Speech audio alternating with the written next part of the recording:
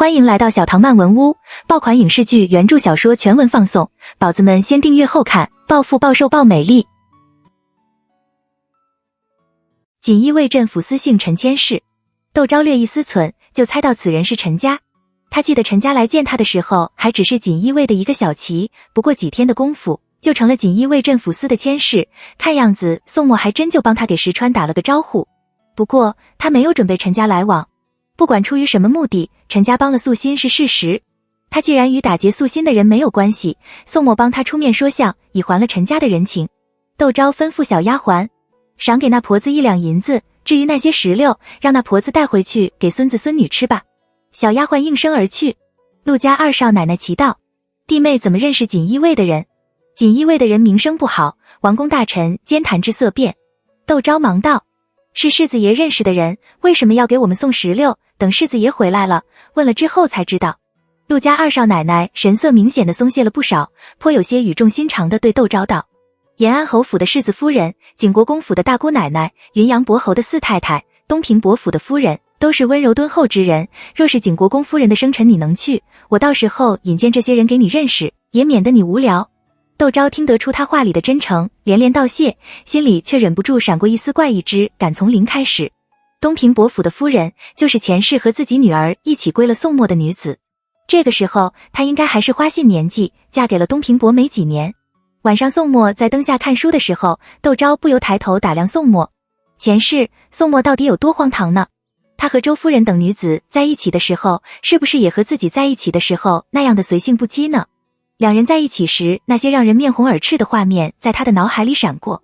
窦昭像喝了坛老醋似的，酸得发苦。他不禁抓住了衣襟，今生宋墨还会和那些女子有交结吗？他的脸色在他不觉间瞬间变得煞白。在窦昭悄悄打量他时，就注意到了的宋墨一刻钟前还有些得意，窦昭显得有些痴迷的目光，下一刻钟却被窦昭的面色吓到一大跳。寿姑，寿姑！宋墨忙将窦昭搂在了怀里，用两人最亲密时才会用的乳名喊着：窦昭，你怎么了？哪里不舒服？温暖的怀抱让窦昭的情绪很快镇定下来。他深深地吸了口气，不住地告诫自己，那是上一世的事，自己千万不要把上一世的事和这一世的事弄混淆了，那只会自寻苦恼。上一世的事他不会让它再发生。没事。窦昭的脸色虽然还有点苍白，但神色柔和了很多，敷衍道：我见你看书目不转睛，想看看你看的是什么书。宋墨没有作声，直直地望着他，神色显得严肃而凝重。寿姑，你相信我吗？窦昭一愣。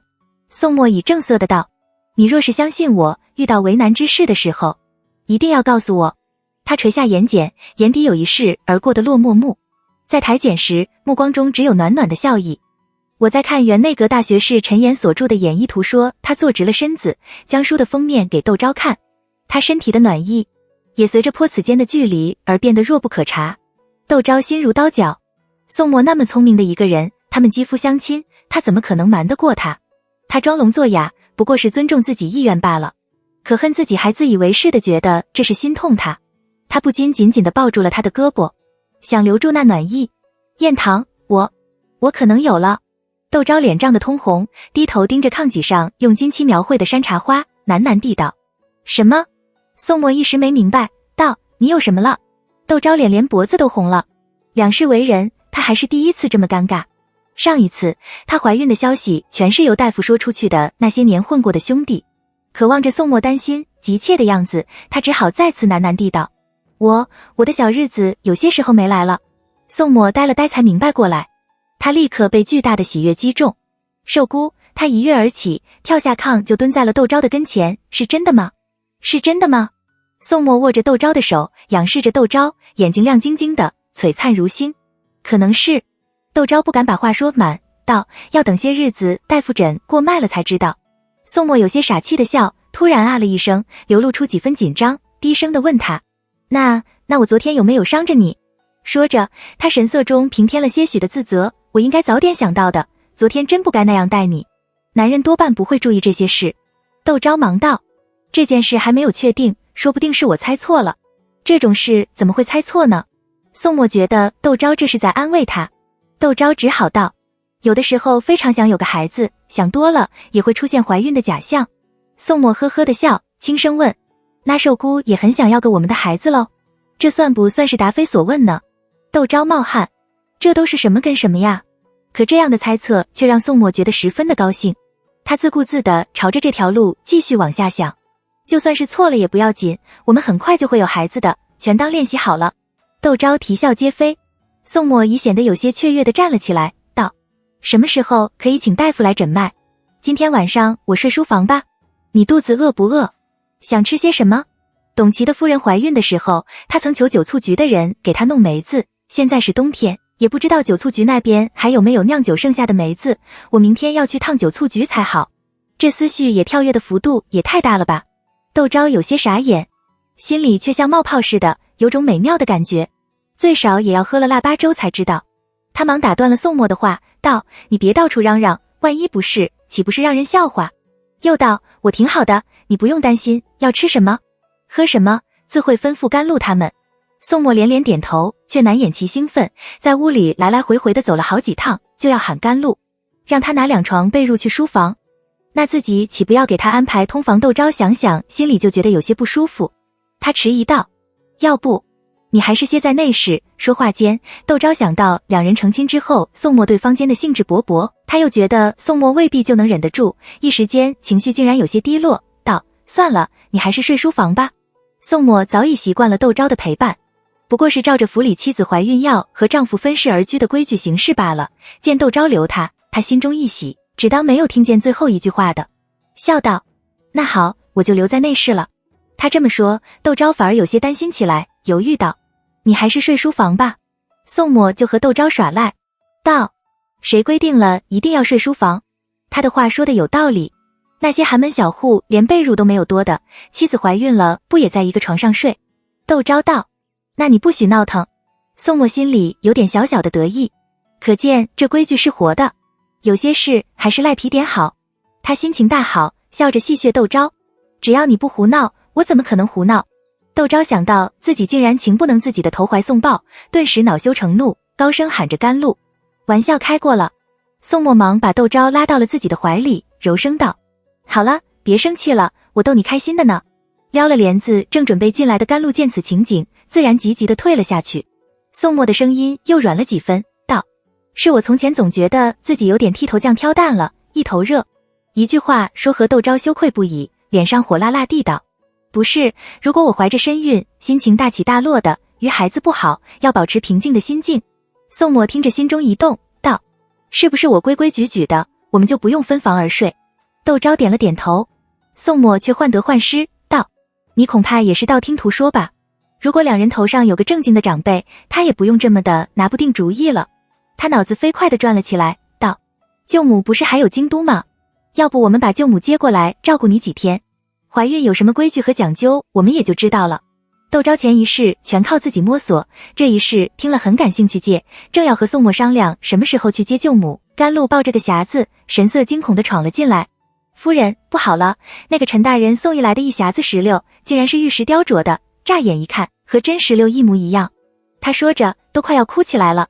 窦昭递了条帕子给他，声音温和地道：你不要紧张，把事情的经过告诉我。甘露冷静下来，道：夫人不是让那婆子把石榴带回去吗？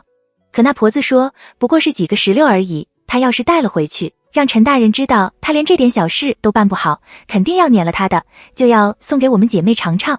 若彤年纪小不懂事，想着不过是几个石榴就收了，等到用了晚膳，我们几个姐妹回屋，若彤要剥了石榴大家尝尝，我们这才发现那石榴是假的，是用玉石雕的。他说着将匣子打开，放在了炕脊上，黄褐色的皮，白色的瓤，红色的果实放在铺了紫色绫缎的匣子里，栩栩如生，灯光下真假难辨。石榴寓意着多子多福。就在宋墨满心盼着窦昭心想事成的时候，陈家送了几个用羊脂玉雕琢而成的石榴玉剑，他不由拿起一个在灯下把玩。这个陈家看不出来还有这样的眼力，我倒小瞧了他。言辞间透露着对陈家有赞许。窦昭也不由得从匣子拿了个石榴观赏，是用一整块羊脂玉雕成的，这样斑杂的沁色原本不值钱，可经这玉器师傅的手，竟然利用这沁色把它做成了石榴，成了可做传家之宝的玉器。最难得的是还能凑齐4、5个差不多的。他把剩下的几个石榴拿起仔细的摩挲了一番，道：应该是一大块石料上分割出来的，只怕这石料原是丢弃之物，不知道这是哪位玉器大师的手笔，真可谓是巧夺天工。宋墨和窦昭的看法一致，这石榴个个有小孩子的拳头大，我的女友是丧尸。羊脂玉以洁白无瑕为上品，若是一整块完好羊脂玉石料，就算是有这样斑杂的沁染，剥开来总能做出几副小的挂件，甚至是大的摆件，现在却全都做成了一个个的石榴。可见这石料虽然大，能用作雕刻的玉石却并不是一整块，而且这沁色一直渗透到了玉料里面，就算是做个小的挂件也非上品。宋墨见窦昭很感兴趣，笑道：明天叫那陈家来一问，不知道是谁的雕的了。窦昭却摇头，把石榴重新摆放进了匣子里，道：这样精巧的东西，就算不是镇店之宝，也是藏家手中的珍品。不要说他一个新进的锦衣卫佥事了，就算是我们窦家这样开古玩店的，一时半会也谋不到这样的好东西，只怕这东西来路不正，还是把它退了回去的好。你说的话有道理。宋墨笑道，将手中的那个石榴也许进了匣了，虽说锦衣卫镇府司路子野得很，可他一个新进的佥事，要想谋得这样几件玉器，却也非易事。还有句话他没有说，锦衣卫镇府司全干的是些见不得光的事，他喜欢这份礼物，是因为期盼着他能给自己和窦昭带来好运。可若是沾了血腥东西，那还不如不要。他叫了陈和，把东西交给了他，道：让杜维查一查，这东西是哪里来的。陈和应声而去。宋墨哪里还敢和窦昭胡闹，吩咐甘露服侍他洗漱。待他洗漱完了，执意要把他抱到床上去，像他是个易碎的玻璃似的。窦昭哭笑不得，道：我又不是生病了，还不至于连走个路都没有力气，还是小心点的好。宋墨笑着，眼底却有着不容转圜的认真与坚持。这样的宋墨让窦昭心里欢喜又无奈，心里更是明白，下了决心的宋墨不是那么容易改弦易辙的。他任宋墨把他抱上了床。宋墨情绪有些激动，洗漱后把宋昭抱在怀里，说着话：你说怀的是男孩还是女孩呢？他有一下没一下地抚着他乌黑的青丝们，他就知道宋墨会问这些，不禁笑道：你希望是男孩还是女孩？都好。宋墨憧憬道：最好先生个女孩子，别人都说先开花后结果才好，而且女孩子细心，以后会帮你照顾弟弟妹妹，还可以帮你管家，我们再生几个，不拘是男孩还是男孩，最好能有5男3女。窦昭暴汗：是不是太多了？不多不多。宋墨笑道：我们宋家子4单薄，做起事来就不如长兴侯府和定国公府那样的有人帮衬。一句话没说完，声音已渐渐低了下去。他是想起了定国公府昔日的热闹繁华和今日的落梅吧。窦昭紧紧地抱住了宋墨：我们以后告诉孩子们读书好了。他温柔地安慰着宋墨，别总打打杀杀的，容易出事。宋墨感受到窦昭的关心，使劲地搂了搂窦昭，无声地回答着他：到时候请了岳父启蒙。他微微地笑道：说不定我们家也会个进士。窦昭呵呵地笑，握着他的手依偎在他的怀里。床边小屋子上的宫灯爆出几个灯花，窦昭就柔声地问宋墨：五舅他们在那边可还好？挺好的。宋墨玩着窦昭细腻却称不上柔软的手，说辽王很照顾他，经常派长史去看他，卫所的人因此对他们很是客气。蒋方圆还和悄悄合作起了皮毛药材生意，不仅不用蒋家拿银子过去给他们打点，而且还能自食其力，管着自己的吃穿用度了。哦，蒋方圆是我大舅的长子，比我大12岁，原来家里的时候喜欢读书，不喜欢习武，因为这个没少被大舅念叨，没想到现在全家人要靠着他过日子。我的2表哥蒋方仲和3表哥蒋方济、7表哥蒋方琦几个都活了下来，蒋方仲是4房的，蒋方济是7房的，蒋方琦是3舅的次子。他向窦昭介绍着蒋家的人，窦昭却只觉得心酸。蒋梅孙4个儿子只活下来了在家里读书的蒋方圆，蒋竹孙留下的女儿自缢了，蒋兰孙的3个儿子活下了蒋方琦，蒋松孙6个儿子只有当时还在襁褓的幼子活了下来，蒋伯孙留下了那个至今还留在谭家没有上族谱的孩子。他此时才深刻地体会到梅夫人心里有多痛，也体会到了梅夫人有多刚强。宋墨是流着蒋宋2家血脉的孩子，是不是因为这样，所以他才会比别人更坚强？可常言说得好，会哭的孩子有糖吃，他是不是因为这样，所以受到的磨难特别的多呢？窦昭环着宋墨的脖子，亲了亲他的下巴。怎么了？宋墨低头，眼角眉梢都是暖暖的笑意。没事。窦昭亲了一下他的面颊，到蒋家好多人。宋墨笑道：内3外9，共12房，还有大闺的姑奶奶和表兄弟表姐妹们。我直到9岁才把家里的亲戚认全了。他回忆着当年，表情生动，神采奕奕，少了几分平日的金贵，却多了几分少年飞扬，就像个邻家的少年，亲切、热忱、真实，却又是那么的俊美。窦昭抿了嘴笑，宋墨恐怕终其一生都不可像个真正的邻家少年。他忍不住又亲了亲宋墨的面颊。宋墨停下来，静静地望着他，耐心地等着他开口。没事。窦昭笑道，我正听你说蒋家的事呢。宋墨笑了笑，继续道，我最喜欢跟着五舅舅去沙石海西滨了，但每次外祖母就会很紧张的要我把随从全都带上。我知道他是觉得宋家只有我和弟弟，怕出事。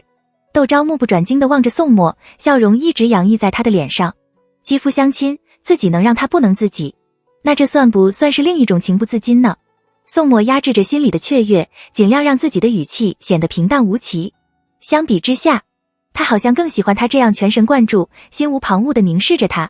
第二天天刚刚亮，顾玉跑了过来。天赐，我去辽东盛唐夜唱，你有没有什么东西让我带给五爷的？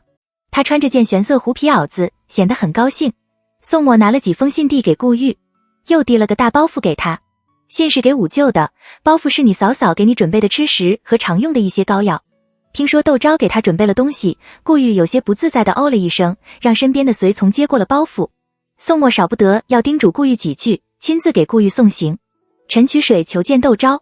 谭老太爷听说您成了亲，特意派谭举人的太太给您送了贺礼过来，问他见是不见。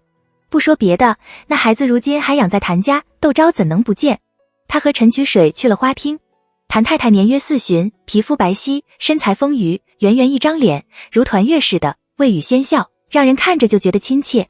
大家乡里相亲的，段公义又承蒙你照顾，老太爷过寿的时候您还送了寿礼，按理说早就应该登门道谢。他笑吟吟地望窦昭，显得亲切又随和。只是七老爷在京都，二太夫人那边我们又一向没有什么交际，只好把心思放在心里。这不，老太爷听说您嫁到了京都，已经是夫人了，这才让我们带了贺礼过来。虽说不是什么好东西，又迟了这些日子，却是我们的一片心意，还请夫人不要嫌弃。说着拿出了礼单。谭家能隐居这么多年，自有过人之处。虽然不知道谭家的人为什么突然来拜访自己，但窦昭见那礼单只有薄薄的一张纸，而且谭家是以还礼的形式送的礼品，想了想，他还是客客气气地收下了礼单。谭太太就和他说起真定的一些轶事，一路的见闻来。窦昭随着谭太太的话题转，两人倒有说有笑，气氛和谐。这样喝了2杯茶，谭太太提出要去探望段公义的母亲。我既然来了京都，少不得要去问个安。窦昭陪谭太太去了段公义住的小院。段母行动不便，由段公义从内室背出来，在堂屋见了窦昭和谭太太。谭太太送了些药材给段母，又说了些让段公义有出息了，让段母不要担心，好生养病之类的话，就起身告辞了。好像来京都仅仅是为了给窦昭送贺礼的。他有些意外，不动声色地送谭太太出了仪制堂。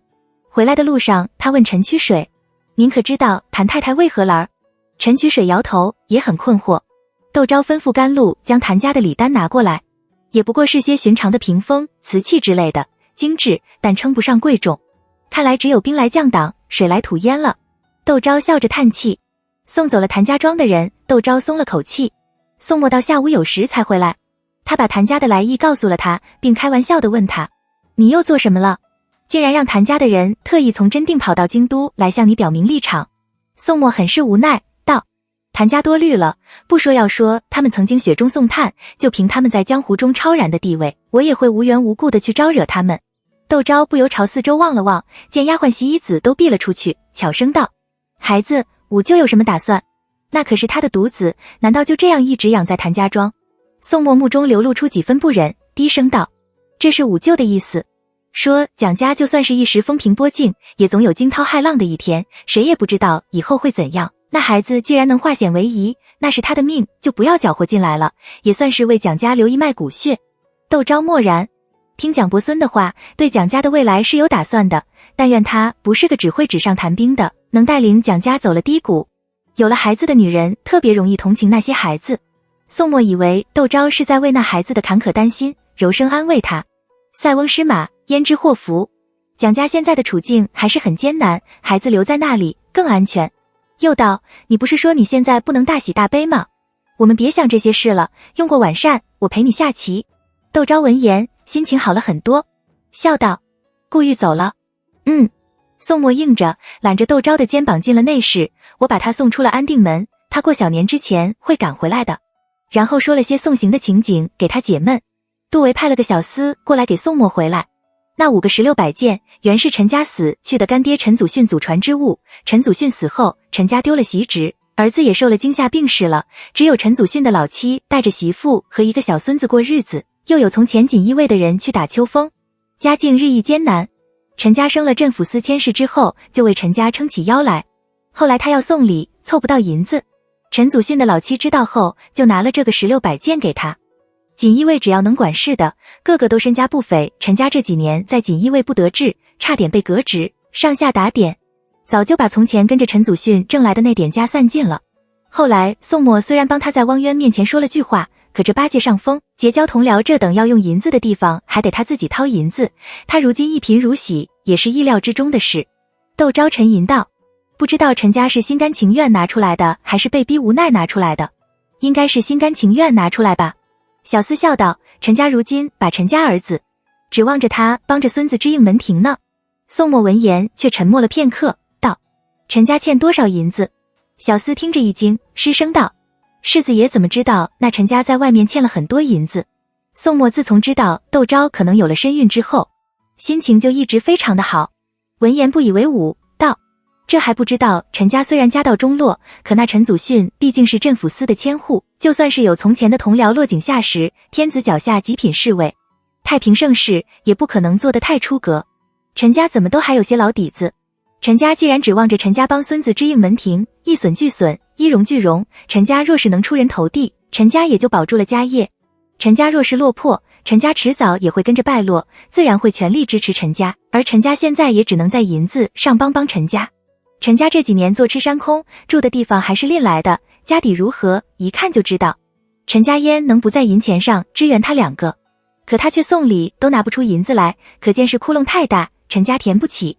说到这，他嘴角微翘，淡淡的笑了起来。既然如此，他这欠债我帮他还了，就算是买他这5个16摆件的银子。小厮张大了嘴巴。窦昭不由嗔道：“你就这么喜欢这16摆件？”宋墨望着窦昭微微的笑道：“这16摆件送来的正是时候，我怎么能不喜欢？”窦昭顿时面孔涨得通红。宋墨已喊了陈和进来：“你去账房支银子，把陈家欠的债都还了。”陈和应是。那小厮忍不住小声嘀咕：“陈家欠了2万多两银子呢。”窦昭吓了一大跳，道：“怎么会欠了这么多？”宋墨却眉头也没有皱一下，神色如常地吩咐陈和：“去账房支银子吧。”那小厮打了个寒战，忙恭敬地给宋墨行了个礼，和陈和退了下去。宋墨这才上前搂着窦昭歪在了大营枕上，低声道：“这个陈家很会来事，欠2、3万两银子是预料之中的人。”然后逗着他嬉笑道：“照我估计，他怎么也得欠个5、6万两，谁知道他只欠了2万两银了，可见他还是底子太薄，就是放印子钱的也不敢多借给他。不知道我这次帮他还债以后，他的信用会不会更好些，以后借起银子来更方便些。”窦昭忍俊不禁道：“都是你，也不知道是帮他还是害他，管他来着。”宋墨不以为意地道：“就是父母，也不可能一辈子手跟着手脚跟着脚，他以后再遇到什么事，自己不思量着怎么解决，与我有什么关系？这倒也是。”窦昭抿了嘴笑。宋墨就道：“明天一大早我就去趟大相国寺，请大相寺的主持给这16摆件开个光，然后摆在我们的床头，据说这样能多子多福。”说着，手就伸进窦昭的衣襟，留在了他的腹问，小心的摩挲起来：“什么时候才有个准信啊？我也好去请了舅母过来照顾你。”竟是一副迫不及待的样子，惹得窦昭又是一阵笑。陈家望着陈和送来的2万两银票，脸色阴的仿佛要下雨似的。胡子没有觉察到，地抱着满满的一匣子银票，又数了一遍：“陈大哥，是2万两银票，1分也没有少。”他难忍心头的雀跃，喜滋滋的对陈家道：“我们就可以还清外债了，还可以把从前住的房子买回来，以后也不用怕遇到那些放印子钱的人了。”话说到一半，他看见了陈家阴沉的面孔，不禁错愕，声音也渐渐的低落下来：“怎么了？陈大哥，这银票是不是有什么不妥？这银票可英国公事子爷身边的陈大爷送来的。我仔细看过，没有一张是假的，而且陈大爷也说了，以后有什么，让陈大哥只管去找他就是了。我们好不容易熬出了头，眼看着就有好日子过了，您还有什么不高兴的？陈家正心浮气躁着，听见胡子这番简单天真到傻气的话，立刻就发脾气来。你是猪脑啊？人家送了2万两银子的银票，那是要把这件事当卖买，或到银器网游之龙与法师。让我有什么事去找陈和？那是让我们后没事少去英国公府，什么好日子？小小的一个锦衣卫镇抚司的签事算什么？还不是人家一句话，谁知道哪天会被人盯上，得给人挪位置。胡子傻了眼，道：那怎么办？把这2万两银票退回去。2万两啊，可不是2000两，就算是他们到时候吃拿卡药，也得个3、5年啊。他不由小声嘟囔，那也要还得回去才行啊。陈家暴躁的在屋子转着圈子，听着暴喝了一声行了，脸色非常的难看。胡子不由缩了缩肩。陈家一阵气短胸闷，干脆推开了窗户，冷空气灌了进来，他不由打了个寒战，脑子却清醒了不少。自己见到了英国公世子夫人，就立刻生了镇抚司的签事，不仅他的同僚，连他上峰史川都把他叫去若有所指的嬉骂道：你这小子和英国公府世子爷这么好的关系，却瞒着我，要不是这次世子爷亲自帮你说相，我还不知道呢。他当时就觉得夫人的话不是一般的好用。出了锦衣卫衙门，他想到夫人嫁到英国公府，最要紧的恐怕就是生儿育女，为英国公府开枝散叶了。他大街小巷都走遍了，这才在陈家淘到了那5个寓意多子多福的摆件。转眼间他就得了2万两银子的赏钱，把外债全给登了。说来说去，他能有今天，能咸鱼翻身，全因为走对了路子，抱对了大腿。如果能讨了夫人的欢心，不讨夫人欢心，就得常在夫人面前走动，男女有别，国公爷未必就喜欢，夫人也未必会见他，得想办法帮夫人办事，还要办得让夫人舒服，觉得除了解他，别人都办不好，就算是办得好，也没有他办得快。他在屋里又重新打起转来。英国公世子夫人现在缺什么呢？这条线万万是不能断的。窦昭最缺什么？他觉得自己现在最缺的是让他满意的丫鬟。素心红着脸道：要不我的事过2年再说，反正赵管事这些日子要跟着钟大掌柜的去您名下的产业看看，一时半会也没时间。他去我名下的产业看看，与你们成亲有什么冲突？难道那些商贾都不成亲了？窦昭笑道：你不要胡思乱想了，你们的婚事有陈先生、段师傅帮着打点，你们只要一个安安心心的做新郎官，一个安安心心的做新娘子就行了。素心赧然，低着头喃喃的不知道说了些什么，窦昭一句也没有听清楚，却觉得这样有着女孩子般娇羞的素心，让他很是欣慰。素心还是很期待嫁给赵良弼的吧。窦昭下了炕，对素心道：走，我们去小花厅。大兴田庄的人把几个小姑娘都送了过来，我们去挑几个机敏的留下来。因为途中遭到袭击，素心半路返回，挑选丫鬟的事自然也就耽搁了下来。大兴田庄那边并不知道发生了什么事，可原本说好的事突然变了卦，田庄庄头家的心里十分忐忑不安。过了几天，一制堂那边带了信过来，让他把几个小姑娘直接带到一制堂去，他就更紧张了。怕窦昭不满意自己挑选的人，全都退了回来，怕小姑娘们没见过世面，说错了话做错了事让人嗤笑。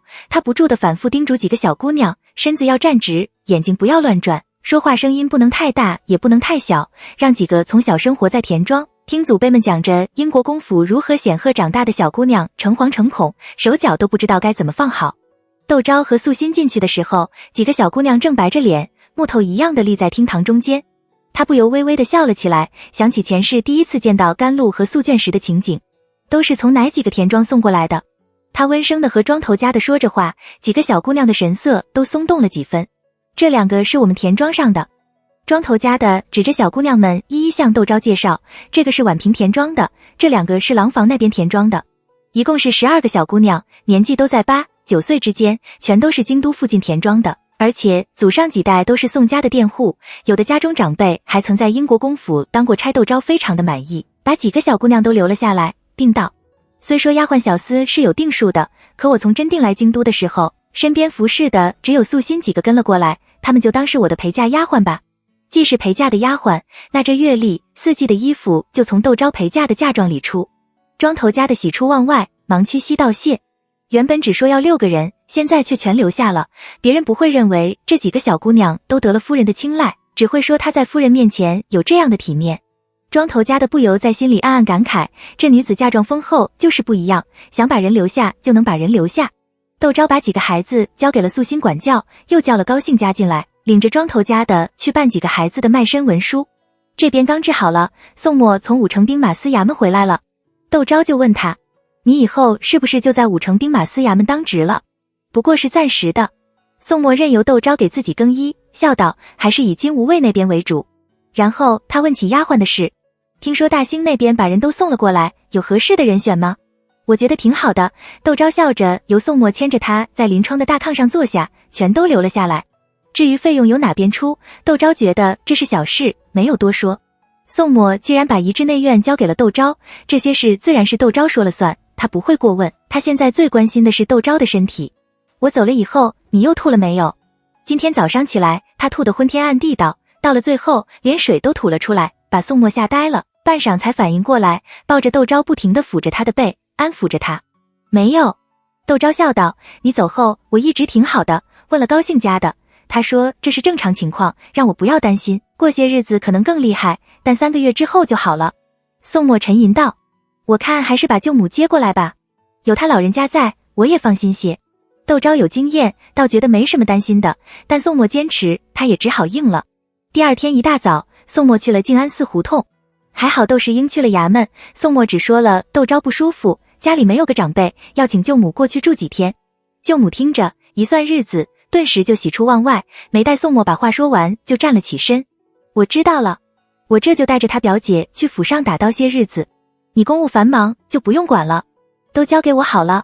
宋默之前还担心舅母有所顾忌，不愿意住到英国公府去，此时见舅母二话没说就应答了自己的请求，又想到窦昭说起赵家待他的好，他不由十分的感激，对舅母又恭敬了几分。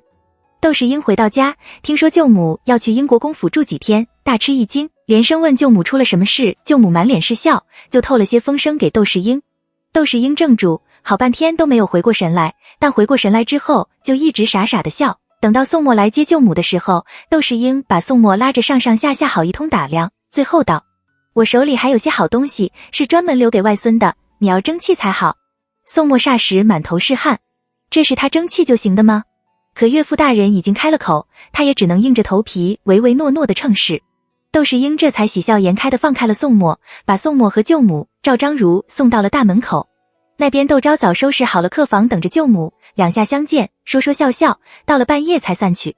翌日清早，舅母吩咐厨房做了萝卜粥，并在粥时淋了点醋。窦昭吃了2碗才放下。宋默脸上的笑容一直到武城兵马司都没有散。有好事者觉得是机会，说起魏廷瑜来，没想到竟然和世子爷是联袂。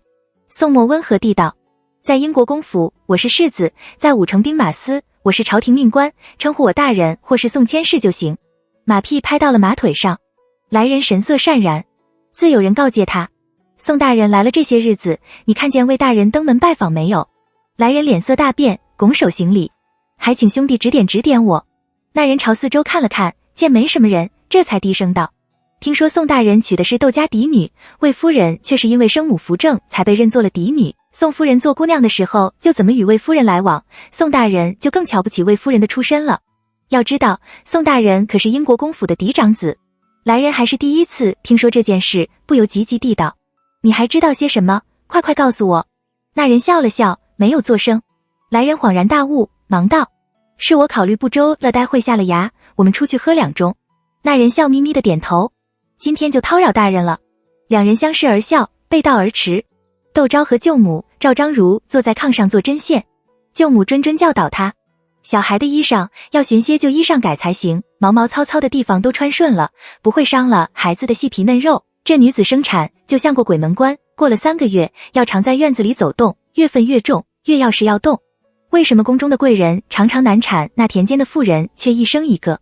这稳婆奶娘要提前找好，免得孩子出生了慌得慌脚的。赵章如则瞪大了眼睛，过一会朝窦昭的父问瞥一眼，过一会瞥一眼，瞥得窦昭哭笑不得，趁着舅母和素心开了香笼找旧衣裳的功夫，低声笑道，你有什么话直说好了，你这样让人硌得慌。赵章如闻言趴到了窦昭的肩上，你真的怀了身孕？实知。窦昭笑道，要下个月大夫诊了脉才能确定下来。你可真厉害。赵章如用种非常佩服的目光望着窦昭，大姐嫁过去了半年才有身孕，你这才成亲不到2个月呢。窦昭啼笑皆非，有小丫鬟小心翼翼地走了进来，禀道：夫人，有位自称陈赞之的人求见。陈赞之，陈家，他来干什么？窦昭干脆地道：不见。小丫鬟怯怯应诺，退了下去。赵章如奇道：陈赞之是谁？你可以见外男吗？世子爷难道不说你，就由着你胡来？什么胡来？窦昭拧了拧赵章如的面颊，我大大方方的见客人，怎么就叫做胡来了？啊！赵章如歪头避过了窦昭的来袭，道：世子爷待你可真好，我二姐夫不要说让我二姐见外男，就是回娘家也哼哼哈哈的，闹得我娘直叹气。窦昭非常的惊讶，正想仔细问问，小丫鬟又走了进来。夫人，那个陈大人非要见您不可，还说关系到世子爷。这个陈家什么意思？既然关系到宋墨，他应该去找宋墨才是，再不济也可以找严先生或是陈亥，跑来找他，算是怎么一回事？窦昭皱眉，但想到他是镇抚司的佥事，又不敢拿了宋墨的安危赌博，他略一踌躇，还是在小花厅里见了陈家。陈家穿着件非常普通的剪绸袄子，低眉顺目，再配上他平常的相貌，仿佛丢在人群中就找不到似的，没有半点锦衣卫的煊赫，却让窦昭心中微滞，多看了陈家2眼。夫人。陈家恭谨地给窦昭行了礼，沉声道：皇上过几天要去西苑，世子爷却因国公爷病着，要在床前侍疾，不能同行，今无畏很可能由广恩伯世子董其带领，陪同皇上去西苑小住，您可知道？窦昭暗惊，脑袋转了几个弯才明白陈家的意思，这是他不了解的一个世界。他沉吟道：董其和世子爷有何旧怨？董其和世子爷没有旧怨。陈家低声道：18年前，广恩伯和英国公都还只是世子的时候，关系非常的好。后来不知道为什么，两人反目为仇，不再来往。之后，董其在秋闱上赢了世子爷，还从世子爷手中夺走了金吾卫副指挥使一职。他把宋墨和董其在金吾卫的一些事告诉窦昭。窦昭静静地听他说完，笑着说了句：陈大人辛苦了，端茶送茶。陈家走出英国公府，不由回头望了一眼英国公府的侧门，2个门子正看着他窃窃私语，他的面色不由沉了下去。等在外面的胡子跑了过来，急切地道：大哥，成了吗？回去再说。陈家阴着脸，快步离开了英国公府胡同。成了吗？恐怕自己这次弄巧成拙了。快过年了，皇上却突然要去西苑住些日子，禁军各带一位跟顺，广恩伯世子争取到了这个机会，却并不代表他陪着皇上在西苑住上几天，皇上会被他洗了脑似的，从此对英国公世子讨厌憎恶，从此宠恩不在。说不定英国公世子爷早就有了主意，他的告诫如同跳梁小丑，上不得台面不说，还会让人觉得急功近利，坏了之前给英国公世子爷和夫人留下来的好印象，可他不走这一遭又不行。这么多天了，他实在是想不出来有什么是英国公府世子夫人需要的，他总不能精睁睁地看着好不容易才搭起来的关系就这样断了吧，只能拿了英国公世子的安危做文章。世子夫人果然立刻就见了他，他不禁捏紧了拳头，如果自己能考虑的再周详些就好了。位面监狱执掌者，这次太鲁莽了。陈家想到窦昭那平静如水的面孔，深深的后悔起来。窦昭走出小花厅，并没有直接回内室，而是转了个弯，上了小花厅后面不远处太湖石假山。他坐在假山上的凉亭里，眺望西厢院。西厢院楼台水榭，树木重生，丫鬟们走在抄手游廊间，只能透过树木的缝隙看到她们或红或绿的裙摆，有着庭院深深深几许的深幽。窦昭冷笑，他附耳吩咐素心。素心骇然道：这样好吗？他做初一，就别怪我做15。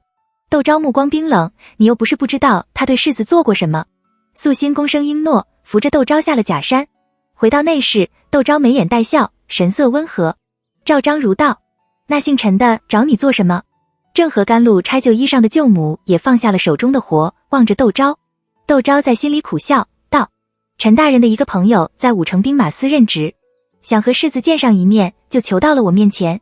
赵章如不屑道：原来是求世子升官发财的呀。舅母则温声对窦昭道：这官场上的事复杂着呢，有时候他明明是来求你的，你若是不应，得罪了人，你若是应了，却把自己给拖下了水。有时候他明明和你是对头，关键的时候却能站在你这一边，和你共度难关。我看世子是个极稳重的人，对你又很是尊重，这些事你就要掺和，一事都听世子爷的。窦昭连连点头。舅母向来觉得窦昭是聪明本分的孩子，也不再多说，把拆好的几件旧衣裳让甘露抱起来，道：等会我拿回屋里去裁剪。甘露奇道：舅太太是没有剪子吗？我这就去给您拿一把来。不是。舅母拦了甘露，笑道：这些日子最好不要在寿姑面前动刀动剪子的。甘露抿了嘴笑。赵章如道：还有这规矩？我怎么不知道？舅母想着窦昭比自己的女儿还小3岁，却什么事都得靠自己，自己却生在腹中不知父，懒洋洋的，什么也不愿意学，遇到事了就知道乱嚷嚷，也不动脑筋，心中就有些不悦，呵斥他道：你除了吃还知道什么？赵章如见母亲又发起脾气来，忙躲到了窦昭的身后，小声抗议道：吃也门学问，这是爹爹说的。窦昭忍俊不禁。小丫鬟隔着帘子高声禀道：世子爷回来了。舅母狠狠地瞪了赵章如一眼，这才换了个笑脸起身。因为有姻亲，宋墨进来给舅母行了个礼，就退了出去，直到用了晚膳，舅母和赵章如回了客房，他才回到内室。窦昭忙问他：晚膳在什么地方用的？都吃了些什么？可吃好了？一个人待在外院，都在做些什么呢？会不会很无聊？话音落下，他心中一滞，我来自未来。自从她嫁给宋墨之后，宋墨只要下了衙就陪着她，像这样打个招呼就去了外院，还是第一次。高门大户过日子，哪家不是女人在内院，男人在外院？到了晚上，男人想歇在正房，两口子才见得着面。想当初，魏廷瑜没有什么差事的时间，还要天天应酬这个应酬那个，没时间着家。宋墨不仅是金无畏的牵事，而且还督管5城兵马司，认识的人不知凡几，反而天天陪着他。窦昭不禁抱了宋墨的胳膊，道：舅母和表姐还要在家里住些日子，你要是无聊，就叫了朋友来家里玩，或是出去和他们应酬去，也别一个人待在外院，孤孤单单的，连个说话的人都没有。宋墨却笑道：我听着这话怎么像嫌弃我在家似的？谁嫌弃你在家了？窦昭笑道，声音格外的轻柔，我不是怕你一个人无聊吗？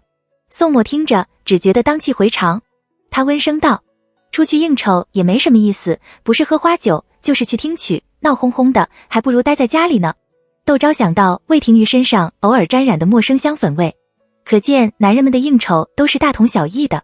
如果宋墨身上也沾染上了那样的味道，念头不过是一闪而过，他心里就像翻江倒海，忍不住趴在脸盆旁吐了起来。怎么了？宋墨有些慌张地搂了窦昭，哪里不舒服？要不要叫了舅母过来？不用。窦昭又弯腰涂几下才接过素绢的帕子擦了擦嘴，早晚会不舒服，舅母说这是正常的。哦。宋墨微安，接过甘露捧的茶水，亲自服侍窦昭漱了口，把窦昭抱上了炕，这才笑道：难怪百事孝为先，养个孩子可真不简单。窦昭娇嗔道：你现在才知道，你可要待我好一点。话说出口，他顿时尴尬的不行，怎么就扯到这上面去了？自己又不是17、8岁的小姑娘，什么是真心假意，难道还不辨不出来，非要惺惺作态的嘘寒问暖才算是好不成？宋墨却喜欢他在自己的面前不经意间流露出来的纵娇，这只能说明窦昭相信并依赖着他，所以才会在他面前无所顾忌。我对你还不够好吗？他佯装为难地皱着眉道：那你说说看，我怎么待你才算是好？窦昭迥然，有些生硬地转移了话题。对了，今天陈家来找我了，说皇上要去西院住些日子，董琦带着金无畏同去，你留在家时要不要紧？皇上和皇后娘娘口角，父亲要去西院住些日子，行程还没有定下来，去不去还不一定。宋墨低声在他耳边笑道：你可别往外嚷。窦昭目瞪口呆，宋墨已在他的耳边喷着热气问他：你说说看，我要怎么待你才算是好？那暧昧的语气让窦昭面红耳赤。快去盥洗重生萝莉，纯情老公不好惹。他有些狼狈地推开了他，早点歇了。宋墨呵呵地笑，却趁机赖在了他的身上，非要窦昭说个明白，怎样才算对他好？拉都拉不开。屋里服侍的人已渐渐习惯了清贵高雅的世子爷遇到了夫人就喜欢插科打诨，像变了个人似的，都当没有看见似的，低眼垂目地退了下去。宋墨慢慢的就有些控制不住自己，窦昭忙按住了他的手，声音也变得有些嘶哑：你答应过我不乱来的。宋墨身子有些僵，半晌才抽出了手。窦昭退到窗户旁坐定，宋墨很不自在地别过脸去，低声道：我去洗漱。窦昭这才发现，觉察到自己的举止好像在嫌弃宋墨，要避开他似的。他拉了宋墨的衣袖，垂着眼睑，声若蚊蝇地道：我是怕我自己忍不住顺了你的意。说着，脸色已是一片通红。宋墨想到他在自己的身下，从生硬到柔软，从柔软到只要是自己略一撞触就会动情。他胸口霎时像流淌着一汪春水，柔柔的，软软的，仿佛当样要溢了出来了似的。不由俯身抱了窦昭，细细地吻着他的鬓角。窦昭叹气，声音虽然轻，但宋墨还是听到了。他抬头，目光清亮地凝视着窦昭。怎么了？窦昭看见自己的身影，就映在他的眼眸中。这算不算是你中有我，我中有你呢？他着迷地伸出手去，轻轻地抚着他的眼角，喃喃地道：你以后别喝花酒了。宋墨错愕，随后哈哈大笑起来。好，我以后不喝花酒。他把窦昭搂在怀里，窦昭脸火辣辣的埋在宋墨的怀里抬不起来。屋檐下，大红灯笼欢快地随风摇曳着，洒下一片红彤彤的灯光。西厢院里却流言四起，你们知道吗？国公爷活不长了。这种事也是能随便说的。我没骗你，皇上要去西院住些日子，本来要带世子爷去的，可国公爷病着，世子爷怕国公子随时会，特请了圣旨在家里侍疾。不可能吧？我看国公爷红光满面的，不像是病入膏肓的样子啊。你知道什么？这是回光返照回。要不然御医院的太医怎么开的都是些养气补血的方子？也是哦。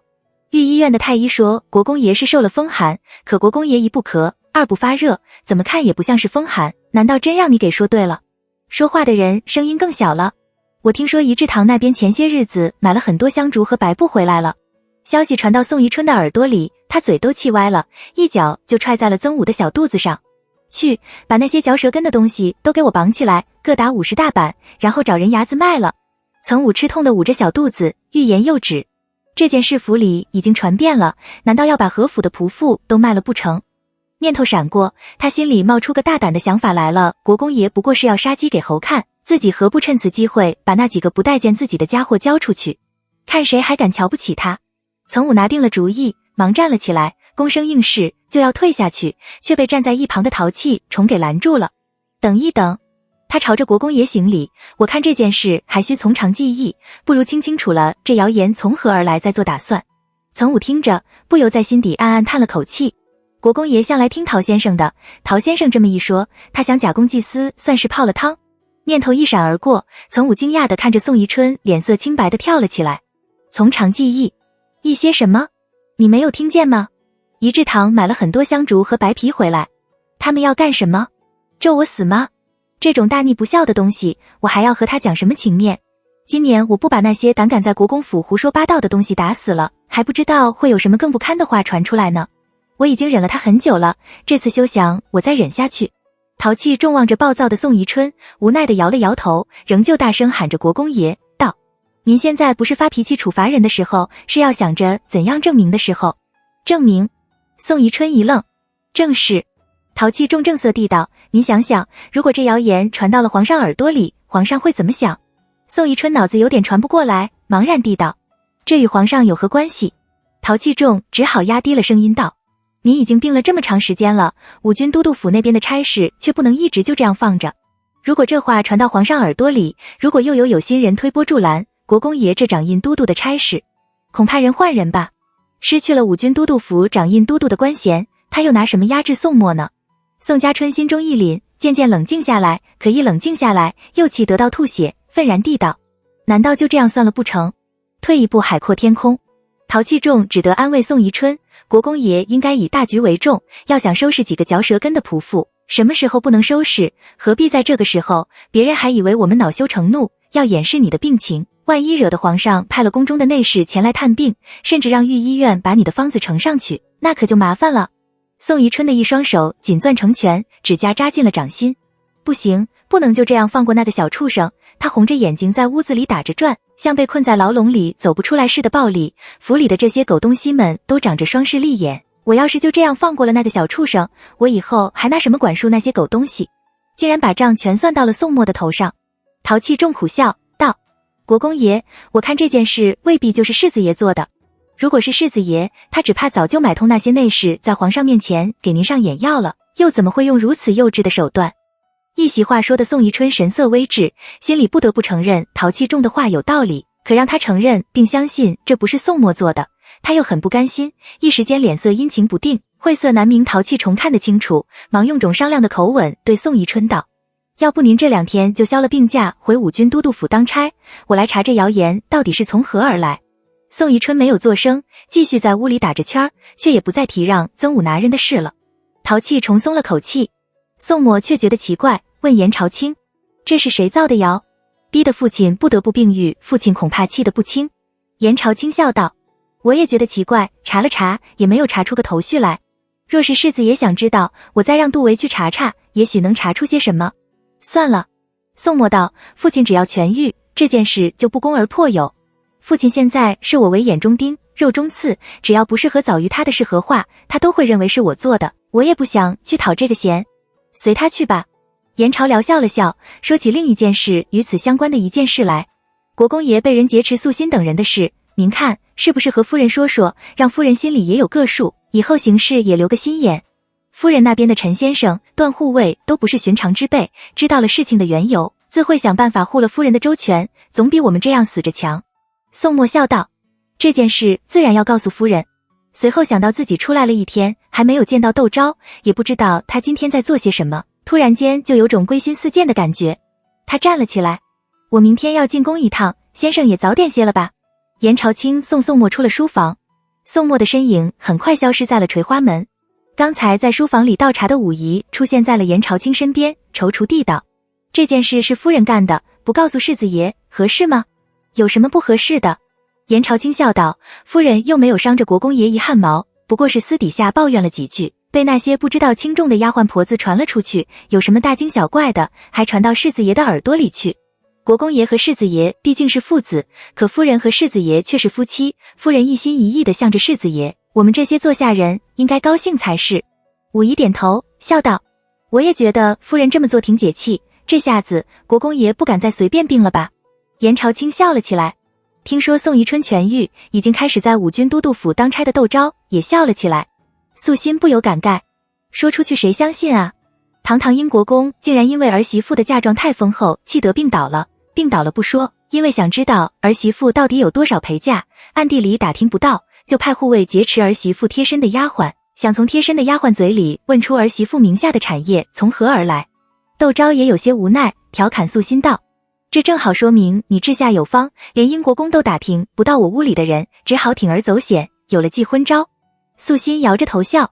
窦昭却道：一个国公爷竟然被我们逼到了个份上，也算是独一无二了。然后双手合十，虔诚地朝着西边念了声阿弥陀佛，正色地道：这样一来，我们的素心也可以把婚期定下来了。素心满脸通红，赧然地喊了声夫人。窦务抿着嘴笑了一通，道：你等会去问陈和一声，看陈家原来点出去的宅子在哪里，能不能买下来，我想送给陈家。素心很是意外。窦昭道：他帮了我这么大一个忙，我也不能让他白帮，把他从前点出去的宅子买回来送京人，他也算是还了他的人情。素心点头，吩咐陈和去办这件事。陈和自不敢瞒了宋默，把这件事禀了宋默。宋默笑道：既然是夫人赏他，你用心办就是了。没几日，陈家就收到了这份赐礼。望着青瓦粉墙的小小四合院，陈家感慨万分。这宅子在玉桥胡同附近，有价无市，他当初卖给了太子身边的大太监崔义俊的干儿子，只卖了市价的一半，根本就没指望着能从崔义俊干儿子手里再买回来。没想到窦夫人不仅打听到了他原来的住处，而且这么快就买了下来。陈家面露异色，喊着在欣喜的在屋子里到处乱窜的胡子：走，我们去西大街的古玩店看看，有没有什么东西能送给窦夫人的。胡子高声矮着，锁上了大门。窦昭这边热热闹闹的和舅母等人看着黄历，给素心挑选出嫁的日子。宋默却笑道：素兰的婚事你准备什么时候办？有钱没钱，娶个媳妇好过年。窦昭眨着眼睛道：又没有人上门前亲，我怎么知道该怎么办？你这个妖精！宋默俯身咬了他的肩膀。窦昭脸色一红，哎呦一声，忙道：快别闹了，舅母在这时呢。宋默这才依依不舍地起身。冬天的衣裳厚，根本就伤不了皮肉。窦昭咯咯地笑。宋默道：素兰的婚事你和素心说了？说了。窦昭笑道：不仅素心觉得好，陈先生也觉得好，就是有点担心他们性情不合。陈嬷嬷却觉得好。宋默在窦昭身边坐下，他说陈和的性子沉闷，家里外面都没有什么话，素兰活泼好动，正好可以带带陈和。我问陈和，陈和红着脸说一切都听陈嬷嬷的，我看这门亲事挺好，你素心嫁了就嫁素兰吧。窦昭点头。陈家第二天就请了官媒来提亲，一至堂喜上加喜，大家都脸上都带着笑，像过年似的。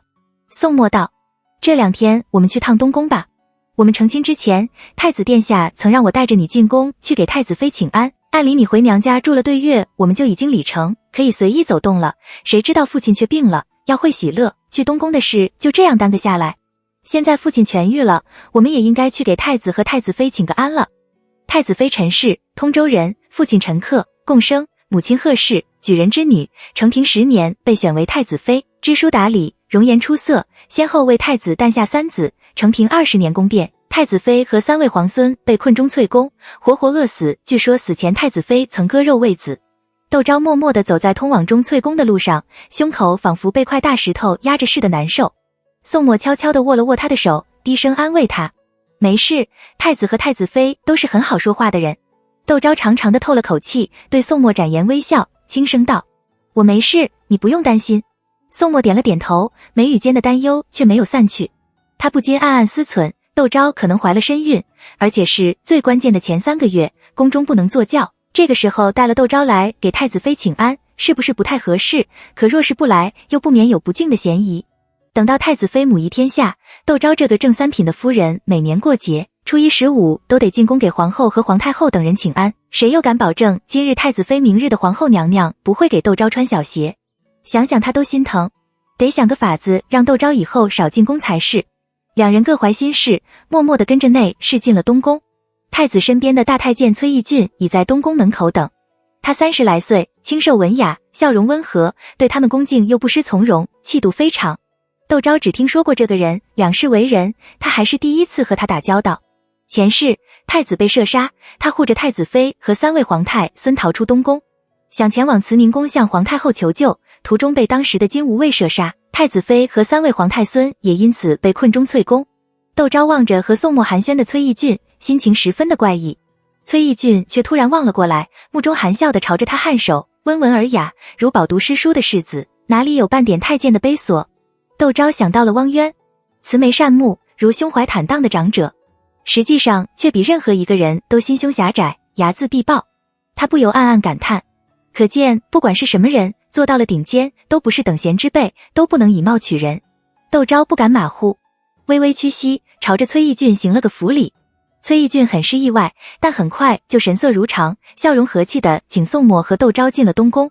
宋默跟着崔义俊去了前殿，有宫女领着窦昭去了后面太子妃平日居住的偏殿。这是窦昭第一次见到太子妃，她此时正值花信年华，身段条苗，穿了件加长的宝蓝色妆花通袖袄，如明珠朝露，清秀眷丽。窦昭瞥了一眼，就垂下了眼睑，恭敬地给太子妃行礼。太子妃吩咐身边宫女给窦昭端个锦物来，并笑道：早就听说北楼窦氏乃北直隶名门望族，今天见到窦夫人，才知道所言不虚。一句话已让窦昭微微动容。女子出嫁，冠夫姓，可若娘家显赫，又有诰命在身，通常会以娘家姓氏称其为夫人。就像当年的蒋氏，因出身定国公府，自己又是英国公府的国公夫人，京都人都称其为蒋夫人，而不是英国公夫人太子妃。此言不仅抬举了窦昭，而且恭维了窦家，难怪有知书达理的名声。多谢娘娘抬爱。窦昭起身谦逊道谢。你不必拘谨。太子妃笑着让窦昭坐下说话，你以后进宫的次数多了，就知道我这里最是随和不过了。宫里表里不一的人多了，汪渊也常说自己最随和不过。窦昭在心里腹诽，笑盈盈的称是。2人说着家常话，一个和气，一个有心，气氛十分融洽。外面突然传来一阵嘈杂的脚步声，窦昭暗暗惊讶，脚步声却越来越近，还夹杂着焦急的轻呼：殿下，殿下，您慢点。从偏殿的暖帘钻进来个小小的明黄色身影。母妃，母妃，身影投向太子妃的怀抱，您看，我捉了个麻雀。白白嫩嫩的小手攥着个麻灰色的小鸟，邀功似的举着太子妃看。太子妃眉头微蹙，声音却依旧柔和，道：你怎如此的顽皮？不让你捉弄那些锦鸡，你又去捉麻雀玩？不是跟你说过吗？一饮一啄都要有天赐，切不可伤害这些小东西。孩子闷闷不乐地低下头，轻轻地哦了一声。窦昭看着那孩子不过5、6岁的样子，知道这就是皇长孙了。他笑着起身给皇长孙行礼，孩子就很奇怪地看了他一眼。太子妃道：这是英国公府世子夫人奉回。孩子的眼睛立刻像太阳似的亮了起来。你是宋彦堂的老婆，他围着窦昭看，就像他是什么稀奇古怪的东西似的。你还没有宋彦堂漂亮，他怎么会娶了你？宋彦堂12岁的时候，秋闱就得了第一。我现在也跟着师傅学骑射，皇祖父说，我明年也可以参加秋闱了。他还没有宋彦堂漂亮。窦昭汗颜，不知道怎么回答好。寿儿，不得无礼。太子妃脸色一沉，道：还不快给窦夫人道歉。窦昭哪敢让皇长孙给自己道歉，忙笑道：皇长孙天真活泼，太子妃不必太过苛刻。太子妃神色微暗，长叹了口气，却也没有坚持让儿子给窦昭道歉，教训了皇长孙几句，让身边服侍的陪皇长孙回后殿暖阁读书。你皇祖父过几天要检查你们的功课，小心答不出来被罚跪。皇长孙哆嗦了一下，明显的流露出惧意。他依偎在母亲的身边，磨磨蹭蹭的，不愿离开。太子妃笑着摇头，宠溺之色溢于言表，吩咐宫女把前几日御膳房进献的新式点心赐给皇太孙。宫女笑着屈膝应是。太子妃略一思忖，又道：也给窦夫人带些回去尝尝。窦昭忙起身道谢。宫女去端了点心进来，偏殿中就飘荡着一阵桂花香。不知道为什么，窦昭胸中一沉，就要吐出来。他忙深深地吸了口气，强忍胸中的不适。谁知道太子妃却抚着胸，捂着嘴要吐出来的样子。屋里服侍的齐齐变色，喊着娘娘，又慌忙拿了鱼盆过来。太子妃哇地一声吐了起来。窦昭胸中浊气翻滚，忙掏出帕子捂了嘴。已有宫女发现他的异样，忙道：窦夫人，您这是怎么了？窦昭不敢说话，怕自己一张嘴就会吐出来，朝着宫女摇头。那宫女十分的机敏，忙拿了个鱼盆给窦昭。窦昭哇的一声也吐了起来。太子妃愕然，用温水漱了口，问窦昭：你成亲多久了？窦昭道：快3个月了。太子妃笑了起来，道：你是不是有了身孕？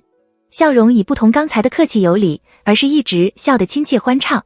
窦昭心中一动，道：臣妾家中没有长辈，不知道。太子妃微愣，然后吩咐身边的宫女去请了五婆子进来。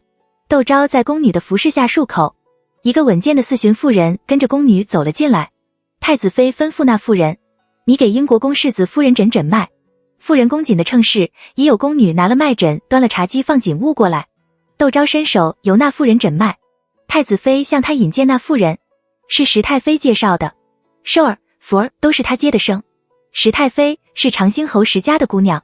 窦昭客气地称了声五嬷嬷，五婆子连称不敢，笑着示意他换手。偏殿里安静下来，皇长孙的声音格外的清脆洪亮。母妃，窦夫人也病了吗？太子妃轻轻地摸了摸儿子的头，柔声叮嘱他：不要说话，五婆子正在给窦夫人诊脉呢。皇长孙嘴抿得紧紧的，依偎在太子妃的怀里。五婆子收手起身，恭敬朝着太子妃扶了扶，轻声道：脉如滚珠，窦夫人10之8九是有了身孕。本是预料之中的事，现在得到了听到姨婆如此肯定的说辞，窦昭还是小小的激动了一把。太子妃更是笑道：这感情好，倒有个作伴的了。窦昭故作讶然。太子妃笑道：我也有了身孕，不过月份还轻，还没有告诉母后和太后娘娘知道。她脸上绽放如明月般静谧却逼人的光华，这是为母者才有的喜悦吧。窦昭真诚地道着恭喜。同喜同喜。太子妃微微的笑，仿佛又剥下了一层面具，看窦昭的目光温润中带着几分亲昵。他吩咐宫女快去告诉英国公世子爷，让世子爷也跟着高兴高兴。宫女笑着应声而去。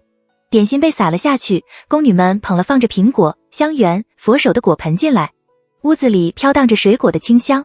太子妃若有所思地沉默了片刻，笑道：世子也太粗心，怎么这个时候让你进宫觐见？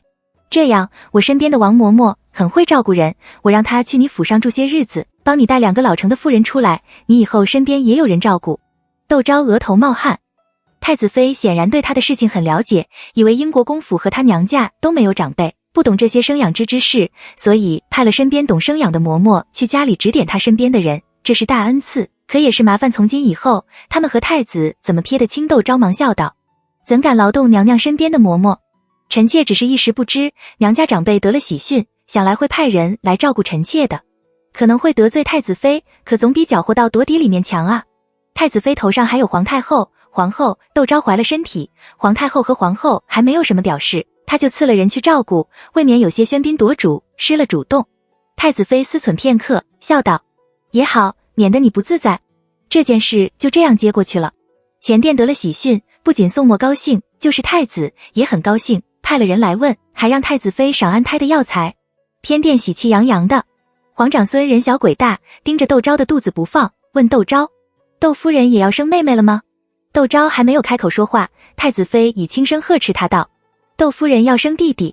说着吩咐身边的宫女把寿儿穿过的旧衣裳拿几件来给窦夫人，然后又对窦昭道：听说见男孩子小时候穿过的旧衣裳压在枕头底头，就能得偿所愿，生个大胖小子。我怀着寿儿的时候枕的是长兴侯长子石眼的旧衣裳，你也试试。又是长兴府侯。窦昭忙笑着道谢。皇长孙在一旁好奇地问太子妃：为什么母妃生的是妹妹，窦夫人生的却生的是弟弟？太子妃耐心地解释道：因为母妃已经有寿儿和福儿了，窦夫人还没有像寿儿和福儿这样听话又孝顺的儿子啊。皇长孙像大冬天里喝了碗热汤，笑眯眯的，既高兴又惬意。窦昭抿了嘴笑。太子妃谦逊道：这孩子就是顽皮，窦夫人不要放在心上。窦昭夸着皇长孙，皇长孙赤子心怀，天真烂漫，怎能说是顽皮？太子妃望着儿子微微的笑，笑容里满是宠溺和疼爱。皇长孙则抱着母亲的胳膊弯了嘴角笑。窦昭不由想起自己前世的两个儿子，像皇长孙这个年纪，自己好像从来不曾这样温柔地对待过他们。儿子每次来给他问安，他不是忙着和管事算账，就是忙着给管事的妈妈们示下，根本就没有心情和两个儿子轻言慢语地说话，总是神色严峻地询问他们的功课，训斥他们几句，然后让嬷嬷们退下去。念头闪过，窦昭心中微滞，自己怎么又想起前世那些不愉快的经历来？这一世他嫁了宋墨，定会有个不一样的未来。他不禁摸着重自己的腹问，用一种自己也没有觉察到的羡慕口吻笑道：真希望我的孩子也能像皇长孙这样聪明活泼就好。窦昭发自内心感慨，让太子妃很意外。太子妃露出愉悦的笑容来：窦夫人过奖了，英国公府的长孙肯定会是个聪明活泼的孩子的。得了赞扬的皇长孙顿时看窦昭的目光中多了几分笑意，窦昭就问：娘娘希望这一胎生个小郡主吗？是啊。太子妃笑容中充满了母性的光辉，女儿是娘贴身的小棉袄，我和太子都能添个小郡主。但窦昭知道他又生了个儿子。内侍宫女们送走了皇长孙，窦昭和太子妃聊着天，眼看着就要到晌午了。宫中的赐饭规矩大，并不是每个人都受得了的。太子妃头上有两个婆婆，哪里不明白这个道理？她端茶送客，免了窦昭的跪安。窦昭松了口气，还是执意行了跪安，由宫女搀扶着出了偏殿。宋墨也从前殿出来了，正在东宫门口和崔义俊说着话，等着窦昭。待窦昭走近了，那崔义俊才打住了话题，但他还是听见了最后一句这件事就拜托世子爷了。他不好问是什么，和宋墨辞了崔义俊，由东宫的内侍领着往西直门去。路上，宋墨巧声问他：你累不累？如果累了，我们就找个地方歇歇脚。窦昭不禁轻笑，小声道：你还能在宫里找到歇脚的地方？当然。宋墨和窦昭说着悄悄话，我这金无畏千事可不是白当的。窦昭含笑望着宋墨，低声道：我没事，只想快点回家。宋墨不再说什么，握着他的手捏了捏。两人跟着内侍慢慢的出了宫，上了自家的马车。宋墨立刻把他抱在了怀里，道：可别磕着碰着哪里了。马车不比轿子，遇到个坑坑洼洼的，颠簸的人十分不舒服。窦昭走了这半天，也有些累了，由宋墨抱着自己。宋墨的手放在了窦昭的腹问，感叹道：没想到我们真的有了孩子。窦昭还是第一次见到他这副百感交集的模样，不由玩心大起，逗着他道：怎么不喜欢？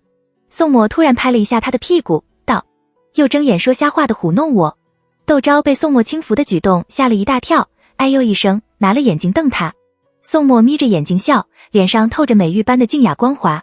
窦昭情不自禁地靠近，直到宋墨的热热的呼吸打在他的脸上，他这才惊觉得自己做了些什么。他慌忙后退，靠在了宋墨的肩窝，想掩饰刚才的举动，转移宋墨的视线。刚才崔义俊托你做什么？宋墨望着他绯红的耳朵，嘴角轻轻地扬了起来，声音却一如既往的平静。不是什么大事，说是冬天快到了，他的老寒腿又发了，问我给不能帮他寻几张好一点的皮子，他要做2个护膝。窦昭目瞪口呆，半晌才道：难道别人都称他为崔便宜，他的眼孔也太小了吧？真是给太子丢脸。他没办法想象前世的崔义俊是怎样护着太子妃和3位皇长孙逃出东宫的，就像他没有办法想象前世汪渊什么时候勾搭上了辽王，最后还能全身而退一样。看样子自己得好好的想想宫变的事了。窦昭抓住宋墨的衣襟紧了紧。很快到了11月初5，陆家老夫人透过儿子陆石给宋宜春传了话，过来景国公夫人寿宴。京都贵勋之家的女眷多会去贺，窦氏从来不曾经历过这场合，让她跟着我和长公主一起去景国公府，也和公侯伯卿的夫人混个脸熟。宋宜春皱眉，陶器重劝她，景国公夫人寿宴，夫人不出席，有些说不过去，不仅会得罪景国公府，而且还会得罪陆夫人和宁德长公主。宋宜春狠狠地把景国公府的请帖甩在了桌几上，陶器重示意曾5把请帖收起来，给仪志堂送去。窦昭得了请帖，和宋墨商量，我不去行不行？自从在东宫诊出了喜脉，因孩子还没有满3个月，他们并没有声张，只告诉了舅母和赵章如。舅母每天好吃好喝的照顾着窦昭，窦昭越发的不想动弹，每天吃了就睡，睡醒了就和舅母、赵章如或是说闲话，或是做针线，最好还是去一趟。宋墨笑着接过丫鬟手中的山药百合枸杞粥递给窦昭，是陆老夫人亲自让舅公来跟父亲说的，还捎上了宁德长公主。我知道啊。窦昭喝着粥嘟囔道，就是不想动弹，那样子像在撒娇似的。宋墨眼中就有了淡淡的笑意，他哄着他，你去了景国公府回来，我陪你下棋。窦昭盈盈的笑，眼睛亮得像宝石，光彩熠熠。宋墨心中瞬间被柔情填满，他喜欢这样的窦昭，喜欢窦昭这样的和他撒着娇。他想到那天在马车，窦昭无端端地望着他就流露出喜欢的情愫，他不禁轻轻地抚上了窦昭的脸，声音低沉而又透着几分宠爱的笑道，你乖乖的和他们应酬，我到时候去接你。宋墨的话语取悦的窦昭，他咯咯的笑道，你少来忽悠我景国公夫人的寿宴，国公爷是平辈，不必去拜寿，你是晚辈，难道也不去？却哄了我来接我。宋墨面不改色地道，我们去露个面就走，我不派了人去接你，你能走脱身吗？狡猾。窦昭横了他一眼，那目光如夏日中的波光般潋滟，让宋墨心里像被羽毛刷了一下似的。怎么能说我这是狡猾呢？他的目光赤裸地落在了窦昭丰盈的酥胸上，我是怕你身子骨受不了，寿宴上大鱼大肉的，到时候你又要不舒服了。舅母让我带了茶叶在嘴里嚼。窦昭本想不理会宋墨的目光，可他那目光太灼人，火辣辣的，让他实在是吃不消，忍不住娇嗔道，和你说话呢，你往哪看呢？宋墨在他的耳边道，我有些日子没见到了，自然想看一看。这无赖。窦昭脸烧了起来，望着宋墨翘着的嘴角，他目光流转，斜睨着宋墨轻声问着是吗，然后咬了他的耳朵解着衣襟，那就让你看看好了。宋墨的面孔霎时红了起来。窦昭低声的笑，宋墨扑了过去，你以为我不敢？狠狠地吻上了他的唇，内室里就回荡着欢快的笑语。窗外就传来舅母刻意的咳嗽声，寿姑，时候不早了，你早点歇了吧，明天还要去景国公会拜寿。屋里的笑声戛然而止。知道了。窗内传来窦昭冷静而又淡然的声音，我这就歇了。舅母含笑着回了客房，内室洒落一阵银铃般的笑声。宋墨四肢大开，颓然倒在炕上。窦昭笑颜如花，趴在了宋墨的身边。天赐。他吻着宋墨的面颊，手慢慢地伸进了他的衣襟。宋墨一把捉住了他的手，亲昵地点了点他的鼻子，柔声道，逗你玩的呢。随后坐了起来，道，我们快歇了吧。刚开始可能是想逗逗他，可后来情况却有点失序。窦昭从他身后抱了他，靠在他的肩膀，对着他的耳朵吹着热气。真不要我服侍你？我刚刚把那个叫什么花莹的书好好研究了一番。他的话还没有说话，就被宋墨压在了身下。内室里又传来窦昭清脆的笑声，还有宋墨嘟囔的抱怨声。初冬的夜空挂着几颗星子，如美人妩媚的眼眸，闪烁着动人的璀璨。景国公夫人育有3子5女，其中3个女儿的婚事都由她亲自选定，而且个个都嫁得很好。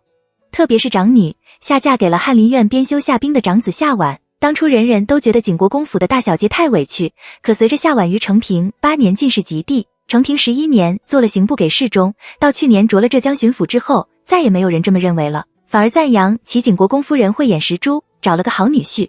这也是景国公夫人在景国公府为何腰板如此硬朗的重要原因。窦昭和宋墨到达景国公府的时候，景国公府已是门庭若市。除了那些和景国公府有来往的京都贵勋，景国公府的姻亲也都来给景国公夫人拜寿。景国公府的5位姑爷更是送上价值不菲的寿礼。宋墨悄声嘱咐窦昭：“你有什么就让丫鬟去叫我，再不济跟三太太说一声。”我知道。窦昭望着神采飞扬的宋墨，柔声道：“你别喝那么多的酒。”宋墨颔首，轻轻捏了捏他的手，这才朝前去搀了前头马车坐的陆老夫人。宁德长公主也随后下了马车。陆老夫人就拉了窦昭的手，对宋墨笑道：“你只管去应酬你的，你媳妇我看着不会少了她一根头发丝的。”大家轻笑。宋墨也不害臊，荡荡坦坦地向陆老夫人道谢。陆老夫人呵呵地笑，转过头去和宁德长公主说话：“这孩子就是这点讨人喜欢。”宁德公主抿了嘴笑。宋墨和陆沁等人辞了陆老夫人等女眷去了东边的正厅，窦昭则有随着陆老夫人等女着进了二门。张三太太由一群丫鬟婆子簇拥着急急地迎了上来：“公主、外伯祖母。”她团团地给众人屈膝行礼，大家说说笑笑去了花厅。景国公夫人正和长兴侯夫人说话，见陆老夫人和宁德公主进来，颇有些意外，一面满脸是笑的起身相迎，一面道：“没想到2位夫人会过来。景国公府真是蓬荜生辉，陆老夫人人和宁德长公主比景国公夫人要高1倍，本可以不来，但因为外孙女嫁到了景国公府，抬举景国公夫人，也给外孙女长长脸。”陆老夫人笑道：“这不是想到你们家里来蹭顿饭吃吗？请都请不到的贵客。”景国公夫笑着：“只要你不嫌弃酒水寡浅就好。”众人寒暄着，互相见过礼，在花厅里坐下。景国公夫人就和窦昭说着话：“世子夫人可是第一次到我们府上做客，有什么事不好跟我说的？只有管指使你表姐。张三太太和宋墨是表亲。”窦昭笑着应是。景国公夫人就把在座的女眷介绍给他认识：“这是我大姑娘，如今跟着女姑爷在江南的任上，这次我过寿，她特意从江南赶回来的。这是我二姑娘，她的婆婆是宜兴季家的女儿，和你们家也算是姻亲了。”窦昭笑着一一见礼。前世他和景国公府经常打交道，对他们家的亲戚非常的熟悉。景国公府的几位姑奶奶忙起身还礼。花厅里一派热闹，丫鬟进来禀道：“延安侯府世子夫人到了。”景国公夫人连声道着快请。汪少夫人却是和东平伯世子夫人一起进来的，大家少不得一番见礼。随后广恩伯夫人带着儿媳妇来了，接着宣宁侯夫人来了。这些人窦昭全都认识，不过是了解多少的分别，特别是宣宁侯郭青海的夫人，不仅和他是忘年之交，而且2人还一起做生意，成了儿女亲家。而此时郭夫人不过是对着他点头微笑，他们也不可能像上一世似的为了养家糊口而走到了起了。窦昭不免有些怅然。东平伯夫人带着2个女儿过来了，窦昭不由睁大了眼睛。那东平伯夫人若花拂柳般的身姿，闲花照水般的容貌，看着就让人生出几分怜爱来。她的一对双生女儿虽然年纪还小，却如珠似玉，十分漂亮。窦昭心口有些闷闷的微，他忙掏了几片茶叶放在了嘴里，才感觉好一些。客人渐渐多了起来，花厅欢声笑语，年轻长的妇人坐在一块说话，年纪的小姐们另成一派。窦昭因为是第一次在京都的勋贵圈子里露面，宁德长公主亲自带着他认人，都是上一世的熟人，窦昭和人应酬起来毫不费力，客气的问候都说在点子上，让人印象深刻。陆老夫人和宁德长公主看了不由暗暗点头。在花厅里待客的张二太太看着，眼珠子一转，笑道：“怎么没见济宁侯夫人？我记得也给她下了请帖的。因魏廷真是世子夫人，景国公夫人寿宴，按道理应由她帮着张罗。因为景国公夫人不喜欢长子，连带着也不喜欢长媳，所以把厨房里的一摊活交给了魏廷真，反而让2儿媳和3儿媳在花厅里帮着她待客。”听2儿媳这么一说，景国公夫人不由皱了皱眉。张三太太手段却比张二太太高明得多，忙笑道：“现在离开席还早，怕是有什么事耽搁了。”说话间，朝着身边的婆子使了眼色。婆子会意，去了在厨房旁的账房。魏廷真正在检查等会寿宴上的寿桃，那婆子忙上前行礼道：“夫人，三太太让我跟您禀一声，即使马上要到了，恐怕等不到济宁侯夫人了。因不是整寿，景国公府只请了没出3副的亲戚和一些常来常往的贵勋，寿宴只办1天，并在早上定下拜寿的吉时，张家的亲戚会按照长幼给景国公夫人磕头拜寿。像窦昭这样不是直系亲戚的客人就会被请去坐席，等到那边拜完寿，这边就会开席。若是开了席再来，是件很失礼的事。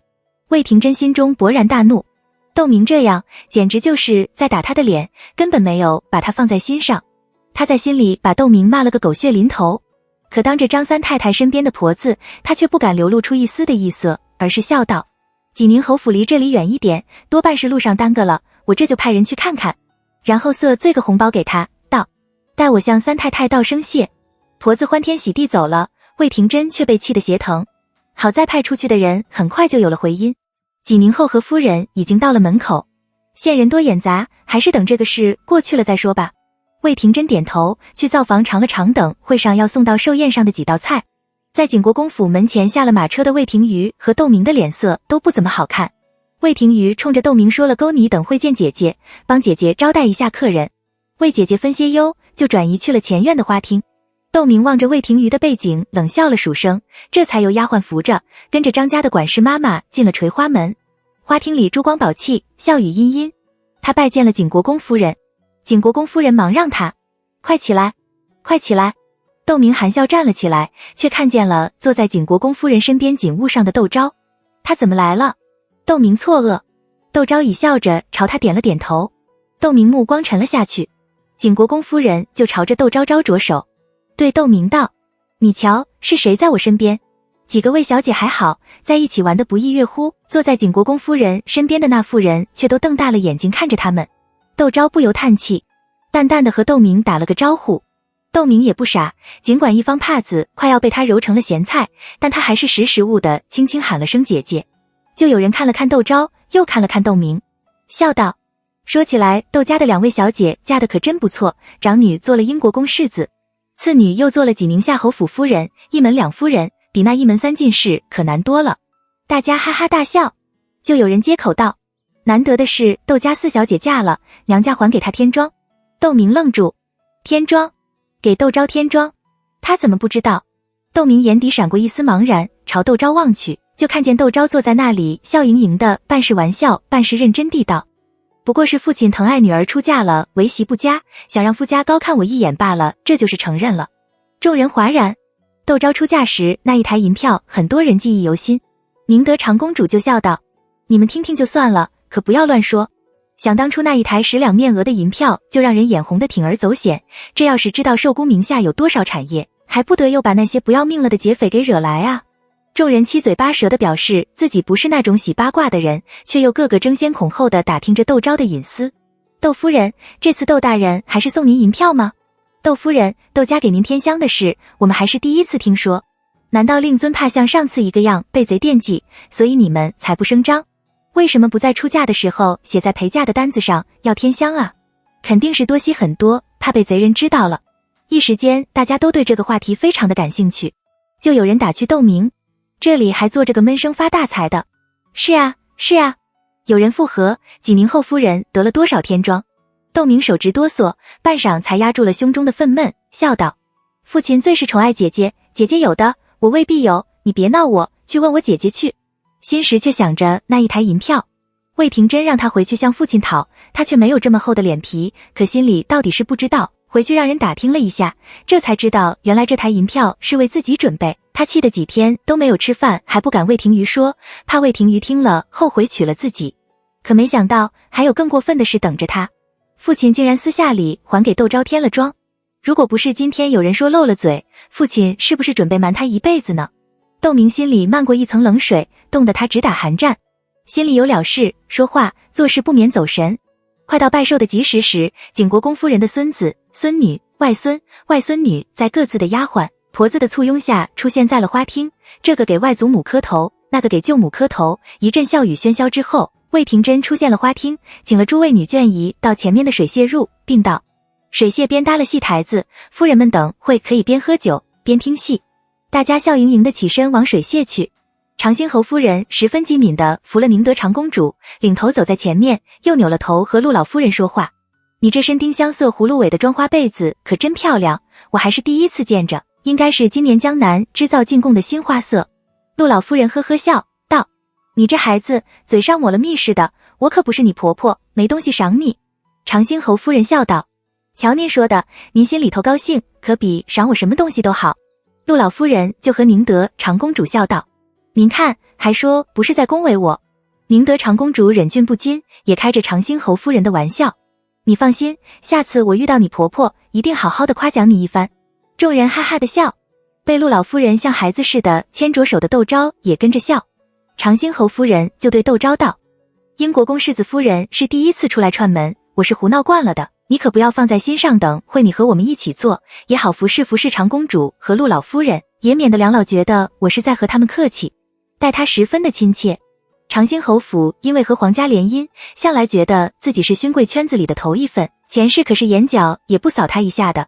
这一世，他成了英国公府世子夫人，又有宁德长公主抬举，倒让长兴侯夫人对他另眼相看。头次见面就把他划到了可以自己说话同桌的范围里了。窦昭只是笑着点头，十分很低调内敛的样子。可她是英国公府世子夫人，再低调内敛，身份摆在那里，自有人上来搭讪。国公爷身体可都好利索了。上前和他说话的是东平伯世子夫人，上次家里唱堂会，夫人要市集，没有去，我可惜了好半天。窦昭瞥了眼循规蹈矩的带着2个女儿跟在东平伯世子夫人身后的东平伯夫人，笑道：“国公爷身子已经好利索，听人说那天的堂会京都梨园的几位大家都出席了，唱得十分精彩，等下回贵府再举办堂会了，到时候我一定去。”东平伯夫人因为续弦，出门应酬的事都是东平伯世子夫人，等闲并不出门。在窦昭的记忆里，他和景国公府大姑奶奶夏夫人私交很好，想必是这个原因，所以这次景国公夫人做寿，他也带了2个女儿来祝寿吧。窦昭微笑着和众人应酬着，大方又得体。张三太太与有容焉，说笑打混的在旁边帮着腔，务必要让窦昭第一次的露面光彩照人，留下深刻的印象。窦昭始终没有和魏廷珍说话，也没有理睬窦明。张二太太看着眼珠子直转，魏廷珍气不打一处来，狠狠地瞪了窦明一眼。窦明还想着天庄的事，低着头默默地走在众人之后。魏廷珍看着就更生气了，笑着和郭夫人说了几句话，走到了窦明的面前，恨恨地低声道：“你是哑巴呀？这么多人也不知道上前打个招呼？你不是常在家里说自己是王老夫人养大的吗？怎么？王家就是这样教你礼仪规矩的？”讽刺的语气让窦明脸色一白，抬头正欲冷笑以待，却看见众女眷正转着窦昭说话，把窦昭衬托的明珠似的尊贵光照熠熠，一口浊气就堵在了他的胸口。窦昭已经嫁到了号称京都第一勋贵的英国公府，父亲为什么还要私下里贴她，生怕她过不好似的？她同样是出嫁的女儿，济宁侯府比英国公府差远了，父亲怎么就没有想到她？想到父亲给窦昭添妆的事还是由旁人嘴里听说的，他觉得不仅胸口闷，心里好像被捅了一发似的，痛不俗生。他只想快点从这个沉闷的宴会逃出去，去问问父亲为什么要这样待他，哪里有心情理会魏廷珍。魏廷珍被自己的弟媳妇这样无视，心里砰的一声就燃起了团火。他抓住了窦明的手臂，低声吼道：“和你说话呢，你不会连这点家教也没有吧？”平时她没有这么大的火气，想到婆婆平日里为了刁难她，话里话外就是嫌弃她娘家如何的不给力，结果自己的娘家总做些给她拖后腿的事。像今天这种场合，2个妯娌的娘家人早到了，3弟媳冯氏娘家的甚至来了2位长辈，她的弟媳倒好，踩着点到不说，还让她白白的成了冯氏的一个人情，她的心情糟糕透了，说话行事也就比往日火爆。偏偏窦明有心思，懒得理他。他甩手挣脱了魏廷珍，挺着脊背快速地跟上了前面的女眷。魏廷珍的脸沉得像要下雨似的，他疾步追了上去，再次抓住了窦明的胳膊。正和张二太太说话的汪少夫人看了就打趣着2人：“你们姑舅道亲热，说什么悄悄话呢？”大家的目光不由朝这边看了看。张二太太眼睛一亮，掩了嘴笑，大声道：“大嫂，有什么话不能当着我们说的？您放心好了，我们虽然眼红窦家2位姑奶奶的嫁妆，可也不会到处乱说，把贼给引了来。”众人都笑了起来，虽然大多数人都又是羡慕又是妒忌，可面上却全都一副喜笑颜开。魏廷珍不知道张二太太为何在这种场合说这样的话，含含糊糊的笑着应了一声。张二太太却不愿意放过魏廷珍，道：“大嫂可能还不知道吧，窦家给英国公世子夫人添了妆，据说有10几20万两银子呢。大小有序，想必下次就该要给济宁侯夫人添妆了。到时候我们大少爷娶媳妇，大小姐出阁，有这样财大气粗的舅舅舅母，可就体面了。10几20万两银子。”魏廷珍脸色大变。再看宁德长公主，陆老太太和窦昭。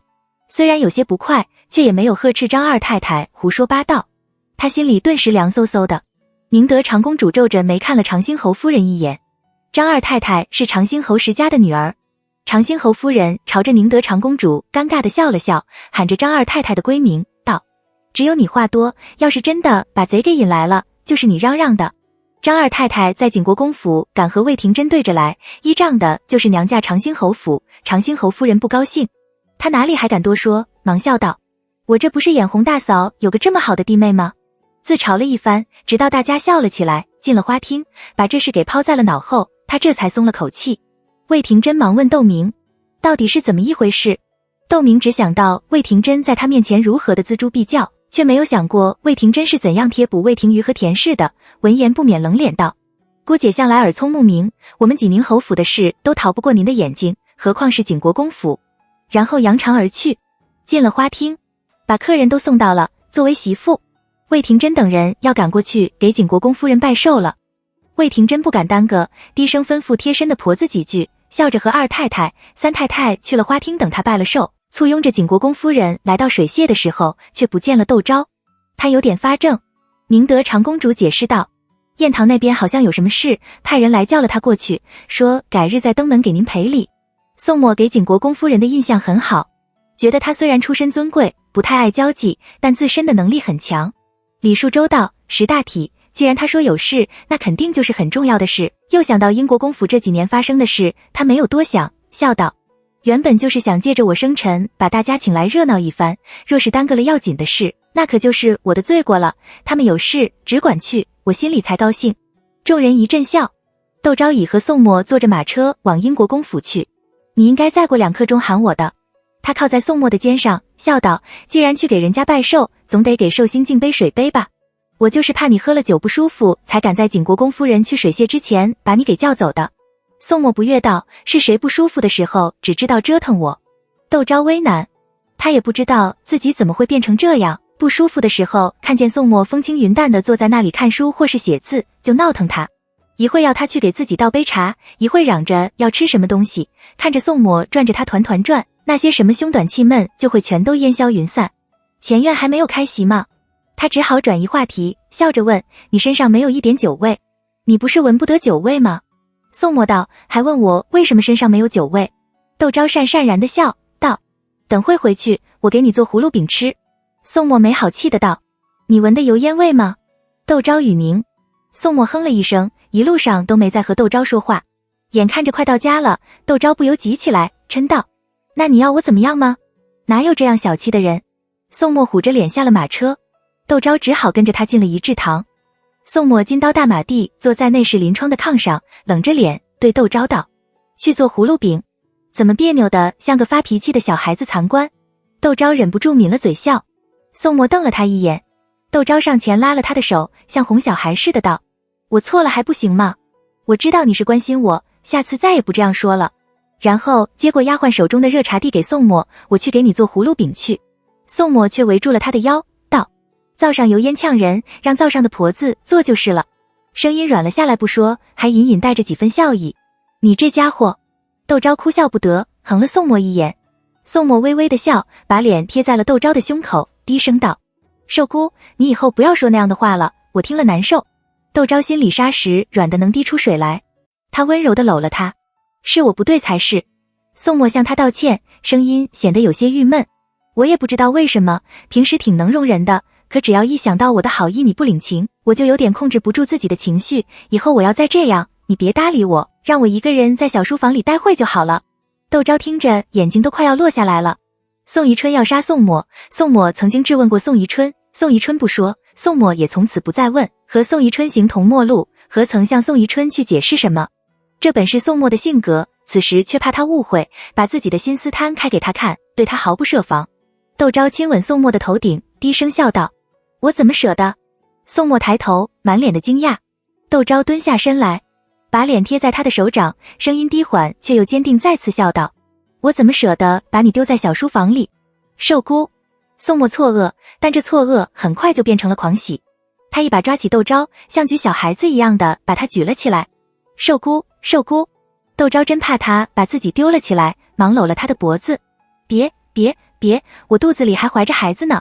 哦，宋墨眉开眼笑，小心翼翼地把窦昭放在了炕上，深情地望着他，喊了声寿姑，吻上了他的唇。好像和宋墨相处起来也不是很难。窦昭闭上眼睛，缠绵地回应着宋墨。先不说宋氏两口子的那一世春光，且说景国公府虽然只主了晋之姻亲，却也席开15席，隔着水榭搭起戏台子，唱着堂会，热闹又喜庆。窦明上前给景国公夫人敬了杯酒，就起身要告辞。婆婆身体微恙，独自在家，我一个人在这里喝酒听戏也不安心，改天来陪夫人摸牌。景国公夫人就有些不高兴，可人家拿了婆婆做法子，她不放行，好像她一点也不关心亲家的身子骨似的。哦，她忙关心地道，你婆婆病了，怎么也不跟我说一声，我也好去看看亲家母。你快回去吧，好生照顾你婆婆，我忙过这一阵子就去看她。然后吩咐魏廷珍送窦明，不过是有些脾胃违和，消消食就好了，哪好意思吵了亲戚们。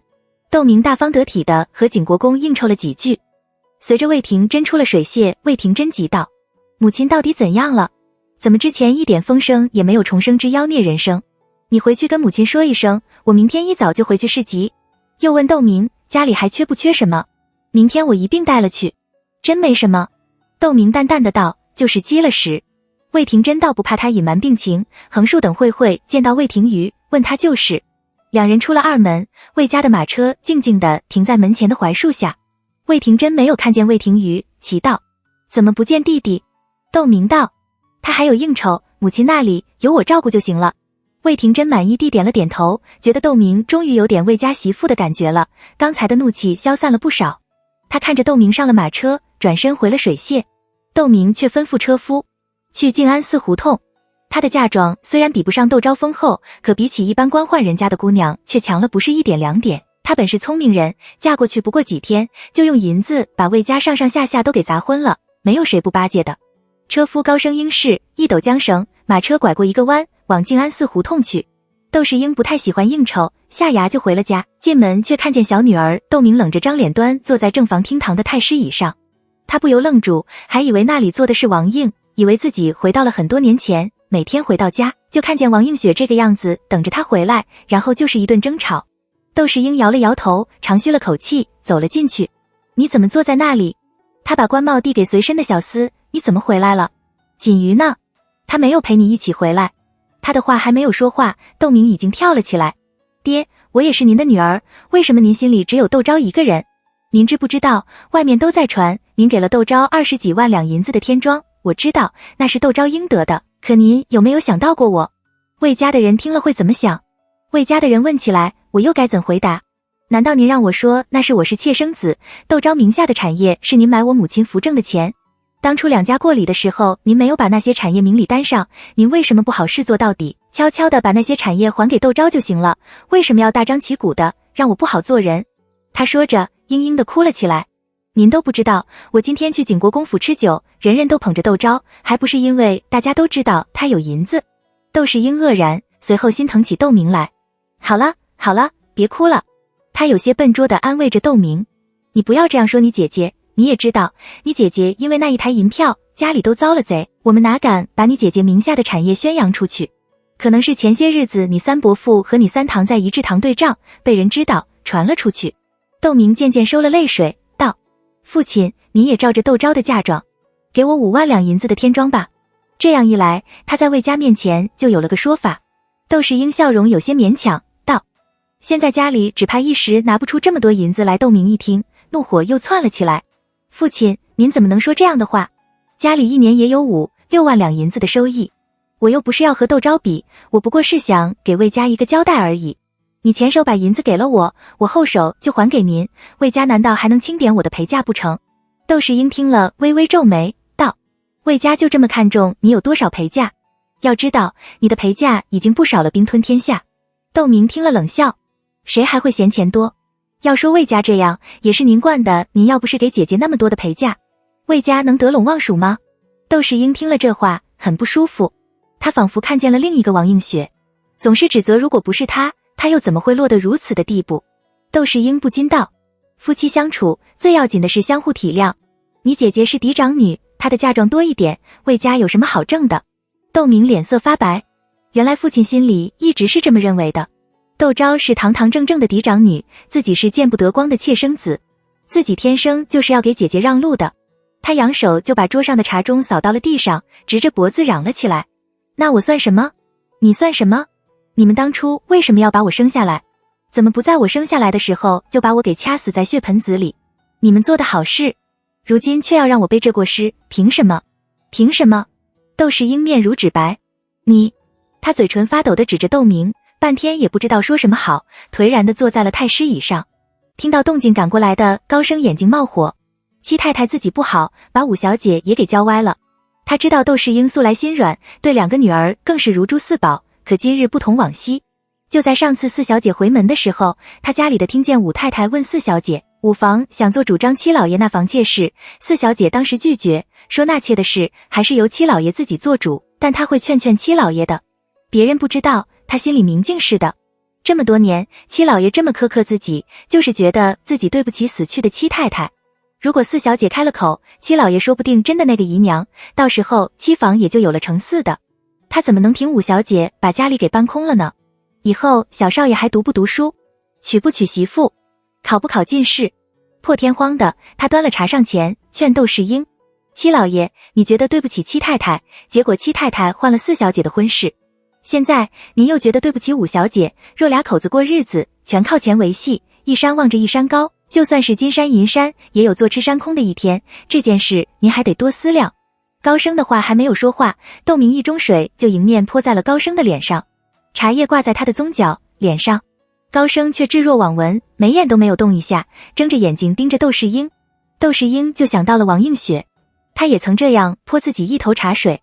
窦世英慢慢地站了起来，凝视着窦明道：如果魏家要我给你添妆，你就让他们来向我要。窦明望着父亲，突然觉得窦世英的身姿很挺拔，而且神色间也流露出他从未见过的肃穆和庄严。窦明混混沌沌，不知道怎么回到的济宁侯府的。进了上房，却看见魏廷瑜面寒如冰地站在厅堂的正中。你去了哪里？他的声音比面色更冷，怎么也不说一声就跑了回来，害得我到处找你，要不是遇到了金嬷嬷，我还不知道你回来了。窦明一句话也不想说，直愣愣地从魏廷瑜身边走过，进了内室。魏廷瑜勃然大怒，追了进去。跟你说话呢，你是什么意思？你怎么能说我娘病了呢？窦明伸出手来，做了个你不要再说的手势，淡淡地道：我们去景国公府的时候，婆婆不是说她不舒服吗？我难道说谎了？魏廷瑜语凝。景国公夫人寿辰，为了给姐姐做面子，她想送个贵重点的东西给景国公夫人做寿礼，偏偏年关将近，送礼的人多，一些古玩珠宝店好一点的东西都比平时要贵3成，次一点的东西她又瞧不上眼。正好那天窦明开了库房，拿了些陪嫁的瓷器出来布置房间的陈设，他瞧着对汝窑的梅瓶不错，就提出把这对梅瓶送给景国公夫人为寿礼，并道：就算是我买得，你折成了银子，我等会让管事送过来。窦明当时就发起脾气来，说他图谋他的嫁妆。他心想，我又不是不给钱，你舍不得直说就是了，用得着这样嚷嚷吗？两个人就吵了起来。母亲为了平息两人的战火，佯装积了时不舒服，这才把窦明的火气给压下去。现在说起这个来，魏廷瑜是两头为难，答不是也不是，答是也不是。他甩着帘子出了门，窦明直直地躺在床上，眼泪就这样刷刷地落了下来。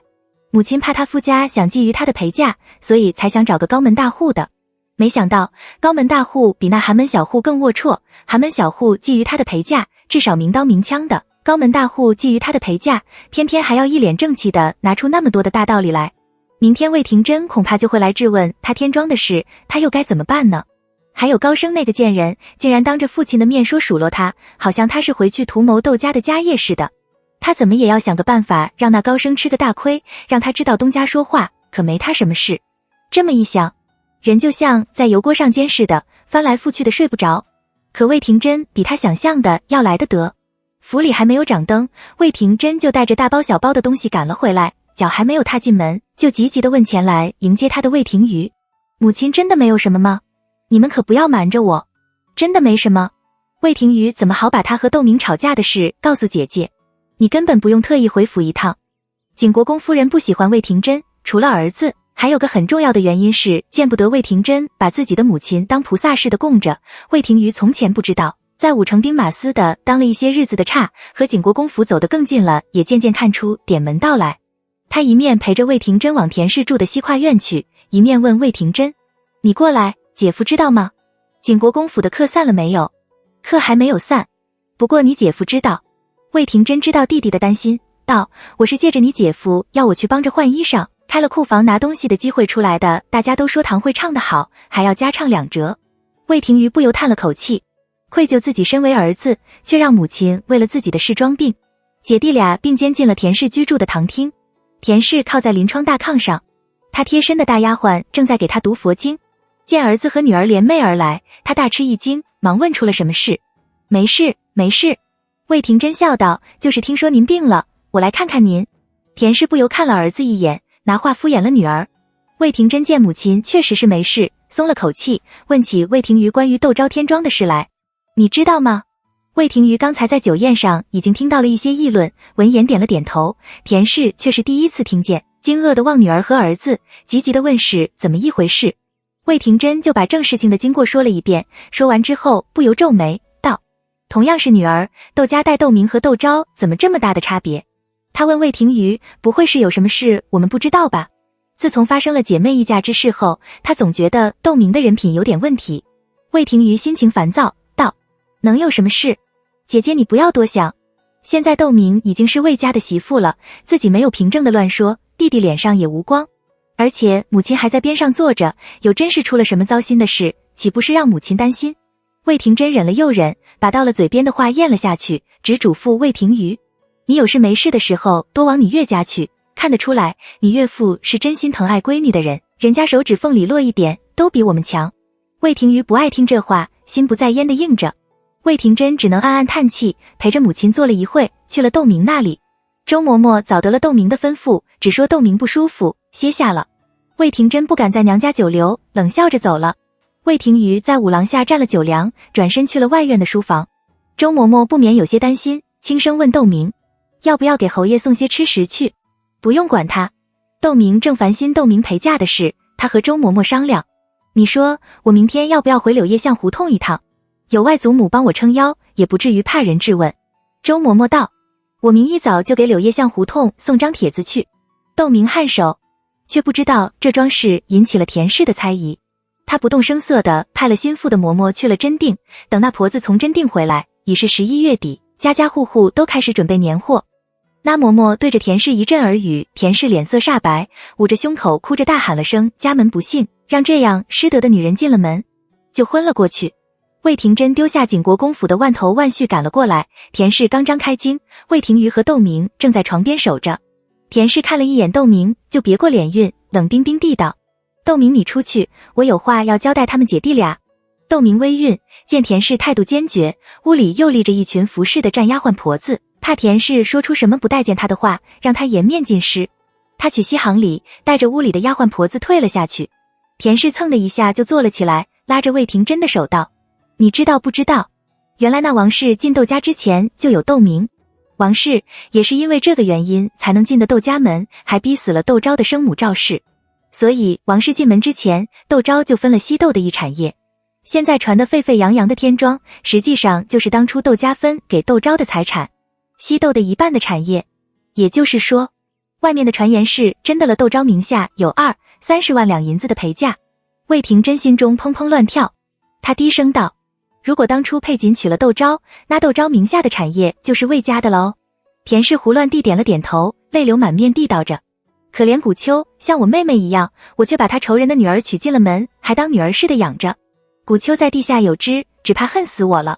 想我一生清白，待人待己风光霁月，临到老却摊上了这样的事，让我晚节不保啊！”魏廷珍却觉得心里痛得直哆嗦，他朝弟弟望去，就看见魏廷瑜一副失魂落魄的样子。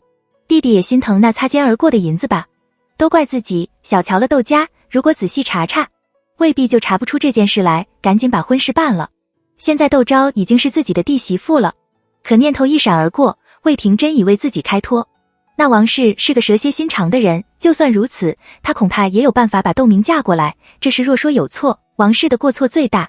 还有窦明，他要是不答应，谁还能把他强塞进花轿里去不成？这么一想，魏廷珍不禁怨恨起窦明来。他安慰着母亲：“王家堂堂官宦人家，谁想到会养出这样的儿女来？要怪就怪那王氏特不要脸了，竟然结巴巴的赶着人做妾。不行，田氏像没有听说魏廷真的话似的，径直的掀了被子就要下床。我得请了法师给古秋做几场法事，请他原谅我受人蒙骗，倒把对窦昭的婚事怎样三心二意全都忘了。您别这样。魏廷真按住母亲，这天寒地冻的，有什么事您只管交代我们就是了。说着，他朝魏廷瑜望去，却看见弟弟一个傻傻呆呆的站在那里，像魔障了似的。他忙高声喊了声佩锦。哦。魏廷瑜回过神来，却高一脚低一脚的出了田氏的内室。心急如焚等在外面的窦明迎上前来。娘怎么样了？魏廷瑜停下脚步，目不暇接的望着窦明，脸还是那张脸，身段还是那个身段，可为什么此刻看来却再也没有了之前的惊心动魄呢？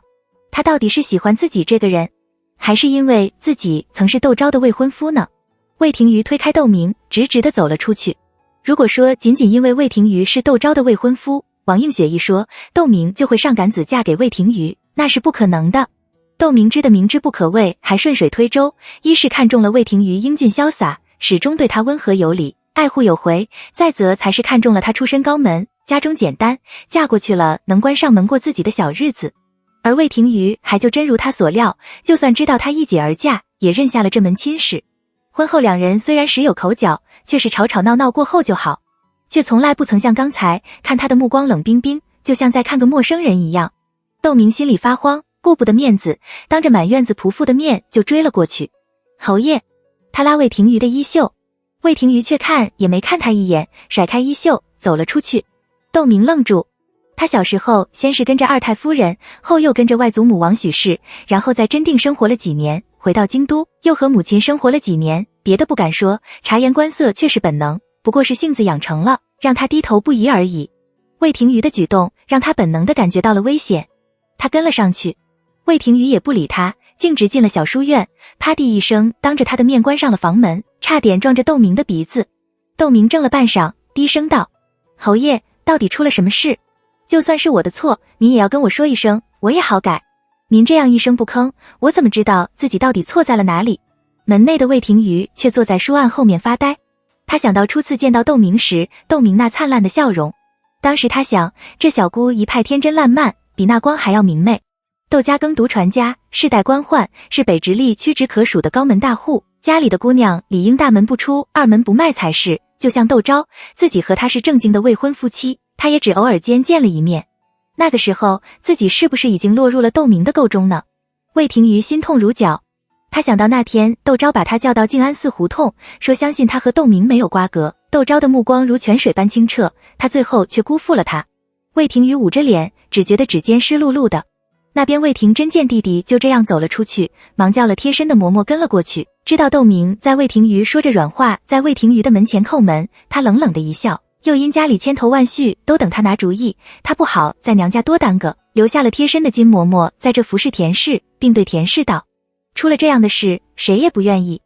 您就是想给那赵氏做法事，这眼看着要过年了，一时半会也找不到有德行的高僧，我看不如等过了元宵节，我再给您慢慢的寻个好点的寺庙，您这几天先把身体养好，过年的时候我还要带着您的外孙和外孙女来向您讨红包呢。田氏这才安安生生的重新在床上躺下，可心里到底还念着死去的赵古秋。他比我小好几岁呢，那时家亲朋友家里喝喜酒，他就喜欢往我身上凑，我带了件新首饰，他也要问是从哪里买的，我做了方心帕子，他也要问我是哪里谋得新样子。魏廷真朝着金嬷嬷使眼色，示意他千万看好田氏，别让田氏出什么意外，这才牵肠挂肚的回了景国公府，重生超级帝国。忙的时候自然也就顾不上想这件事，可晚上闲下来了，他心里不由得一阵疼。30万两银子啊，就是兑成了银票，也要堆成一座小山，何况是田亩山林，铺面房舍，魏家2辈子的人都脚用不尽。他像烙饼似的翻来覆去睡不着。张元明被吵得睡不着，爬起来靠坐在床头，满脸疲倦地道：是不是娘又给你气受了？魏廷真在丈夫面前从来不忌讳娘家的事，她想了想，也坐了起来，和丈夫并肩靠在床头，把窦明的事告诉了张元明。张元明笑道：已经过去了的事，你多想也没有用，好在窦氏的陪嫁也不少，你也不要太执拗了。你怎么能这么说？魏廷真不高兴了，如果窦昭嫁到魏家，那钱岂不就成了魏家的了？他说着，突然想起王映雪那次找他合作，想搅黄了窦昭和魏家的婚事。难道说那个时候王映雪就盘算着让窦魏两家退亲？魏廷真恨得咬紧牙关，他们魏家就是被王映雪和窦明母女给害了。王映雪和窦明母女想就这样算了，门都没有。他对张元明道：你去帮我打听打听，那窦家到底给窦昭添了多少银子的陪嫁？你打听这些做什么？知道与自己的母亲没有关系，张元明也懒得管这件事了，打了个吹欠，钻进了被窝里。窦家当年是做工部买卖的，仅在京都，各房都有宅子，窦阁老两袖清风，据说从不拿俸禄，既然是窦家1/4的产业，肯定不止30万两子了。他嘟囔着睡着了。魏廷真却像在火上烤似的，眼看着天色泛白，这才迷迷糊糊地睡了过去。待处理了景国公府的琐事，又风急火燎地去了济宁侯府。田氏正样样的在喝粥，见女儿过来，问他用了早膳没有。早用过了。魏廷真进门没有看见窦明，不由道：窦明呢？怎么没有服侍您用早膳？田氏无精打采地道：我又不是那恶婆婆，立什么规矩？魏廷真听着却不甘了，道：娘，要不是那王氏弄出姐妹一家，窦昭怎么会成了英国公府的世子夫人？窦昭的陪嫁又怎么会成了宋家的？上梁不正下梁歪。您看窦明嫁到我们家这些日子，您待她和善，不让她立规矩，可她呢，却没有一点做媳妇的自觉性，除了晨昏定省，就跑得不见了踪影。可见这些坏毛病都是从王氏身上学来的，她如今进了我们家门，就是我们家的人了，总不能退回去吧？可这规矩您却不能不让她学，她要是做出什么丢脸的事来了，别人还是指着我们家说3道4的。我看您得把她带在身边，时时教导她什么事能做，什么事不能做，可不能由着她的性子来。田氏听着直摇头，道：我不爱看见她。魏廷真不由抚额乱世枪王。金嬷嬷不亏是魏廷真的心腹，轻声在一旁进言：太夫人，你不知道，前些日子是我们府上夫人的寿辰，2太太、3太太娘家的人早就到了，夫人却是临到了开席才见着影着。不仅如此，还说您病着，要事急，早就退了席，弄得我们家夫人很不高兴，还数落了我们家世子夫人几句。你要是再不管，以后可怎么得了？田氏愣住，道：难怪前几天真儿的婆婆让人送了药材过来，霎时心中升起团火。自己为什么病的，旁人不知道，难道你窦明也不知道？分明是借着自己做法子，作践他的女儿。田氏立刻下了决定，吩咐贴身的嬷嬷去传了夫人过来，说我这边要用早膳了，让她过来给布菜斟茶。贴身的嬷嬷应声而去。魏廷真脸上闪过一丝笑意，敢算计我，就别怪我心毒手辣。但转念想到那窦昭的陪嫁，心又火辣辣地痛。他忍不住对田氏道：娘，您可知道那窦昭名下有好几10万两银子的产业呢？当初要是没有王氏母女使坏，那些银子可就归我们魏家了，不仅佩锦，就是佩锦的儿子、孙子、从孙都吃喝不愁了。这么多啊！田氏非常的意外。可不是。魏廷真叹息道：可惜吾们当时被王氏母女算计了，那王氏现在还指不定在背后怎么偷笑呢。田氏啪地一声拍在了炕桌上，心中的主意更正了。而像田氏这样平时没有什么主意的人，一旦拿定了主意，那可是9头牛都拉不回来的。她存心让窦明好看，只是她婆婆没有给她立过规矩，她也不知道怎么个给媳妇立规矩，特意向人打听。那些被问的人不免觉得规矩越多越严厉，就越显得讲究。从早起要服侍婆婆穿衣，到晚上要给婆婆放帐子，事无巨细，啰啰嗦嗦，竟有几百条。田氏不仅拿纸记了，还花了2天的功夫把那些条款都背了下来，然后让窦明一一照做。早上银正急起不说，婆婆洗脸的时候，她要在一旁帮着围帕子；婆婆梳头的时候，她要在一旁帮着递梳子。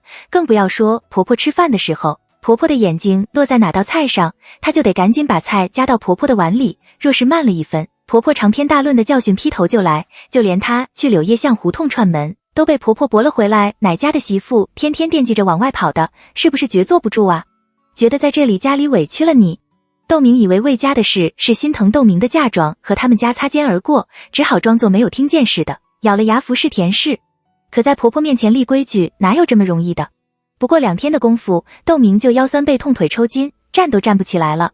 这可怎么好？周嬷嬷心疼得像什么似的，却无计可施，只能每天晚上帮窦明按摩，希望他能过些。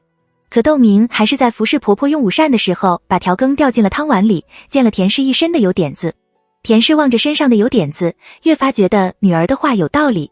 这个媳妇被惯得不成样子了，就连拿个调羹，时间长了都捏不住，得要好好的学学规矩才行，不然她要是去了，这家里还不得乱了套。田氏不动声色地用了午膳。窦明松了口气，揉了揉酸痛的腰，像往常那样屈膝行礼准备退下去，却被田氏留了下来。从今天起，家里的事暂且放一放，你先跟着我学学规矩。然后吩咐贴身的嬷嬷，请夫人贴着墙站2炷香的功夫，你再告诉夫人怎样行符礼。说完，径直拿了本佛经摊在炕桌上默念起来，看也没看满脸惊愕的窦明一眼。田氏贴身的嬷嬷就皮笑脸不笑地请了窦明，夫人请跟我来。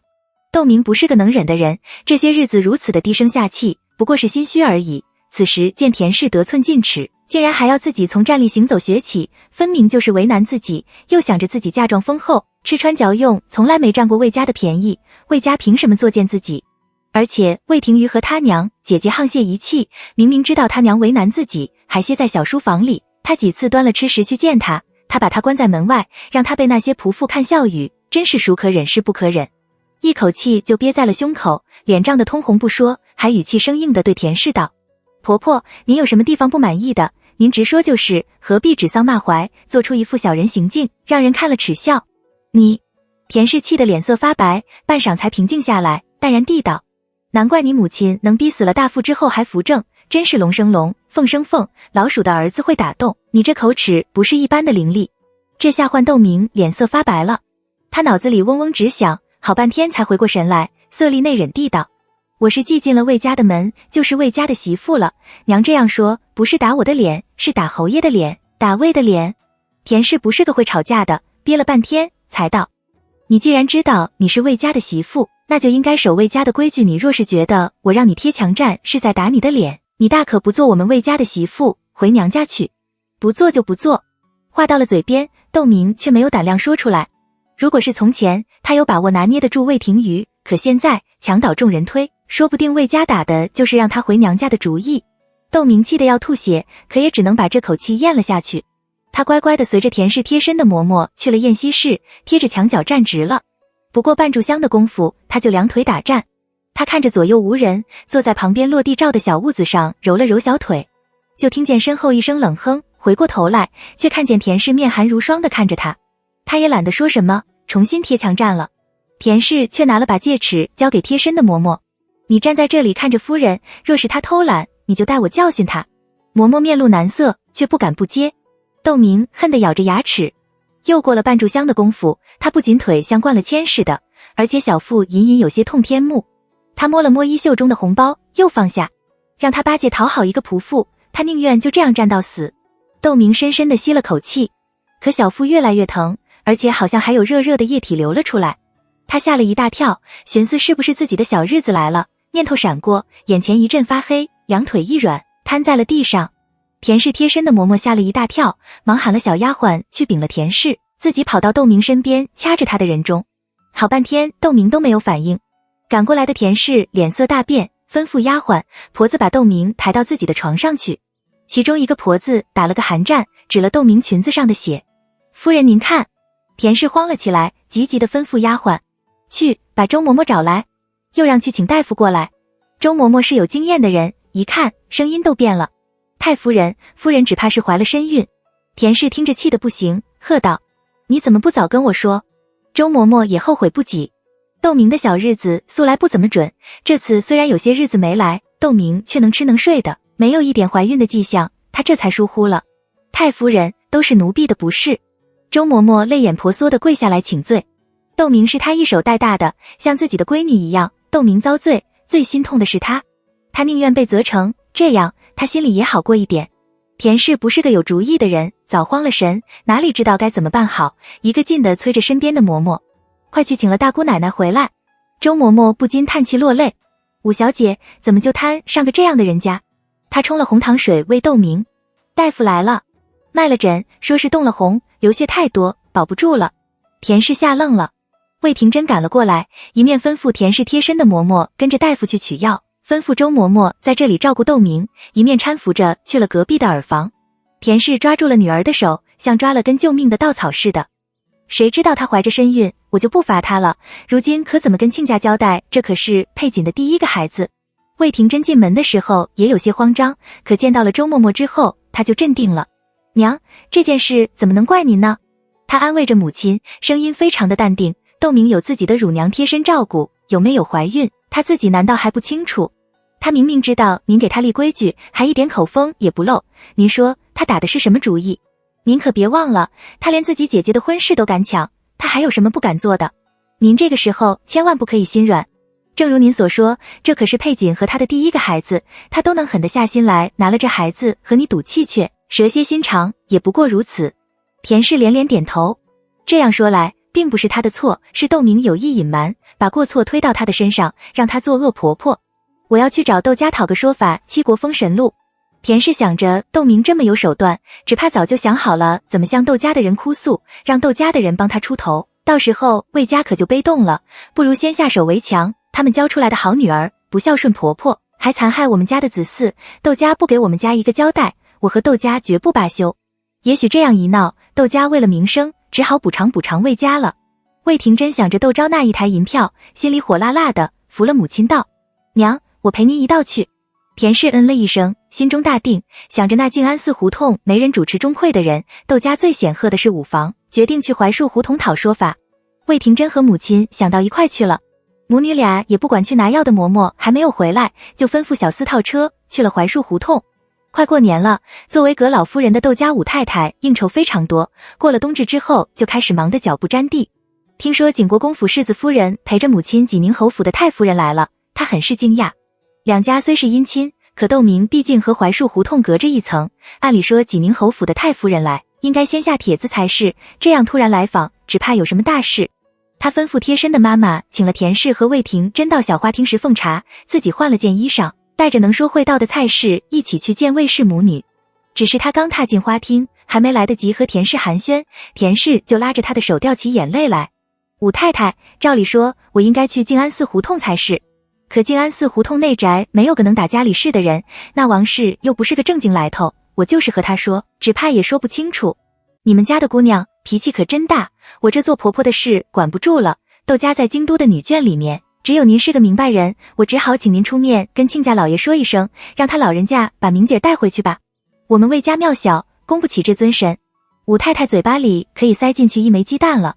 窦明成亲这才几个月，而且还是魏廷瑜自己认的这门亲事，怎么突然就要窦家把女儿接回来呢？清官难断家务事，武太太的太阳穴隐隐作痛。她陪着小新问着事情的经过，魏廷珍自然是添油加醋的抱怨一通。我母亲子嗣艰难，因而待媳妇也像女儿似的，不要说立规矩了，就是晨昏定省，也是看着天气好，才让她来不个安。谁知道她却是越来越不像话，不时为些小事跟我弟弟口角不说，对母亲也越来越怠慢，家时的事也乱七八糟的没有个章程。母亲气不过，把她叫去训话，她却仗着自己嫁妆丰厚，顶撞母亲，母亲气不过，就让她面壁思过，谁知道她一声不吭，占了半炷香的功夫就人瘫在了地上。母亲忙找了大夫来给她诊脉，这才发现她怀了身孕。亲家太太当初明姐的乳娘可是陪着她一起过去的，怎么怀了身孕？这么大的事也不跟我们说一声，竟然闹到了小产。您说这样的媳妇我们敢要吗？然后又嘀咕道，难怪说上行下效，有什么样的娘就有什么的女儿，这亲不结也罢。武太太是什么样的人？这夫妻吵架还要赶着伤心窝子的话说，何况是婆媳矛盾。她根本不相信田氏待窦明像魏廷珍说的那样好，可窦明怀着魏家的子嗣却流产了却是事实。就算是窦家的姑娘有错，可也不是谁都能打窦家脸的。武太太瞥了蔡氏一眼，蔡氏会意，冷笑道，济宁侯府的大姑奶奶这话说的可稀奇了，虎毒还不饲子呢，我们五姑奶奶明明知道自己有了身孕，竟然硬生生的弄没了。那可是她的长子，魏家的长孙，就算她不为夫家的香火打算，她也要为自个儿的身子骨打算啊。你也是女人，难道不知道这小产如生产，一个不小心就会把性命给丢了？我们五姑奶奶嫁过去，这才不到4-5个月，怎么就连命都不要了？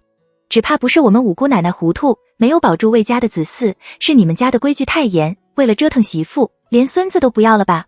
真是怕什么来什么。田氏脸色煞白，不知道说什么好。魏廷珍却吊着眉头瞪着蔡氏，说话要讲凭证，别信口开河，什么屎盆子都往别人头上扣。我弟弟也是20好几的人了，像他这样么大的儿子都会满地跑了，我娘和我弟弟盼星星盼月亮，就盼着家里添丁，豆明又不是养的丝儿，我娘和我弟弟凭什么不要？蔡氏却揪住他的把柄嚷了起来，有不会说话的，可也没有像你这样不会说话。什么养丝儿？你可别忘了，当初这门亲事是你们自己要认下来的。我们五姑奶奶嫁过去又不是死婆婆，没了上长辈，有没有身孕，做婆婆的难怪不清楚。现在孩子没了，就寻思是我们姑奶奶的错了，怎么不说是她婆婆没把她当人看，新进门的媳妇怀了孩子都不知道。我告诉你，天下没有这样的道理。你今天要是不把话说清楚了，我和你去顺天府说去。顺天府说不清，我们去大理寺说去，我就不相信了，天下就没有个说理的地方了。一口把田氏人骂了。田氏这辈子何曾受过这样的羞辱，脸色绯红，恨不得找个地缝钻了进去。武太太只当没听见，端了茶盅不紧不慢地喝了一口。魏廷珍岂是那吃眼前亏的人？去顺天府把事情捅穿了，大家的脸上都不好看。他就不相信窦家丢得起这个脸。好啊，我们去顺天府说去。他算准了窦家是在虚张声势，气焰嚣张地道，正好请顺天府尹评评理，说好了解你们家四姑奶奶嫁过去的，临上轿却变成了五姑奶奶，甚至连婚书上写清楚了的陪嫁也换了，若是因此把本应魏家得的陪嫁要回来，那就更好了。退一万步，就算是要不回来，也要让窦明那小贱人知道自己到底有几斤几两，以后老老实实的在魏家做人。蔡氏嗤的一声笑道，你们想上门打秋风，明说就是犯不着做了表，子还要立牌坊，拿我们家姑奶奶的陪嫁说事。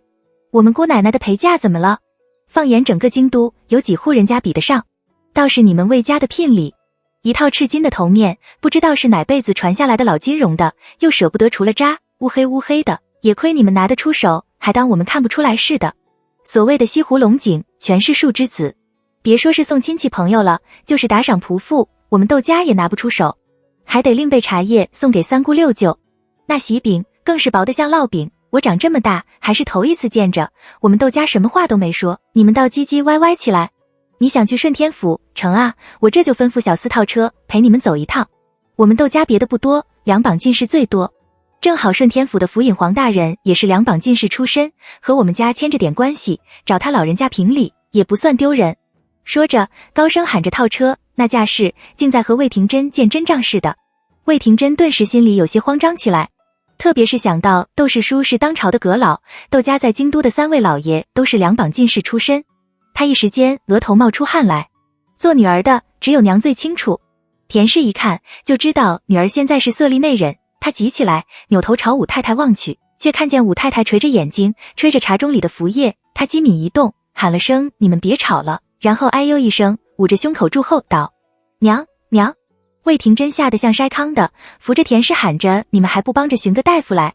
武太太这才和蔡氏交换了一个眼神，吩咐丫鬟去请大夫，又不冷不热地道，这寒冬腊月的，屋里只有这盆火盆，怪冷的，还是把它搬到旁边的暖阁里躺下吧。魏廷珍无奈地点了点头。武太太叫了人来把田氏送到了旁边的阁暖躺下，有小丫鬟笑吟吟地走了进来。武太太，静安寺胡同那边派人来给您报信，说四姑奶奶诊出了喜脉，哎呦，这可是好事。武太太不由得喜笑颜开，道，是谁来报的信？快让她进来，到底是怎么一回来，她还得好好问问。小丫鬟喜气洋洋的去了。魏廷珍的脸色要有多难看就有多难看。武太太像没有看见似的，笑道，亲家姑奶奶别急，大夫一会就会来了，我前面还有事，去就来。然后叮嘱蔡氏，你在这时帮亲家姑奶奶好好的看护亲家夫人。说着也不是魏廷珍有所表示，径直出了暖阁。蔡氏听着眼睛一转，魏家刚刚没了孙子，窦昭却有了身孕，这一正一反，魏家不可能没有想法。他吩咐贴身的嬷嬷，我这时走不开，你去听听静安寺胡同来的人都说了些什么。然后嬷嬷来回禀他的时候，正好让魏家的母女俩听听，也好无心恶心这两个人。嬷嬷笑着应是，过了大约半炷香的功夫，折了回来，笑道，来报信的是高升的媳妇，说英国公府内院虽然没有长辈，可是子爷却是个细心的，等胎坐稳了才给静安寺胡同报的信。七老爷听说了，别提多高兴了，翻箱倒柜的找了一大堆砚台和笔墨，说是要给外孙用的，哪些是启蒙用的，哪些是进学用的，哪些是下场用的，都分得好好的，瞧着那劲是要考个进士老爷出来才罢休的样子。蔡氏就笑得特别的大声，道：那我可得好好准备一番，想想备些什么东西做贺礼好。他装模作样的想了半天，道：我看就去装了我陪嫁的库房里找吧。我记得我的陪嫁里有本钱朝球英的山水画，七叔父既然用笔墨纸砚做贺礼，我们要是拿些金银珠宝，岂不是俗气？他嘀嘀咕咕的和贴身的嬷嬷说着，出了暖阁。魏廷珍已气的牙齿咬得滋滋直响。那窦昭还只是怀上了，窦家上上下下就全都是后上了，这样是生出个儿子还不得把窦家给搬空了。窦明这个蠢货，眼孔像针尖似的，不过是要他立个规矩，他却为了对付母亲，把肚子里的孩子弄丢了。这要是生下来，那些笔墨纸砚怎么也有那孩子的一半吧？若是养得乖巧懂事，说不定窦家另外一半财产就是那孩子的了。常言说得好，妇连腰，爷连长孙。就算以后窦明再生出个小子，窦昭家的占了先，有好东西，只怕也是先紧着窦昭家了。他仿佛看见漫山的金银从自己指缝里溜了下去，真是蠢不可及。魏廷珍越想越觉得自己娘家亏大了，忍不住低声骂起窦明来，这娘不是个东西，生出来的女儿也不上不了台面。昏迷的田氏却睁开了眼睛，悄声喊着：廷珍。魏廷珍一喜，也顾不得骂窦明了，忙道：您怎样了？我没事。田氏见屋里只有2个小丫鬟立在屏风后面，悄声道：等会大夫来了，我继续装病，你让人把我抬回家去就行了，窦家也就不好找我们的麻烦，这件事就可以这样接过了。魏廷珍还嘴硬：娘，窦家不敢和我们打官司的。田氏摆了摆的，神色有些疲倦地道：我不是怕和窦家打官司，我是怕你婆婆又说你多事，这件事就这样算了。娘。魏廷珍只要一想到窦明害得魏家用珍珠换了榆木，吃了他的心都有，这件事怎么能就这样算了？你听我说，田氏打断了魏廷珍的话，这件事本是我不对，能接过再好不过了。但窦明这丫头也太狡猾了，不管教是不对的，我再也不会放任她了。魏廷珍略一思忖，很快就有了主意。这样也好，她气焰这么嚣张，不过是仗着自己陪嫁丰厚。您把他的嫁妆拿到手里，他名下产业的进项一分不差的给他积攒起，让窦家的人做见证，既可以让他老老实实的做魏家的媳妇，你也不用背上霸占媳妇陪嫁的名声。反正窦明100年之后，这些嫁妆都是魏家的了，暂时先存着，也不打紧。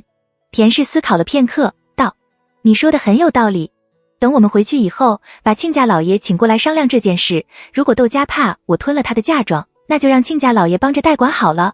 我相信亲家老爷不是那奸诈贪婪之辈，到时候会把窦明的陪嫁还给我们的。那可难说。魏廷珍不以为然，但不想让母亲担心，道：那就过完年之后吧。那时窦明小产风波也过去了，正好收拾他。田氏颔首。窦家派了几个嬷嬷随车，魏廷珍护着田氏回到了济宁侯府。得了信的魏廷瑜已在垂花门前等候。母亲怎么会突然昏倒？他3步并作2步的上前，撩了帘子问魏廷珍要不要紧。大夫怎么说？因为马车旁还有窦家的嬷嬷，田氏只好继续装昏迷。魏廷珍却冷笑数声，道：问你媳妇去，这关窦明什么事？魏廷瑜错愕。魏廷珍看着心中有气，一把将魏廷瑜推开，由贴身的丫鬟扶着下了马车。魏家的仆妇忙抬了软轿过来。魏廷珍指挥着仆妇把田氏抬到软轿上，又打发了窦家的仆妇和金嬷嬷等人一起簇拥着软轿进了垂花门，从头到尾眼角也没有瞥魏廷瑜一下，仿佛他是个不相干的人。魏廷瑜心里说不出来的难受，他默默地跟着魏廷珍进了东厢房，在魏廷珍安置田氏的时候，低着头坐在厢房堂屋里的太师椅上等魏廷珍出来。魏廷珍看见弟弟这个怂样，又生气又无奈，把去槐树胡同的事添油加醋地说了一遍，并道：母亲已经没有事了，他老人家最放心不下的就是你去看看他老人家吧。又道：你要是管得住媳妇，母亲又怎么会受窦家如此羞辱？魏廷瑜气得面色发紫，转身就往外走。魏廷珍忙拉住了魏廷瑜，道：你干什么去？我要休了窦明。魏廷瑜怒不可遏地道：我宁愿一辈子孑然一身，也不能和这样蛇蝎心肠的女人在一起。胡闹！魏廷珍大声喝道：窦家是什么人家？窦明是你说休就能休的，你休妻置母亲于何地？我只道你成了家，懂事了，怎么还像个孩子似的？这件事毕竟和田氏有关，说起来就得把田氏牵扯进去。魏廷瑜垂手，颓然不语。魏廷珍看着心疼，声音缓了下来：你也不要太过担心，母亲说了，会亲自教他规矩，他只要听话，也不是没有救的。不然又能怎样呢？魏廷瑜悔恨不已，魏廷珍就拉了魏廷瑜的手。好了，不说这些糟心的事了，我们去看看母亲，陪着她老人家说话去。魏廷瑜点头，和魏廷珍进了厢房。而歇在田氏内室的窦明听到响动，忙派了周嬷嬷出去打探，听说田氏和魏廷珍去槐树胡同数落他不成，反被窦家的人呛得昏倒了。他顿时气得浑身发抖，尖声道：我真是瞎了眼，还以为我婆婆心慈人善，原来也不过是个黄蜂尾上针，还偏偏要做出负贤良淑德的样子，比那恶言恶语的人还要恶心人100倍1000倍。又问侯爷呢，是不是又被我那大姑子拖着说梯计话？窦明让小丫鬟把自己小产的消息透露给魏廷瑜身边的小厮，魏廷瑜果然不计前嫌地跑了过来，不仅和大夫商量着用什么药，而且还亲自看了看抓来的药，才让周嬷嬷去煎。殷勤的态度让刚刚失去孩子的他有了些许的安慰。可这温情还没有维持半个时辰，魏廷瑜就被小厮叫了出去，而且一去不返。周嬷嬷劝道：夫人，您身子骨正虚着，这些事就不要管了。不管太夫人和大姑奶奶怎样上蹿下跳的，他们害得您没了小公子是事实，窦家是不会让他们胡来的。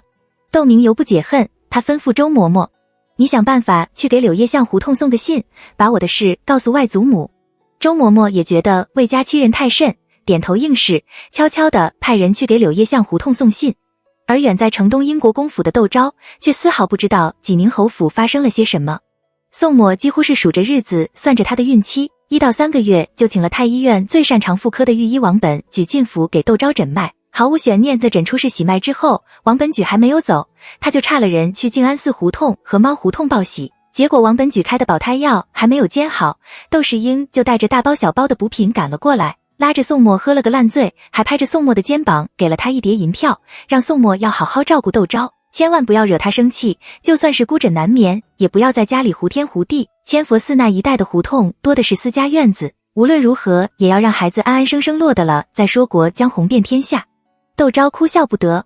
到了晚间，宋嬷回来，洗漱过后，像往常一样靠在床头看书，他趴在他的肩膀上，圈着他的腰，问他：听说千佛寺附近有很多私家院子，这帮小兔崽子只知道讨好窦昭，他前脚和人说的话，他们后脚就传给了窦昭听，弄得一志堂现在对窦昭完全没有秘密可言。宋嬷腹诽着，心里却明镜似的，说来说去全是让他给惯的，可他心底并不觉得恼怒，反而觉得有趣。他的眼睛盯在书上，心思却全在腰上。窦昭细若凝脂的手带着微微的凉意，在他的腰间摩挲，不时的指尖向下，停顿片刻，好像在犹豫着要不要继续往下。那是他有些心不在焉地道，而且全都像赵子书似的，挂羊头卖狗肉，还各有特色，实在是个消磨时间的好去处。窦昭就咬着他的耳朵轻声道：那你想不想去？想啊。宋嬷放下手中的书，正色地道：是个男人都想去了。不知道为什么，明明是夫妻的调侃，窦昭也很笃定地觉得宋嬷不会去那种地方，可听见宋嬷这么说，他心里还是一阵不舒服，甚至有些沮丧，躺了下去，问宋嬷：赵子书是那里的头牌吗？就像醉仙楼新上了什么菜品，千佛寺胡同有哪几个院子风头最劲，都是京都风流写意的翩翩公子，要能如数家珍的。宋嬷虽然很少踏足千佛寺，可千佛寺胡同风头最劲的几个院子都有些什么特色，他也听说过，本想品头论足的和窦昭嬉笑一番，可他一回头，却看见了窦昭眼底闪过的一丝善然，笑容也没有了刚才的甜美。难道窦昭是在吃醋？这个念头陡然闯进了他的脑海里，他当即就否定了自己的这种想法。窦昭向来大方，怎么会吃这种毫无道理的飞醋？心里这么想，目光却不由得凝视着窦昭。窦昭的表情怎么看都透着几分失落，没有了刚才的欢畅。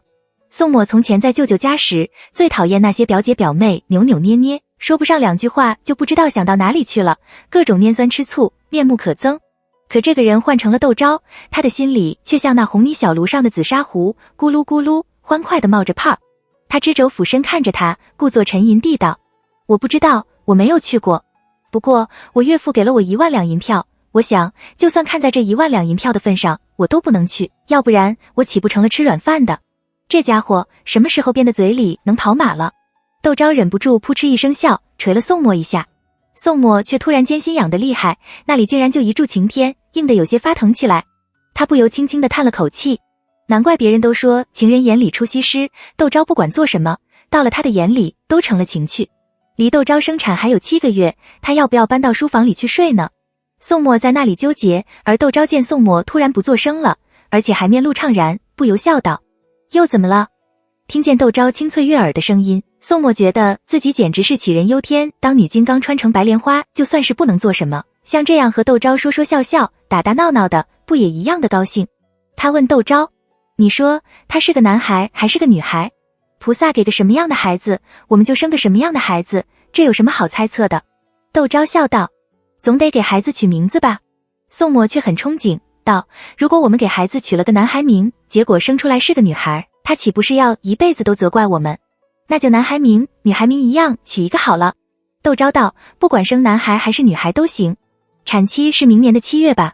那个时候白天还很热，今年得多存点冰，免得孩子长痱子。好啊，我明天跟回市处的说说吧。夫妻俩嘀嘀咕咕地说着傻话，让人听了忍俊不禁，偏偏两人却说得十分认真，而且一直说到了3更才迷迷糊糊地睡下。和宋墨、窦昭夫妻一样，大半夜才吹灯的还有英国公宋宜春和二爷宋翰。宋墨如果生下子，世子之位就更稳了。就算是生下女儿，也证明宋墨能生，没有嫡子也能生个庶子。难道就这样算了不成？他愿意罢手，宋墨会罢手吗？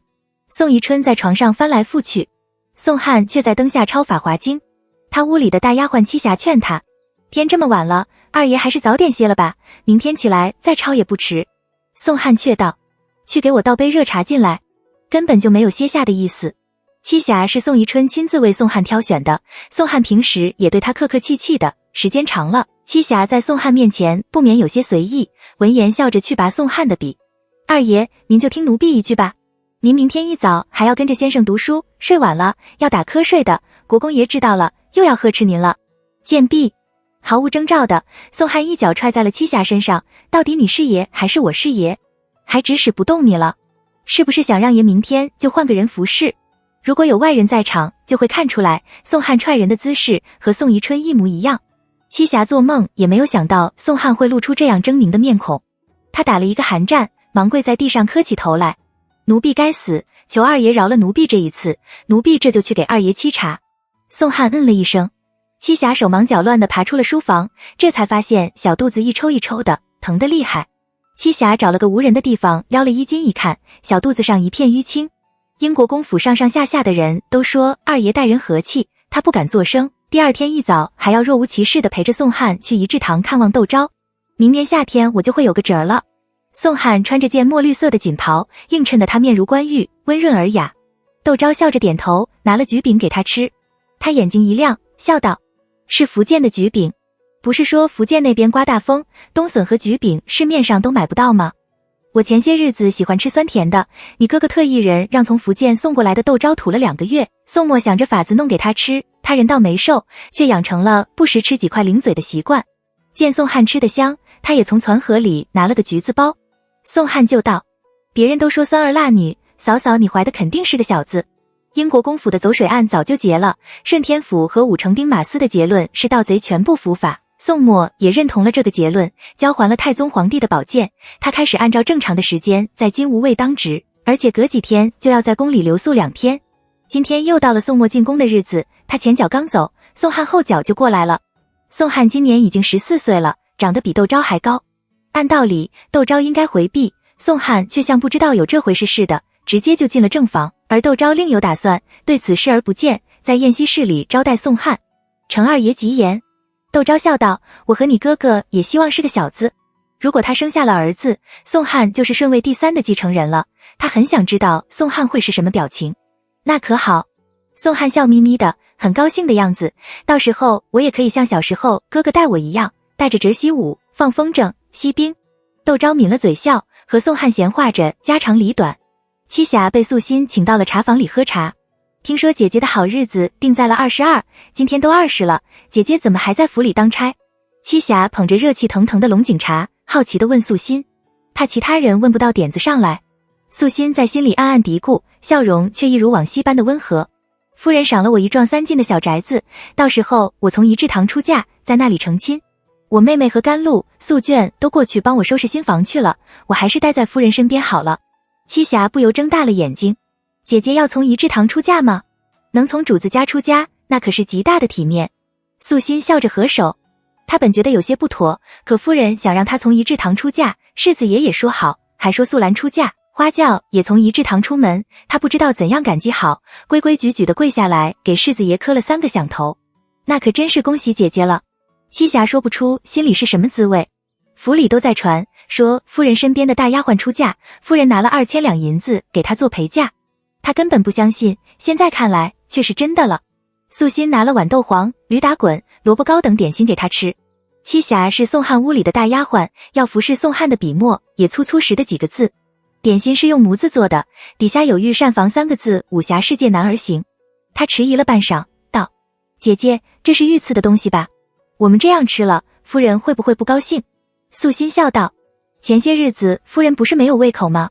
世子爷只盼着夫人能多少吃一点，什么吃食都往家里搬，这些是最平常不过的了，家里多得很，放久了也会坏。夫人就这个几匣子那个几匣子的赏人，还是我看着快要过年了，拿出来赏人或是送礼都很体面，这才强留了一些，你只管吃，要是觉得好，等会也带几匣子回去给二爷屋里的小丫鬟们尝尝。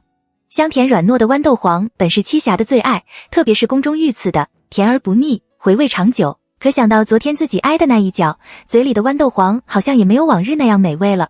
他喝了口茶，就看见一个明眸皓齿、丫鬟模样的小姑娘跑了进来，喊着素心姐姐。素心面色微沉，道：什么是慌慌张张的？要是惊了夫人，仔细你的皮。那丫鬟就深吸了2口气，匀了气息，这才禀道：陆老夫人和宁德长公主来看夫人，听说您要出嫁了，2位夫人有赏，夫人让我来请姐姐过去磕头谢赏。英国公府这么大，谁会知道一个丫鬟赏赐素心，不过是看在夫人的面子上罢了。栖霞在心里思忖着，送脸色微红的素心出了门。那小丫鬟好奇地打量她：姐姐是二爷屋子里的栖霞姐姐吗？长得可真好看，难怪别人都说二爷屋里的2位姐姐都是美人。宋汉屋里有2个大丫鬟，另一个叫彩云，妹妹才是真的漂亮。栖霞笑道：不知道妹妹怎么称呼？姐姐叫我若珠好了。小丫鬟笑道：我是夫人屋里的2等丫鬟，不过等素心姐姐、素兰姐姐出嫁了以后，我就要升1等了。她有点小小的得意，到时候就去上房找栖霞姐姐玩。英国公府的1等丫鬟手下管着好几个2等3等的丫鬟，相对而言就有自己的空闲时间了。栖霞知道窦昭屋里的几个叫若字的2等丫鬟都是跟着窦昭从真定过来的，是窦昭的嫡系，虽然年纪不大，却很有些体面。或许是因为嫁入了英国公府之后，和真定的关系就渐渐淡了，又因为国公爷和世子爷不和，这次仪志堂新进的小丫鬟们都是从宋家各个田庄里选的。他笑着应好，若珠就噼里啪啦的和他聊起天来。若彤几个是什么性格？这次他和谁生1等丫鬟？其他2个若字怎么不舒服？新进来的小丫鬟里哪几个不安分？很快就窜到了夫人的面前。素心是怎么收拾那些小丫鬟的？竹筒倒豆子似的。没等他问，若珠就全都说出来了。栖霞不由撇嘴，这等没脑子的，就算是长得漂亮又有什么用？如果不是从真定来的，恐怕早就被人踩了下去，出不了头。他微笑着听着若珠讲窦昭屋里的事，还不时地插上2句，若珠讲得更来劲了。就有小丫鬟撩了帘子喊若珠：快去，延安侯府的世子夫人过来了，我得去奉茶了。若珠听着跳了起来，和栖霞打了声招呼，一阵风似的跑了。又有小丫鬟来请栖霞：姐姐，二爷要回屋了，陆老夫人和宁德长公主是姻亲，延安侯府少夫人却是女客，宋汉自然不能逗留武道全能。栖霞忙过去服侍宋汉穿了斗篷，扶着他往上房去。宋汉就问他：你们刚才都说了些什么？像这样出门做客，如果宋汉需要跟过来的丫鬟服侍，宋汉走到哪里，丫鬟就会跟到哪里。如果宋汉暂时不需要自己的丫鬟服侍，这些丫鬟通常就会被安置在茶房或是耳房之类的地方，由主人身边的丫鬟或是嬷嬷陪着吃茶。经过了昨天的事，栖霞不免有些想讨好宋汉，把茶房里的事当笑话讲给宋汉听。3进的小院，宋汉听了喃喃地道：你可听清楚了，是3间还是3进？奴婢听得清清楚楚。栖霞道：是3进。宋汉停下脚步，站在抄手游廊上，望着被寒风吹得瑟瑟作响的枯枝，静默了良久，道：你去找那个若珠打听打听，顾玉都送了些什么贺礼过来。栖霞也觉得若珠是个藏不住话的，很有把握的应了声是，送宋汉回了上房，翻箱倒柜的寻了几根烙子，下午又去了仪志堂。因她是宋汉屋里的丫鬟，窦昭屋里的人待她都很客气，听说他是来找若珠的，把他请到了正房的后罩房里坐。今天来了很多客人，若珠姐姐还在上房里服侍。一个叫扶风的，只有8、9岁的小丫鬟给她端茶倒水。若珠姐姐有没有什么急事？若是有急事，我抽着空给您带句话；若是没有急事，姐姐就先坐会儿，吃点点心水果，等等若珠姐姐。在这个时候，栖霞应该改日再来才是。可她脑海里陡然间就浮现出灯光下宋汉狰狞的面孔，她不由打了个寒战，隐隐觉得如果自己不把宋墨吩咐的事做好，昨天晚上的情形可能会再次重演。她厚着脸皮笑道：那我就在这里等等若珠妹妹。扶风拿了些果子之类的给她打发时间，告罪退下，转身去忙自己的差事去了。栖霞在后罩房里一直等到了用晚膳的时辰，若珠才喘着气跑了进来。她先咕噜噜地喝了一碗茶，这才问道：姐姐找我什么事？栖霞说了来意。若珠笑道：些许小事，姐姐何至于亲自来一趟，让个小丫鬟带个口信来就是了。今天太忙了，我走不开身，而且快到了下药的时间，世子爷也不知道到底给多少人报了喜，这个那个的都来恭贺。明天我去账房里帮姐姐问问。栖霞千恩万谢，把那几根烙子送给了她，回了上院。若珠拿着烙子一看，梅花攒心的镶了2块翡翠，一条顺里镶了几朵珠花，一看就价值不菲。她笑着拿着烙子去了正房。窦昭正和舅母赵章如一起用晚膳，见她探头探脑的，笑道：进来说话吧。若珠笑嘻嘻的走了进来，把烙子给窦昭看。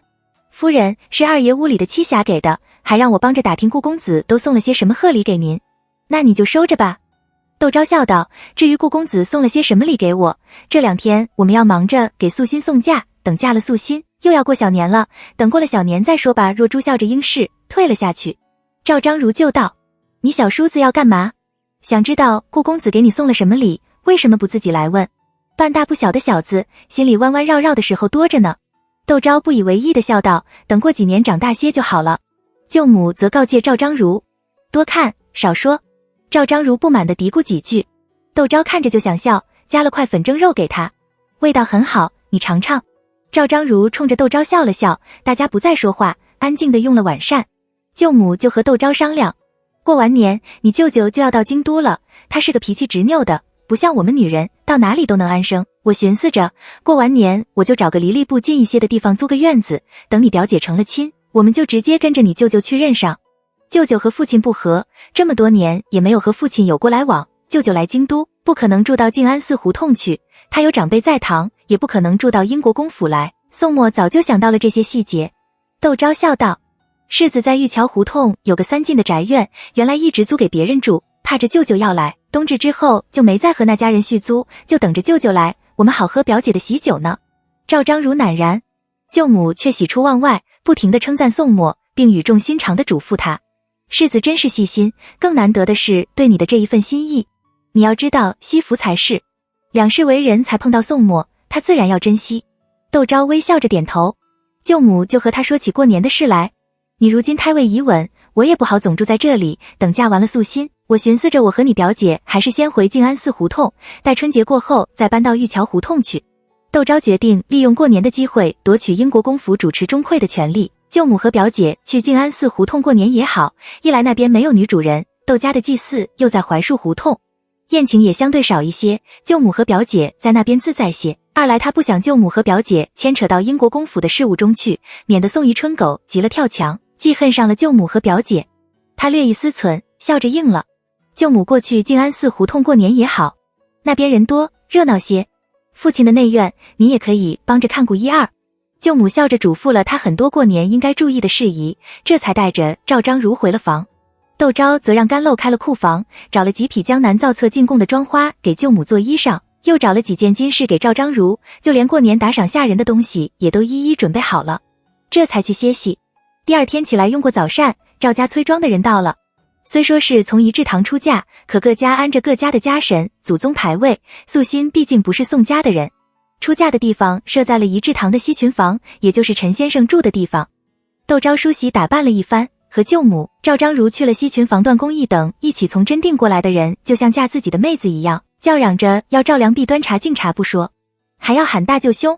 赵良弼让干什么干什么，态度好得很，脸虽然红红的，可眼睛却分外明亮，也不知道是太激动还是太兴奋了。窦昭和赵章如不由咯咯的笑。段公义等人哄笑着围了上来，纷纷给窦昭行礼，又簇拥着窦昭和舅母赵章如去了素心待嫁的房间，倒没有继续调侃赵良璧，让他轻轻松松地过了崔庄这一关。一条胡同附近一宅难求，而且都是几进的大宅子。宋墨花了些功夫，才在紧邻的南居咸方正觉寺胡同找了幢满意的宅院。因正觉寺胡同离英国公府有半个时辰的路，用过午膳，一至堂这边送庄的人就出发了，西群院也就冷清下来。宋墨赶回来的时候，窦昭正歪在临窗的大炕上说着闲话，他还穿着官服，风尘仆仆的。女眷们看着俱是一愣，又个个翘了嘴角，看看窦昭，看看宋墨，露出善意的笑容，上前给宋墨行礼，退了下去。快要做新娘子的素心也没有什么新娘子的自觉，和素兰打了水，服侍宋墨梳洗。宋墨给舅母行了礼，问候了赵章如，道：这么快就发了妆，我还以为要等用了晚膳之后呢。听这口气，却是赶回来给素心做面子的。素心和素兰很是感激，给宋墨磕头。窦昭看着这一屋子人的拘谨，拉着宋墨回了正房。见没了旁人，宋墨这才摸了摸窦昭的肚子，道：孩子今天听不听话？有没有吵你？这才多大？窦昭见他煞有其事，虽有些好笑，更多的却是甜蜜，要等到5、6个月了才有动静。哦，宋墨有些失望，换了件家常的衣服出来。五姨跑了进来，世子爷，神机营的马大人和江大人过来了，说世子爷要做父亲了，嚷着要您到醉仙楼请客呢。宋墨失笑道：这家伙属狗鼻子的呀，这么快就知道了。窦昭笑道：你到底告诉了多少人？宋墨摸了头傻笑，竟然透着几分憨厚。窦昭笑得更厉害了，亲自起身帮他挑了件出门穿的衣裳，柔声道：少喝点酒，醉了总归是失态，有失风度，不太好。宋墨就握了窦昭的手，叹气道：本想回来好好陪陪你的，要不是这样，怎么就连衣服也没有换，就跑到了西群房去呢？知道了。窦昭温柔的笑，见四下无人，踮起脚来，慢慢的亲了亲宋墨的面颊，早去早回。宋墨心里像喝了蜜似的，抱着窦昭温存了半天才放手。晚上回来的不早，却也不算晚，在隔壁好好的洗漱了一番才过来。窦昭还没有睡，问他：马大人我知道，就是你常说的马有名。江大人是谁？也是神机营的，叫江仪，是登州卫指挥使的儿子。他掀了被子躺下，把脸贴着正靠在床头看书的窦昭的腹部，笑道：今年刚升了总旗，觉得神机营离京都太远了，每天操练又太辛苦，想让我把他调到5城兵马司去。窦昭笑道：原来是拿了我们孩子做借口，找你出去喝酒。可不是。宋墨只觉得满床的花香十分的宜人，深深地吸了口气，手搭在了窦昭的小腹上，笑道：儿子，这次我们就原谅他，帮他把事办了，下次要是他再敢拿你做借口，看我不好好的收拾他。不过你满月的时候，我们还是得狠狠地敲你马世伯一顿，不然太对不起你了。窦昭忍俊不禁，奇道：神机营可是真正的天子亲卫，5城兵马司不过是管京都城中的鸡鸣狗盗，两者怎可相提并论？这江仪莫非是个纨绔子弟？那倒不是。宋墨笑道：3年前的秋闱，他得了第3，并非酒囊饭袋无能之人，而且马有名也不是这样的人。这次他竟然帮着江仪说话，我怀疑江仪是不是在神机营得罪了什么人，待不下去了，这才借口神机营太苦，要挪地方。马有名已经是神机营的副将了，他都斗不住。窦昭沉吟道：那会是谁？最少也是5军都督府的掌印都督。宋墨笑道：我明天把风放出去，就知道江仪到底得罪了谁。这些事宋墨心里向来有数，窦昭就不啰嗦他了，和宋墨说了些家里的琐事，就吹灯歇下了。从辽东回来的顾宇却怎么也睡不着，他披衣起身，坐在床上发呆。近身服侍的小厮自然也不敢睡，小心翼翼地问他：大爷，您这是怎么了？我没事。顾宇嘀咕着，心里更烦了。窦氏怀了身孕，天赐哥要做父亲了，祖母和继母知道了，都送了东西过去，就是宫里的太子妃，据说也送了窦氏几匹行绸给还没有出生的孩子做衣裳。按道理，天赐哥对他那么好，他以后是孩子的世叔，他也应该送点东西表示一下才对。可他只要一想到窦氏生的孩子以后都会排在他前面，他心里就是一阵不舒服。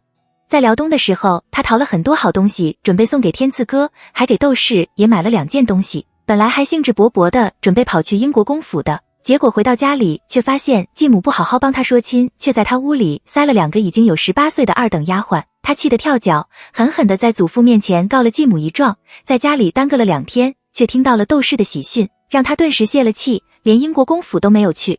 想到这里，他更觉得委屈了。他不去找天赐哥，天赐哥为什么也不来找他？天赐哥应该知道他回来了呀，难道真的是有了自己的骨肉就不管他了？他越想越觉得心里难受，睡不着，索性塌了鞋往演武堂跑。这可是腊月，寒风刺骨啊！小厮吓得脸都白了，拿着皮袄喊着大爷就追了出去。顾玉的继母本来就遍布耳目盯着他，见他半夜发疯，怎么会放过他？这边吩咐快去叫大夫，那边吩咐着快起来帮他梳妆，他要去看看顾玉，把全家人都给闹醒了。云阳伯府又是一番闹腾，直到天亮，云阳伯才满脸无奈地摇着头回了上院。云阳伯就和夫人商量，我看请封长孙吧，这样闹腾下去只会让家里尊卑不分，兄弟成仇，更是乱成了一锅粥。反正就算是不请封长孙，只要顾玉活着一天，那边就不会消停。好在顾玉已经17了，他要是连自己的东西都保不住，这样的孙子丢了也不可惜。请封了长孙，就定下了爵位继承人，立氏确定了地位，毕氏成了众矢之的。特别是顾玉的继母完全没有了指望，对顾玉的手段有可能会更狠。云阳伯夫人做姑娘的时候就性格温顺，嫁给了云阳伯，又因为云阳伯心里一直放不结发的妻子宋氏，云阳伯夫人更是处处顺着云阳伯，只要是云阳伯说好的，她绝不会说不好。虽然知道儿媳妇对长孙不好，因云阳伯没有说话，她也不过偷偷塞些银子给顾玉使，多的话却一句也不敢说。偏偏顾玉缺什么也不缺银子，因而和顾家人的关系都不怎么样。听说丈夫要给顾玉请封，她自然是点头称好。云阳伯不由得叹气，他这夫人性子太绵柔了，过日子岂是性子绵柔就能行的？如果他能拿得起，能把云阳伯府管好，他又怎会容忍媳妇胡来？想到这些，他不禁又想起了宋氏。如果他还活着，他这日子肯定不会过成这样吧？说起来，他已经去了快40年了，自己也是花甲之年，到了安排后事的时候，他想死后和宋氏合葬。可儿子都是续弦所生，就算是他立下了遗嘱，只怕儿子们也不会答应。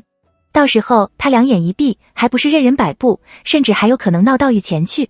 这件事还得请宋家的人出面，宋宜春是不成的，只能找宋墨，还有顾玉的婚事，得找个厉害的长孙媳妇，能掐得住长媳的。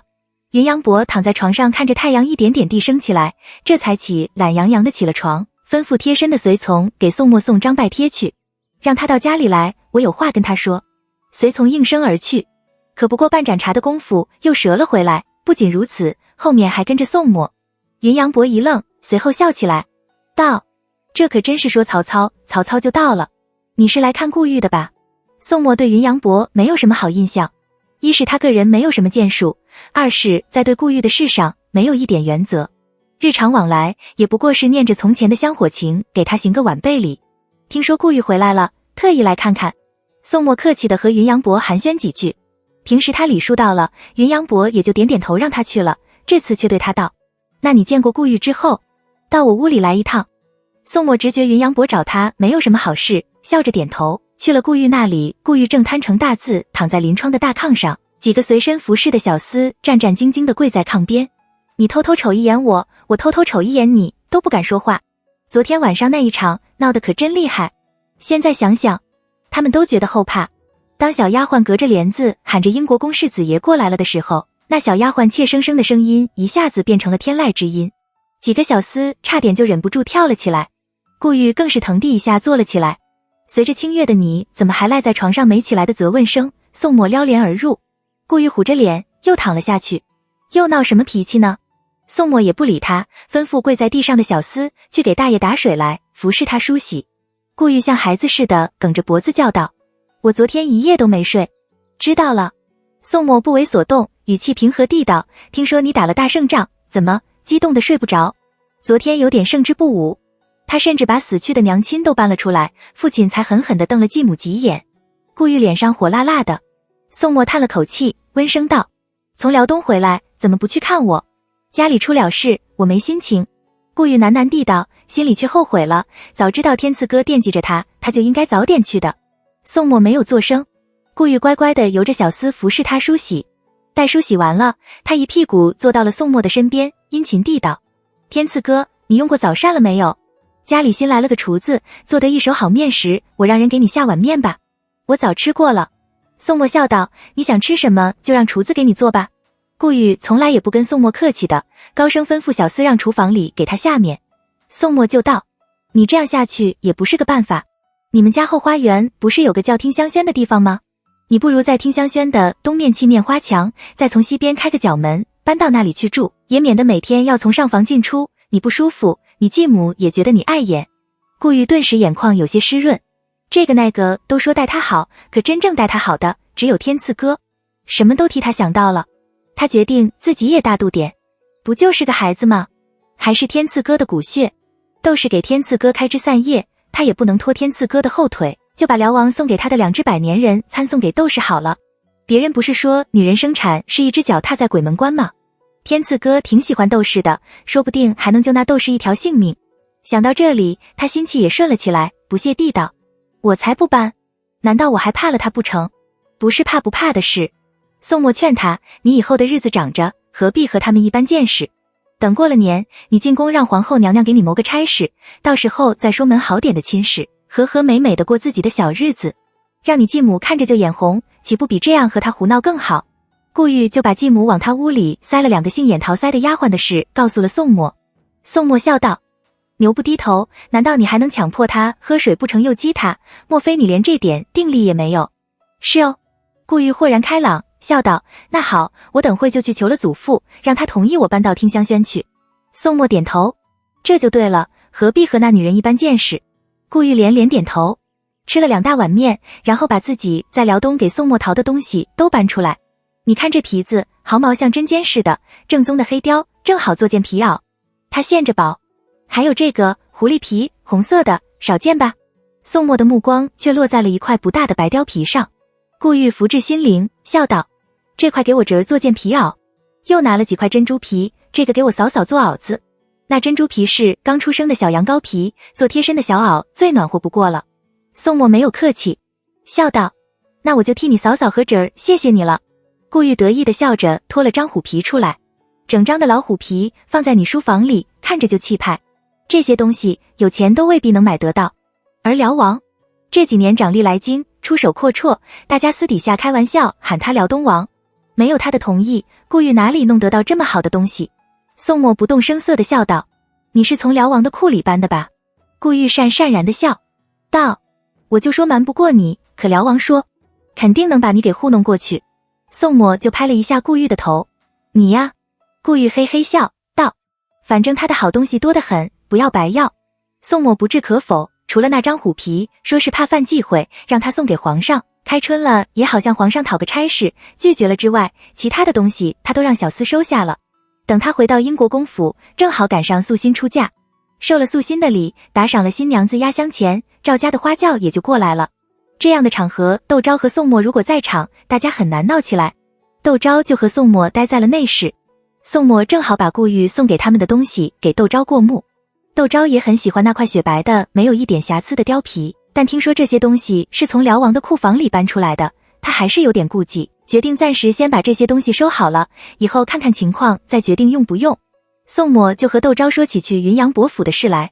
老伯爷竟然要100年之后和我们家姑祖母合葬，他怕儿子不答应，写了份遗嘱，非要我收起来，到时候给他做主。窦昭听得目瞪口呆，道：这种事我们不好插手吧？我也这么说。宋墨显然早有了主意，让老伯爷把这件事交给顾玉，如果老伯爷能和我们家姑祖母合葬，到时候他就能要求世子和他的生母合葬。真是家家有本难念的经。窦昭很是感慨，宋墨却笑道：正好让顾玉练练手，一屋不扫，而已扫天下。朝堂之上比这可复杂多了。窦昭关心起江仪的事来，知道他得罪了谁吗？暂时还没有什么风吹草动。宋墨笑道：再等2天看看吧。窦昭觉得是宋墨的凶名吓着了别人。五军都督府里的5个掌印都督，包括宋宜春，他已经死磕了2个，拿下了1个，和另一个井水不犯河水了，可他却依旧活蹦乱跳的，连不问江湖是非的谭家都不想让他惦记，恐怕谁在他面前也都得思量思量。窦昭望着宋墨笑声清脆，宋墨刮着他的鼻子，一天到晚就知道傻笑。窦昭笑得更厉害了，望着宋墨的目光也不由得缠绵起来。只要是宋墨的事，很小很小的一件事，都能让她开怀大笑。或者，这才是她嫁给宋墨最大的收获。今天早上9点开会，下午去七星公园采风。话说，七星公园有什么地方值得采风啊？我想在宾馆里写稿子，泪奔。北方人腊月23过小年，南方人腊月24过小年。素心出嫁的第2天，英国公府祭拜灶神，扫尘贴符，到处一派热闹景象。窦昭和宋墨换了新衣裳，去了上院的场厅，宋家每年的家宴就摆在那里。宋茂春和宋同春两家都已经到了，正凑在一起说笑。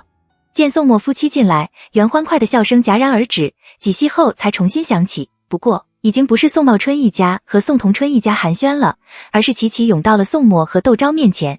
宋茂春笑道：“天赐可真厉害，不过1年的功夫，已经升了金吾卫同知，还管着5城兵马司的差事。你二哥如今正赋闲在家，若是有什么好差事，你可别忘了你二哥。”宋墨淡淡的笑道：“我会留心的。”宋铎脸涨得通红。大太太则屈膝和窦昭见礼，连声道着恭喜。产期在明年的夏天吧。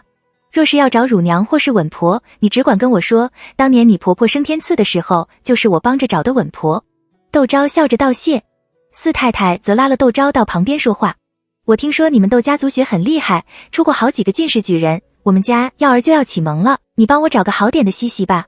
想当初宋宜春要把宋墨赶出祠堂的时候，可没见你们谁来给他求情，现在也休想他管这些狗屁倒灶的事。”窦昭温声笑道：“有些人自己会读书，可未必就教得出好学生来；有些人自己不会读书，却极擅长传道解惑。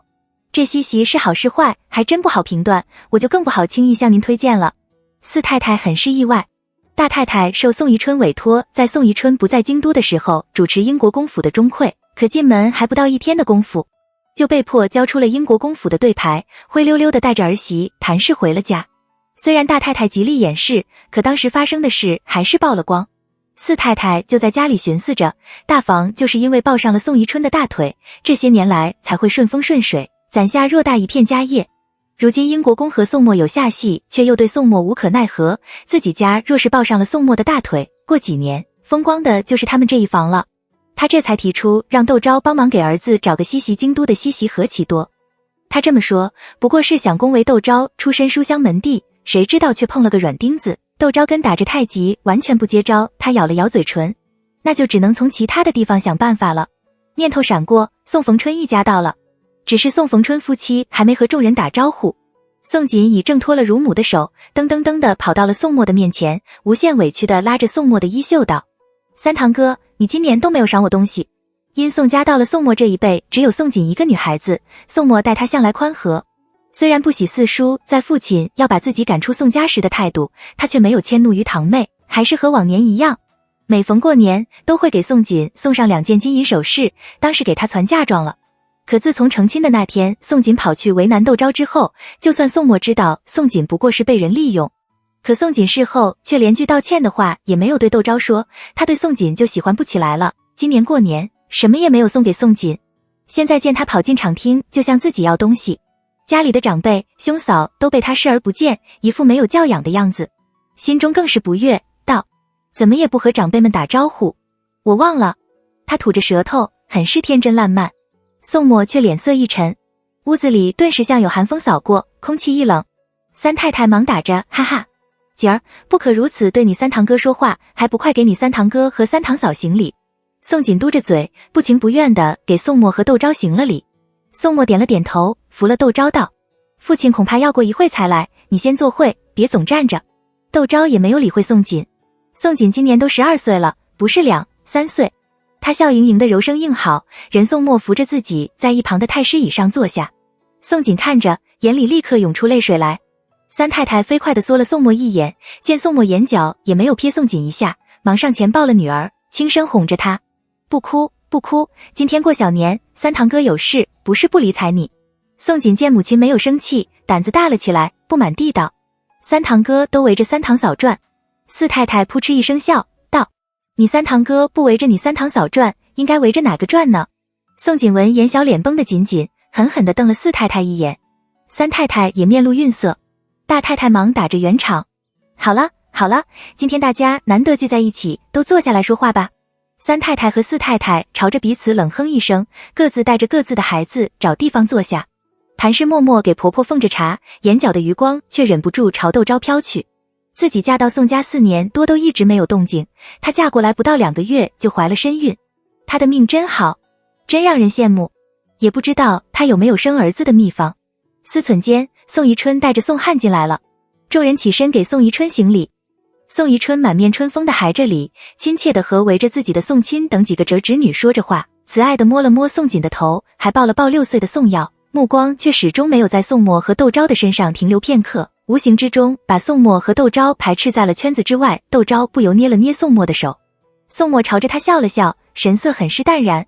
窦昭就悄声道：“要不我们等会儿提前退席？”“不用。”宋墨悄声地回着窦昭，“我看着他纵然不舒服，估计他看着我也不会顺眼。”窦昭忍不住抿了嘴笑，笑得跟在宋宜春身后的宋汉眼睛一阵刺痛。父亲不管做什么都伤害不了哥哥吧？他笑着上前喊着哥哥，道：“哥哥和嫂嫂在说什么呢？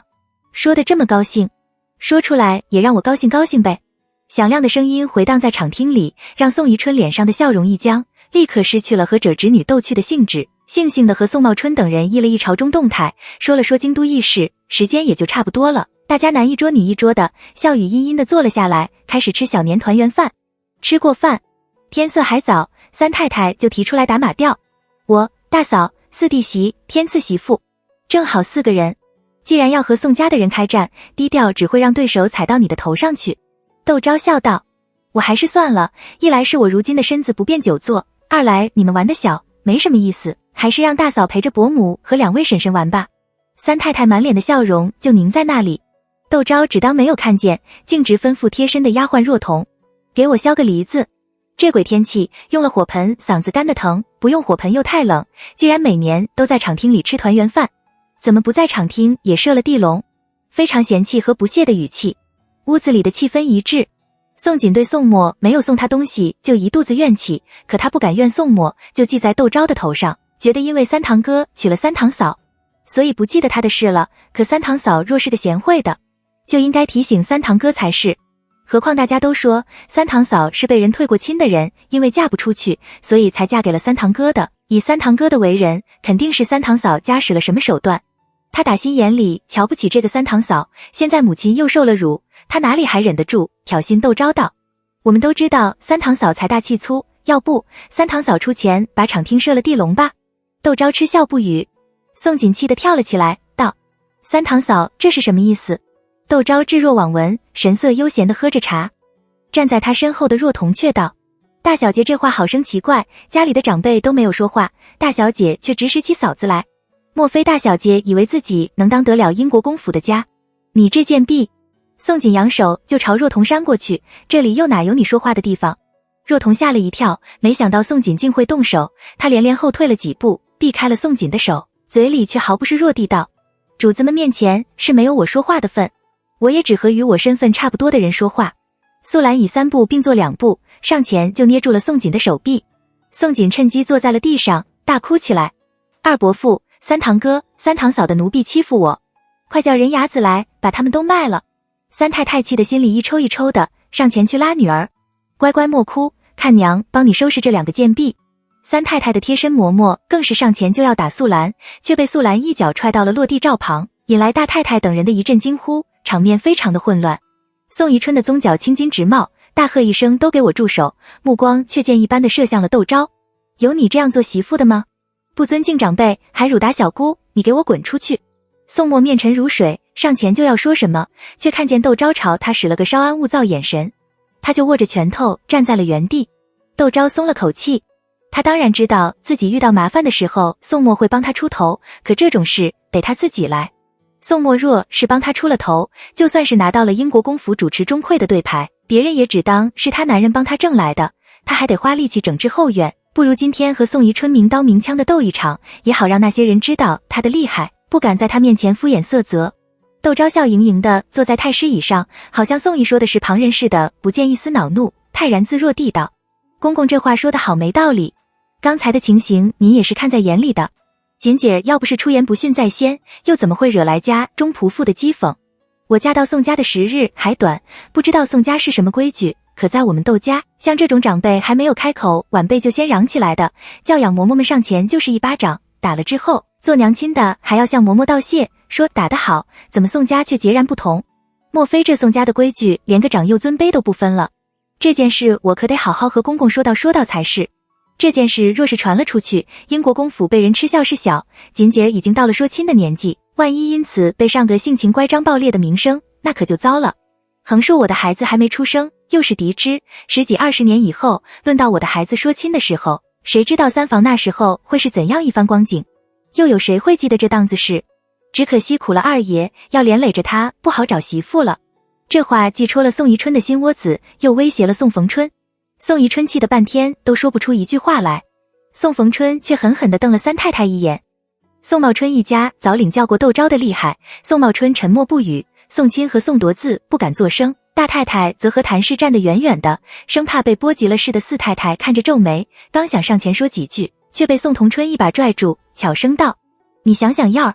宋耀今年才6岁，宋默现在就压得宋宜春抬不起头，10年后估计宋宜春已经是个空架子了。”四太太不作声了，牵着儿子的手和大太太站在了一起。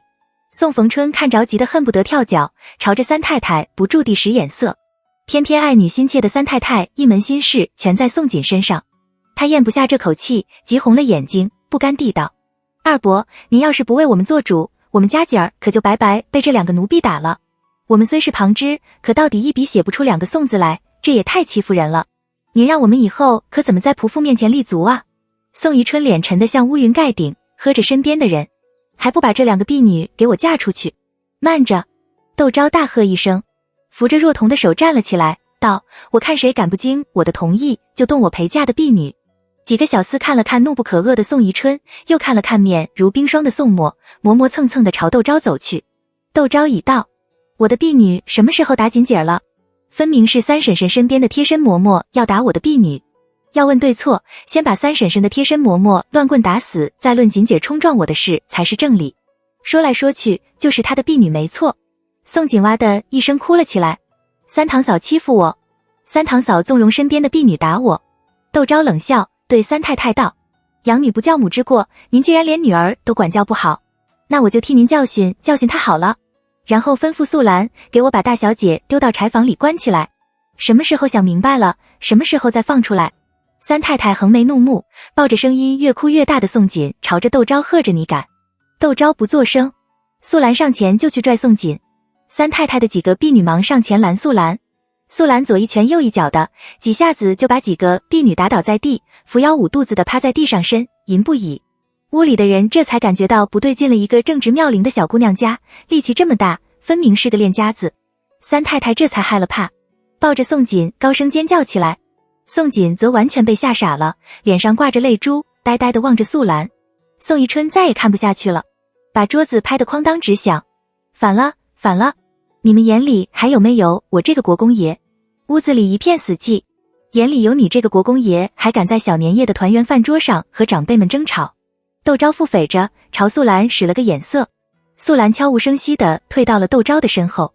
宋宜春就指着窦昭吼道：“你再敢搬弄口舌，我就让宋默把你给休了。”窦昭笑颜如花，道：“公公你也别吓唬我，我可不是那寒门小户娘家没人的，你要休我也得有个理由才是，因为我嫌场厅没有地笼，您就要叫儿子休了我，就是这官司打到了御前，恐怕也是您不占道理。”他说着高声喊着：“若珠，你这就去静安寺胡同报个信，说就因为我说了句场厅太冷，世子爷的堂妹就跳出来想教训我，被我教训了几句，国公爷就以搬弄口舌的名义要逼着世子爷休妻。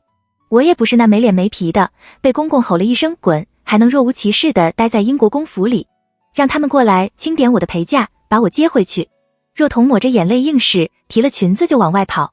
宋宜春气得倒仰，不管窦昭说的是真是假，若真把窦家的人给招了来，这大过年的，英国公府可就成了全京都的笑柄了。他冲着曾武就是一脚，道：“还不快把人给我追回来！”曾武哦了一声，回过神来，追了出去，心里却道：“世子夫人也太厉害了，又是打又是骂的，口若刀剑，硬生生的把国公爷给镇住了。以后遇到世子夫人，还是少说话为妙。”男女有别，他很快就追上了若彤，把若彤拦在了抄手游廊上，劝道：“若彤姑娘，你何必如此？世子夫人和国公爷置气，我们这些做下人应该劝和才是，哪有还帮着架柴添油的？快回屋里去！闹到了静安寺胡同，大家脸上都没光。然后喊了身边跟过来的几个小厮，快送若彤姐姐回场厅去。若彤只能被迫回了场厅。宋宜春一败涂地，他心里那叫一个气。窦昭却没有就此罢休的意思，他非要宋锦给他赔不是，要三太太的贴身嬷嬷和婢女给素兰和若彤赔不是。三太太不答应，宋锦更是不愿意。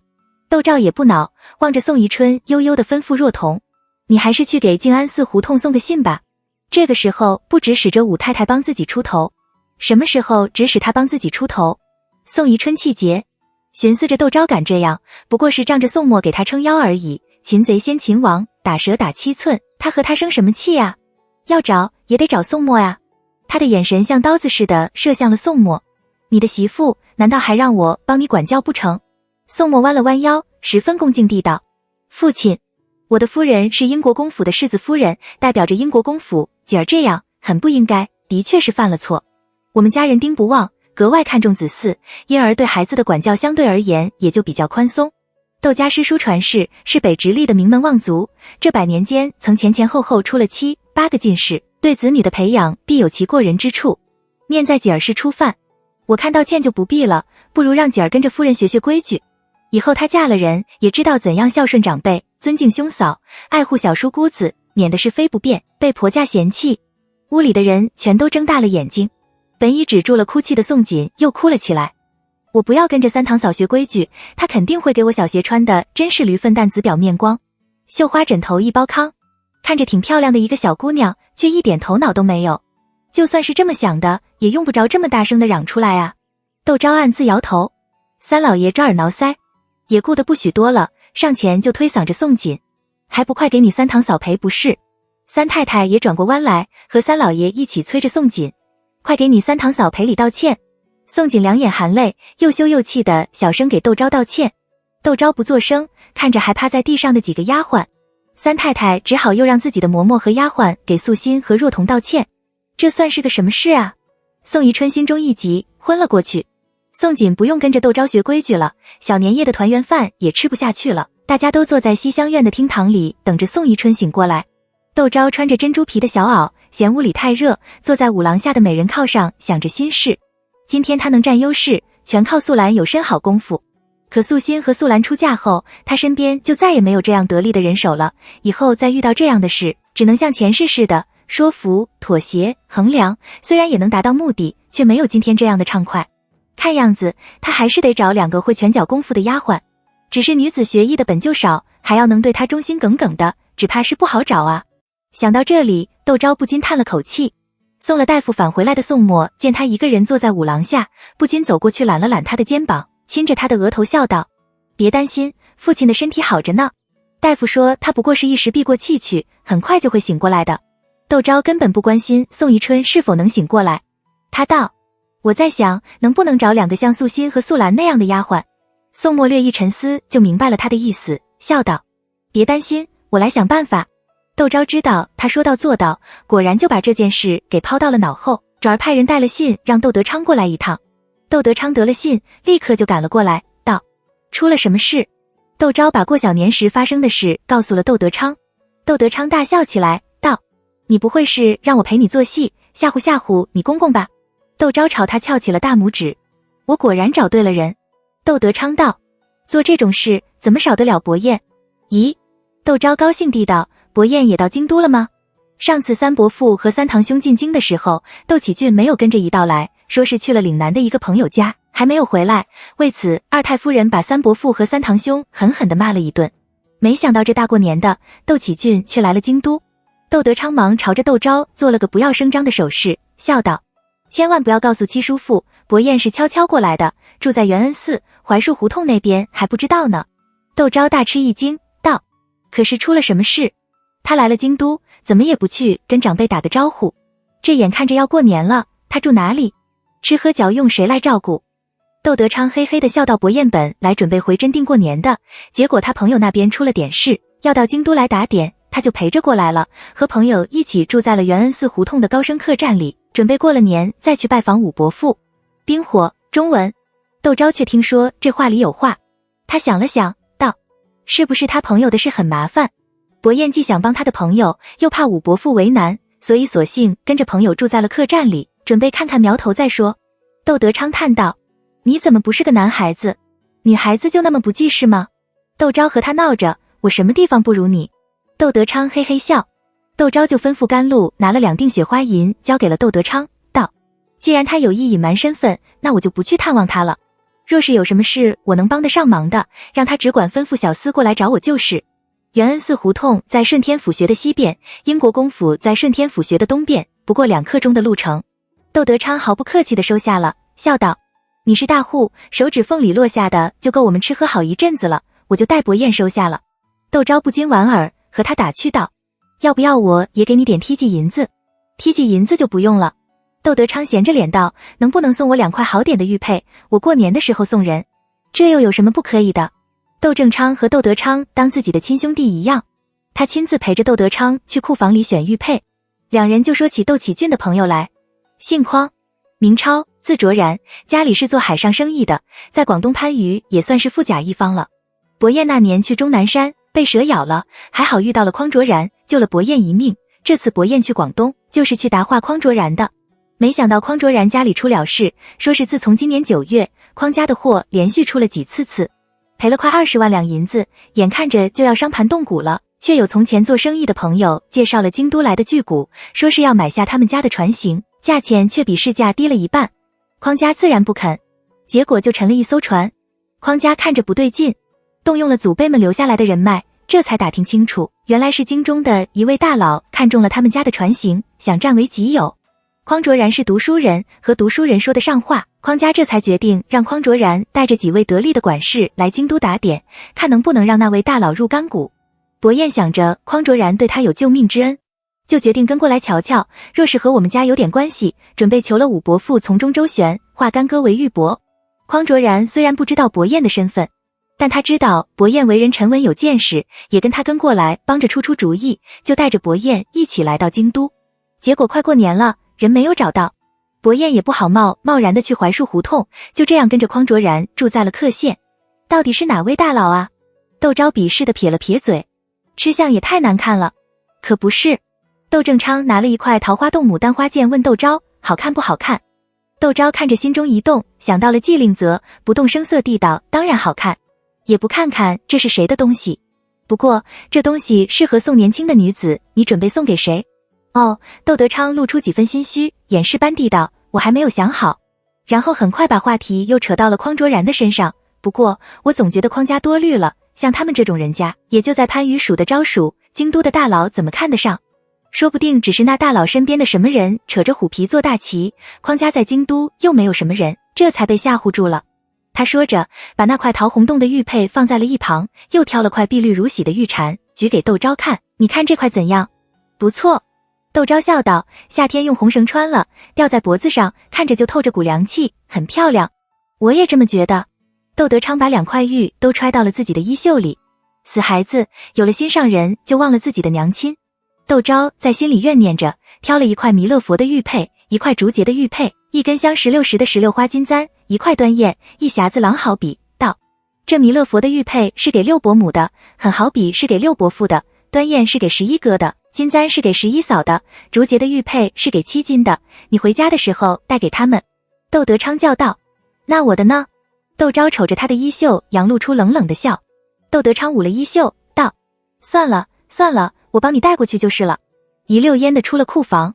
窦昭不禁抿了嘴笑，吩咐甘露把东西都配了相应的匣子装起来。甘露应声而去，窦昭去了花厅。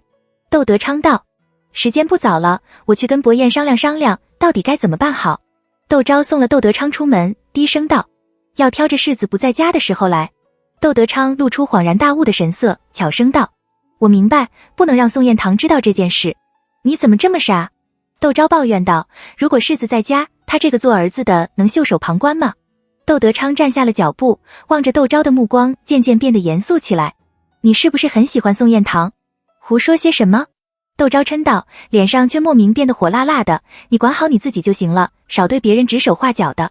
窦德昌一愣，然后面露出诧异，又变得踌躇起来，好半天才话带试探地道：我的事，我的什么事？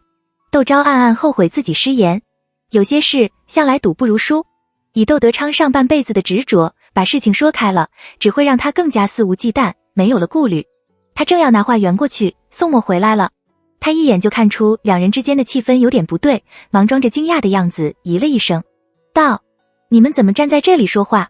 随后给窦德昌行礼，笑道：“听说舅兄过来，我就吩咐厨房把前几天宫里赏的鹿肉烤了，正好家里还有谭玉赏的梨花白，滋味醇厚，配烤肉最好不过。后院的梅花也开了，我陪着舅兄去后花的暖亭里小酌几杯如何？”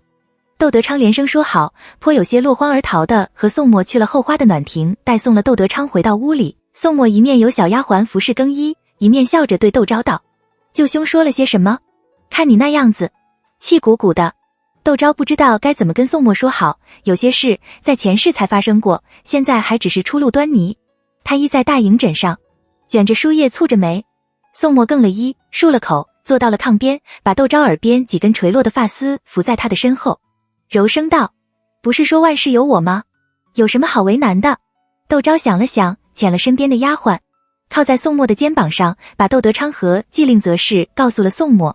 宋墨道：“要不要我帮忙？”语气非常的冷酷，和对他的温柔全然不同，让他想起前世那个站在屋檐下周围护卫的冷酷。窦昭打了个一寒战，忙道：“不要你帮忙，你只会越帮越忙，瞧不起我。”宋墨捏了捏他的面颊：“是怕你下手太重，破坏了窦德昌的幸福，毕竟在前世他们是非常恩爱的一对，不是还有六伯父和六伯母吗？”窦昭抱了他的胳膊：“我们总不能越俎代庖吧？这件事就顺其自然吧。有缘他们自然会在一起，无缘没有他，他们会分道扬镳。”宋墨道：“可那女子毕竟是个寡妇，我还是被退婚的呢。”窦昭怕万一季令则有真成了自己的嫂子，宋墨会瞧不起，那是魏廷瑜没有眼光。宋墨不以为然，道：“我这是捡漏好了，你以为人人都有我这福气？”窦昭笑不可支，心情大好，抱怨道：“子贤这家伙为了讨好别的女人，竟然从自己妹妹的库房里顺东西。子贤是窦德昌的表字。”宋墨才不管窦德昌会娶个怎样的女人进门，他只要窦昭心情愉快。此刻窦昭心情放晴，他就继续逗着窦昭，笑道：“可惜他是我舅兄，我也不好去讨了回来。要不我开了我的库房，你随便拿几件看上得上的眼到你库房里放着。”窦昭和他耍着花枪，故作吃惊道：“你的难道不是我的？我还一直以为你的就是我的呢，我干嘛把我自己的东西搬来搬去的？”宋墨大笑，笑容如夏日的阳光般璀璨，让窦昭有片刻怔愣。他笑得更畅快了，抱着他在他耳边柔声道：“给我看看。”“什么？”窦昭一时没明白。宋墨的手伸进他的衣襟，轻轻地抚着他的腹问：“给我看看我们的孩子。”他的腰肢依旧纤细，腹部依旧平坦，什么都看不出来。窦昭有些犹豫，宋墨却蹲在了他的面前，解了他的衣襟。洁白如玉的肌肤暴露在冬日的空气里，让窦昭觉得有些冷。宋墨以俯身轻轻地吻在了他的肚子上，他嘴唇温热的柔软让他有些战栗，可他低垂着眼帘的面孔上那虔诚的表情却让他心悸不已，热泪盈眶。他紧紧地抱住了宋墨的头，觉得自己像掉进了蜜罐里，从头到脚都是甜的。窦德昌忙朝着窦昭做了个不要声张的手势，笑道：“千万不要告诉七叔父，伯彦是悄悄过来的，住在元恩寺槐树胡同那边还不知道呢。”窦昭大吃一惊，道：“可是出了什么事？他来了京都，怎么也不去跟长辈打个招呼？这眼看着要过年了，他住哪里？吃喝嚼用谁来照顾？”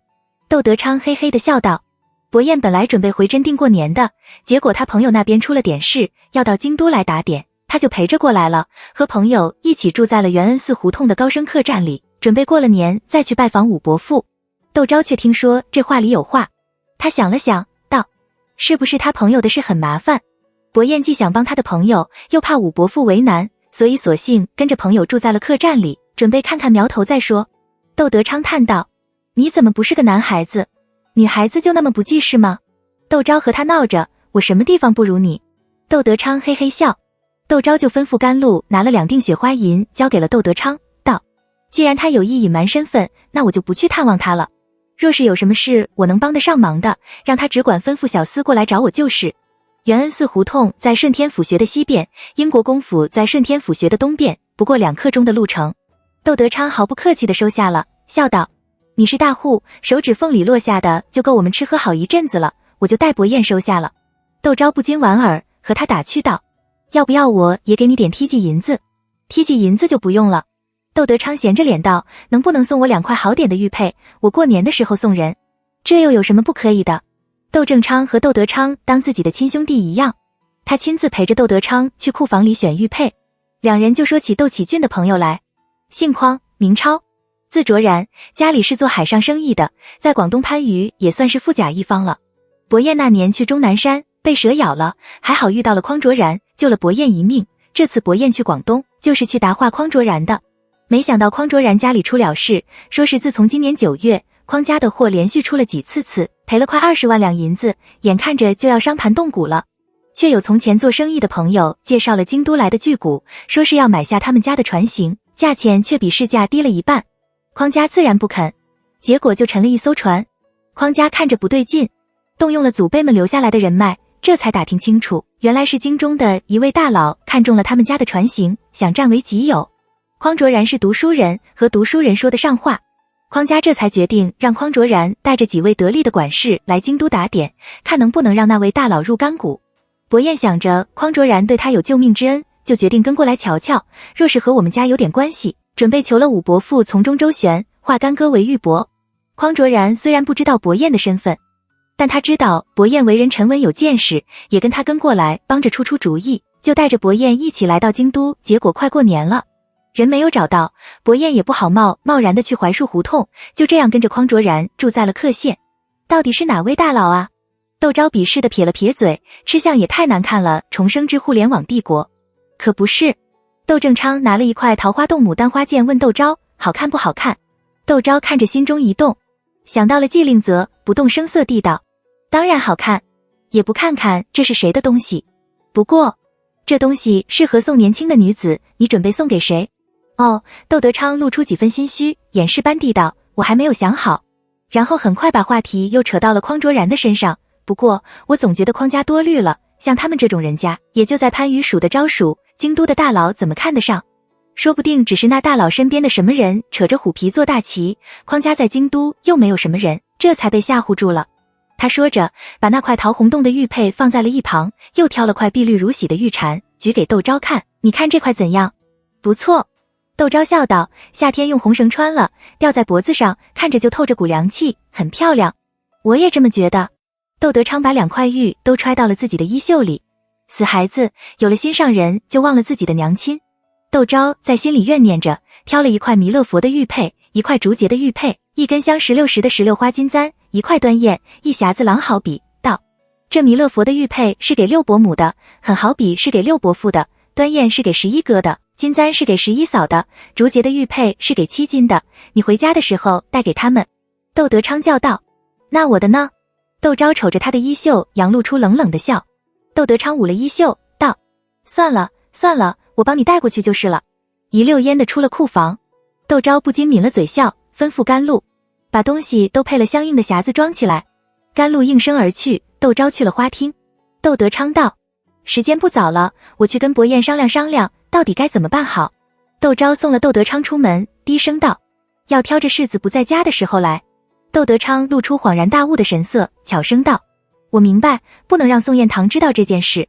你怎么这么傻？窦昭抱怨道：如果世子在家，他这个做儿子的能袖手旁观吗？窦德昌站下了脚步，望着窦昭的目光渐渐变得严肃起来。你是不是很喜欢宋彦堂？胡说些什么？窦昭嗔道，脸上却莫名变得火辣辣的。你管好你自己就行了，少对别人指手画脚的。窦德昌一愣，然后面露出诧异，又变得踌躇起来。好半天才话带试探地道：我的什么事？窦昭暗暗后悔自己失言，有些事向来赌不如输。以窦德昌上半辈子的执着，把事情说开了，只会让他更加肆无忌惮，没有了顾虑。他正要拿话圆过去，宋墨回来了。他一眼就看出两人之间的气氛有点不对，忙装着惊讶的样子，咦了一声，道：你们怎么站在这里说话？随后给窦德昌行礼，笑道：听说舅兄过来，我就吩咐厨房把前几天宫里赏的鹿肉烤了，正好家里还有谭玉赏的梨花白，滋味醇厚，配烤肉最好不过。后院的梅花也开了，我陪着舅兄去后花的暖亭里小酌几杯如何？窦德昌连声说好，颇有些落荒而逃的和宋墨去了后花的暖亭七星创世路。待送了窦德昌回到屋里，宋墨一面有小丫鬟服侍更衣，一面笑着对窦昭道：舅兄说了些什么？看你那样子气鼓鼓的。窦昭不知道该怎么跟宋墨说好，有些事在前世才发生过，现在还只是初露端倪。他依在大营枕上，卷着书页蹙着眉。宋墨更了衣，漱了口，坐到了炕边，把窦昭耳边几根垂落的发丝扶在他的身后，柔声道：不是说万事有我吗？有什么好为难的？窦昭想了想，遣了身边的丫鬟，靠在宋墨的肩膀上，把窦德昌和季令则事告诉了宋墨。宋墨道：要不要我帮忙？语气非常的冷酷，和对他的温柔全然不同，让他想起前世那个站在屋檐下周围护卫的冷酷。窦昭打了个一寒战，忙道：不要你帮忙，你只会越帮越忙，瞧不起我。宋墨捏了捏他的面颊，是怕你下手太重，破坏了窦德昌的幸福，毕竟在前世他们是非常恩爱的一对，不是还有六伯父和六伯母吗？窦昭抱了他的胳膊，我们总不能越俎代庖吧，这件事就顺其自然吧，有缘他们自然会在一起，无缘没有他们会分道扬镳。宋墨道：可那女子毕竟是个寡妇，我还是被退婚的呢。窦昭怕万一季令则有真成了自己的嫂子，宋墨会瞧不起，那是魏廷瑜没有眼光。宋墨不以为然，道：我这是捡漏好了，你以为人人都有我这福气？窦昭笑不可支，心情大好，抱怨道：子贤这家伙为了讨好别的女人，竟然从自己妹妹的库房里顺东西。子贤是窦德昌的表字，宋墨才不管窦德昌会娶个怎样的女人进门，他只要窦昭心情愉快。此刻窦昭心情放晴，他就继续逗着窦昭，笑道：可惜他是我舅兄，我也不好去讨了回来，要不我开了我的库房，你随便拿几件看上得上的眼到你库房里放着。窦昭和他耍着花枪，故作吃惊道：你的难道不是我的？我还一直以为你的就是我的呢，我干嘛把我自己的东西搬来搬去的？宋墨大笑，笑容如夏日的阳光般璀璨，让窦昭有片刻怔愣。他笑得更畅快了，抱着他在他耳边柔声道：给我看看。什么？窦昭一时没明白。宋墨的手伸进他的衣襟，轻轻地抚着他的腹问：给我看看我们的孩子。他的腰肢依旧纤细，腹部依旧平坦，什么都看不出来。窦昭有些犹豫，宋墨却蹲在了他的面前，解了他的衣襟，洁白如玉的肌肤暴露在冬日的空气里，让窦昭觉得有些冷。宋墨以俯身轻轻地吻在了他的肚子上。宋宜春的话正中窦启俊的下怀，但他却面色一冷，讥讽道：原来国公爷也知道这休书的儿子来写了。宋宜春老脸一红。窦启俊已道：钱帛动人心，几十万银子就这样放在贵府里，就算国公爷和世子爷不稀罕，可也架不住有稀罕的。顺天府又封了印，我看不如请了贵府的舅老爷或是姑老爷出面做个证，把银件当在交割清楚了，也免得以后扯皮。这岂不是要惊动陆府？宋宜春有些犹豫。窦启俊火上浇油，不屑道：莫非国公爷是贪儿媳妇的陪嫁银子？又道：我们家的姑娘可不是谁都能指指点点的，先前在场厅里说的放我们家就不追究了，可凭着您刚才那句这样的媳妇送给我都不要，我们也不能把四姑奶奶留在你们府上，无论如何我们都是要把人的接走的。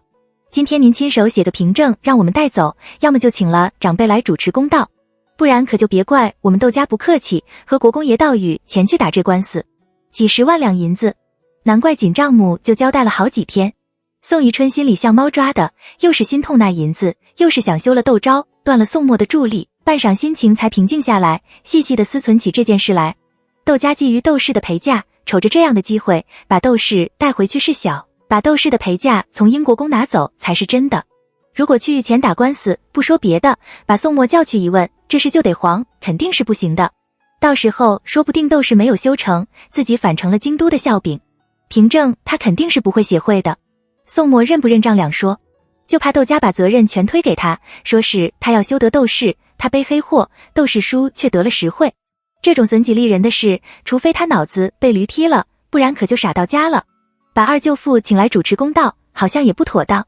二舅父可是出了名的古板，只怕把前因后果一听，就会把宋墨叫回来。宋墨一回来，这事肯定就成不了。左也不是，右也不是，真是让人为难。可过了这村，就没了这店，再想绕过宋墨修了窦氏，经过此次的打草惊蛇，恐怕难上加难。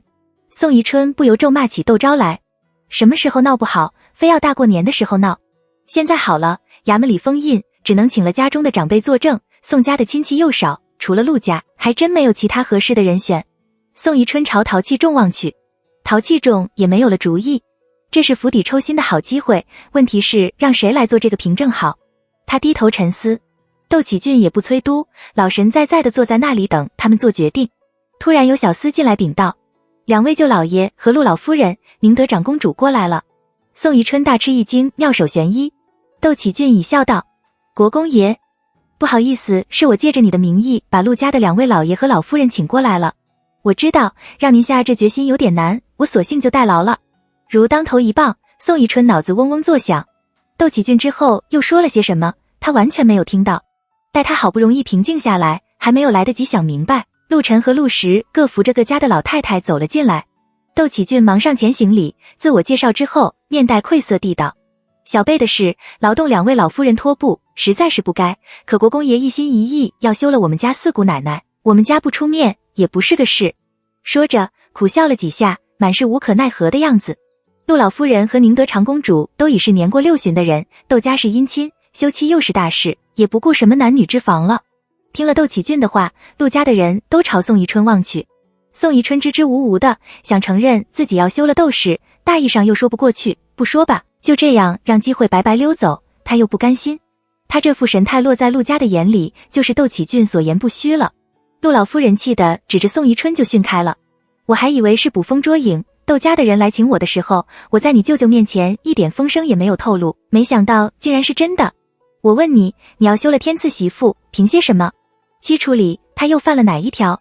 宋宜春涨红了脸，梗着脖子道：他搬弄口舌，就因为他说了句场听太冷，就搬弄口舌了。陆老太太咄咄逼人地道：紧节以下犯上，你怎么不惩戒，反而抓住天赐媳妇的一句话不放？照你这道理，那岂不是丫鬟婆子们上了热茶也不能教训？那还有要那么多仆妇干什么？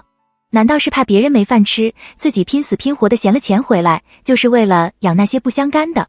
宋宜春不服气的小声道：锦姐又不是旁人。陆老夫人被他气得笑了起来，道：看来你眼里众生一生，既然如此，你怎么不把英国公府的财产拿出来均给了其他三兄弟？按本朝律令，承爵的应该是长子长房，英国公府的爵位应由宋茂春来继承吗？宋宜春喃喃地说出不说来。宁德长公主身份不同一般，向来不参与这件家长里短之事，但当她听到宋宜春逼着宋默休妻的时候，她非常的气愤，再三考虑，还是跟着来了。此时见宋宜春还满面的倔强，她看了垂手功立在旁边的窦启俊一眼，忍不住道：你跟我来。宋宜春愕然。宁德长公主已往后面的暖阁去，宋宜春只得跟上。暖阁里没有旁人，宁德长公主严重心肠地道：家和万事兴，你想想从前蒋氏在的时候，家时的事哪一样不是顺顺当当的？你当你的大老爷，从不知稼穑的辛苦，没了钱只管向蒋氏要，两个儿子也养得好，天赐自不必说，天恩也是天真烂漫，机敏活泼，可你再看你现在，家不像个家，府不像个府似的。说到底还是因为你内宅没个正经的人管上上下下，没有了规矩。你不趁着新媳妇进门了把家给她管起来，反而关起门来像个女人似的婆婆妈妈和媳妇计较起的事来，你这是当国公爷的样子吗？我可听说了，长兴侯一心一意盯着武军都督府掌印都督的位置呢。东平伯向来受圣眷不断，这次又兼了5城兵马司的都指挥使，皇上肯定是不会动他的。广恩伯向来乖觉，身段又软，放得下架子哄皇上开心，他在东边走私，锦衣卫查得一清二楚，可皇上依旧睁只眼闭只眼的包庇他，你自问可能做到像他那样的卑躬屈膝？安陆侯这几年没少在太后娘娘跟着凑近话的46亿重奏，又娶了太后最喜欢的娘家侄孙女做长孙媳妇，皇上就是看在太后娘娘的份上，他这掌印都督也坐在稳稳的。新国公低调沉稳，刚毅果断，从不参与朝廷是非。当年在辕门人进犯，若不是他力挽狂澜，怎有西北这10几年来的太平？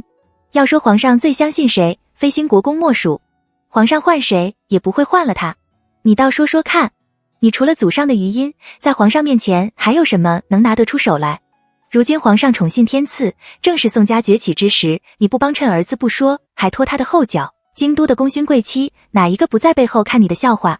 你却犹不自知，在那里闹腾。难道非要把掌印都督的差事给闹没了，你才甘心不成？宋宜春站在那里，脸上红一阵白一阵的。宁德长公主想到她自小就是个拎不清的，又想到自己的儿子也比上强不到哪里去，如今都已经是做公公抱孙子的人了，还这样肩挑不起手提不的，不由得心中一软，话说得更温和了。你就听我一句话，把管家的权力交给窦氏，安安心心的做你的老太爷，把精力放在庙堂之上。你再这样漫不经心，只怕要被长兴侯趁虚而放了。何况窦氏已经有了身孕，你这人时候把休了，孩子怎么办？如果窦氏生下的是儿子，是嫡还是庶？嫡庶不分，英国公府还能安稳吗？然后又怕他听不进去，拿了话激他。我也知道，陆家今日不同往昔，我们都不在你眼里了，说的话你也未必听得进去，就当是我们多管闲事好了。今天我和你二舅母一起来，也算是尽了心。至于该么办，还是由你自己决定，毕竟这日子得你自个儿过，谁也代替不了。一面说，一面失望的朝暖阁外走去。宋宜春看着那既然远去的背影，心里堵得慌，又知道宁德长公主这一走，只怕两家从此就人生分了。想到自己没有兄弟姐妹，定国公府还在的时候，有什么事都陆家的两位表兄帮衬。宁德长公主虽然出身皇家，待她却如子侄一般，她忍不住就高声地喊了声长公主，道：宋墨自他舅舅出事，就和我生分起来，我这么做也是没有办法了，您教教我该怎么办吧。宁德长公主想了想，才转过身来。宋宜春诚心诚意地给宁德长主作揖。宁德长公主想了想，道：那好，你先就去给窦家舅爷和侄少爷赔个不是，然后把主持英国公府的权力交给窦氏，以后不要再管内宅的事了，把眼光放在庙堂之上，想办法重获圣卷。把主持内宅的权力交给窦氏，他会不会从中做手脚，把自己孤立起来呢？宋宜春有些迟疑。宁德长公主微韵道：你到底是天赐的父亲，难道天赐还会是父不在？你怕什么？话传到窦昭耳朵里，他一时间不知道心里是什么滋味。前世宋墨就杀了宋宜春，今生他无论如何也要保宋墨一个平安才是。窦德昌哪里猜得到窦昭的心思，只当他刚刚拿到了主持钟会的权利，还不适应，因而逗他道：我和伯彦出了这么大的气力，你好歹也要谢我们一声，就这样端着茶盅发愣，莫非是嫌弃我们多事不成？窦昭这才收敛了心思，抿着嘴笑。窦启俊却正色地道：四姑姑，您跟我说实话，宋家是不是很复杂？窦家和宋家不过是走得疏远，走近了，凭窦德昌和窦启俊的机敏，是瞒不过他们的。他微微点头，含蓄地道：哪家又不复杂呢？窦启俊不再问，笑道：那陆老舅爷果真是正直端方之人，要不然今日之事只怕难得这样圆满解决。窦昭毕竟是做人儿媳妇的，就算是宋宜春待他苛刻，他也只能受着，若是当着外人抱怨，就要背上那不孝的名声了。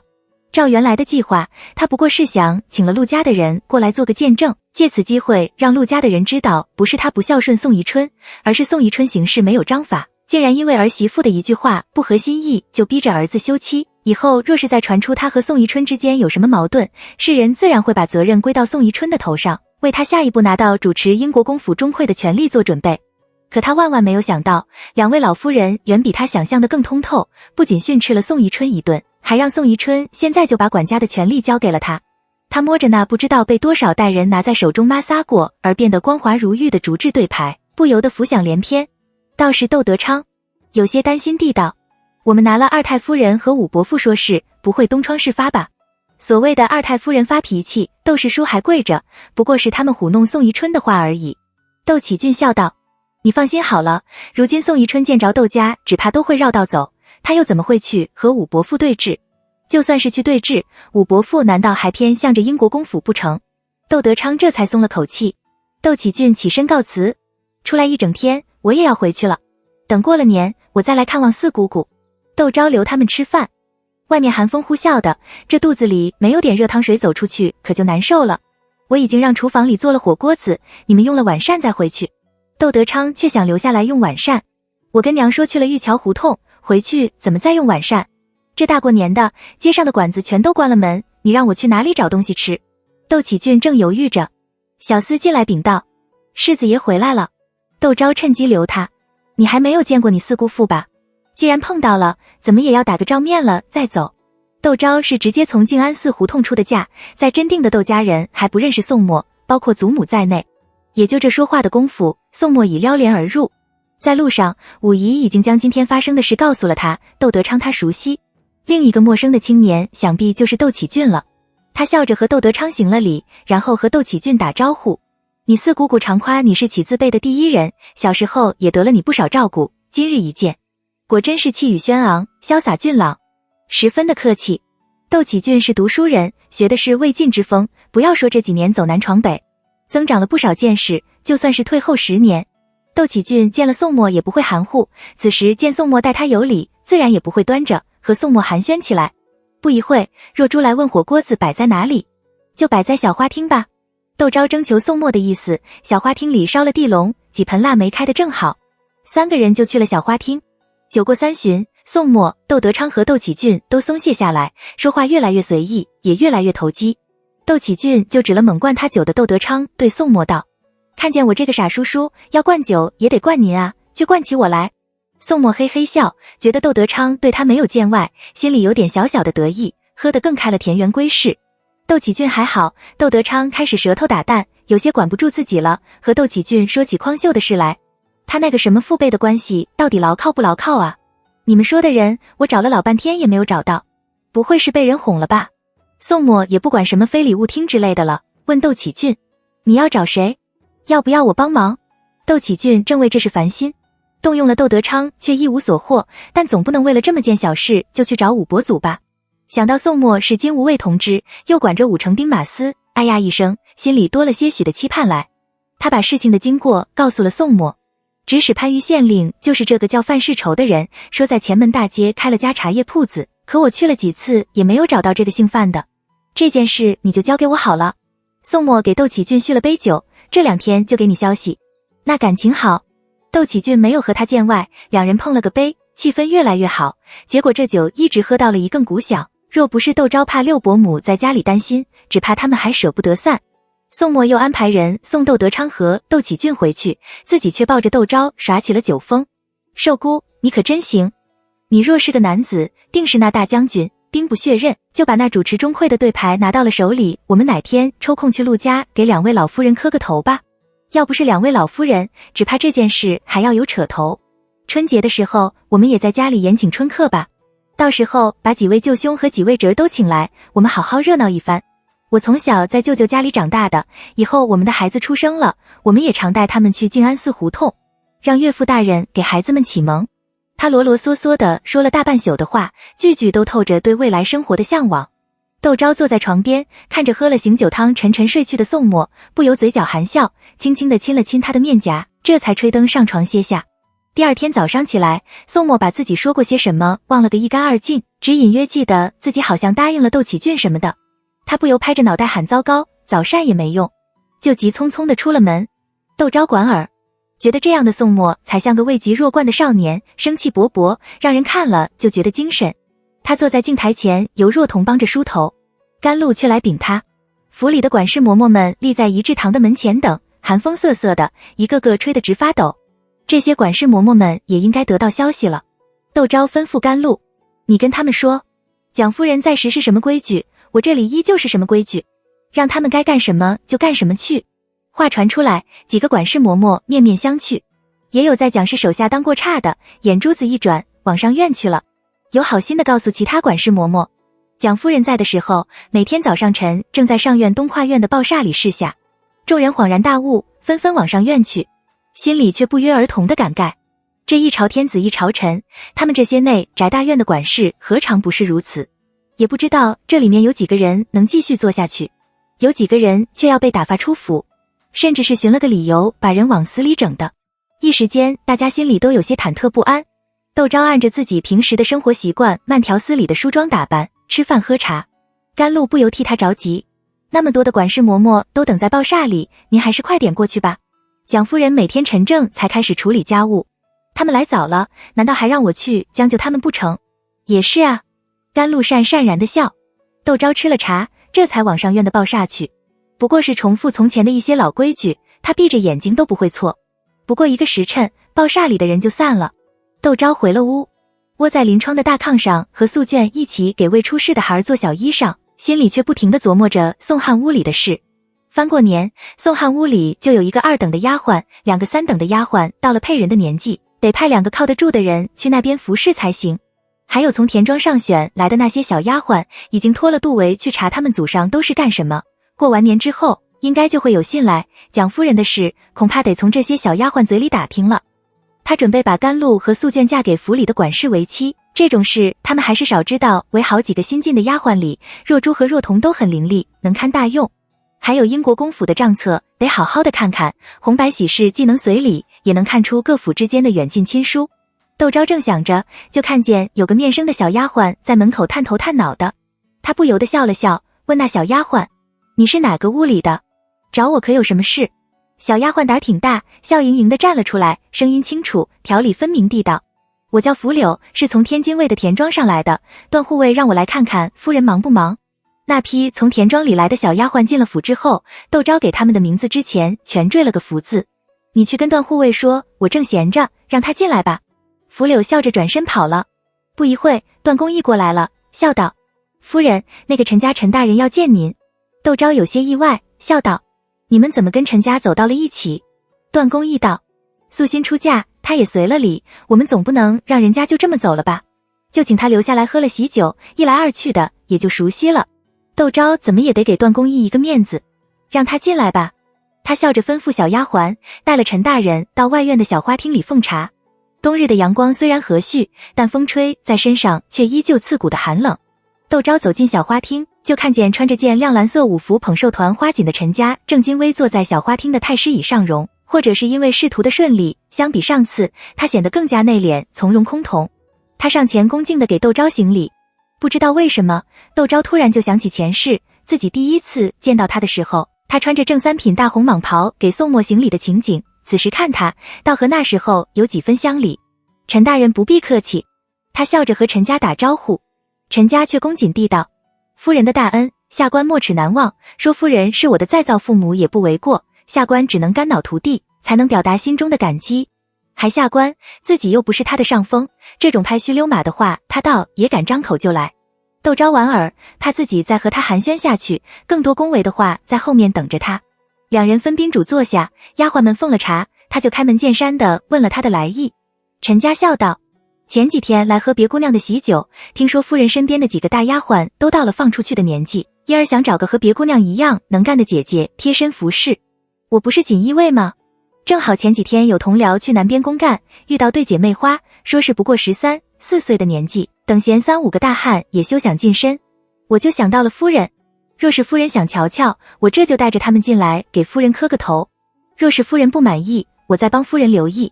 天下无难事，总能找到夫人称心如意的。”窦昭非常的意外，更多的却是感慨。前世他为了找个能支撑济宁侯府日常嚼用的生意，不也曾这样殚精竭虑，才和郭夫人搭话的吗？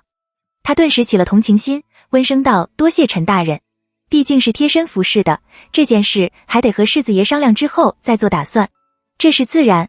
陈家见窦昭接受了他的提议，兴奋不已，忙道：“是下官考虑的不周到，还请夫人原谅。”两人寒暄了几句，窦昭就端茶送客。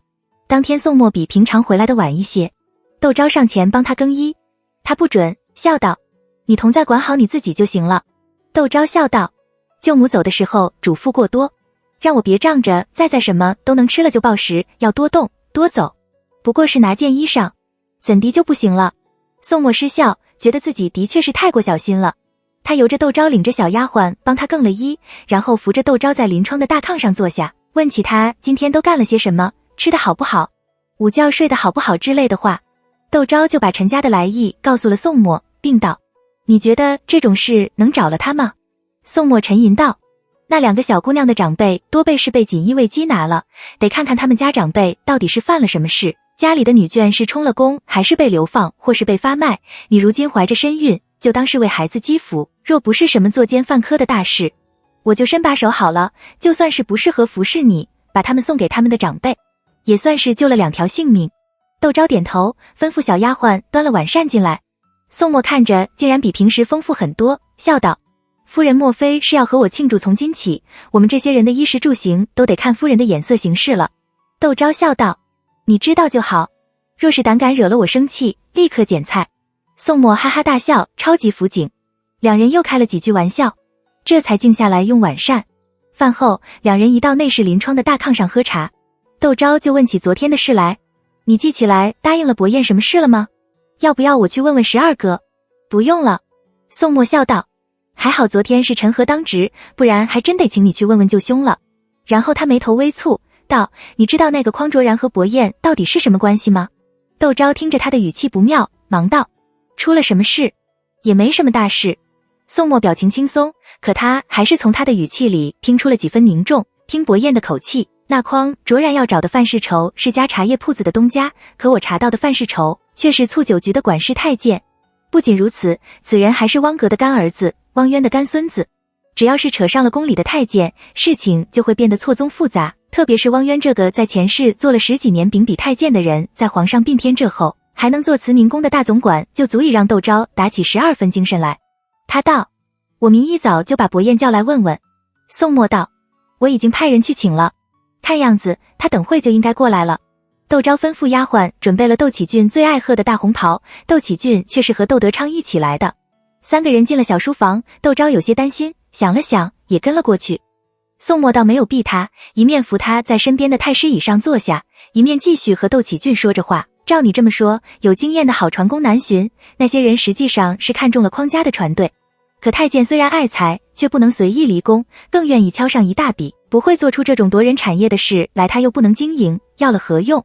只怕这其中大有蹊跷，最怕就是涉及到宫闱之事。宫里如今颇为受宠的静嫔，就是广东人，那旮旯犄角，除了他们广东本地人，谁知道？你若是信得过我，不如让那匡卓然来找我，你不要管这件事了，好好明年2月的春闱就行了。知道了那个范世畴的身份，窦启俊也感觉到事情棘手，他想了想，道，我看这件事还找武伯父吧，免得把你也给牵连进来。宋墨不悦道，一家人不说两家话，要说和宫里的人打交道，武伯父还真就不如我。窦启俊想到刚才宋墨扶着窦昭时的表情，哑然失笑。枉费自己自称是个伶俐人，也有看不清楚的时候。宋彦堂分明是看在四姑姑的面子上，才不遗余力地插手这件事的，自己反倒误会他是个热心快肠之人，那就多谢四姑父了。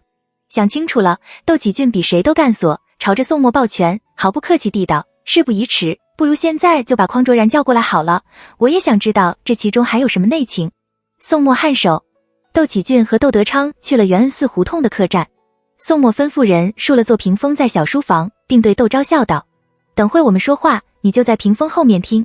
随后叹气道，本应该带着你到处走走的，可我现在当着岔，实在是走不开，你在家里肯定很无聊，听听这些事，全当是在解闷了。窦昭心情复杂，和宋墨成亲，他从来没有想到有一天，他竟然得到的远比付出的多得多。他环着宋墨的腰，把头倚在了他的肩头。宋墨微微一愣，花都少将，嘴角忍不住地翘了起来。他回抱着窦昭，感受着妻子对他的柔情，仿佛像喝了梨花白似的，让人沉醉不愿醒。只可惜这种无声胜有声的权，总是让人觉得短暂。窦启俊和窦德昌带着脸色发白的匡卓然进来的时候，窦昭已坐在了屏风后面，有些茫然地给宋墨行过礼之后，匡卓然的面色更苍白了。他喃喃地对窦启俊道着，原来英国公府是你们家的姻亲啊，没想到你们家还有这样显赫的姻亲。又道着，怎么会这样？我们家不过是在番禺能数的招数的人家，京都的贵人怎么知道我们家的？像受了惊吓，到现在还没有回过神来似的。这也是大家想知道的。窦启俊开始语气温和地问着匡卓然事情的前因后果。匡卓然自然知道这其中的厉害，喝了口茶，定了定心神，仔细地回答着窦启俊的每一个问题。事情变得很简单，匡家同时是番禺数一数二的大地主，新任的番禺县令重新审定了缴纲税赋的黄册匡家成为纳税大户，匡家不服，找到了和自家颇有渊源的知府，由知府出面，把匡家的税赋由1等变成了2等，没多久，他们家的生意就被人惦记上了。宋墨和窦启俊听后，两人不由得互相看了对方一眼。这次说话的是宋墨了。新任的父母官上任，匡家没有去拜访吗？去了。匡卓然有些不自在，但还是很诚实地道，不过态度有些倨傲。那改了黄册之后，你们有没有借这个机会和父母官重新修好呢？匡卓然脸涨得通红，低声道，家族有些脾气，我姐姐又和知府的次子定了亲，所以人家下决心给你们小鞋穿了。宋墨和窦启俊低头喝了口茶。窦德昌听着忍不住道，我们窦家不知道出了多少个举人进士，如今连内阁也占了一席之地，父母官上任，却从来不敢慢待，县里有什么事，从来都是第一个捐钱捐物，灭门的县尹。难道你们家连这个道理也不懂？你们家怎么就成了番禺首富了的？真是弄不明白。匡卓然却骇然于我们窦家不知道出了多少个举人士，如今连内阁也占了一席之地的话，他望着窦启俊失声道：难道伯彦兄是北楼窦氏的子弟不成？窦启俊望着窦德昌，只能在心里暗暗叹气，道：我正是窦氏子弟。匡卓然扑通一声就跪在了窦启俊的面前：窦兄，请你救救我们匡家。窦启俊忙去拉匡卓然：你我兄弟一场，这样就没意思了。匡卓然又羞又愧地站了起来，宋墨却在旁边摸着下巴：我觉得你们弄错人了。宋墨的话让匡卓然等人傻了眼。世子爷，匡卓然吞吞吐吐地道：您是说我父亲上当受骗了吗？窦德昌和窦启俊也有这种想法，他们目光灼灼地望着宋墨，想听宋墨怎么说。那种洗耳恭听的模样让宋墨笑了起来。那倒不是，他道：我只觉得他们的目的分明就是想接手匡家的产业，而照我对那些内侍们的了解，他们通常都没有这样的耐性去经营这样的产业。你们应该查查这个新上任的父母官蒋捷是谁的门生或是谁的师兄弟才是，只有这样的关系才可能和内侍搭得上话。与其去求那范世仇，还不如把蒋捷的后面给扒拉出来，凭着窦家在士林中的关系，化险为夷的把握更大。匡卓然等人听着眼睛一亮，匡卓然更是朝着窦德昌依礼：12叔，伯彦马上就要参加春闱了，这件事只怕还得请您帮着打听一二。他和宋墨虽然是头次照面，可宋墨所表现出来的敏锐让他极为佩服，可他和宋墨之间不管是身份地位还是交情都隔得太远，他实在是开不了这个口。在他们找不到人的情况下，窦启俊第一个想到的就是窦德昌，而窦德昌什么也不知道，只因是窦启俊的吩咐，二话没说就开始帮着找人，可见窦启俊和窦德昌不仅私交很好，而且窦德昌是个值得相托之人，他只好求助于窦德昌。而宋墨和窦昭见匡卓然在自家还身陷雨林的时候还能想到窦启俊，对匡卓然不由得高看几分。宋墨更是对窦德昌和窦启俊道：我看这样是你们两个人都不要插手了，交给我好了。又道：匡卓然，你有什么事就直接找我吧。匡卓然喜出望外，谢了宋墨，又谢窦德昌和窦启俊。宋墨插手肯定比他们这样没头苍蝇似的乱闯要强得多。窦启俊乐得宋墨插手，也高兴地向宋墨道谢，心情愉快地起身告辞。匡卓然和他一起回了客栈，窦德昌却留了下来。匡家的事虽然扯出了汪渊这样的大泰林，这让他的八卦之心如熊熊烈火燃烧不止。他和宋墨嘀咕道：听说金无畏还没有放假，你总不能事事都亲力亲为吧？要不我帮你跑跑腿。宋墨知道自己的岳父有意把窦德昌过继到西窦，虽说后来这件事没了影，可岳父到今天也不愿意纳妾，更是一门心思的要休了王氏。而王家虽然把王氏接了回家，可每当岳父郑重其事的上门说这件事的时候，王家就左顾右盼的不接话，这件事只怕还要闹几年。岳父已经是40几岁的人了，再过几年就算是想添丁也有些吃力了，最后恐怕还是要过继。论近论亲，窦德昌都是不二人选，何况窦昭是在季氏膝下长大的，他乐得和窦德昌亲近。若是不耽搁你的功课，你就帮我跑跑腿吧。现在宋墨手下鸡鸣狗盗，什么样的人没有，哪里需要窦德昌动手？不过既然窦德昌好奇，他就少几件事让窦德昌做做，就当是带着窦德昌玩好了。窦德昌听了却喜出望外，忙道：学堂里早就放了假，要到元宵节过了才开课，不耽搁功课。不耽搁功课，那就好。宋墨笑着约了他明天早上晨正在宫门口见。窦德昌高高兴兴地走了。窦昭问宋墨：你真的觉得这件事是有人拿了范世仇的虎皮五大旗吗？现在还不知道我是秦二世。宋墨非常冷静理智地道：要查过之后才能确定。窦昭不由撇了撇嘴。宋墨笑着拧了拧窦昭的面颊，去了净房。窦昭就从汪阁想到了汪渊。要说前世汪渊没有参加宫变，他是无论如何也不相信的。可汪渊凭什么觉得辽王就一定会成功呢？他又是什么时候投靠的辽王呢？辽王是用什么条件打动的汪渊呢？窦昭想到了顾玉从辽王库房里顺来的那些东西，想到了日盛银楼的张之奇。谋逆是需要钱的，而且是大量的钱，在没有成功之前就像个无底洞，多少银子都填不满。而匡家每年3万两银子的进项，而且是那种早已做出来了，只赚不赔的卖买，正是辽王所需要的。窦昭一直想告诫宋末辽王的野心，却一直没有合适的时机。他隐隐觉得，如果这件事真得和汪渊扯上了关系，也许对他和宋末来说都是一次机会。窦昭在密切地注意着匡家那边的动向的同时，开始安排英国公府过年的事宜。大年30的祭祀，除后宫里的年夜饭，初1的大朝拜，初2、初3要走亲戚，初4、初5家宴，初6至元宵节的春宴，从客人的名单到喝茶的器皿，样样都要随景而变。英国公府的春节，像英国公府这样，既要参与皇家的庆典，又要应酬同僚的勋贵之家，事情非常的多，比起一州一府过年时的繁忙毫不逊色，更是远非普通的官宦人家可比。好在窦昭对此轻车熟路，不管是哪件事都难不倒他。管事的嬷嬷们先是见识了窦昭的手段，又见识了窦昭管家的能力，个个自领，不敢小瞧。窦昭又放出风来，说自己无意大动干戈，只要是能胜任的，就继续留着，不胜任，不管是谁的人，也给我照走不误。管事的嬷嬷们谁也不愿意成为那只吓唬猴子的鸡，卯足了劲要把差事保住。一时间，窦昭的话比那圣旨还灵，他不过2天的功夫就把事情都安排妥当了。窦昭拿出贴己的银子，当差得力的管事嬷嬷每人赏10两银子，办事没有出错的，每人赏2两银了。一时间，英国公府和府上下把窦昭夸得像菩萨似的，宋宜春就像被人打了一耳光似的。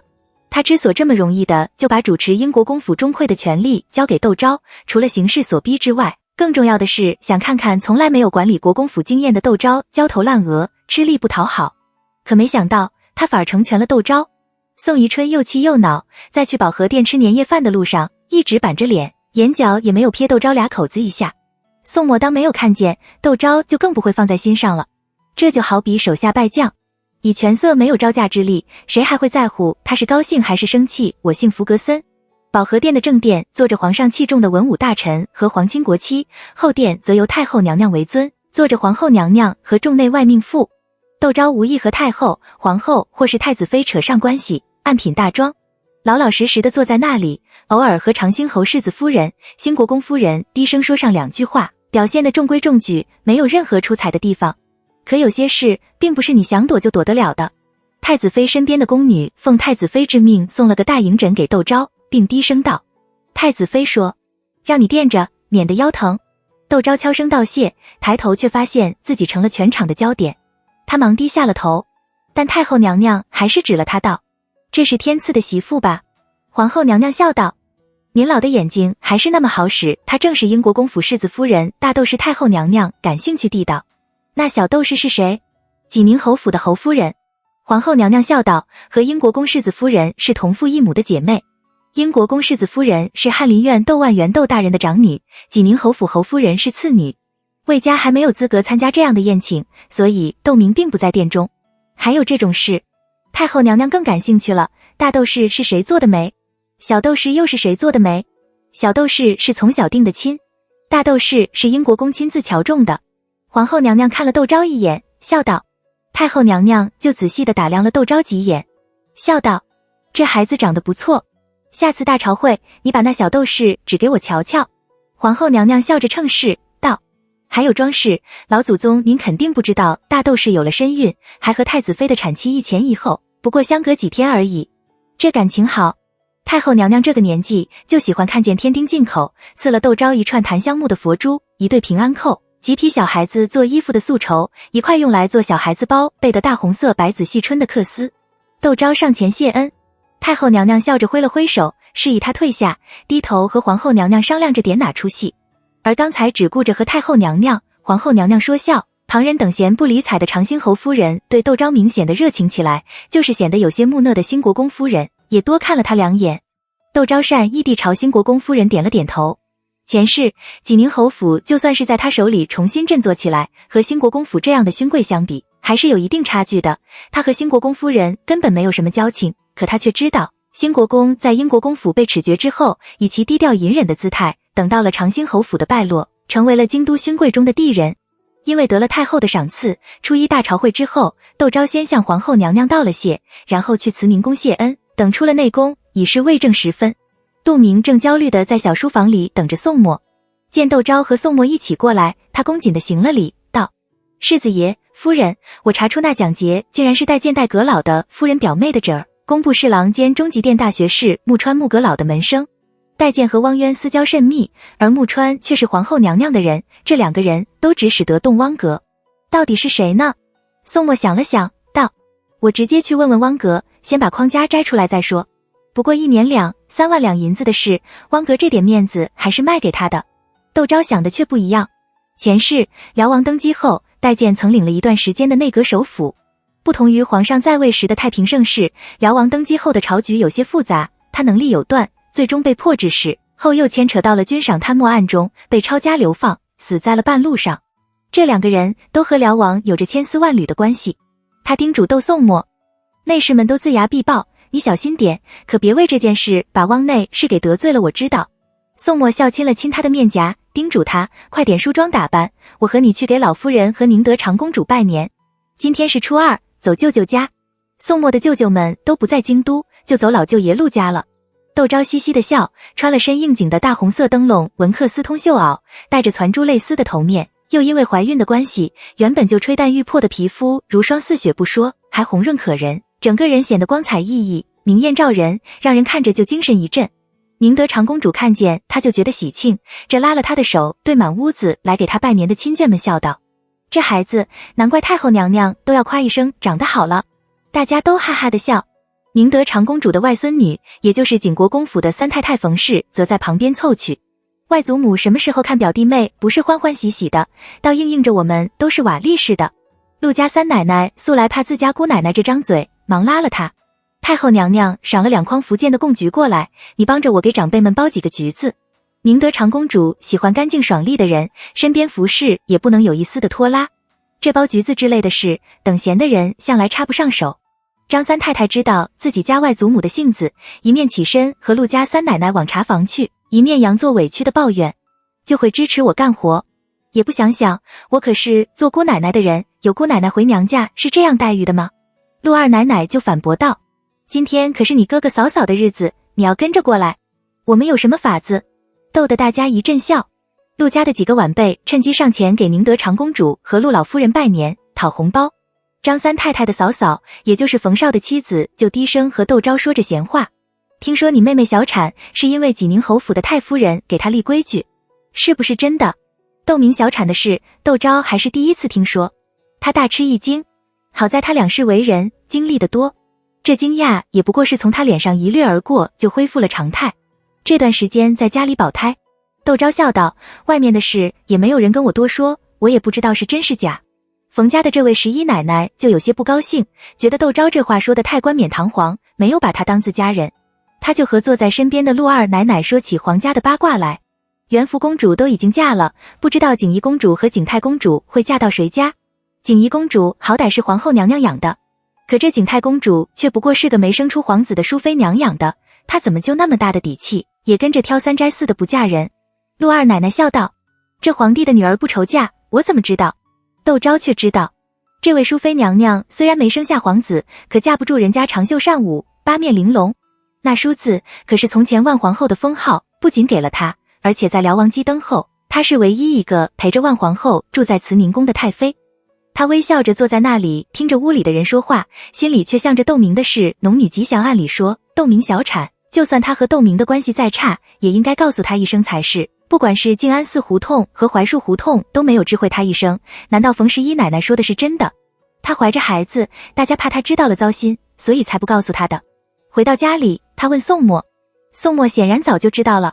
他道，六太太和舅母都叮嘱我不要告诉你，而且宋年节礼的时候，济宁侯府也没有作声，我也就没跟你说。实际上，他也不希望窦昭过多地关注济宁侯府的事。窦昭问他，这么说来，窦明被他婆婆立规矩小产的事是真的了。宋墨点头，六太太和舅母都是这么说的。窦昭不由唏嘘感慨，前世她嫁到魏家，第一个孩子也小产了，可她小产却是自己的责任。说起来，田氏就是个没有主见球、没有头脑的人，能让田氏用这种办法折腾窦明，除了魏廷珍，没有第二个人。以窦昭的眼光来看，田氏是个很好相处的人，只要你哄着他点，把姿态放低点，他就会心疼肉疼你，把你当成需要他保护的人。前世他就是想办法得到了田氏的认可，然后通过田氏拿捏魏廷珍的。窦明这才嫁过去不到半年，就和婆婆、姑姐都站在了对立面上，以后恐怕还有好日子等着她。这算不算是她处心积虑嫁过去得到的福利？窦昭讥讽地笑了笑。既然六伯母和舅母都不想她为窦明的事烦心，她也就装着不知道。第二天换了件宝蓝色十样锦的妆花被子，宝蓝素面绣眉红色莲花纹的马面蓝裙，换了点翠蚕丝的头面，珠光宝气的由宋墨陪着回了娘家。窦世英看着女儿非常的高兴，提也没提窦明的事，只是对她道：你11哥带着老婆回娘家给娘家的长辈拜年去了，你六伯父和你六伯母等会带了你12哥过来吃饭。窦昭自然是喜出望外，由高生家的带着去了内院给舅母和表姐拜年。宋墨则和窦世英去了书房，丫鬟奉茶盅上来，望着汤色鲜亮、香味醇厚的茶水，宋墨不禁为自己叹了口气。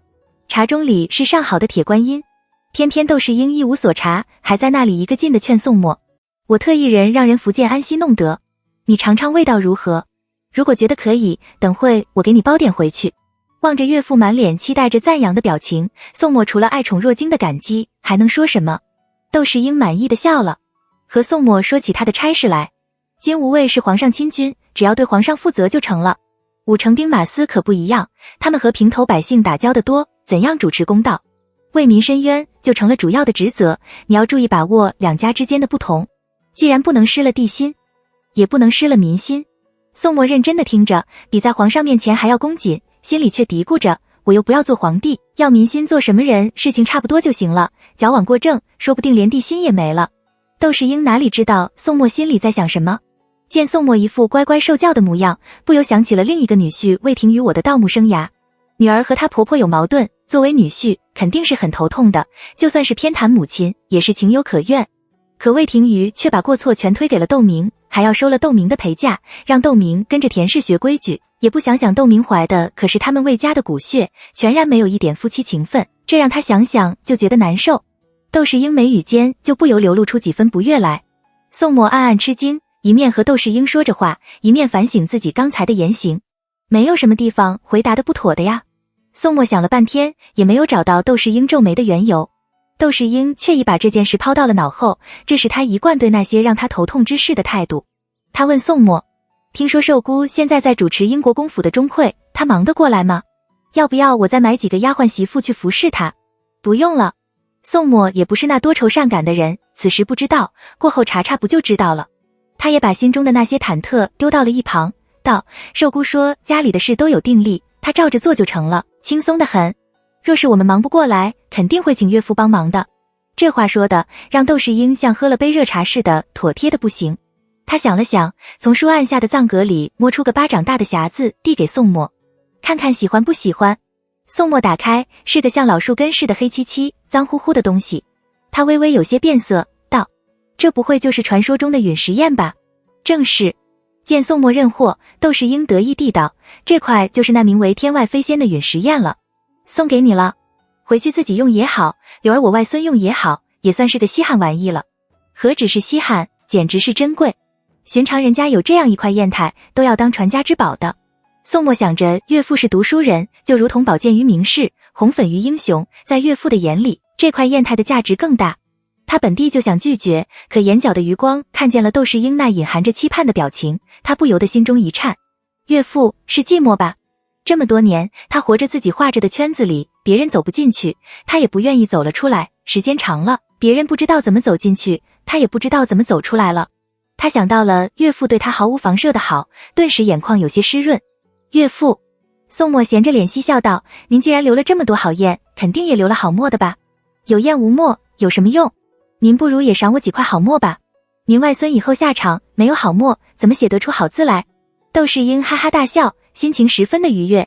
他朝着宋墨招手：你随我来，我这里还真就藏了同块好墨，是寿姑祖收藏的，也一并给了你吧。宋墨一副屁颠屁颠的样子，随着他去了库房。六伯父窦世恒一家到了。科举考试，文章能不能得了主考官的青睐，字写的好不好是主要的原因，而想写笔好写，毕竟有好墨好砚。窦世恒望着坛子木匣子里的龙凤墨锭，气得吹胡子瞪眼睛。好你个万元，这么好的墨竟然藏而不露，你是不是怕我向你讨要？他可有2个儿子要下场。窦世英嘿嘿的笑道：这不是没想到吗？我到时候再给你想办法寻几锭好墨就是了。窦世恒神色危寂，窦德昌低声和宋墨说着话。那件事到底怎样了？这不是大过年的，没有遇到汪格吗？宋墨道，过了元宵节我就进宫去找汪格，反正这段时间封印，那范世仇想干点什么也不能行。窦德昌点头。窦世恒喝过来，男子汉大丈夫，有什么事不能说，要这样交头接耳的，哪里像个读书人。窦德昌是幺儿子，天性又活泼，向来不怕窦世恒，又仗着在静安寺胡同做客，窦世英对孩子一向纵容，插科打诨道，我想和四妹夫去逛千佛寺胡同，这话也能大声地说出来吗？嘴上没门槛的东西。窦世恒眼睛瞪得像铜铃，你是不是想被禁足啊？窦世英和宋墨都忍不住笑起来。书房的氛围却被窦德昌这么一闹个变得轻松起来。男人坐在一起，不是讲女人就是讲朝政，有2个小字辈在场，自然不能讲女人，就只能讲朝政了。宋墨心中一动，先问戴建，听说他出身寒微，所以对黄白之物特别看重，有这回事吗？女婿不是读书人，自然对这圈子的事知道的少，难得他好奇，又闲坐着无事，就当是给小辈们提个醒。窦世英自是知无不言，言无不尽。谁说戴建对黄白之物特别看重？真正看重钱财的是出身世家的姚相，他精通术数，在户部做了6年的尚书，连皇上都悄悄地向户部借银子使。据说他们家就是扫地的丫鬟也会算数，家里日常的开销一律上账，若是后世要修史获治，我看也不用找什么资料，直接拿了姚相家的账册就知道当时的物价是多少了。他说着哈哈大笑起来。窦世恒生怕他们误会，忙道，你们别听他胡说，姚相那是当看者当用，省的全是国库的银子，对亲戚朋友同僚故旧却多有救济，为人很大方，记账不过是他的习惯罢了。至于说到出身，戴相家里倒少有几亩良田，供他读书出仕都没什么问题，反而是梁阁老父亲早丧，靠着寡母帮人洗衣攒下几个钱，才能交了束修大崩灭。所以他虽然天资聪慧，但举业却一直不顺，断断续续，经过3巡才中举。之后又做了几年清贵的翰林，好不容易入了阁，先是被曾轶芬压着，后又被叶世培压着，像个傀儡似的没声没息掌权之后，从前欠的人情要还，亲戚朋友要养，100年之后儿孙的出路要铺，由不得他不重视金银之物。像梁继芬这样的读书人很多。窦世恒说着颇有些唏嘘。窦世英却不以为然，道，他爱金银之物也是人之常情，可我就是看不惯他又要银子又装清高的样子，每次见到姚相都像姚相差他几百两银子似的，甚至看到那些新进的世子家境优越的，就觉得人家要么是用银子拼出来的，要么是靠了祖上的余荫，没有几个是真才实学，不免有些过了。这一点显然窦世恒也没有办法否认。他沉默未语，宋墨却在心里摇头，这话题偏的都快找不着北了。看样子这内阁大臣也只是个普通人。他只得笑着把话题又重新拉了回来，几位内阁大臣中，穆相的家境也算是比较富裕的吧？窦世恒点头，不仅穆相，就是何相也都出身名门望族。戴建虽然差一点，但也不是个缺银子的。窦世英插言道，所以每次内阁大臣齐聚，我们的梁首辅都会觉得很难受。窦德昌扑哧一声笑，又换来窦世恒的一顿训斥。宋墨却在心里琢磨着，这样看来，戴建和穆川都不可能为了钱财和框架过不去。他有手摸了摸下巴，事情变得更加复杂有趣了。到底谁幕后的那只手呢？魏廷瑜直到午膳时候才出现在静安寺胡同。窦明因为还在小月子里，是污秽之身，不能走家窜户，而他则有借口窦明需要人照顾，在厅堂里喝了杯茶就走了。窦世英对魏廷瑜也很冷淡，吩咐高兴送客，自己回了书房。想着魏家的糟心事，窦世恒的脸色也有些不好看，书房里的气氛也随之低落起来。窦德昌就嚷着肚子饿了，七叔父，我们什么时候用午膳啊？我早上只喝了半碗粥，又把气氛抄了起来。窦世英失笑，吩咐仆妇们摆膳。吃到一半的时候，槐树胡同的窦伯昌和窦继昌2口子带着孩子过来了。窦世英自然是喜形于色，道，你们怎么来了？窦伯昌和窦继昌的岳父岳母都在京都。窦伯昌笑道，我们昨天就去给岳父岳母拜过年了，惦记着四妹夫和四妹妹，这是第1次回娘家拜年，我们就过来凑个热闹，也免得四妹夫想打马吊都没有脚。窦世英笑得见牙不见眼，忙吩咐丫鬟们重新做桌酒宴。窦伯昌和窦继昌却说自己已经在家里用过午膳了。早知道如此，就应该来七叔父家蹭饭吃的玉海关门。可窦世英怎么会让他们在一旁坐着，少不得你推我让一番，重新整了桌酒菜。而内宅因有了几个孩子的嬉笑吵闹，平添了些许年节特有的喜庆和热闹。六伯母和舅母几个围坐在炕边说着家长里短，蔡氏却把窦昭拉到了一旁，悄声道：还好那天你没有去，我见过不要脸的人，却没有看见比魏家更不要脸的人，想占媳妇的陪嫁，竟然说的那样的理直气壮。那魏廷珍好歹也功勋世家的宗父，怎么说话做事那么没谱，也难怪她的婆婆瞧不起她，一直抬举石氏和冯氏两个儿媳妇了。窦家所之所没有告诉窦昭窦明小产的事，是因为窦昭正怀着身孕，她们俩姐妹关系又很紧张，既然窦明被刺激，又怕窦昭烦心。但在郭氏和蔡氏代表窦家的女眷去看望窦明的时候，六伯母还是以窦昭的名义让他们送了一份药材给窦明。窦昭还是刚才遇到六伯母的时候才知道郭氏和蔡氏去魏家发生了什么事，他根本就不知道。前世他的嫁妆也不好，魏家却从来没有打过他嫁妆的主意，怎么重生一世，田氏和魏家都变得让他有些不认识了。窦昭不由蹙眉道：这到底是怎么一回事？蔡氏就把田氏怎么对窦明不满，魏廷瑜又怎么和魏廷珍一条心，要窦明把嫁妆交出来，王家又是怎么对窦明不理不睬的，像说书似的，把正事情的经过说了一遍。窦昭非常的意外，道：王家怎么会对窦明的事不理不睬的？蔡氏见六伯母等正说的高兴，没有谁注意到这边来，他这才巧声道：听说王家二太太对七婶婶常年住在王家很是不满，怂恿着王家二爷和老太太闹了几场，偏生王家大太太也不作声，王家老太太一气之下，就带着七婶婶住到了王家位于京郊的别院里。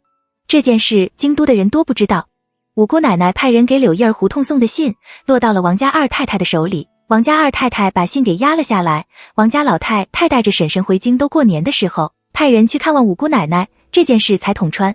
不过已经晚了，魏家见柳叶胡同那边没有动静，魏廷珍把五姑奶奶狠狠地羞辱了一遍，还把五姑奶奶身边两个最贴心的一等丫鬟卖了。五姑奶奶的人托王家找了这大半个月也没有踪影。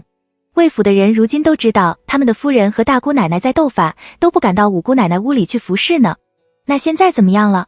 窦明的嫁妆比窦昭当年还要多，如果落在了魏家人的手里，窦昭颇觉得像吞了个苍蝇似的恶心，五伯母就没有和魏家理论几句。谁说没有去？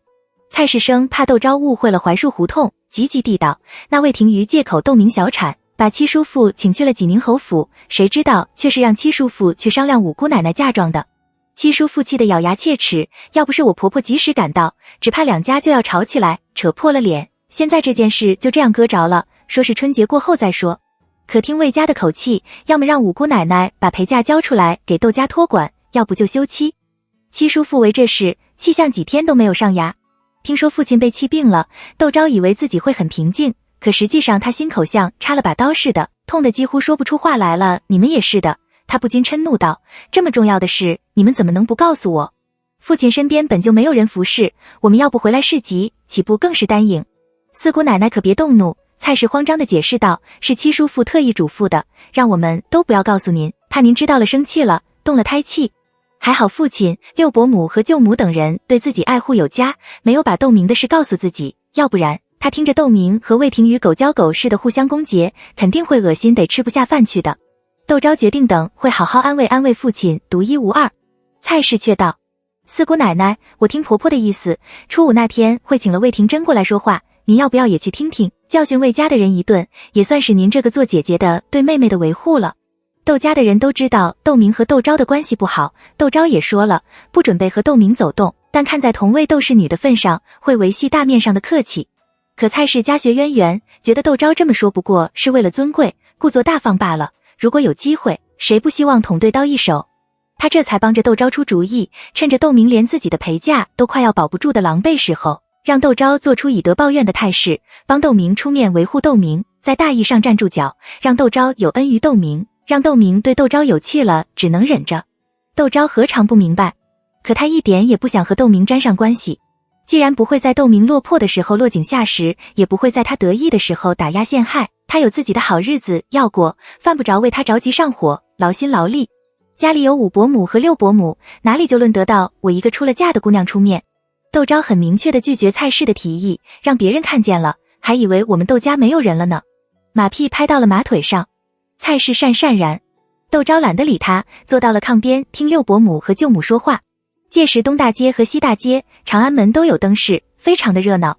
我小时候曾和父亲来过一次京都，印象最深的就是京都的灯饰，到如今也念念不忘。到时候舅太太不如带了张如去看看，那样的情景可不是时时有看的。原来正在说元宵节的灯饰。赵张如睁大了眼睛望着母亲，满脸的期盼。舅母听了笑了笑，带着几分遗憾地道：那天的人多，我一个妇道人家带着她一个大姑娘家的，毕竟不方便，如果她父亲在就好了。窦昭忙道：舅母，这件事您就交给我好了，一制堂有很多护卫。舅母有些犹豫，却在赵张如的殷勤的目光中败下阵来，笑道：那好吧，到时候就麻烦世子爷了。不麻烦，不麻烦。窦昭笑道：索性做人情，还要谁要去的，到时候一起去。我要去。蔡氏知道婆婆是希望他们能和窦昭走得近些，因而立刻笑道：到时候我和你十哥带着仁哥和富哥一起去。两个小家伙听到母亲说自己的名字，不由支了耳朵听，知道元宵节可以去看花灯，立刻欢呼起来。窦品元不乐意了，他抱着母亲的大腿，软糯糯地喊着郭氏：娘，我也要去，我也要去。郭氏欲言又止，可望着女儿的眼眶中不由闪烁着水光。就在年前，窦伯昌的妾室白姨娘为窦伯昌生下了庶长子窦运。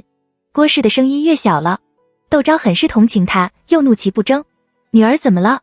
难道女儿身上流的就不是窦家的血了？女儿就一定不如儿子孝顺懂事了？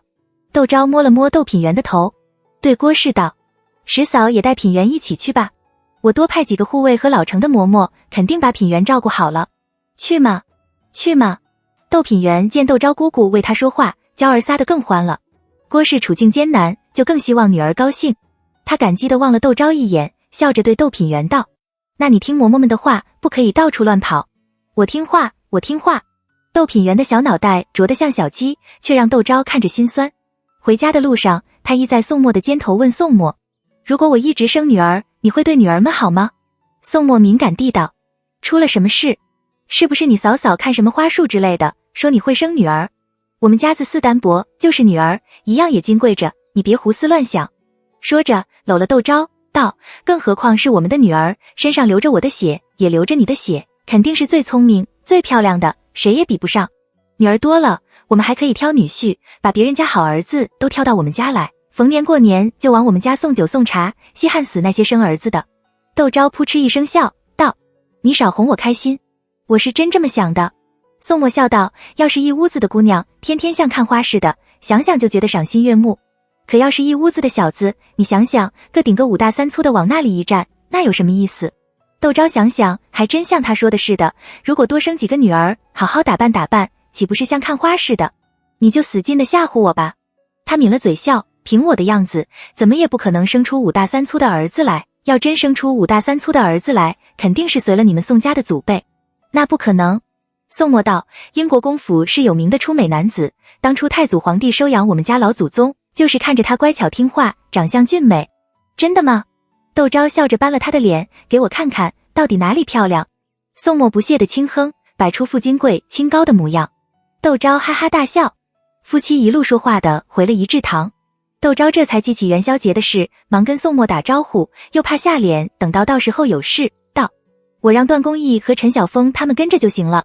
宋墨想了想，道：护卫就用段公义他们毕竟和窦家的人熟悉些，用起来也顺手，其他的就交给廖碧峰好了，你不用管了。然后齐道：元宵节的时候你不准备出去吗？窦昭知道宋墨那天要在宫里当值，京都的花灯再好看，一个人他不想出门。我这个样子还是别和他们挤了。宋墨没有说话。过了2天，廖碧峰来见窦昭，道：我在聚德庄2楼订了间雅座，夫人觉得如何？要不要换一间？聚德庄2楼的雅座，推开窗，正好可以看见东大街，不用和路上的行人挤，就可以欣赏东大街的灯饰了。如果想看西大灯的灯饰，就得到文心轩订雅座。而长安街因为对着承天门，怕有人窥伺内廷，整个长安街没有2楼的宅子，如果想去长安街看灯，就只能把马车停在玉河桥一带，自己走了。毕竟在京都住了10几年，窦昭对此很清楚。他没等廖碧峰介绍完几处的不同，即向廖碧峰道谢：辛苦廖先生了。聚德庄2楼的雅座每逢有灯饰，都是有价无市，这么短的时候，又是临时说起来的，廖先生应该想了很多办法吧？廖碧峰连称不敢，问了几句要求，起身告辞了。窦昭差了人，把当天的安排告诉舅母等人，知道还能坐在雅座里观灯网游之三界最强，大家都很期待元宵节的到来。郭氏带着女儿来给窦昭拜年，窦昭大吃一惊，抓了果子给窦品元吃，又让丫鬟领了窦品元去后花园看花，这才和郭氏到炕上坐下。没等他开口，郭氏已道：四姑奶奶别担心，家里没出什么事，我就是不想在家里待在，出来走走。说去别人家，娘心里肯定会不痛快，只好借了四姑奶奶名头，说是您让我带了品元过来串门。窦昭明白郭氏的心情，他沉默片刻，问郭氏：你有什么打算？郭氏苦笑：我还能有什么打算，过一天算2个半天呗。窦昭道：你应该想想品元，女孩子通常都跟着母亲学，不管怎么说，她也是窦家的嫡小姐，祖父曾贵为内阁大学士，嫁到哪家做宗妇是轻而易举的事。可就算是这样，她嫁过去了，还要能在夫家站得住脚才是。你能过一天算2个半天，品元却不能。郭氏抿着嘴，突然捂着脸无声地哭了起来。窦昭下了炕，沉声道：六嫂嫂，我的话你仔细想想是不是这个道理。说着出了内室，若珠几个立刻围了上来。没事。窦昭长长的透了口气，道：你们在外面听着点动静，要是舅奶奶有什么吩咐，你们好生服侍就是。自己跑去了后花园，和窦品元看花，吃点心，晒太阳，玩得了个不亦乐乎。宋墨回到家，就看到他红扑扑的脸庞，今天很高兴啊。他像往常一样抱着窦昭亲了2口，却被听到响声出来准备和宋墨打个招呼的郭氏碰了个正着。他哎呦一声退回了内室。窦昭盈盈的笑，宋墨比他想象的更脸厚，神色从容的和眉宇间透着几分慌张的郭氏见礼，好像郭氏才是那个失礼之人。郭氏哪里还坐下住，带着窦品元就要回去。窦品元还记得这个对自己和颜悦色的四姑父，笑嘻嘻地喊着宋墨四姑父。宋墨高兴得不得了，直夸窦品元乖巧伶俐，抱着他吃了2块水果，赏了他1盒包金豆子，这才把他交给乳娘。郭氏看着若有所思，朝着窦昭和宋墨扶了扶身，带着窦品元回了槐树胡同。宋墨笑道：明天我会连着休息5天，家里的事交给我好了。明年是初6、初4、初5的家宴，在沉闷却没有任何意外的情况下结束了。从初6开始，英国公府将开始摆春宴。英国公府是百年勋贵，多年下来，和京都各豪门大户的关系早已是剪不断理还乱，错综复杂。而春宴又正是各府加深感情、修补裂痕、重新建立人际关系的好时机。若你觉得相国公府的春宴有多难，那也不见得宴会的标准和礼数都有例可依，主持钟馗的只需要照章行事就行了入室花都。可你若是以为就这么容易，那也错了。去年某人来英国公府做客，也许需要安排上等的宴席，可今年也许就只能安排3等的宴席。宋宜春觉得自己想把握好这个度都很困难，更不要说刚嫁进来的窦昭。他乐得把英国公府的春宴交给窦昭。窦昭的确对这些不了解，可他能随时任意的调动宋墨的人，严朝清、廖碧峰都能被他所用，更何况他还有宋墨。今年的春宴我来主持。他拍了拍窦昭的手，安抚着他，并对他道：我已经跟皇上说过了，我们英国公府的子嗣单薄，你又怀着身孕，不宜操劳。皇上很赞同，所以才连放了我5天的假。可到现在，他也没有拿到这几天英国公府需要宴请者的名册。窦昭咯咯的笑，他越发觉得宋宜春像个女人。宋墨弄不清楚宋宜春在想什么，而他以女人的角度，却很容易猜出宋宜春要干什么。他得让宋宜春眼睛掉地，吩咐了身边的人不允许透露只言片语，他好整以暇地待在家里吃东西。所以当曾武奉宋宜春之命，将今天需要宴请的客人名单拿过来给窦昭过目时，窦昭放下手中喝了一半的燕窝羹，脆生生地喊了声宴堂，道：国公爷将今日需要宴请的名单拿了过来，您还是快点去上院吧，管事的嬷嬷都等在那里听候事下呢。又道：眼看就到了用午膳的时候，那些受到邀请的客人应该都快到了，万一客人到了饭菜还没有熟，那可就糟了。那口吻像在吩咐身边的管事似的。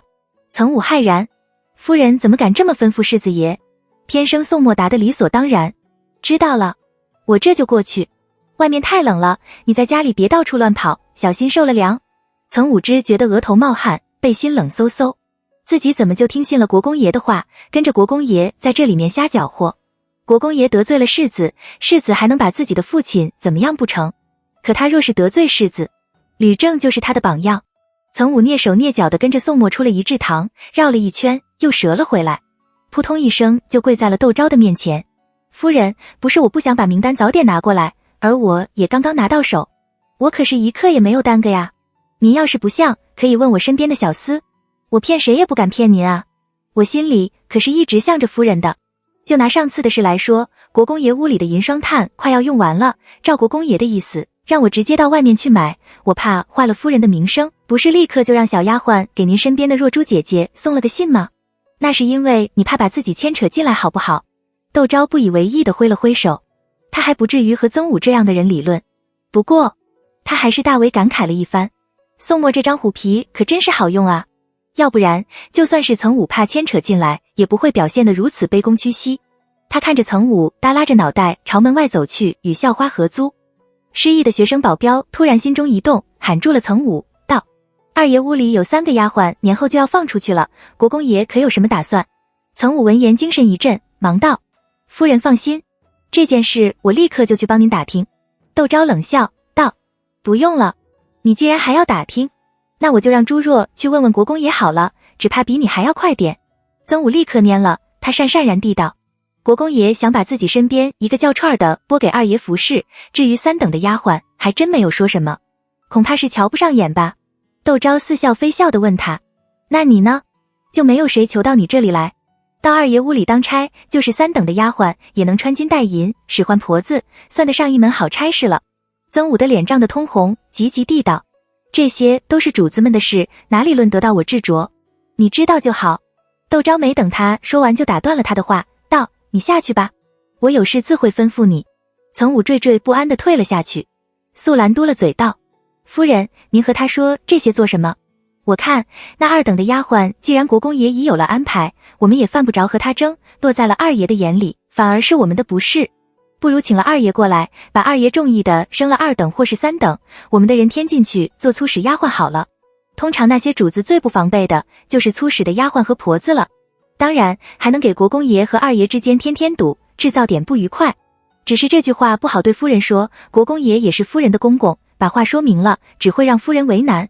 窦昭咦了一声，道：士别3日，当刮目相看。我们素兰和陈和定了亲之后，这人就像通了窍似的，连这些事都知道了。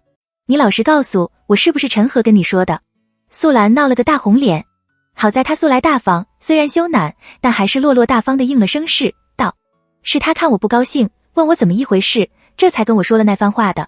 宋宜春想把自己屋里的2等丫鬟串拨给宋汉使，窦昭早已打听到了，不过是看着曾武怕宋墨怕得厉害，索性再给曾武一闷棍，让他常常记性，说不定以后有用得着的地方。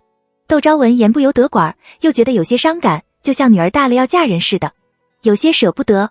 宋墨想让自己对仪制堂更有归属感，想从自己喜欢的大丫鬟里挑一个嫁给陈和。陈和中意，他很喜欢，但成亲的人是素兰，得素兰看得中才行。他怕素兰惹于自己对他的恩情，糊里糊涂就答应了这门亲事，一直以来都有些犹豫。没想到素兰知道后，竟然跑到外院，指名道姓的要见陈和，和陈和噼里啪啦的说了一大通什么你若是对世子和夫人忠心，我就嫁给你，不然我们就是成了夫妻也长久不了之类的话。窦昭急得两眼发花，只怪自己平日太宠着素兰了。见到宋墨后还情绪低落地和他商量着换人，谁知道他这番话却得了陈和和陈母的认同，又打听到了别氏姐妹为何会投靠窦昭的，觉得素心和素兰都是忠烈之人，立刻就答应了这门亲事。现在看来，陈和对素兰还是挺不错的，知道教导素兰怎样为人处事，只有这样素兰才会成长。这是窦昭和素心都对素兰缺乏的一环，前者把素兰当女儿似的，后者因为家变对素兰始终有份惭愧之心。如果嫁给陈和，能弥补素兰的不足极品都市太子，那这就是顶好的一桩姻缘了。窦昭双手合十，暗暗求菩萨保佑别氏两姐妹都能夫妻和美，白头到老。拜完了菩萨，他又想到了甘露和素娟，他又开始头痛。今生和前世已经有了很大的变化，这两个人可怎么办？窦昭把仪制堂所有适龄的人都写在纸上，琢磨起来。宋墨进门就看见妻子在灯下托腮沉思，雪白的面孔温润如玉，乌黑的眼眸明亮润泽。入鬓的长眉又为他平添了几分英气，而且有种岁月沉静的端庄之美。他示意屋里服侍的丫鬟不要作声，就那么站在那里欣赏了半晌，这才悄然地走了过去。摊在炕桌上的笺纸上写满了各式各样的名字。宋墨哑然失笑道：“你这是在练书法吗？”倒把窦昭吓了一大跳，捂胸长透了口气，忍不住娇嗔道：“你怎么进来也不出个声？”宋墨也没有想到，忙搂了他赔不是：“都是我不好，下次再也不这样了。”窦昭却皱了皱眉子，道：“你今天喝了很多酒吗？”宋墨闻了闻自己身上，道：“酒味还很浓吗？我刚刚洗漱了一番才进来的，我再去漱个口。”窦昭自己也是能喝2杯的，而且宋墨身上除了酒味，还夹杂着些许的草木香，并不让人觉得生厌。他搂了宋墨的腰，笑道：“不用，就是味道比平时要大一些。今天的春宴怎样？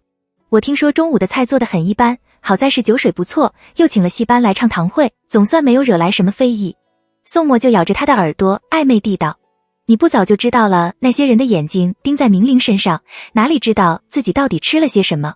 窦昭呵呵地笑，他这也是防患未然啊。总之让宋宜春宰跟头，他很高兴。宋墨却真诚地向他道谢：“辛苦你了，想了这个好法子。”窦昭笑道：“那今天你当着曾武抬举我，又算是什么呢？”宋墨没有作声，眼眸如晨星般闪光着璀璨的光芒，静静地望着他。窦昭的心砰砰乱跳，觉得自己仿佛掉进了一片星光中，随着他沉浮。宋墨低声的笑，亲昵地吻着他的唇：“寿姑，你这个小傻瓜。”窦昭回过神来，脸上火辣辣的，狠狠地瞪他，却不知道自己眸中含情，斜地过去的目光更多的却妩媚。屋里灯光猝然而灭，黑暗中响起悉悉索索的声音，还在窦昭低低的惊呼。一至堂春风无边，西厢院却像被大风刮过了似的，连草木都瑟瑟发抖，更不要说那些当值的丫鬟小厮了。宋宜春背着手，神色焦虑地在书里走一走去。八角宫灯莹莹的灯光时而洒落在他的脸上，时而洒落在他的背上，让他的神色显得有些阴晴不定。我早就应该想到，那小畜生看在窦氏有几10万两银子陪嫁的份上，也不会让窦氏受委屈的。他停下脚步，望着宫灯的目光显得有些阴森森的。他今天带那窦氏出面主持钟会，鹿肉没有烤熟，大虾还带着腥味，芙蓉羹里发现了蛋壳，因为那小畜生站在那里笑盈盈的敬酒，那些人竟然没有一个人敢吭声，还不停地赞着今天的堂会唱得好。说到这里，他突然想起来了，问道：“仪志堂那边，我们不是一直有人盯着吗？怎么宋墨请了广联社的曾楚生来唱堂会，你也不知道？这是谁的主意？”上个月八皇子开府，请曾楚生去唱堂会，曾楚生不敢拒绝，拖着病体去了。唱到中途的时候却失了声，大家都知道他身体抱恙，春节期间没有谁家去请他唱堂会。没想到他竟然会出现在了英国公府，来客惊喜之余，谁还会在意英国公府酒宴的好坏？宋宜春作为主人也在场，他气得脸色铁青，不仅发作不得，还要强压着气头的怒火，听着众人的喝彩，笑着和众人点评曾楚生的戏文。陶器重闻言不由苦笑道：“我也不知道是怎么一回事，事前那边的确没有一点动静。”宋宜春已懒得听陶器重的话，道：“事先不知道，难道事后就不会去查？”并阴冷地道：“今天他拿了曾楚生救场，我看明天他怎么办？”陶器重沉默了片刻，低声应是，趁机退了出去。站在舞廊上，他不禁长长的透了口气。国公爷像是被气糊涂了似的，现在心思全放在这些小事上。就算是压制住了夫人又有什么用？只要世子爷要皇上面前还得宠，只要世子爷的仕途还顺利，那些人就会对夫人礼让3分。不要说夫人精明能干，等闲寻不到她的错，就算是寻到她的错，那些人难道会为了看热闹而去指责夫人，和世子爷结怨不成？陶器重摇着头往外走。路过茶房的时候，他看见曾武正嬉皮笑脸的和个穿着绯色被子的丫鬟在拐角纠缠。陶器重颇有些无奈地叹了口气。国公爷新提上来的这个曾武和吕正相比可差得远了。念头闪过，他神色微滞。那个穿绯色被子的丫鬟好像是国公爷屋里的落雁，他忙又折了回去。曾武和落雁都不见了，茶房里只有个小丫鬟在看炉火。他在周围转了一遍，没有看见曾武，却看见落雁端着空的霁红小碗从宋宜春的屋里出来。看见陶器重，他吓了一大跳，声音紧绷地喊了声陶器重，神色有些慌张地道：“国公爷还没有歇下，我这就去帮先生通禀一声。”“不用了。”陶器重不动声色地道：“我刚从国公爷屋里出来，你忙你的去吧。说着朝外走去。落雁松了口气，看着陶器重的身影消失在了夜色中，拔腿就朝茶房后的桂树林跑去。曾武正翘首以盼的在那里等着，看见落雁，忙道：怎么样了？落雁捂着胸口，气喘吁吁地道：差点被陶先生发现，你会计下来，我只记得这么多，一共有28个人，全是三公主府那边的，除了三公主，还有12个女眷，把明天宋宜春要宴请的人说了个七七八八。曾武虽然能写几个狗爬式的字，可这黑灯瞎火的，没纸没墨，他拿什么写？但他记好，落雁说的人，他也记了个七七八八，塞了个鎏金簪子，并2朵珍珠珠花和几块碎银子给落雁。曾武一溜烟地跑了。落雁不想什么簪子和珠花，被人发现了，还以为他和曾武有私情，可曾武跑得快，他还没来得及说什么人就不见了。他只好悻悻然地出了桂树林，在茶房门前却看见陶器重正朝里张望，他一时有些错愕。陶器重却笑了笑道：我刚才好像看见曾武。落雁就觉得衣袖里的那些首饰有点滚烫，道：我没有看见曾武。陶器重一面往外走，一面笑道：或者是我花了眼。出了西厢院，心里却暗暗纳闷，难道自己想偏了？他去了曾楚生位于千佛寺旁的宅子，曾楚生亲自迎了来，非常客气地对他道：国公爷已赏了重帛，怎好劳动陶先生亲自走一趟？您有什么事，只管派个人来说一声就是了。又拿了上等的碧螺春试客。陶器重暗暗惊愕，听曾楚生这口吻，是国公爷请他去唱的堂会，这怎么可能？难道是有人假借国公爷之名行的事？他试探道：也不是什么大事，就是国公爷来让问问，接下来楚先生有什么安排。曾楚生笑着吩咐徒弟拿了份大红洒金的戏单递给了陶器重，道：这是接下来我要唱的戏，若是国公爷觉得不好，随时都可以照着国公爷的意思改动。陶器重就收了戏单，道：我临时来了吩咐，也不知道前因后果。曾楚生惯在豪门大户里走动，以为陶器重是和哪位管事争风头，忙道：是贵府回事处崔13崔爷请的我。这戏单也是崔爷的意思，英国公府回事处哪有个姓崔的？陶器重有几息的茫然，很快就意识到这姓崔的实知是夫人娘家老姨奶奶崔氏那边的亲戚。曾楚生也要去唱过一堂了，英国公府也接待了，他难道难说那姓崔的是假的不成？陶器重气短胸闷地和曾楚生应酬了几句，就起身告辞，回了英国公府。宋宜春已经睡下，知道陶器重过来，又爬了起来。陶器重把事情的经过告诉了宋宜春，宋宜春当场就踢了个脚蹬翻了，他的脚尖也痛得要命。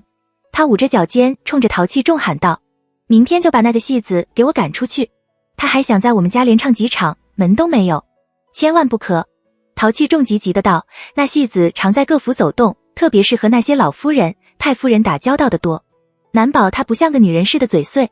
我们这贸贸然的把人给赶了，那些老夫人、太夫人肯定会问起的，若是那曾楚生答得不好，有什么风声传出去，英国公府岂不成了笑柄？广联社号称是京都第一戏班，过年过节的，不如就让他把这几天唱完，也凑个热闹。宋宜春跳了起来：我奈何不了那对孽障，难道我连个戏子都奈何不了？让他明天就给我滚蛋！陶器重知道他正在气头上，怎么劝也没有用，只得黯然地退下。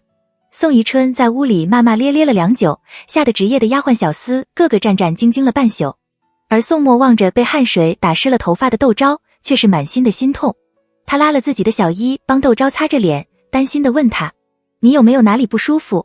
窦昭觉得自己好像跑了几条街似的，非常的累，却又有种莫名的舒畅。你从哪里学得这些手段？他的声音因为之前的呻吟变得有些嘶哑。老实交代。窦昭斜地着宋墨，目光潋滟，心里却很是不快。他知道自己是宋墨的第一个女人，宋墨喜欢些什么，会些什么，他很清楚，可刚才的那些风月却绝不是宋墨凭空就能想象出来的。他怕宋墨去喝花酒或是张台走马了，只有那种地方才可能有人知道怎样和怀孕的女子欢好。一场盛宴下来，宋墨有种守得云开见月明的感觉，心里无比的高兴，哪里体会到窦昭隐约的不悦。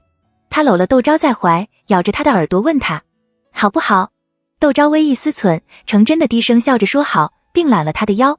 宋墨顿时有些得意起来，悄声道：我问了宫里的嬷嬷，他们说能行。窦昭讶然，随后又有些汗颜，他对宋墨应该更有信心才是。可这样的答案让他脸像火烧。知晓这种事的嬷嬷通常都由皇后娘娘管束，他们肯定会如实禀告皇后娘娘的。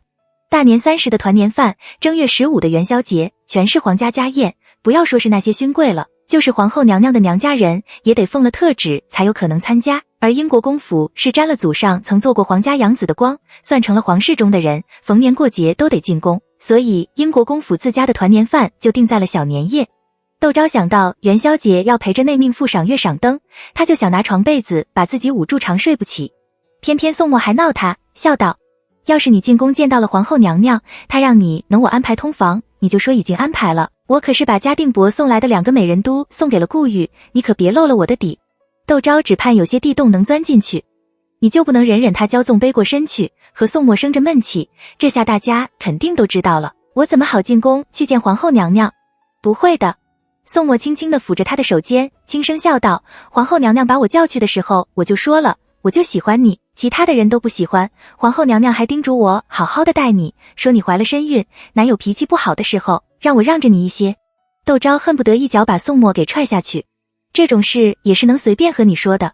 他腾地的坐起来，却忘了自己身为着履，杏木园瞪着宋墨，我们夫妻间的事岂不都被人知道了？说着顿时委屈的落下泪来。没有。宋墨笨手笨脚的帮用小衣帮他擦着泪，眼神却忍不住朝他飘过去，顿时觉得良辰美景都不过如此，不免有些心不在焉。只有皇后娘娘知道，皇后娘娘不是那说长道短之人，她是看着我长大的，就像我姨母似的，她找我去问，也是怕我们少年夫妻不懂事，伤了子嗣，不是你想象的那样。窦昭脸色一红，抓了件中衣就披在了身上。那更麻烦，她可是辽王的生母，在自己的继子被射杀之后，在自己的丈夫被死弃之后，她还能精神抖擞的过日子，那得多硬的心肠啊！莫名的，窦昭哭了起来。那些藏在心里前世无处可宣泄的负面情绪，如这泪水像关不住闸的河道，全涌了出来。在宋墨的心里，窦昭是聪慧的，是机敏的，是坚韧，所以当他哭的时候，宋墨震惊之余还有种锥心的痛。他慌慌张张地抱住了窦昭，不停地道歉：是我不好，是我不好，以后不管是谁，我也不说你的事了。游戏三国之英雄传说，你别哭了，这次全是我的错，我以后一定会注意的。手掌下偏偏又嫩又滑，让他忍不住轻轻地摩挲了2下，却感觉到手掌下的血迹有点凉，这才回过神来，急急地用被子裹了窦昭，继续哄着他：不哭，不哭，都是我的错，我给你赔不是。或者是因为知道宋墨喜欢自己，知道眼前的这个人会心痛自己的伤心，窦昭哭得更厉害了。宋墨只好一直哄着窦昭，直到他变化个小戏法，这才让窦昭破涕为笑。他不由得松了口气，拧了拧他哭红的鼻子，佯作出负恶声恶气的样子，道：以后再也不准备这样了，有什么话好好的说。窦昭不好意思地点了点头，一改往日的飒爽，反而有几分娇憨，像个小姑娘似的。宋墨突然明白过来，窦昭这是在向他撒娇呢。他不由抿了嘴笑，不仅不觉得讨厌，反而觉有种被需要的喜悦。宋墨起身叫了热水进来帮窦昭擦身子，窦昭拉着被角不松手：我自己来，我来。宋墨的眸光温柔，把他按在了被子里：你身子不便，刚才又累得慌，快躺下。窦昭依旧紧紧地攥着被子，低声道：我的身子是不是变了样？没有。宋墨没感觉到，嬷嬷不是说到了5个月才出怀吗？别的女人怀孕都和丈夫分房而居，等到孩子2个月之后能同房了才会在一起，她和宋墨日夜厮混在一起，怀孕的变化自然没办法避开宋墨，可她也不想就这样大大咧咧地摊在宋墨的眼前。真的假的？这段时间窦昭感觉到身子有点沉，还是我自己来好了。宋墨想到他刚才流了一身的汗，又坐起来和自己理论了半天，若是着了凉可就麻烦了，不敢和他争辩，在一旁递在温帕子。窦昭躲在被子里自己擦了身子，宋墨用自己的披风裹了他，甘露几个进来换床褥。他白皙纤长的小腿露在宝蓝色的披风外面，更显光洁细嫩。宋墨看着心动，等甘露几个面红如霞的退了下去，他把窦昭放进被汤婆子烫过还带着暖意的被子里，人也趁机也跟着钻了进去。我们再来一次。他贴着他的脸低声道，手已附在他因为怀孕明显大了圈的丰盈上，照着自己的心意把弄起来。窦昭半边身子都酥了，他又气又恼，气自己不争气，心全偏向了宋墨，惜他不说，被他这么一碰就会生出几分悸动来，恼宋墨不知节制，只知道撩拨他，也不想想他如今是双身子的人。宋墨自认自己得了宫中宴喜嬷嬷的指点，绝不会出什么错，这样寒夜依偎在一起，就是说话也觉得身上火热，没有一丝的寒意。这次我轻点。他一团火似贴着窦昭，让窦昭呼吸都困难起来。别这样。他喘息想推开宋墨，宋墨以一路亲吻停在了他的腹吻。窦昭有些意外，又有些了然先往。宋墨是用这种方式在和孩子打招呼吧？前世今生，他所渴求的都是一个温馨的家，就像现在宋墨所做的一样，爱护他，心痛他所生的孩子。窦昭的心立刻软得一塌糊涂。宋墨却直起身来，缓慢而坚定地进入了他的身体。虽然刚刚才欢好过，身体里还残留着他的印记，可那填满他的肿胀还是让他闷哼了一声，抓住了背角，身体仿佛被火点着了似的烧了起来。迷迷糊糊中，他不由想，元宵节的时候得找个借口留在家里才行。他这个样子，就算他想掩饰两人之间的缠绵，自己眼角眉梢中流露出来的春色却骗不了人。以皇后娘娘的厉害，只怕一眼就能看出他们之间发生了什么事。他本能的不想皇后娘娘知道。宋墨却不扳过他的脸，虎虎地道：不许分心，好像那是对他们侮辱似的。窦昭的眉目立刻揉了下来。如果是平时，他会狠狠地顶自己，直到撞开花心，让他求饶为止。可现在到底顾及着孩子，不敢乱来。窦昭原来的担心就烟消云散般不见了踪影。有宋墨在，他有什么好担心的？他自会护了他的周全。这么一想，窦昭反而放松下来。他缠了宋墨的腰身，闭上了眼睛，享受着这旖旎的风光。到底是闹得凶了些。第二天早上，窦昭犯困，抬手都觉得累，只想睡觉。宋墨亲昵地吻他的面颊，叫了掌管对牌的甘露进来，问内院还有什么事。甘露错愕。宋墨已到。夫人有了身孕，要多休息，今天有什么琐事，你们就来回我吧。甘露默然低头，喃喃地应是。宋墨神清气爽地去了外院。今天英国公府宴请的是宋宜春的老友三驸马石穗兰一家及和石重兰身份地位相当的几位朋友。三公主临时决定留在家里。英国公府由窦氏主持钟馗，她正怀着身孕。我去了，她就只晚辈里服侍我。我虽然不喜欢讲事，可没有和晚辈过不去的道理。你自己去吧。她可不想卷和宋宜春父子的矛盾中去。宋宜春每年初六都会请石穗兰过府吃春酒。他倒没想那么多，又觉得带了孩子麻烦，一个人去了英国公府。宋宜春没有看见三公主，很是惊讶。石穗兰只好借口家里有客，走不开。宋宜春总不能勉强三公主来做客吧，她只能强忍着心中的失望，陪石重兰去了书房。不一会，众人断断续续的到了重生嫡女不认命，都没有带女眷，借口不外乎是家中有客。宋宜春气结，宋墨亲自来请众人去花厅喝茶喝酒。众人笑着和宋墨寒暄着，一起去了花厅。初春的天气还很冷，风吹在身上依旧刺骨。花厅隔扇紧闭，烧了地笼，温暖如春。大家几杯下肚，话不由多了起来。这个问宋墨近日都在做些什么，那个问宋墨和东平伯的关系如何。他表姐家的三小子在武城兵马司当差，让他有空和东平伯打个招呼，提携。还有人问宋墨，东平伯不过是暂兼武城兵马司的都指挥使，还兼着武军都督府掌印都督之职，过了年他应该回武军都督府了吧？你有没有可能进一步到武城兵司去？宋墨态度恭敬谦逊。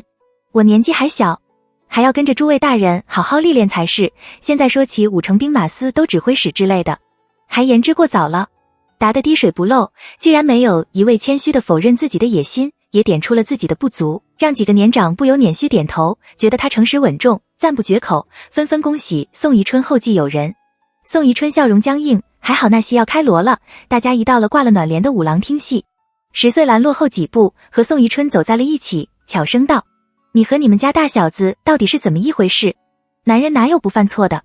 就算是他偷了你屋里的人，也过去这几年了，你也别总揪着不放了。女人哪有家业重要？宋宜春唯有苦笑。石穗兰看着心中一动，声音更低了几分，道：怎么？难道还有什么内情不成？宋宜春欲言又止。石穗兰耐心地等着。最后宋宜春还是叹了口气，拉着石穗兰去了五郎。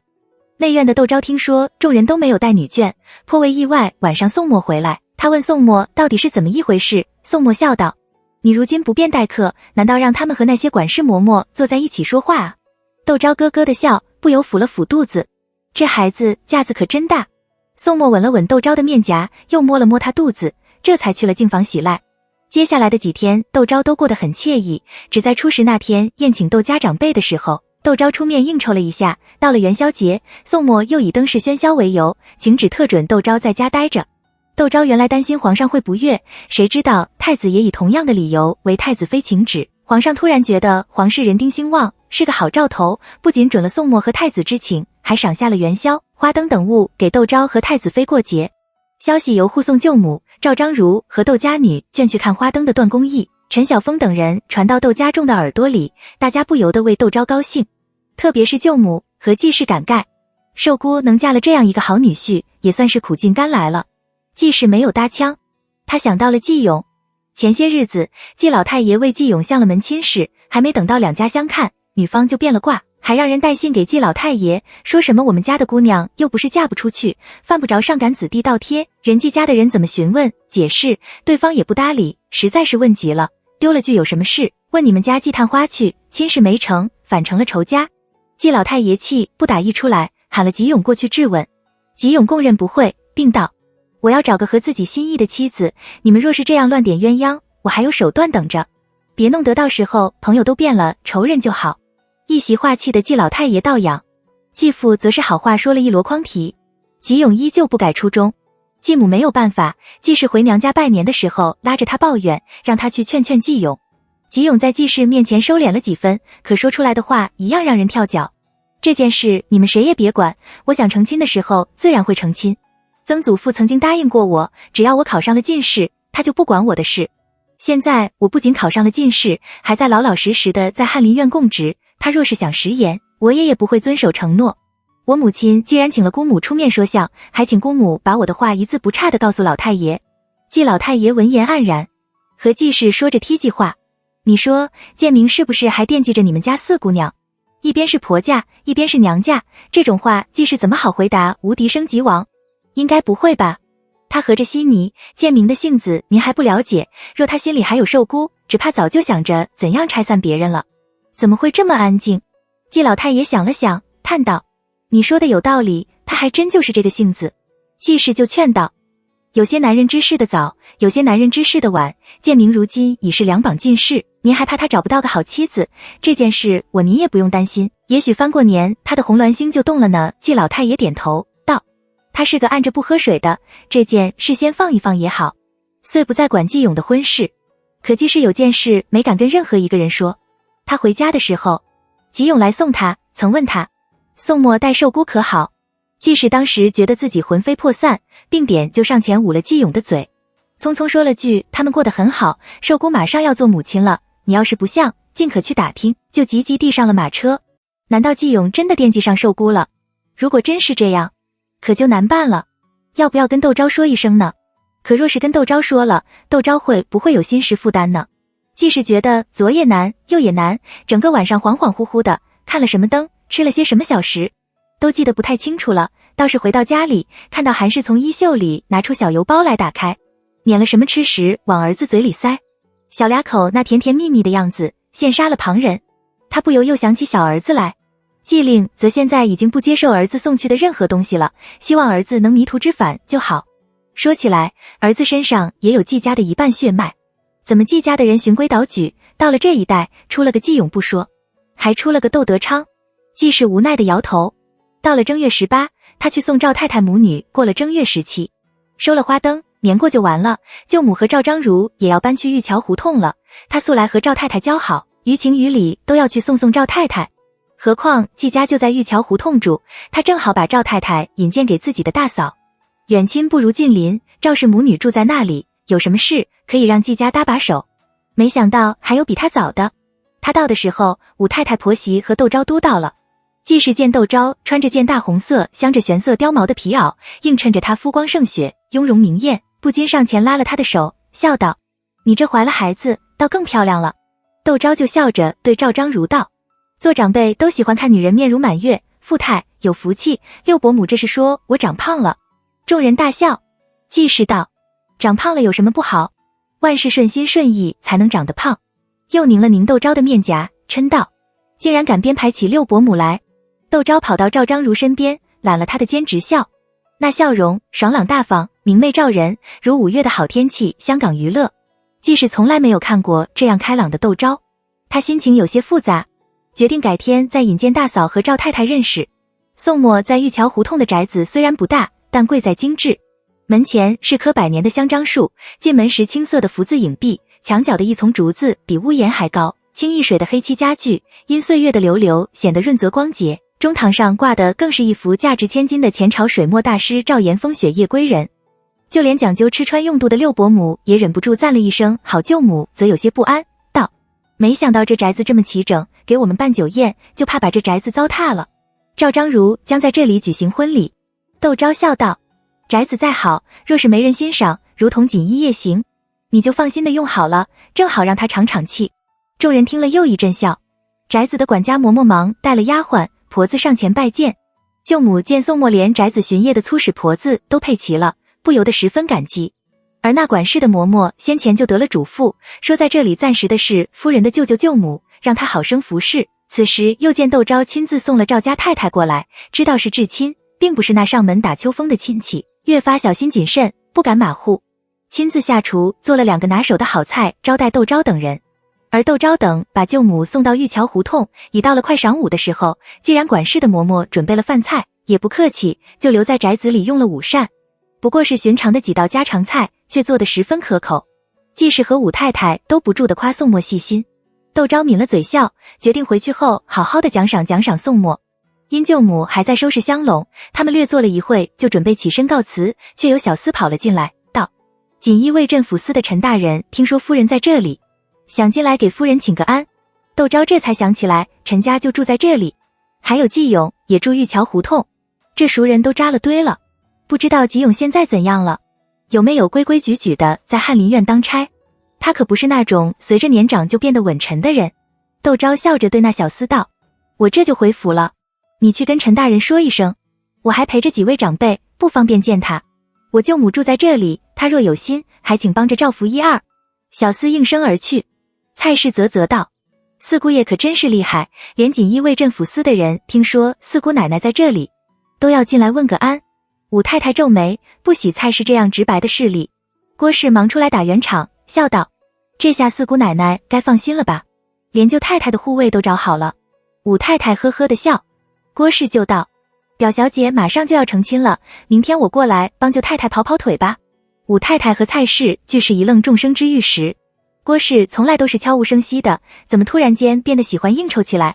舅母自然乐得身边有个对京都熟悉的人帮忙，迭生应好。窦钊则若有所思地看了郭氏一眼，随着众人一起由舅母送至了垂花门，回了英国公府胡同。宋末正和严先生在书房里说话，窦钊奇道：今天世子怎么这么早就回来了？甘露摇头，正巧素心过府来看他，他把这件事抛到了脑后，欢欢喜喜地迎了素心进来。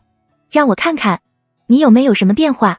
窦钊拉着素心手仔细地打量着他，乌黑的青丝挽成了妇人的圆髻，戴了朵鹅黄丁香花和紫色的紫荆花绢花，穿了件亮蓝色的素面妆花被子，耳朵上缀了个掐丝灯笼的金环，清丽中透着几分端庄。窦钊不住地点头道：像个管家娘子的样子了。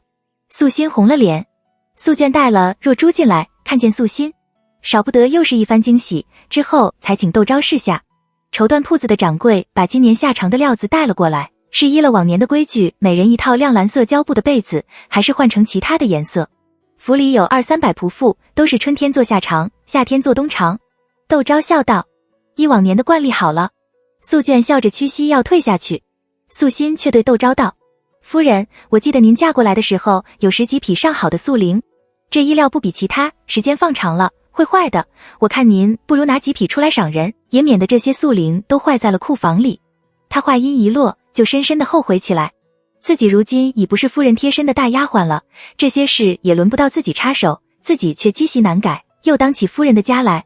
窦钊一直把素心当成自己的人，倒没有想那么多，感慨道：还是你细心，我都不记得我库里有些什么了，那我依旧回来服侍您吧。话到了嘴边，素心又忙咽了下去。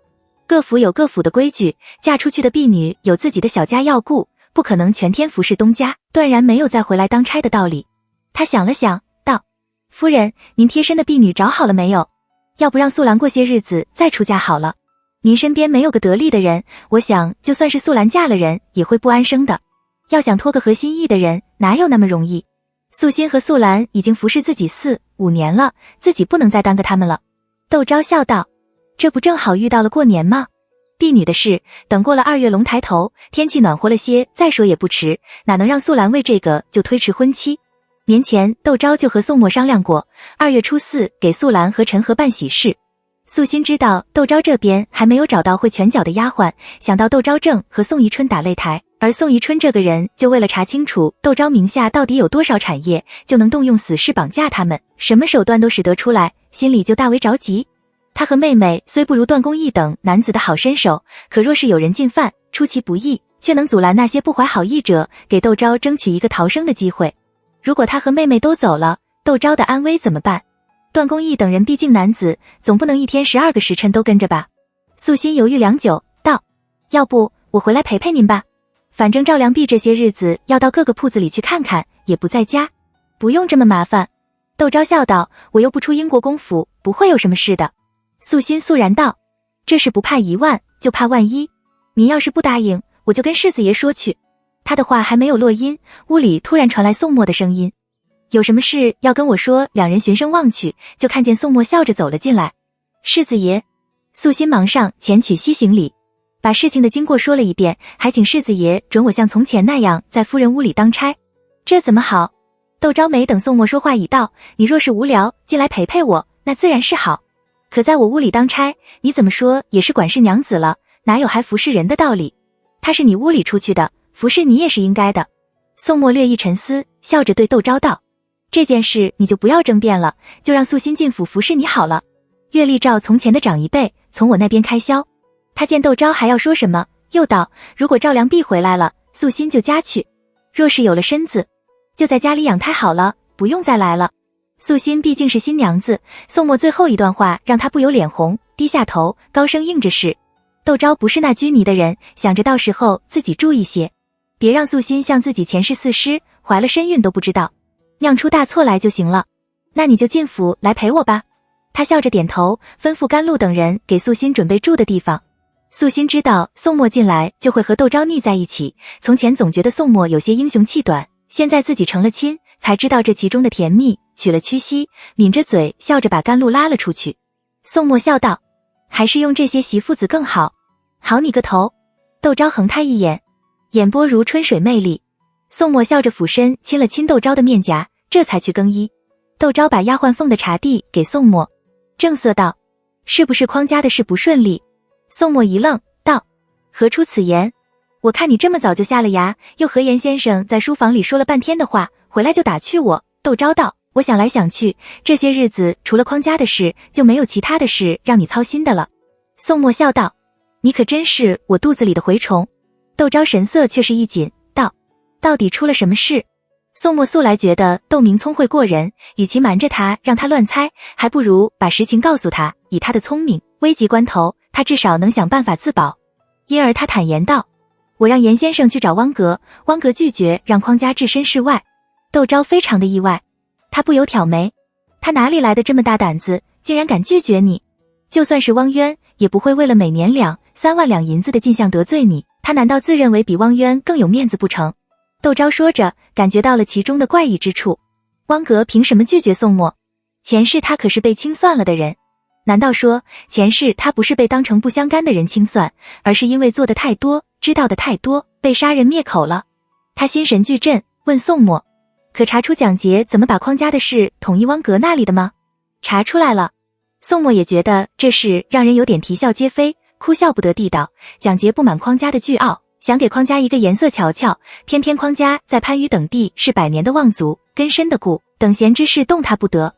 中秋节，他的师爷奉命来给戴建送礼，正巧遇到了汪阁从戴阁老家里出来，回去之后，那师爷说起戴建之事时，把汪阁曾亲自来上门给戴建贺节之事告诉了蒋捷。蒋捷听了就起了心，冬至节送年节礼的时候，他的师爷借了戴建之名去拜访汪阁，在汪阁面前诉了半天的苦，求汪阁看在戴建的份上，帮蒋捷教训匡家。窦昭沉吟道：那也不对啊，那蒋捷不过是个7品县令，就算是蒋捷的姻亲，汪阁也不可能为了他和两3万两银子得罪你。他说着，端容道：燕堂，这件事你只怕要放在心上，好好的查个清楚才是。我倒不是为了给匡家出这个头，而是觉得这件事太不合理了。汪阁平时看上去对你挺恭敬的，他突然翻脸，我怕问题出在你的身上。你看你要不要去见见汪渊，皇上那边的事可马虎不得。至于匡家，由我出面跟匡卓然说好了，既然汪阁下了决心给蒋捷出头，就不要再抱着侥幸之心找这个打点，找那个说项了，趁早拿定主意到底该怎么做。宋墨和窦昭想到一块去了，他笑道：也没你说的那么严重，如果皇上待我有下戏，过年的时候就不会准了你在家时养胎，还欲赐下东西来。不管汪阁是怎么一回事，汪渊那边都得去做了。至于说匡家，既然问题出在了曾阁老的身上，那就让曾阁老帮那个蒋捷去收拾乱摊子好了。我就不相信他会喜欢人背着他拉了他的大旗狐假虎威。话说到最后，他扯着嘴角冷冷地笑了笑。一看宋墨这表情，窦昭就知道戴建要头痛了。不过戴建头不头痛与他无关，他现肯定这件事与辽王有关了。只有靠上了辽王这座大山，他才会有如此的底气。自己是重生的，所以知道辽王最终会登了大宝，所以才会忌惮于他。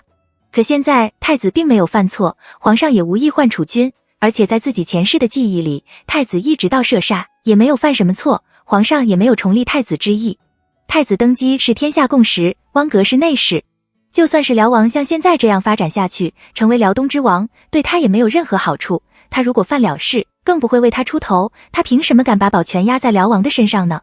他想到了辽王的生母皇后娘娘万氏，难怪他凭借的是皇后娘娘。也不对啊，像汪阁这样的太监，在内宫里一抓一大把，如果他不是汪渊的干儿子，恐怕宋墨都不会正眼的瞧他，何况是皇后娘娘。他的底气到底从哪里来呢？窦昭有些烦躁地喝了口茶，陡然心中一动。燕堂，我想起一件事来。他急急地对宋墨道：我好像听谁说过，汪阁和崔俊义是冤家，你说这件事会不会与太监之间的纷争有关系？宋墨听着眼睛一亮，道：我怎么没有想到从这方面下手查证？他说着朝窦昭倾了倾身子，道：你说说看，你有什么想法啊？窦昭善然地转了转手上镶红宝石的戒指，歉意地望着宋墨，道：我现在脑子里乱糟糟的，也没有个主意，就是这么一想，也不知道对不对。他前世是个不起眼的侯夫人，每次进宫都跟在那些门好显赫的贵夫人身后。有一次他落后了几步，无意间听到2个内侍在小声的抱怨，具体说了些什么他没有听见，只听见一句崔俊义死都拉了汪阁垫背，我死了也要拉他垫背之类的话。他那时候不知道汪阁，但对崔俊义有印象，因都是些内宫的旧事，他听听也就忘了，现在突然想起来就说给了宋墨听。但话说出了口，才知道自己这话有多荒唐。不要说崔俊义是太子的人，汪阁贪图匡家的产业，也只可能和辽王有关系，怎么就扯到了太监之类的纷争上去了呢？窦昭有些不在字。宋墨是多敏感的人，怎么会看不出来窦昭的迥然？他搂了搂窦昭，笑道：没事，那话本上不都说无巧不成书吗？我们有时候遇到想不通的事，就得这样天马行空，说不定就找出条路来。你说的是我让人去好好查一查，说不定还真就有所发现呢。窦昭悻悻地笑，匡家的事好像越来越复杂，而可用的线索又那么的少，他得自己的头都大了起来。算了，丢给宋墨去想好。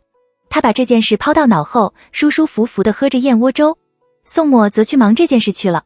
窦昭一碗粥喝完，抬头看见对面被宋墨靠的还带着凹痕的大银枕，他顿时有些发呆。自从她嫁给宋墨之后，就习惯了有什么事丢给宋墨，已经很少像从前那样动脑筋了。宋墨可是对未来一无所知，而他却是熟知历史走向的人，他怎么能放任宋墨如盲人摸象，自己却坐享其成？难道说女人一旦依赖了谁，就再也懒得去动脑子？窦昭不禁打了个寒战。不行，他不能再这样了，他得帮宋墨把当年的真相找出来，他得让宋墨避免前世的悲惨，他应该和宋墨一起奋斗才是，怎么能就这样窝在他的羽翼之下？他可是他两世为人对他最好的人。窦昭不由深深地吸了口气，挺直了胸膛，高声喊着甘露：帮我拿文房四宝来。甘露应声而去，很快拿了笔墨纸砚来。辽王、皇后、汪渊、汪阁、皇上、太子、崔俊义、匡卓然、蒋捷、戴建、窦昭把这几个名字都写了在宣纸上，然后陷入了沉思。可几天过去了，他还是没有想明白这几个人之间的关联，倒是宋墨那边有了消息过来。汪格和崔俊义是同时进宫的，两人都能说会道，很会讨顶头太监的喜欢，但汪格比崔俊义更灵活些，常会弄些银子孝敬顶头的太林，所以给太子选内侍的时候，他们顶头的太监推荐的是汪格，但因为汪格当时只会认些简单的字，太子不满意，被退了回去。崔俊义知道汪格使了银子才得到的这次机会，后悔的跳脚，知道汪格背了回来，他借了些银子去了顶头太林那里。没多久，崔俊义被推荐去了东宫。没多久，崔俊义就因能断文识字被太子赏识，很快在太子的书房伺候笔墨。渐渐的，崔俊义成了太子的心腹，正4品的内侍。而汪格还有7品的弦上奋斗，如果他不是抓住机会成了汪渊的干儿子，恐怕此时还不知道在哪个角落里洗马桶呢。两人的梁子也就这么结了下来。素心觉得不可思议，难道就为这？两人你来我往的斗了快20年，这还不严重？窦昭笑道，官大一级压死人，内侍之间的等级更森严，一个不小心，甚至可以要了性命重生抗战之军攻强国。不说别的，那崔俊义如今可是能跟汪渊说得上话的人，而汪格见了汪渊却得口称爹爹下跪磕头，就凭这，汪格想起来肯定就日日夜夜的睡不着。不过，这与匡家的事有什么关系呢？素心困惑道。窦昭不禁喃喃地道，如果我知道，还苦恼什么呀？素心迟疑道，要不您去和陈先生商量商量。窦昭闻言精神一振，可转念他又黯然。事关重大，陈曲水已是快知天命的人了，他还准备在宫变之前，若形势还不明朗，他就把陈曲水和段公义等人都托付给窦启俊，他不想把陈曲水拖进来担惊受怕。我先自己想想。窦昭敷衍素心。甘露走了进来，禀道，夫人，那个锦衣卫镇抚司的陈大人又来了，说是要见夫人。这些小丫头们都很有怨念，陈家来一次，说了几句话，就得了世子爷一幢宅子，这次上门，不知道又会骗些什么去。窦昭倒觉得这个人无事不登三宝殿，多半是为了之前提到的2个婢女之事，若他真能解决此事，可谓是雪中送炭了。窦昭有些佩服起陈家来，他吩咐甘露把陈家请到小花厅里喝茶，换了件衣裳，带着素心去了小花厅。陈家依就是那样恭敬地站在小花厅的中央，听动动静，飞快地缩了一眼，然后垂下了眼睑，给窦昭行了礼。窦昭温声请他坐下，陈家也没有客气，离着窦昭远远地坐在了靠近门边的太师椅上，带丫鬟上了茶盏。他道，上次跟夫人提起的那对姐妹，如今已经进了京，若是夫人想看看，我这就把人叫过来，只怕早就在门外候着了吧。正好素心在这里，让他帮着长长眼。窦昭笑道，有劳陈大人费心了，把人带给素心瞧瞧。陈家闻言起身，素心跟着他去了外院。半炷香后，他来给窦昭回话，2个小姑娘姓李，武夷人，姐姐叫金贵，刚刚及笄；妹妹叫银贵，今年13，长得只能算是端正，但身手却很好，比我们2姐妹强多了，人看着也很老实，若是仔细的调教，在夫人身边服侍个茶水什么的，倒也合适。他说到这里，神色间露出几分犹豫，道，锦衣卫专亏百官，犯到他们手上的都不是什么小事，我就怕陈家为了给您找2个合适的婢女，或是把人家的父母给牵扯进去了，或是打着世子爷的名头把人给要了来，我就单独问了问2个小姑娘的来历。据2个小姑娘说，她们家祖上是南少林的俗家弟子，靠耕种为生，家里也有300多亩良田，但家里的人都习武，叔伯兄弟成年后都要在外历练一番，却从不在乡亲面前显露身手。但他们的祖父年轻的时候曾在福州最大的镖局里做过总镖师，在南边颇有些名气，也因此收了几个弟子，其中有一个弟子落草为寇。去年夏天，那个弟子突然悄悄跑到找到他们的父亲，说寨子被官府给抄了，他拼死才逃了出来，如今正被官府通缉，求他们的父亲给几两银子好跑路。他们的父亲怕给家里人惹上麻烦，就给了那人10两银子，谁知道那人还没有走出福建就被官衙给缉拿了。他们家因此受了牵连，被当成同党，全都下了大狱，田产也被充了公。是陈大人救了，把他们姐妹俩从大狱里提了出来解。陈大人还对他们姐妹说了，若是他们姐妹俩能得了夫人的青睐，全家都没事，若是不能讨夫人欢心，那就只能把他们姐妹俩都再送回大狱去，他们的家人也都该怎么着就怎么着了。我问过俩姐妹话后，那俩姐妹把我当成了夫人，抱着我的腿就喊救命，说让干什么都行，只求救他们的祖父祖母、爹娘叔伯和兄弟姊妹一命。说到这里，素心不由有些恼火，皱了皱眉头，道：您说这是个什么事？他这哪里是给夫人找婢女，这简单是在给夫人惹麻烦。您说他们家出了这样的事，如若那2个小姑娘说的是实情，我们要是不把人留下来，岂不是害了他们全家？窦昭倒没想那么深，笑道：若真是如此，肯定是要留下的。就算2个小姑娘不合适在我屋里当差，这府里总能找到安置他们的地方。可这事却要和世子爷商量，2个小姑娘说的是不是实情？如果真的把人给救出来，合不合规矩？我怕给世子爷惹麻烦。说到这里，他不由得苦笑。这个陈家倒是好手段，简单的几句话就奈唬得2个小姑娘为了父母兄弟的性命，再也不敢生出二心来。素心道：那我就让陈家先把人给带回去吧，就说因是近身服侍，这件事还得世子爷点头。窦昭颔首，等宋墨回来和宋墨说这件事。宋墨颇为意外，沉吟道：我赚那些武林人士千钩多，他到时候给你惹了麻烦，准备在镖局里给你找2个信得过之人，若是那2个丫头真是如此，倒也可以用用。别的暂且不说，至少不会生别样的心思来。窦昭道：我们要不要再去查查？这件事我会跟杜维说一声的，你就别操心了。宋墨神色有些懒洋洋的，窦昭以为他累了，笑着应好，帮他拿了件家常穿的衣裳，叫了小丫鬟进来服侍他洗洗漱，自己先上了床。宋墨从耳房出来，在炕几上找了本书，上了床，靠在床头看书。窦昭也不打扰，坐在一旁做针线。屋子里静悄悄的，显得很安宁。窦昭暗暗奇怪，往日这个时候，宋墨都会和他说上几句，今天却默然不语。他抬起头来，这才发现宋墨的眼睛盯在书上，半晌也没有翻一页，很显然在想什么，心思全不在书上。每个人都有需要独处的时候。窦昭做着自己的针线，偶尔望一眼宋墨。窗外响起了更敲声，宋墨仿佛被惊醒似的回过神来，他放下书，这才发现窦昭一直针线。他微晕道：怎么晚上又做起针线来了？太伤眼睛。你有什么东西交给针线房做就了事了。我养了他们是要他们伺候人，可不是让他们捉蚊子的。要是这些人你用着不合手，你只管换人就是。窦昭感觉宋墨的情绪有些浮躁，他不由握了宋墨的手，看着他的眼睛道：你想不想跟我说说话？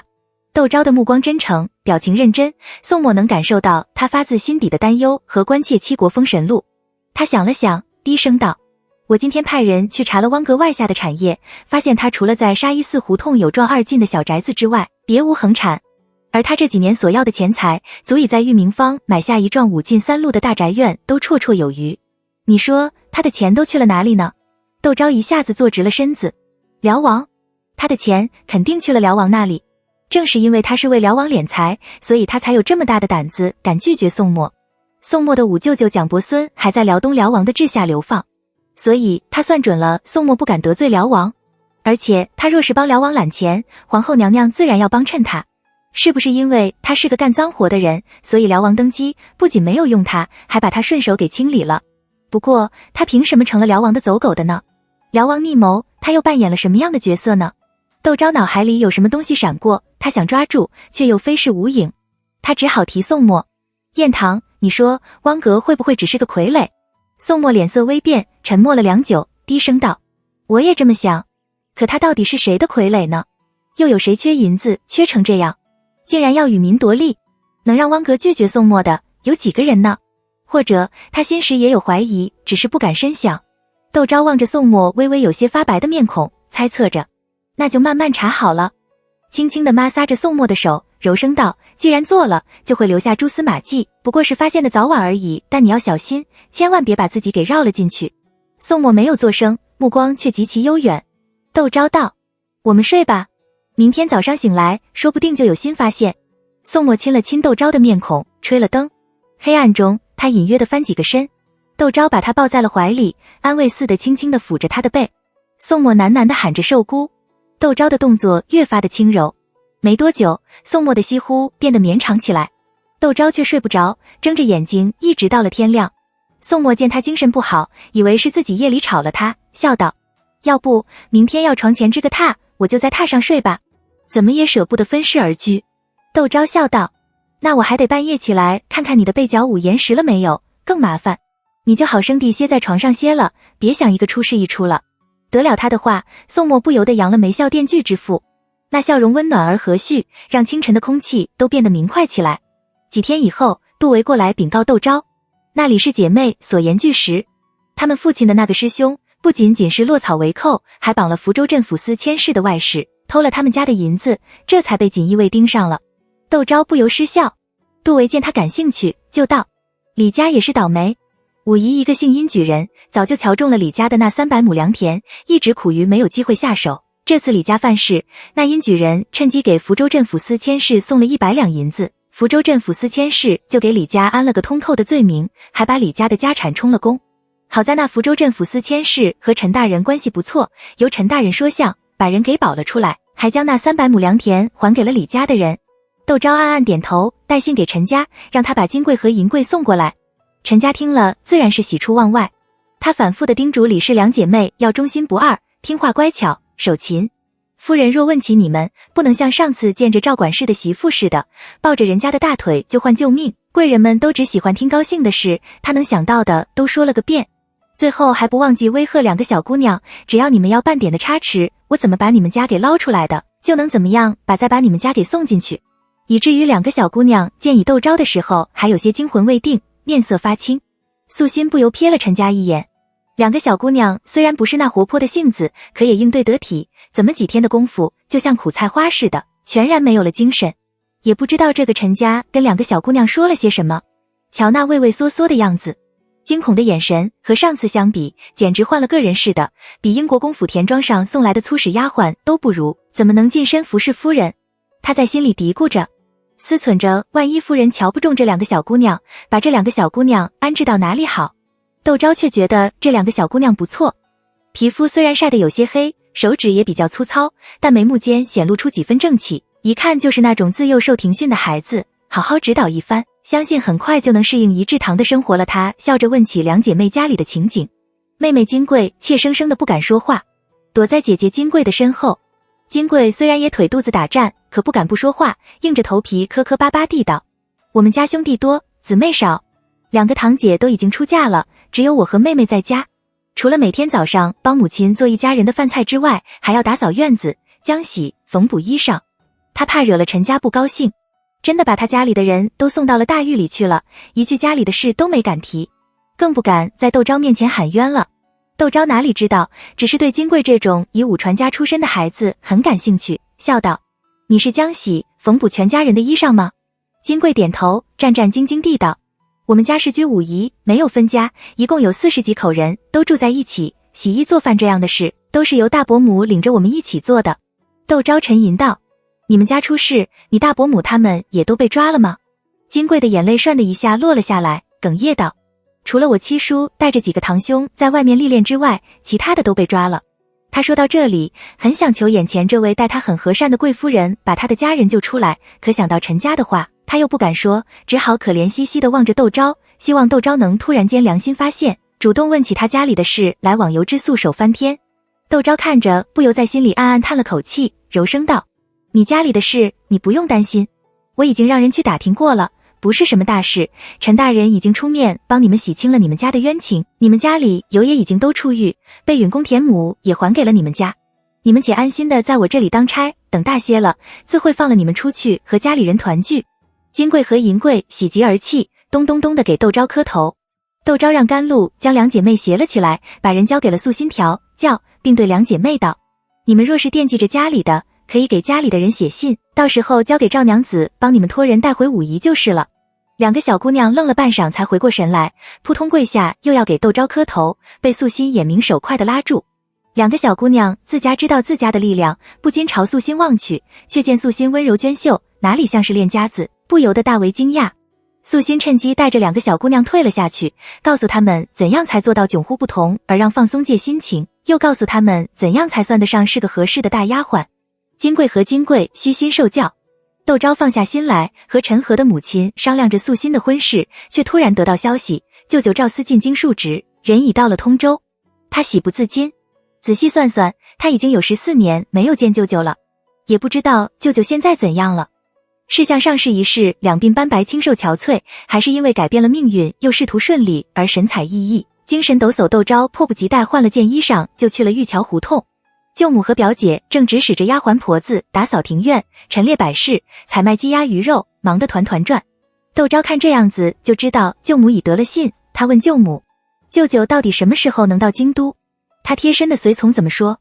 为了保证旅途的顺利，都会有贴身的随从在前面安排食宿、报信等，说是后天的下午进城。舅母抑制不住喜悦，拉着窦昭去了内室，吩咐丫鬟们端些新鲜的果子过来，道：你也别急，你舅舅一回到京都，我就把你来过的消息告诉他。窦昭连连点头，道：那我后天一早去城外迎接舅舅吧。舅舅去任上的时候，我才3岁，舅舅肯定已经不认得我了。他显得很激动。舅母笑着拍了拍他的手，道：好，到时候我们一起去。窦昭笑眯眯的点头。宋墨过来了，就知道你会来玉桥胡同探望舅母。他笑道：我也到舅母这里来蹭顿饭吃。舅母非常的高兴，连声说着求之不得，亲自下厨做了几道拿手的好菜招待他们用晚膳。赵章如就凑在窦昭的耳边哼道：看，都追来了，他这样天天黏着你，你也不腻。窦昭可不愿意让别人说宋墨，道：我不觉得腻啊，我觉得挺好的，我很喜欢。把赵章如说得目瞪口呆，哑口无言，却让耳尖的宋墨的嘴角都要翘到了天上荒神。用过晚膳，窦昭和宋墨打道回府。宋墨突然变戏法似的从怀里掏出了个紫檀木的匣子，递给了窦昭。窦昭奇道：是什么？一边说，一面打开了匣子。星星红的张绒内衬放着枚通体无瑕的羊脂玉臂串，臂串上的莲花纹朴拙大方，古雅自然，有着雍容华贵的漂亮。这是？窦昭不解地望着宋墨。宋墨嘴角含笑道：这是奖励你的。奖励我？奖励我什么？宋墨不告诉他，你收着就是了。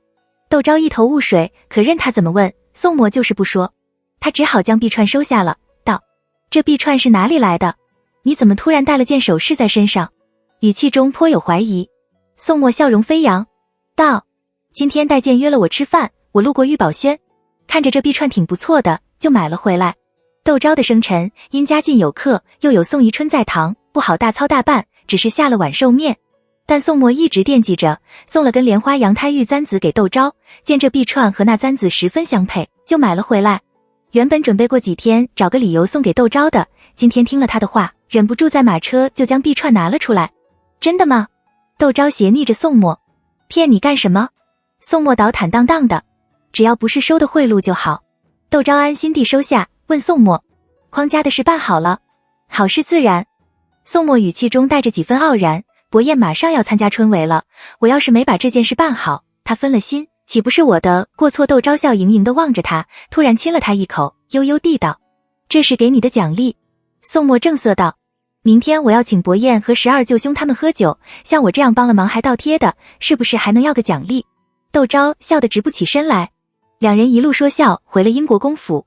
他们的马车路过英国公府的大门口时，和喝得醉醺醺刚回来的宋宜春擦肩而过。宋宜春听到马车中传来的那如银铃般欢快的笑声时，他的脸色顿时如乌云盖顶般的阴沉。窦昭根本不知道宋宜春的郁闷，他在家里搬箱倒矿，找了2方从父亲那里顺来的锡砚，2匣子胡定墨，2匣子狼毫笔，2个快和田玉的张料，1个掐丝珐琅银制的暖墨炉，用礼盒包好了。第2天去了玉桥胡同，阜成梅花报春早。可现在到底还只是1月底，风吹过，位于京都西侧的阜成门还是让人冷得有些瑟瑟发抖。赵思站在茶楼前，望着眼前这个梳着妇人堕马髻的陌生女子，眼眶忍不住就湿润起来。一晃10几年过去了，当年还只是軼軼学语的小姑娘，现在已经是为人妻为人母了。这期间她又错过了些什么呢？寿姑，她有些颤抖地伸手虚扶着窦昭，示意他快些起来。窦昭站起身来，喊了声舅舅，眼泪已簌簌落下。前世他错失了舅舅隐忍痛惜，今天又是舅舅帮他争取到了西窦1半的财产，他才能像今天这样过得如此逍遥。两世为人，舅舅都从未亏待他过，反观他前世的误会，今生的无力相助，他欠舅舅的都良多。可今天他得生活幸福美满，又能和舅舅见面，最喜庆的事也不过如此，他不应该哭，应该笑才是。窦昭仰起脸，从心底绽放出一个笑容。舅舅，您这次要调任，应该回京都多待些日子吧？他礼貌地寒暄着，但泪水还是糊涂着他的视线。赵思嗯了一声，眼角也不由水光闪动。我会在京都多待10天，等办完了你表姐的婚事，我们就要启程前往湖广。他有很多话想问问自己这个唯一的外甥女，可男女有别，分离得太久，话到嘴边，不知道从何问起，怎么开始，只有这样循规蹈矩不出错的应答，好像才是最适合的。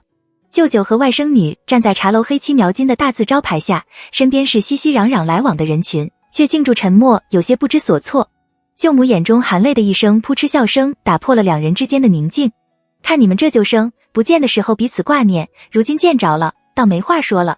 他携了窦昭的手对舅舅道，这不是说话的地方，寿姑在这时等了你大半天了，寿姑的女婿给我们在玉桥胡同租了个宅子，有什么话我们回家说去。听说那个英国公世子给自己租了个院子，赵思不由眉头微蹙，但想到今天是旧生重逢的好日子，他立刻舒展了眉头，笑着朝妻子点了点头，上马，跟着窦昭的马车回玉桥胡同。路上，窦昭还沉浸在见到舅舅的复杂心情里。赵章如以低声和窦昭道，你有没有失望？我爹竟然是这样一个不拘言笑的老古板。他说着长叹口气，全身放松地瘫靠在了大营枕上，悠悠地道，不过对我也有点好处。他今天看都没有看我一眼，以后肯定盯着你，我就轻松了。也不知道宋妍见了父亲会不会胆怯。你都不知道，上次别人给我说的一个秀才，就是因为见到父亲竟然磕磕巴巴的说不出话来，被父亲给否定了。窦昭就是有再多的心思，也被赵章如的话说得笑了起来人。他打趣着赵章如，怎么想反悔了不成？你现在已经定了亲，就算是舅舅把宋妍问得哑口无言，你们也只能到了日子成亲。或者是你担心宋妍怕为舅舅为难？宋妍毕竟是那个和赵章如共度一生的人，他又怎能无动于衷？赵章如的脸红的像朝霞伸手就要拧窦昭的脸。让你胡说八道。窦昭偏头躲过，笑道，我现在可是双身子，你要是欺负我，我立刻告诉舅舅舅母去。你除了会靠撞还会干什么？赵章如气鼓鼓地望着窦昭，眼睛瞪得像甜杏。窦昭呵呵地笑低声道，我还会给我的表姐攒私房钱。去你的！赵章如的脸再次红了起来。他的婚期正是定在了2月初2，前几天窦昭给他送天香礼，竟然是一座4进3间的宅子和一个田庄。舅母觉得太贵重，不愿意收。窦昭不悦道，舅母难道和我也要算得清清楚楚？舅母想了想，大方的道谢，收下了窦昭的天庄。但趁着舅舅换衣裳时问起窦昭的近日的情景，她把这件事告诉了丈夫。赵思勃然大怒道，你怎么能收受姑的东西？舅母最清楚自己丈夫的性格，她知道如果窦昭给女儿添妆的事她从别人嘴里听说了，定会气得半死，不如自己趁早和丈夫说清楚才。她不悦道，受姑是谁？你就和她丁是丁，卯是卯的，生怕沾了她一点点的，你就不怕她寒心？你怎么不将心比心的想一想？你什么时候心胸变得如此狭窄？我们住的这宅子是受姑她女婿的，你是不也要及时搬出去？朋友之间还有通义之财，难道受姑连你的那些朋友都不如？我当她是我女儿，女儿孝敬我的东西，一丝一缕我都喜欢，我都高高兴兴的收了。更不要说这是她送给她姐姐，是她给她姐姐做面子，心痛她姐姐成亲之后不宜给她姐姐的私房钱了。赵思默然。舅母走了出去，吩咐丫鬟们摆扇，然后站在舞廊上等丈夫气消。不一会，赵思旧面带几分愧色的走了出来，和妻子并肩站在了舞廊上，面无表情的道，什么时候开饭？我肚子饿死了。这些日子不是吃干粮就是吃那蘸的那些鬼东西，就没有一天吃过。舅母抿了嘴笑，吩咐丫鬟去请了小姐和表小姐出来吃饭。小丫鬟应声而去。舅母帮舅舅整了整衣襟，转身进了厅堂。赵思忙跟了进去。等到窦昭和赵章如进来的时候，俩人正和和气气地坐在桌前说话，哪里来看得出来刚才曾经置过气。舅舅真诚地向窦昭道谢，并道，你母亲只有你一个，我也只有章如她们3姐妹，这世上你们最亲不过，你们以后要互相帮衬才是。又后悔你大姐本想跟着一起来，可你大姐夫去年9月的会试落地，心里正不舒服，我没让他来。窦昭知道3年后他的这个大表姐夫会连闯过乡试、会试，成为庶吉士，再公布官正。他安慰舅舅，大表姐夫一定会金榜题名的，您莫要着急。这人的一生哪有都是顺风顺水的时候，他现腰还腰练他口有好处没有坏处。舅舅听了失笑道，你小小年轻，说话却像大人，竟然还知道人的一生都不可以平安顺遂。有些小瞧她。窦昭不由嘟了嘴，难得看到她这样的小女儿态，舅母和赵章如都笑了起来，气氛顿时变得活泼。窦昭感觉到自己和舅舅的关系也亲近了不少，大家随意地说着闲话，直到小丫鬟摆住，大家才安静下来。却有小厮来禀，英国公世子爷过来了。窦昭大吃一惊，今天宋墨应该在宫里当值。赵章如却朝着窦昭挤眼弄眉，舅母已喜上眉梢地站了起来，对舅舅道，怕是燕堂知道你进京，特意请假来给你接风。因为这门亲事是窦世英的主意，虽然妻子在信中说窦昭的婚姻幸福，可他还是抱着怀疑的态度。又有宋墨两桃挑三式般的打压各地武林人士的消息传到西北军中，连带着他对宋墨也生出几分不满来。听说宋墨登门，他沉思片刻，这对小厮道，也不是外人，就请了来厅堂一起用晚膳。那小厮本就是仪志堂的人，闻言立刻飞奔而去，很快就请了宋墨进来。宋墨恭敬地给赵厮行礼，赵厮心里就更纠结了，资荣丽手段狠毒，寿姑怎是他的对手？他微微颔首，顾不得丫鬟就要上茶，对宋墨道，你随我来书房。宋墨恭谨地去了书房。赵章如立刻凑到了窦昭的面前，完了完了，父亲肯定是去考核世子的功课去了。我大姐夫哥在我父亲面前都兵败如山，更不要说世子了。窦昭瞪他，你对世子有点信心好不好？他不怕舅舅考宋墨的学问，就怕舅舅因为父亲的原因对宋墨先入主为，让宋墨受委屈。不过舅舅怎么变成这个样子的呢？窦昭思忖着。赵章如则道，我有信心有什么用？他得过关才是。听着他们嘀咕的舅母呵斥赵章如一天到晚只会大惊小怪的，你父亲是那种没有分寸的人吗？可他到底还是怕宋墨肚里的货太少，被丈夫消了颜面，不由朝书房望去。但愿世子如你所说的还有2分真才实。赵章如朝着窦昭使眼色，正襟坐好，不再说话。一时间厅堂里静悄悄的没有声响，眼看着茶盅里的茶渐渐的冷了下去，赵思和宋墨才一前一后的出了书房。窦昭看着神色肃然的舅舅，长长的松了口气，没有变化就是最好的情况。他朝宋墨望去，果然看到了宋墨眼底的笑意，窦昭这才彻底的放心。舅母也放下心来，她知道丈夫对窦世英的心结，既然丈夫没有厌恶宋墨，可见两人刚才在书房变得不错。吃饭吃饭，她忙笑道，有什么话吃了饭再说。宋墨笑盈盈地坐在了赵思的下手，帮赵思酌酒。赵思脸上露出浅浅的笑来，一顿饭吃的大家都喜笑颜开。晚后大家一到西间的宴席室喝茶，赵思甚至和宋墨点评起了西北军中的各个将领。回城的路上，宋墨佯装擦汗，长叹道，舅舅可比岳父难对付多了。窦昭咯咯的笑。宋墨突然道，我决定了，以后生了个女儿就像岳父待你一样，如果生了个儿子就像舅舅待我一样。窦昭笑的眼泪都快出来了，心里却一片酸楚。宋墨想做个好父亲，却只能拿了父亲和舅舅做参考。宋宜春全然帮不上忙，既然舅舅到了京都，静安寺胡同和槐树胡同都少不得要给舅舅接风洗尘，舅舅却以还没有到吏部述职为由，把两边都推了。武太太就登门拜会窦昭，道，冤家宜结不宜解，那王氏也没有个好下场，我们两家总不能就这样断了几辈子的交情，你还是劝劝你舅舅吧。你武伯父现在好歹在内阁，有什么事跟你武伯父打声招呼，岂不是便利？何必看那木川的脸色？窦昭这才知道，原来舅舅搭上了木川的关系，难怪前世大表姐夫能在工部官正。他不由感慨，舅舅在那么偏僻的地方都能和京都的大佬搭上关系，真是不简单。如果不是因为母亲的死，舅舅如果进了翰林院，只怕仕途上会更顺利一些。而舅舅之所以舍近求近，恐怕也是因为他和母亲的缘故吧。窦昭不以为然，笑道，有的时候形势所逼，不得已为之。您总不能让舅舅得罪那木川吧？武伯母觉得他不懂事，道，你舅舅毕竟和我们家是姻亲，就算是亲近木川，木川也不会把他当成心腹，反而会事事提防他，你别把事情想得那么简单。可见前世舅舅有多艰难。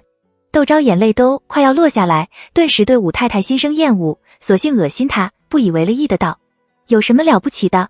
大不了走望渊和路子，人家带剑走望渊的路子还当上了扶手呢。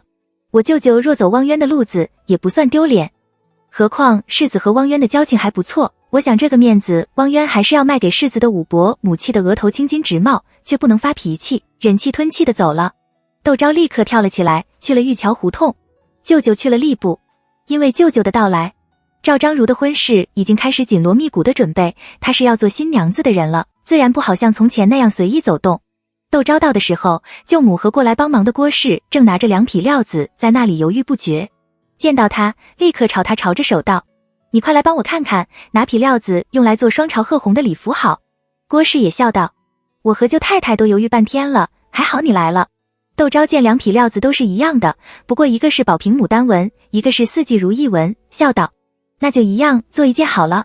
表姐想穿哪件穿哪件，反正第3天她还要去见婆婆。”宋妍由宋维民的妻子和长子陪着，昨天住进了离玉桥胡同不远的步步高客栈。宋默还抽空去拜访了宋家的人。舅母听着就啐了窦昭一口，对郭氏道：“你别听他的，他现在是暴发户，做起衣裳来都是讲成双成对，我们不能和他比。”郭氏捂了嘴笑。窦昭就问他：“怎么没有看见品姐儿？你应该常带他出来走动走动才是。小孩子就是要多认识人，多经历事，只有如此才会不怕生，才会不亢不卑，落落大方。”郭氏温顺地道：“我记下了，明天就带品姐儿过来玩。”两人说着，六伯母季氏带着媳妇韩氏和七金过来了。郭氏想想刚才窦昭的话，不由感激地望窦昭一眼，跟在窦昭的身后去了垂花门。七金活泼好动，看见窦昭戴了对掐丝灯笼的金耳环，就盯着不放。窦昭和韩氏开着玩笑，七金长大以后肯定是个小财迷，现在就知道金子好看了。韩氏莞尔，窦昭就挽了六伯母，道：“您今天怎么过来了？”季氏笑道：“你11哥和12哥都在家里闲着，我怕舅太太这边有什么事要人跑腿，就特意过来跟舅太太说一声，让他们兄弟俩明天就过来，没有什么跑腿的事。在这里帮着舅老爷招待客人，也能让他们历练一番，是他们的造化。”舅母连声道谢。窦昭的感慨：这家里的子弟多，就是好办事。宋家的子弟也很单薄，以至于宋默想矮子里面把长子找个能帮衬他的人都没有。不管是男是女，还是多生几个孩子吧。窦昭笑着跟季氏等坐到了宴席室的大炕上，女人在一起叽叽喳喳地话很多，眨眼就到了晌午。赵思回来了，天马行空四部曲，知道窦家的几位太太奶奶在这边做客，派人来问了个安，在外面摆午膳。窦昭却悄悄地跑了过去，开门见山地问舅舅：“你是不是走了木川的路子？”舅舅错愕，随后以为是窦家要窦昭来做说客，很是气愤，强忍着心中的怒意，对窦昭道：“这些朝中的大事你别管，我自有分寸。就是不靠着窦家，我们赵家也不会处了谁，你只管好好生儿育女就是。”窦昭知道舅舅误会了，笑道：“五伯母是去了我那里去了，不过我倒不是为了五伯母的缘故才来和您说这些的。太子毕竟不是万皇后的亲生儿子，辽王又在辽东一言而蔽天下，那木川又是皇后娘娘一手抬举起来的。自皇上偶尔犯病之后，皇后娘娘甚至给指使禁卫军，人心不足蛇吞象，世子如今都对这些事避而远之，舅舅也要小心才是。”赵思骇然道：“这些话是谁跟你说的？是世子吗？他怎么会跟你说这些？”窦昭扯着宋默的虎皮大放阙词：“世子说后宫是庙堂的缩影，让我多和后宫的贵人走动。”赵思勃然变色，窦昭趁机告退。赵思把自己关在了书房1个下午。窦昭听说后不由暗暗点头。很快舅舅的任免就出来了，像之前他们听到的小道消息一样，他去了湖广，在武昌做知府。同样是知府，相比庆阳，武昌不仅地理位置、繁充程度都比不上武昌重要，这对舅舅来说也是个不小的进步。大家都很高兴，特别是舅母，之前虽然有人承诺，可到底也只是承诺，如今落下时来，他也可以准备去湖广的事了。窦昭因在湖广有田庄，对那边略有了解，他叮嘱舅母，如今湖广已取代浙江，成为朝廷的粮库，又不像浙江人多地少，舅母若是过去，不妨多置些田产。舅母连连点头，并问他：“你要不要也置些产业？”窦昭想了想，笑道：“行啊，那这件事就拜托舅母了。”他和舅母在玉桥胡同说着梯级话，却不知道舅舅悄悄去了仪制堂，拜访了宋默。两人关在书房里说了半天的话，宋默才神色凝重地送同样神色凝重的舅舅出了门。晚上窦昭回到家里，宋默把舅舅来过的事告诉了他，并困惑地问他：“你真的觉得辽王有问题吗？”窦昭道：“你若是相信辽王，又为何让人去查他这些年来到底给京都的那些大小官员官字多少里？”宋默就有些烦躁地在屋子里踱着步。窦昭从背后抱了宋墨的腰，悠悠地道：“我们别管这些事了，只要我们不贪心那拥立之功，谁登基做皇上也不敢短了你的，你又何必去费那心思？”宋墨抚着腰间细嫩修长的手，长叹口气，答应他：“我们不管这事，置身事外好了。”他心里却明白，有时候树欲静而风不止，他现在在的这个位置太敏感了，如果换个地方就好了。大腕崛起，念头一闪而过，他突然想到了江怡。他虽然只见过江怡几百，可江怡给他的感觉却是个颇有见识又颇有些进取心的青年人。进入神机营一直是他梦想，甚至是骄傲，而他也从不掩饰能进入神机营却自豪。怎么他像突然变了个人似的，嫌弃起神机营辛苦来？宋墨决定找个机会和江怡谈谈，却因为赵章如出嫁在即，作为窦昭的夫婿，他希望给赵思留下个好印象，不当值的时候就在赵家帮忙，一时间找不到比较自然的机会和江怡说这件事。而赵章如因为有了六太太和郭氏、窦昭等人的帮忙，进行得非常顺利。尽管如此，他的婚礼上还是出现了一点小小的意外。马有明到五军都督府来办事，路过玉桥胡同，知道宋墨的表姨姐招赘，不请自来，送了20两银子的礼金，跑来喝喜酒。这等给面子的事，舅母自然要好生招待。他专为马有明在花厅里开了一桌，请了宋墨和窦正昌、窦德昌等人作陪。酒喝到了一半，吉勇来了，他还穿着上朝的官朝，朝窦德昌嚷道：“这么大的事，你怎么也不请我？我要不是今天提早回家，还不知道寿姑的表姐出嫁呢。”窦德昌恨不得把纪勇的嘴给捂上，窦正昌则有不安地望了宋墨一眼，拉着纪勇就要往外走。纪勇皱眉，不屑地瞥了眼老神在地坐在那里喝酒的宋墨一眼，道：“发生过的事，你们难道能当没发现过吗？还学什么老庄之道？我看你们也就只能当个乱点的儒生。”马有明茫然不知所措。寿姑显然是个女子的闺名，可这与宋墨和这位纪大人有什么关系啊？宋墨在心里冷笑，窦昭现在可是他的妻子，他有什么好怕的？他想破坏他和窦昭的感情，门都没有。一家有女百家求，他不过是和自己一样看出了窦昭的美好罢了。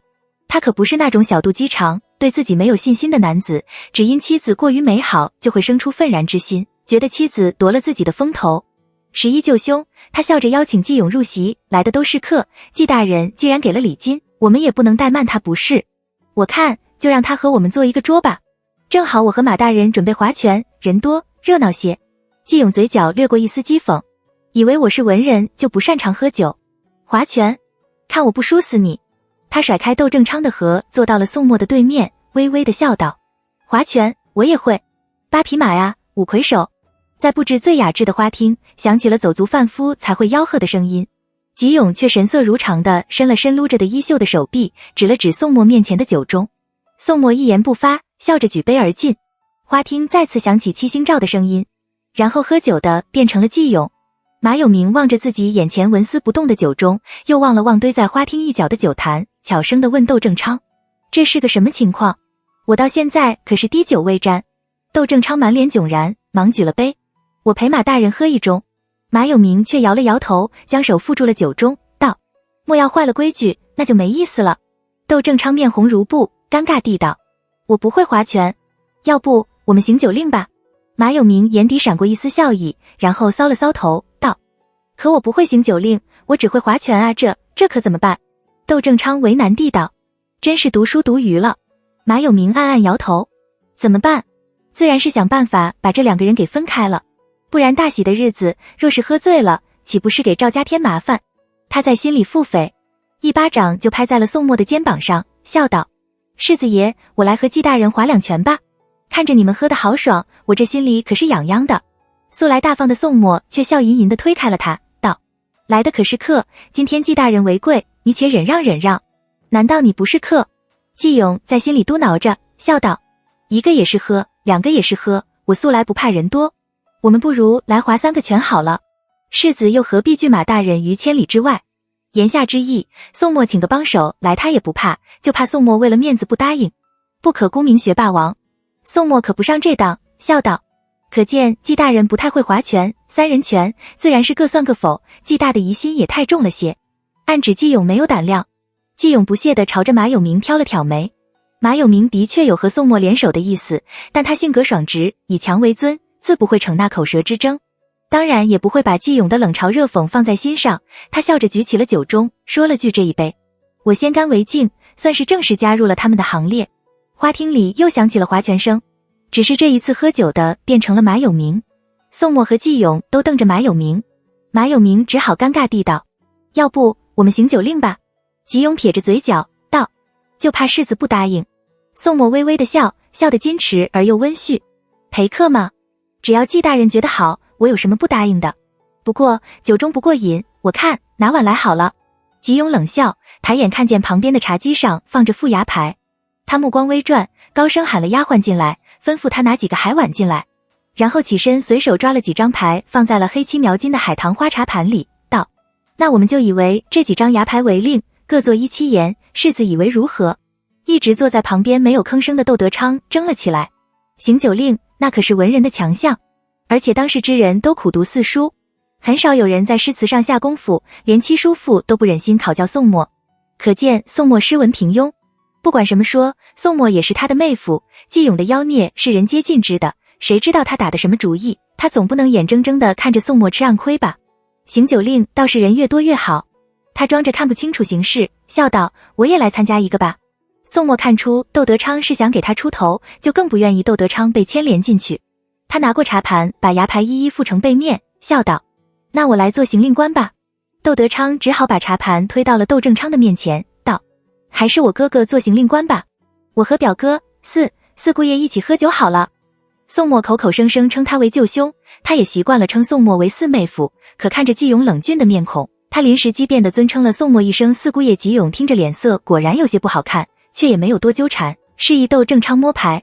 窦正昌一看是张一之春至尊先皇，这令有些麻烦，好在不算生僻，也不知道这位马大人能不能接得上来。他担心地看了不会行酒令的马有明一眼，道了句雪鹤苍苍粉黛绿，喝了碗酒。中规中模，和他这个一样。马有明见状有些不好意思，笑着对窦正昌说了句草堂玉阶暗香生，喝了酒。倒出乎窦正昌的意料之外。季勇接着吟了句碧池杏雨扑素锦，然后望向了宋墨。宋墨不紧不慢地喝了酒，含笑道：杨柳陌夜花飞舞。全句不带燃冬，却以春雾涌东景。季勇目光微凛。窦正昌和窦德昌松了口气。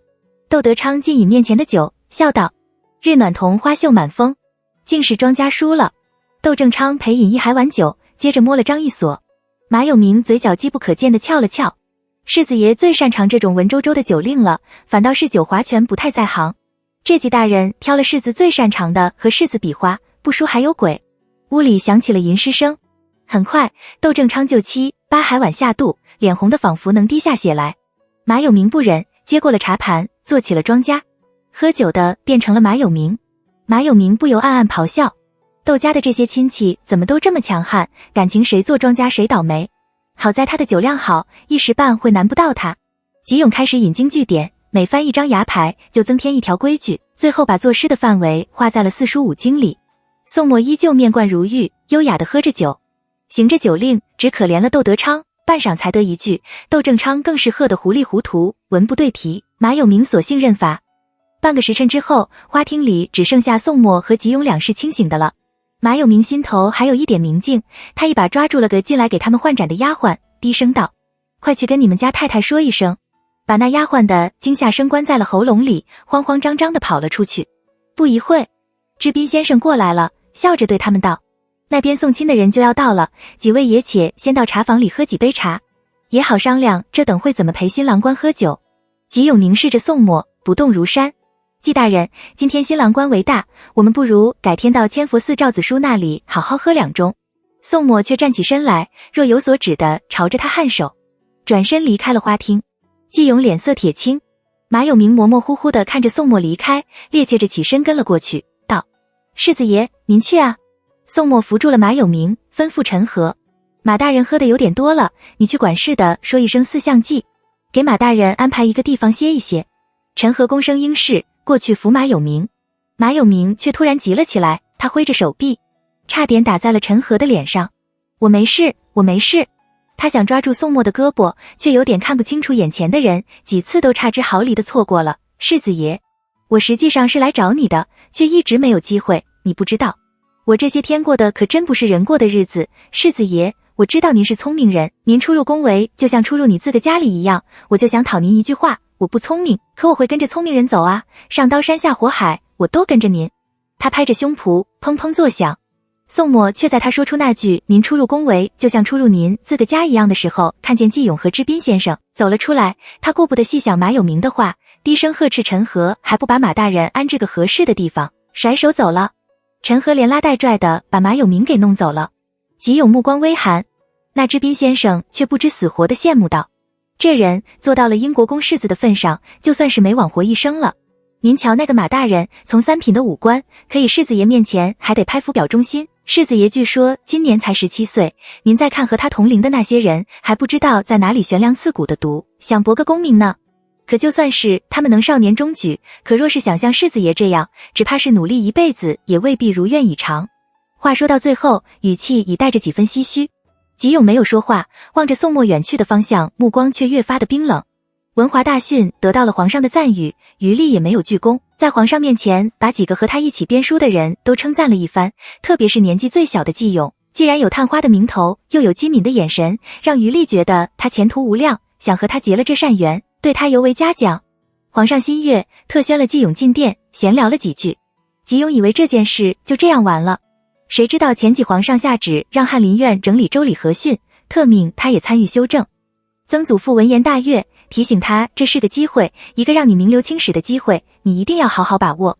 伯父和父亲也喜难自制，一个恨不得把家里的好东西都摆到他面前求他挑选，一个则走路都怕声音重了打扰到了他，让他不胜其烦，很想找个人说说话，偏偏身边的人都异口同声地赞许他。你年纪轻轻的，不仅得了探花的名衔，还有2次机会参与皇上作序的文集整理，本朝文坛注定会留下你浓墨重彩的一笔。言下之意，他就是在翰林院做一辈子的修编，也是值得骄傲的。今天余力把他叫去，又是如此地老生常谈了一番，让他心里糟糕透顶，思忖自己要是被困在翰林院里日复一日，年复一年的修书，还不如死了算了。吉勇不想干了，可若是他不干了，别看曾祖父处处维护着他，只怕会第一个不饶他。宫中的阅历，季家的资源，绝不会再向他倾斜。凭他探花的名头，修了文华大训的资历，又能干些什么呢？他在翰林院里琢磨了半天，首先这吃穿用度不能少，不然这日子过得还有什么意思？其他是小司仆妇的养着，难道还要他自己去端茶到水城？再就是四处游历的银子要充足，他可不想靠着什么润笔费之类看人眼色过日子。说来说去都是银子作怪，怎么能弄到银子呢？季勇有些心不在焉地回了玉桥胡同，路上看到有人家在做喜事，他绕道而行，却听见看热闹的人说着什么是个西北来的地方官，借了英国公府的宅子招女婿之类的话。他想起前几天母亲含糊其辞地说着什么这要巧，可千万别碰着的话。他驻足沉思，应该是窦昭的舅舅赵思嫁女儿，以窦昭和他舅舅的感情，他肯定会去帮忙的。这件事要不要和窦昭说说呢？念头闪过，他的脚已自由主张地迈进了张灯结彩的如意门。没想到窦昭没见着，却见着了宋墨，真是倒霉啊。季勇摸了摸还有沉的头，问知宾先生，赵大人在哪里？我有话跟他说。知宾先生知道季勇就是前头宜兴季家的子弟，少年探花，前途无限的清贵翰林，哪里敢怠慢，忙领着季勇去了赵司那里。赵司正和几个同科说话，见季勇进来，颇有些意外。好在赵司那几个在同科不是在翰林院供职，就是在6部任给事中，同是读书人，都认识季勇这个年少得意的2榜进士，自有人向赵司介绍季勇，也有人和季勇打着招呼。季勇笑容温和，举止谦逊的一一还礼，风度翩翩，俨然受过良好教育的世家子弟。赵司对他心生好感。季勇大方地求见窦昭，原是表兄妹，只是年岁渐长，表妹又嫁为人妇，不免瓜田李下，要避些嫌，还请舅舅派人领了我去和表妹说上几句话。君子不欺暗室。他这样坦坦荡荡的求见，让在座的诸位都不由暗暗点头。赵司也流露出几分欣赏，但还是道你有什么话，也可由我转述。季勇道，皇上命我跟着于大人修正周礼和训，我小时候在表妹的案头上看见过一本礼仪著书山议，我曾去向七叔父借阅，但七叔父说他没有这本藏书。我想问问表妹，是我记错了，还是这本书是表妹的私藏？若是私藏，能否借阅？古者加冠礼必在庙中，天子4次加冠，理却只有一次，我一次没有找到出处，想问问表妹有没有这方面的印象。屋里的闻言大惊，赵思更是惊诧地道：瘦姑懂周礼？是啊。季勇面不改色心不跳地道：不仅懂，而且很是精通。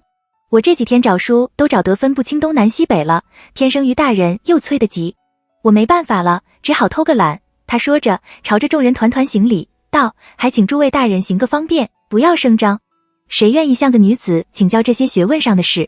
众人皆露出明白之色，齐齐称知道，定不会说出去的。看季勇的目光也多了几分亲切，更有人劝赵思：这是正经事，你派个老成的人陪季大人去见过另外甥女就是了。赵思也觉得这件事的确是不宜声张，也不便拦阻，他叫了家中的一个年过6旬的中仆，把季勇带去了东厢房，又让人去请了窦昭过来说话。窦昭一头雾水，见到季勇的时间更是诧异，那中忙笑着将前因后果说了遍。窦昭气结，因顾及站在两人中间的中仆，只能狠狠地瞪了云淡风轻的季勇一眼，小声质问：你是不是想让我得个女才子的名声？甚至不好否认自己对周礼并不十分的精通。季勇不以为意，皱着眉道：我难得见你一次，有要紧的话跟你说，你别像那些庸俗妇人，只知道一味的嗔怒，分不清重点主次。窦昭竖眉，季勇已抱怨道：你都不知道我现在成什么。他喋喋地将自己在翰林院的处境夸张地说了一遍，然后道：我知道你名下有很多的产业，大掌柜云集，我现在有大约5000两银子的私房钱，你能不能找个人帮我打理这笔钱，保持我以后的衣食无忧？窦昭立刻就明白他想干什么，他仔细地考虑道：这编书不像其他的事，别看那些翰林金榜题名，可若非饱读诗书之人，还就真不能胜任。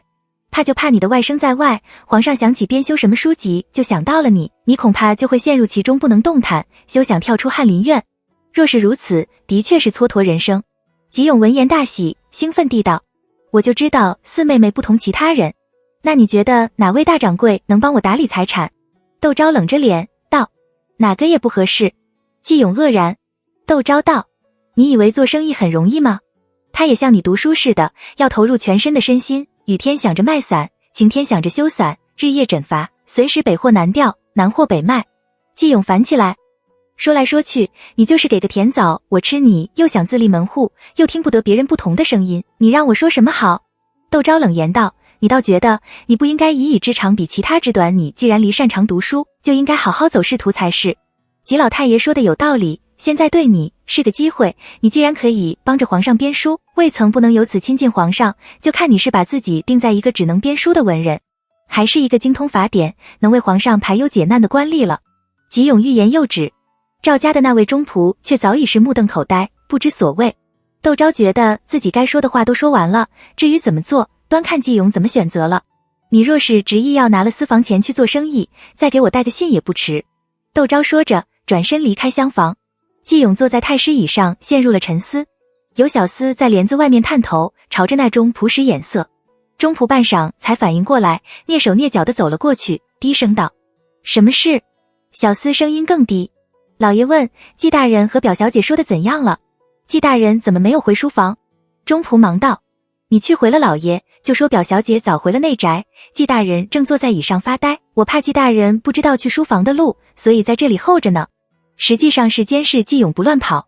小厮明白中仆言下之意，笑着去回了赵思。赵思又听到自己派去内宅打探窦昭的媳妇子说窦昭已经回了内宅，正陪着窦家六太太和五太太在说话。他放下心来，吩咐那小厮：你去跟老罗说，让他好生服侍季大人。小厮笑着去了厢房。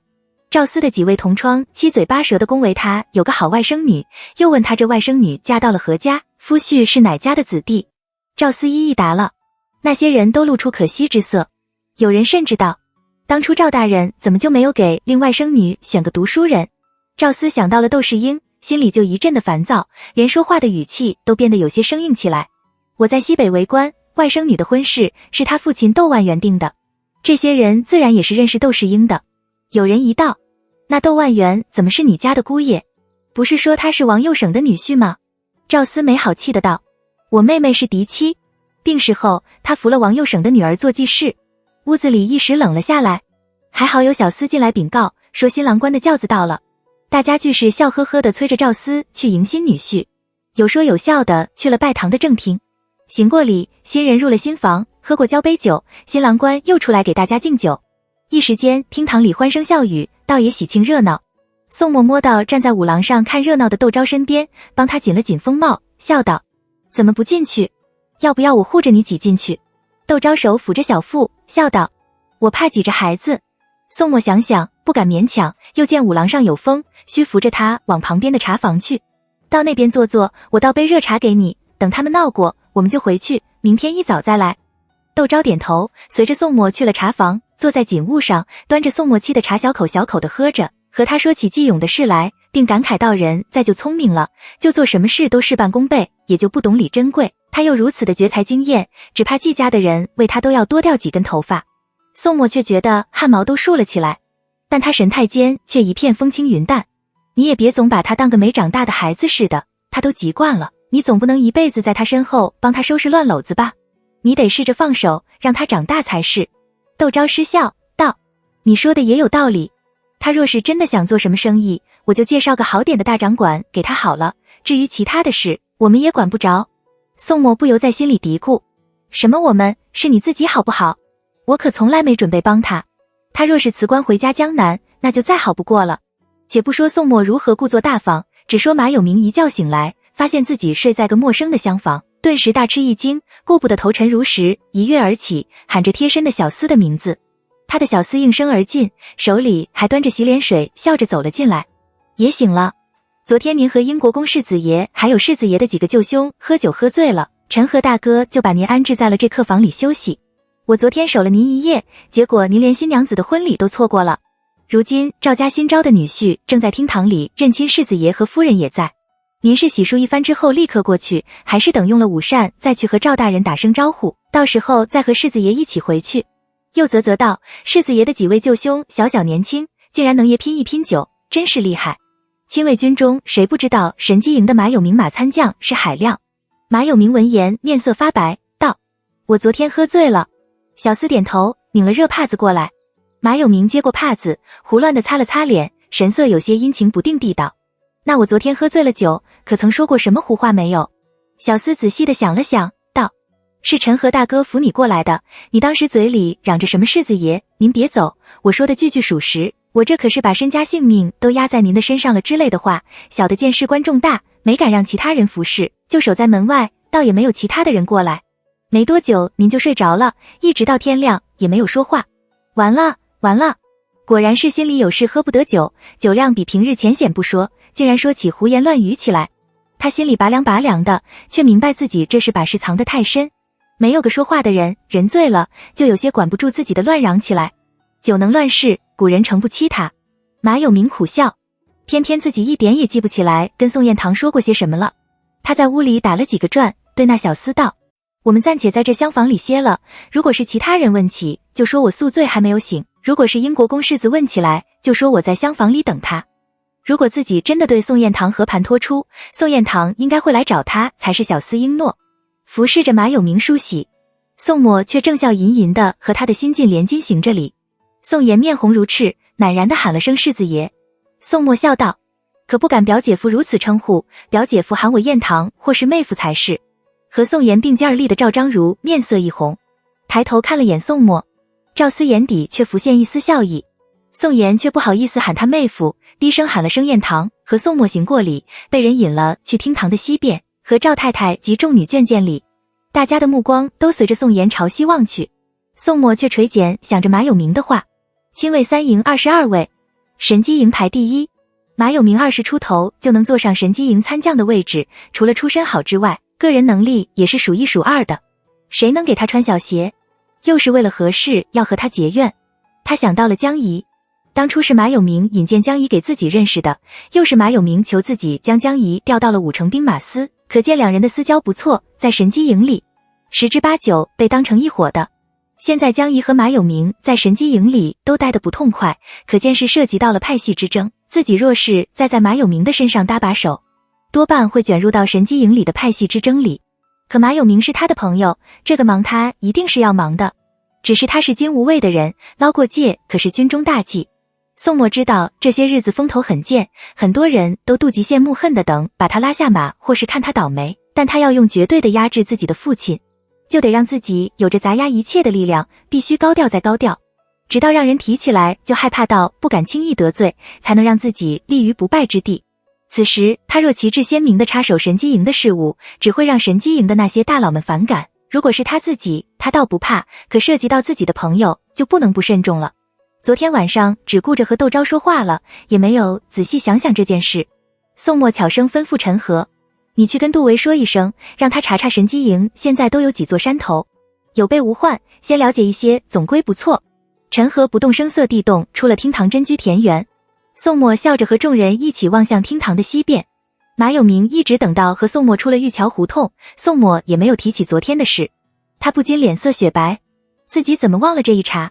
他昨天是醉酒，除了他并没有把事情和盘托出之外，还有种可能，那就宋彦堂会当他所说的话都是醉话，佯装不知道，就这样水过无痕的过去。马有明自认为没有看错宋彦堂，他觉得如果是其他的事，宋彦堂也许不会如此，可涉及到宋彦堂除了是金无畏的同志，还是英国公府的世子，他不为自己，也得为自己的宗族打算。想到这些，马有明像霜打了的茄子似的蔫了下来。窦昭却是心情愉快的，解决了舅舅的后顾之忧，又告诫了舅舅，和前世相比，想必舅舅能过得更轻松些。他和宋墨商量，舅舅说他们2月12就启程，我想送2000银子的程仪，然后请舅舅他们吃顿饭，你看如何？宋墨想了想，道，不如就在家里设宴吧，也让舅舅知道我们过得怎样。窦昭点头，笑道，正好，送走了舅舅，就给素兰办喜事。宋墨就温声叮嘱他，你月份越来越重，小心别辛苦自己。窦昭笑盈盈的点头，回到家就兴致勃勃地开始准备宴请舅舅的事。宋汉屋里的管事妈妈吕正家的来请他示下，二爷屋里的一个2等的丫鬟，2个3等的丫鬟到了要放出去的日子，夫人看我什么时候叫了3家的娘，老子来接人好。窦昭让若珠拿了黄历进来，笑道，那就定在3月初3吧，那天是个黄道吉日，把时间放宽松些，正好给府里那些蠢蠢欲动之人时间折腾。吕正家的公声应是屈膝服了服，就要退下去。窦昭叫住了他，笑道，你们家那口子在怎样了？孩子们可都好？家里有没有什么为难之事？吕正家的一愣，忙道，多谢夫人关心，我们家那口子如今在庄子上当差，孩子们也都很听话，一切安好，没有什么为难之事。话音刚落，他就惴惴不安起来。他原本是自己夫妻原是国公爷的人，夫人不打脸就算是了的，怎么会抬举自己？夫人如此问，不过是客气话而已，自己怎难蹬鼻子上脸的说家里什么为难之处，这才说一切安好的。可转念一想，这样的回答不免让夫人觉得自己夫妻如今还受着国公爷的照顾，自然要和与国公爷事事处处都不对的世子夫妻划清楚界限。丈夫的遭遇让她早就明白，自己一家子不过是君蝼蚁，世子爷和夫人若是想让他们死，英国公爵不会为此而为他们说句话的。她想向窦昭解释，又不知道怎样开口，一时间又悔又恨。谁知道窦昭却没有追究他这些，而是和风细雨地道，世子爷最看重的就是一母同胞的二爷了蓬莱修仙小技。二爷眼看着年岁渐长，我又只是他的嫂嫂，有些事多有不便，他屋里的事还要你多操心。你把二爷照看好了，世子爷和我都不会忘了你的功劳。长嫂如母，窦昭现在又主持英国公府的钟馗，什么事管不到宋汉的屋里去。吕正家的想到英国公和世子爷的下戏，却对窦昭的话没丝毫的怀疑。他非常的意外，面对窦昭散发出来的善意，差点喜极而泣。世子爷的确像夫人所说的那样，最看重二爷了。自己既然是二爷屋里的管事嬷嬷，以后一心一意的照看好二爷，也未曾不是一条出路。吕正家恭敬的给窦昭磕头，誓言淡淡的表示会好好照看宋翰林。窦昭莞尔道，我对二爷屋里的事不熟，二爷屋里丫鬟的人选，你就多费心了。吕正家的有片刻的犹豫，窦昭已道，既然是二爷身边服侍的，最好是以二爷意志为好。吕正家的松了口气，低头靠退。窦昭微微笑，吩咐若珠，把宴请舅老爷的菜单拿过来，我还要仔细看看琢磨琢磨。若珠笑着去拿了菜单，却向他禀道，夫人，老大人过来了，说有要紧的事要见您。老大人是芷昭的父亲窦世英。窦昭忙去了小花厅，窦世英正烦躁地在小花厅里来回踱着步子，看见他进来，没等他行礼，就愤然不平地道，你说你舅舅到底要怎么才愿意消气？这么多年了，我对他一直是冷脸挨他的冷屁股，他还是一点也不领情。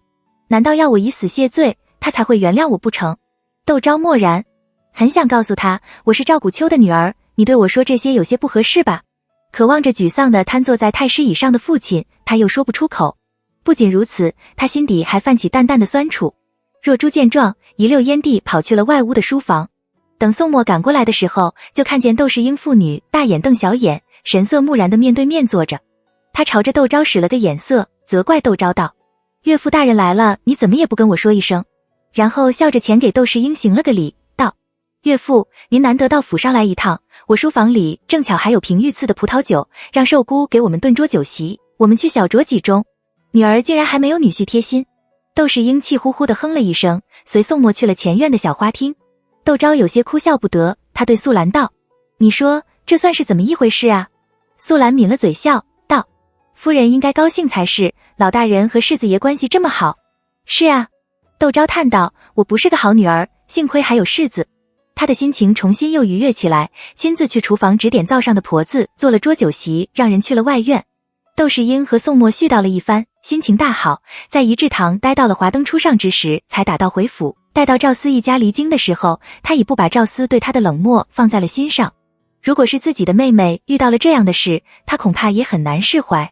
这世上没有谁能让所有的人满意，何不坦坦荡荡的做人？只要我对得起自己的良心就行了。燕堂说的太对了，只要问心无愧，至于旁人怎么看怎么想，那是别人的事。他只觉得神清爽爽，一扫这么多年的阴郁，给赵思准备成衣和别礼，亲自送到了玉桥胡同。在舅母略带几分歉意的神色中，气定神闲地喝了杯茶，和舅母聊闲了几句，起身告辞。舅母去了书房，见丈夫正心浮气躁地在那里练字，不由轻轻地叹了口气，转身去了赵章如那里，问他行里可都收拾妥当，可别丢三落四的。赵章如却满不在乎，道：这是寿姑的宅子，就算有什么东西落下了，自有寿姑帮我们收着，她在湖广有田庄，到时候让人带到湖广就是了。舅母怒目，正巧宋妍进来，知道后笑道：娘，你别担心，有我帮着看着，不会落了东西在这里的。赵章如红着脸朝丈夫笑了笑，舅母不禁笑着摇头，还好有宋妍，她自幼吃百家饭长大，为人细心谨慎，正好弥补了女儿的粗心大意。可也正因为如此，女儿的活泼开朗又弥补了宋妍敏感细腻，这桩婚事倒是极好，不吃不聋，不辜阿翁。她笑着去了堂厅。窦昭送走了舅舅一家，开始筹备素兰出嫁之事。他给素兰准备了和素心一样的嫁妆。陈和非常的不安，要素兰将这份嫁妆推辞。姐夫是因为家底微薄，又为夫人当差，我却是世子爷的乳兄，有世子爷照顾，倒不必如此。素兰却摇头道：长者赐，不敢辞，东家赐下的东西也是一样，你我就应该欢欢喜喜接了，只是以后接人待物的时候，想想东家是怎么对待我们的，就知道自己该怎么做人做事，该怎么选择所为不所为，就算是对东家的报答了。陈和没想到大大咧咧的素兰会讲出这样一番朴素的大道理来，不由得对他另眼相看，再也不敢像从前那样只是把她当个不谙世事的女孩子哄着，待她从此多了一份尊重。陈母见陈和真心喜欢媳妇，想到死去的陈桃，觉得这世上祸福无常，待素心就多了一份包容。素兰嫁过去之后，出乎窦昭意料之外的过得很幸福，这倒是让窦昭没有料到的，只是他现在还不知道。就在素兰出嫁的前2天，吕正家的带了2个小丫鬟到上院东厢房来领宋汉院里的下场。听说窦昭在后院看仆妇们整理后院的花草，他想了想，去了后院给窦昭请了个安。窦昭已经微微有些显怀，他站了会，觉得有些累，坐到一旁铺着毛皮垫子的美人椅上，顺手从茶几的青花瓷高脚盘中拿了2个福建进贡的蜜橘，赏给吕正家的，拿回去给孩子们吃。吕正家的谢了又谢，低声道：我听西厢院的人说，国公爷有一把西厢院的串拨给二爷使，可那串是近身服侍过国公爷的人，怎好塞到二爷的屋子里来？这件事还请夫人帮着拿上主意。近身服侍过宋宜春的，怎样个近身法？说实话，他还真没打听出来混沌初开之元素之神。窦昭沉吟道：我说过了，二爷屋里的事，二爷拿主意就行了。若是这是二爷的意思，我自然要拦上一拦。言下之意，若只是吕正家的意思，哪怕这串是曾经近身服侍宋宜春的，他也会睁只眼闭只眼的。吕正家的人脸涨得通红，半晌才道：夫人有所不知，那串长得像妖精似的，是个男子看他都眼直。二爷年纪还小，如果知道国公爷把串拨到了自己屋里，怎么会拒绝？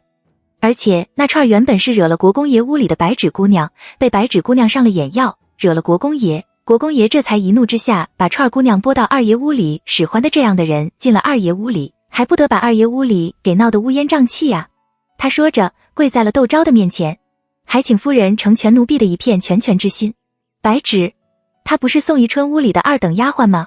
自己上次去湘西院市集的时候，只见到了落雁和陈瑜两个大丫鬟，并几个还在总角的小丫鬟，她当时就奇怪，怎么宋宜春身边只有这几个丫鬟？后来看了英国公府的仆妇册才发现，宋宜春屋里有4个大丫鬟，8个二等丫鬟，12个3等的丫鬟，还有若干不上等的丫鬟，媳妇子，共计44人。他还没有机会认识，没想到因为一个二等丫鬟串，让他提前和西厢院的丫鬟有了接触。窦昭道：这件事我会斟酌的。吕正家的失望而去。窦昭高声喊着素心。甘露进来笑着应道：夫人怎么把这件事也给忘了？素心姐姐领着素娟姐姐去给直少爷送果子去了。窦昭失笑。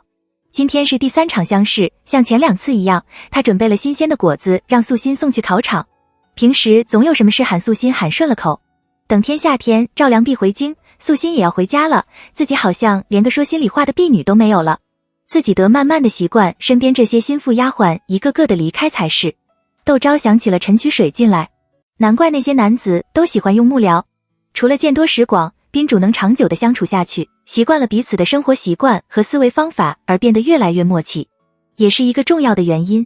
他在屋里转悠了良久，最后还是下定决心让甘露去请了陈曲水过来。陈曲水在窦昭的对面坐下，开门见山的笑道：素心出嫁了，夫人肯定觉得很不习惯，没有个能商量内院之事的人，这才找了我来吧。窦昭脸色顿时有点红，陈曲水却笑道：实际上夫人不找我，我也会来找夫人。他说着神色渐端，我至今还记得我第一次见到夫人的时候，别馆主病得快不行了，夫人穿着件大色素面被子，淡定从容地走了进来，光鲜的颜色一下子让屋子里都变得明亮起来。别馆主让我求您收留别是姐妹，你心路不忍，却依旧冷静地衡量得失，那种胸有成竹的自信，让你如丢在瓦砾中的宝石，只有那一丝的阳光，就闪烁着璀璨耀眼的光芒。我当时就在想，这个小姑娘一定是聚千万宠爱于一身，才有这样的气派和坚韧。等我知道了夫人的处境之后，就只有佩服了一品状元。所以当夫人请我去做西席的时候，我心动了。我这辈子再也不可能给哪位锋利大吏做幕僚了，我却可以协助眼前的这个小姑娘成为一个家族的主宰。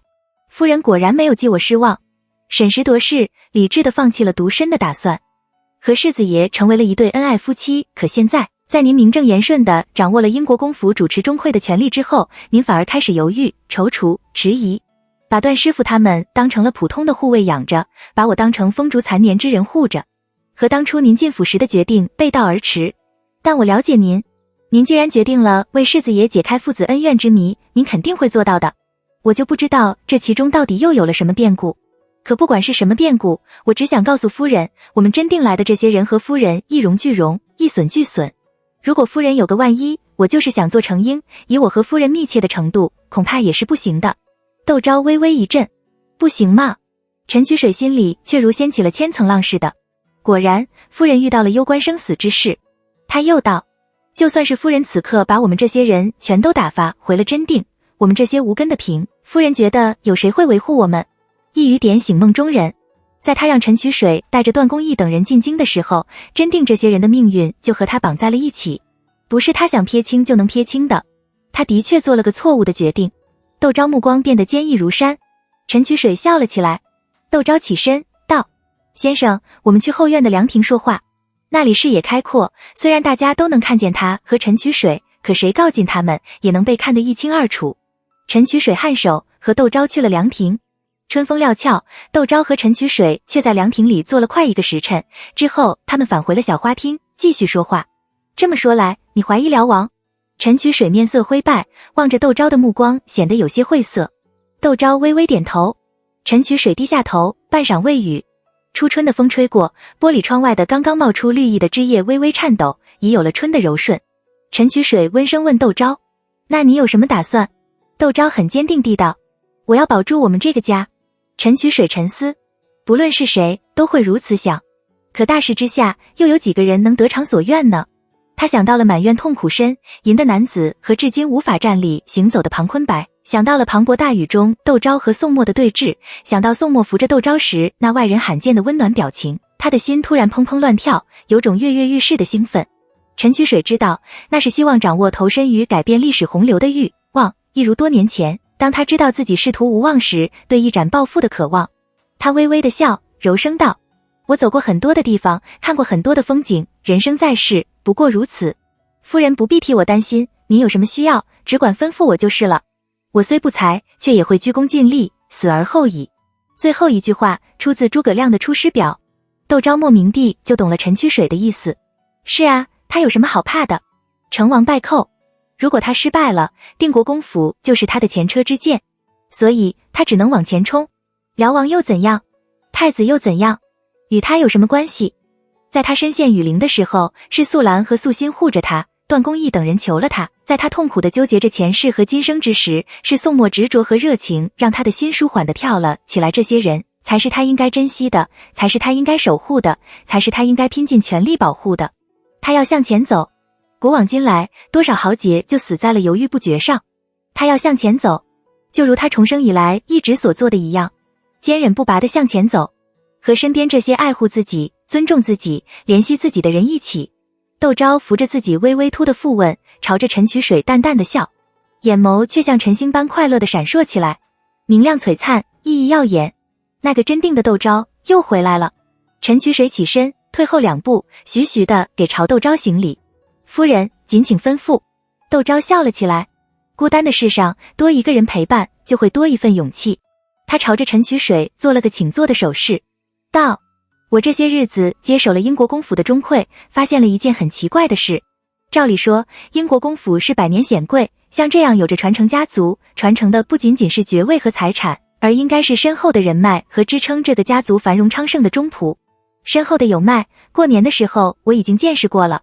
不仅京都的英簪之家，就是朝中的大臣，驻各地的卫所，都有人给英国公府送年节礼，有些皇亲贵戚的礼还送得不轻。可中仆，说实话，我却一个没有看见。世子爷身边多是定国公府的人，英国公身边多是蒋夫人死后提拔的。我也知道，蒋夫人死后，英国公府的仆妇都受到了清洗，仪志堂和英国公府决裂，又让很多受到了牵连。可瘦死的骆驼比马大，英国公府怎么也不可能像现在这样粉墙新化，没有一个老成的管事压得住阵啊。不说别的，您就看刚刚到英国公身边当差的曾武，不过机缘巧合，因父亲会养马，顺着父亲一起投靠到英国公府的一个粗使的小厮，却走了前院大管事黄清的路子，做了英国公贴身的小厮。这要是放在我们窦家，是想都不敢想的事，不住上查3代，也要仔细观察2-3年，才敢把人拨到身边，从3等的做起。这也是为什么前世王映雪气焰嚣张，今生他掌握了西窦的一半产业，可高升终于的还是父亲的缘故。陈曲水毕竟只是个寒门儒生，并没有仔细思考过这些事。如今听窦昭这么一说，他也有感触。我记得我第一次来英国公府的时候，200多人的英国公府却静悄悄没有一点人声。陈曲水回忆道，仆妇们都扬手挺胸，脸上带着既傲慢又谦卑的笑容，看我的眼神大多数都透着几分不屑。当时带我进府的是严朝清，我们迎面遇到个两鬓花白姓厉的管事。严朝清不仅恭敬地向他行礼，而且在程管事问起我的时候，还编了个说辞，很耐心地向他解释。事后严朝清向我解释说，这位厉管事曾经服侍过老国公爷，现在专司新进府小厮的礼仪，在英国公府颇有威望，最后还开玩笑地对我说，英国公府这样的老仆还很多，让我以后眼睛放亮一眼，别惹这些老头子。我当时就想，不知道英国公会不会觉得这些曾经服侍过老国公爷的老仆会碍眼。您再看现在的英国公府，不管是世子和英国公，都有些肆无忌惮，想干什么就干什么，连曾经贴身服侍过自己的丫鬟都能塞到儿子的屋里，就算那丫鬟是清清白白的，可这种事怎么说得清楚，传出去了英国公府成什么地方了。陈曲水说着，心中一动，望向了窦昭，就看见窦昭正眼睛亮晶晶地望着他，两人都不由得神色微变。陈曲水迟疑道，您怀疑英国公趁机将那些爱他眼的人都人除了？这不是怀疑，是肯定。窦昭道，但我曾经听世子说过，蒋夫人在世的时候，家中的不管是钟柜还是庶务，都是由蒋夫人在打理。蒋夫人走得急，肯定有很多话没来得及和英国公交代，英国公未必就对这府里的事情知道得很清楚，肯定有漏网之鱼。我觉得我们应该双管齐下，你想办法查查外院管事的来历，我来查内院仆妇的来历，加上还有从田庄里调来的这些丫鬟，抽丝剥茧，总能找到一两条有利的线索。至于辽王那里，世子也有了戒备，正在查他，等有了什么消息，我们再做打算。现在当务之急是要把英国公府掌握在我们手里，经营得像铁桶似的，谁也打不进来。等到辽王起事的时候，我们才能安安心心地应付朝中大事。陈曲水郑重地道：夫人，您只管放心，这件事交给我就成了。窦昭亲自送陈曲水出了书房，然后叫了若珠进来。4个取名若字的小丫鬟中，她是最机敏的一个。窦昭招她到身边，低声吩咐她：你不是和二爷屋里的大丫鬟七霞有走动吗？国公爷想把西厢院的串儿拨到二爷屋里使唤，你给七霞透个声，看看七霞有什么反应。再就是想办法和西厢院的丫鬟们搭上话。若珠的祖母姓崔，和祖母是没出五父的堂姐妹，她能跟着窦昭到真定，与她祖母有关。若珠灿然的微笑，屈膝行礼退了下去。宋墨这边却没有什么进展。照他所得到的消息，神机营虽然个个出身不凡，山头林立，可以都指挥使王旭的统领下，却个个都像小老鼠似的，敢怒而不敢言，整个神机营王旭说话才算数。不仅如此，王马明、江怡和王旭的关系都非常的好，特别是江怡，因为精通文墨，曾经做过一段时间王旭的文书，王旭想提拔他，才放他出来做了明小旗。那问题到底出在哪里了呢？宋墨回到内室的时候，看见窦昭坐在灯下翻着本厚厚的账册。他从不把外面的糟心事带回家里。洗漱更衣之后，心情已变得愉悦起来。他问窦昭：在看什么呢？看看家里这些的来来去去的都换了哪些丫鬟。窦昭笑着给他斟了杯茶，问他：你知道家里的仆妇里有谁服侍过你祖父吗？宋墨一愣，想了想道：我还真没有印象。窦昭嗔道：你自己家的事你怎么都不清楚？宋墨歉意地道：15束发，母亲觉得我过了15岁，再这样频繁地跟着大舅跑就不好了，希望我在15岁之前多了解一些定国公府的事，15岁之后就开始熟悉家中事务，这样就可以掌握两府的人脉。他说着，声音低了下去，表情也显得有些苦涩，不曾想筹划赶不上变化。所以宋墨还不如自己了解英国公府。窦昭几乎要倒仰。从这里也可以看出蒋夫人对自己这个长子的期许。窦昭道：定国公府的人毕竟是定国公府的人，若是蒋家的那些表兄遇到大赦，能回到亳州，这些人怎么办？有多少会留下来，又有多少会回去？宋墨也考虑过这个问题。徐青就是个例子。蒋家落得个如此的下场，徐青宁愿守着蒋家的那些寡儿姑母，也不愿意跟着他到京都奔个前程。不过因和宋宜春正对峙着，缺人手缺的厉害，也就顾不得许多了。现在窦昭提起，宋宜春又被他压制得使不出力来，他觉得也是要招些人手的时候了。他笑道：要不你把陈先生借给我使使，我身边不是缺人吗？窦昭笑道：我的人难道不是你的人？说什么借不借的，你有事只管吩咐就是了，我相信他们也愿意为你办事。宋墨笑道：我也正好想借段公义使使，让他帮我招些人手。段公义和谭家庄有关系，借段公义招人手，那就是从江湖中找了。窦昭道：护卫什么的倒好说，就算是蒋家表兄们回来了，也可以借来使使，倒是这能够安心把背心托给他的中仆却不好找。我觉得你也应该从田庄里抽些手，充实一制堂了。宋墨听了皱眉道：英国公府现在还是父亲的，从田庄里找人手充一制堂，牵扯太多，未必是件好事。甚至是中仆，忠于的是英国公，而不是某个人。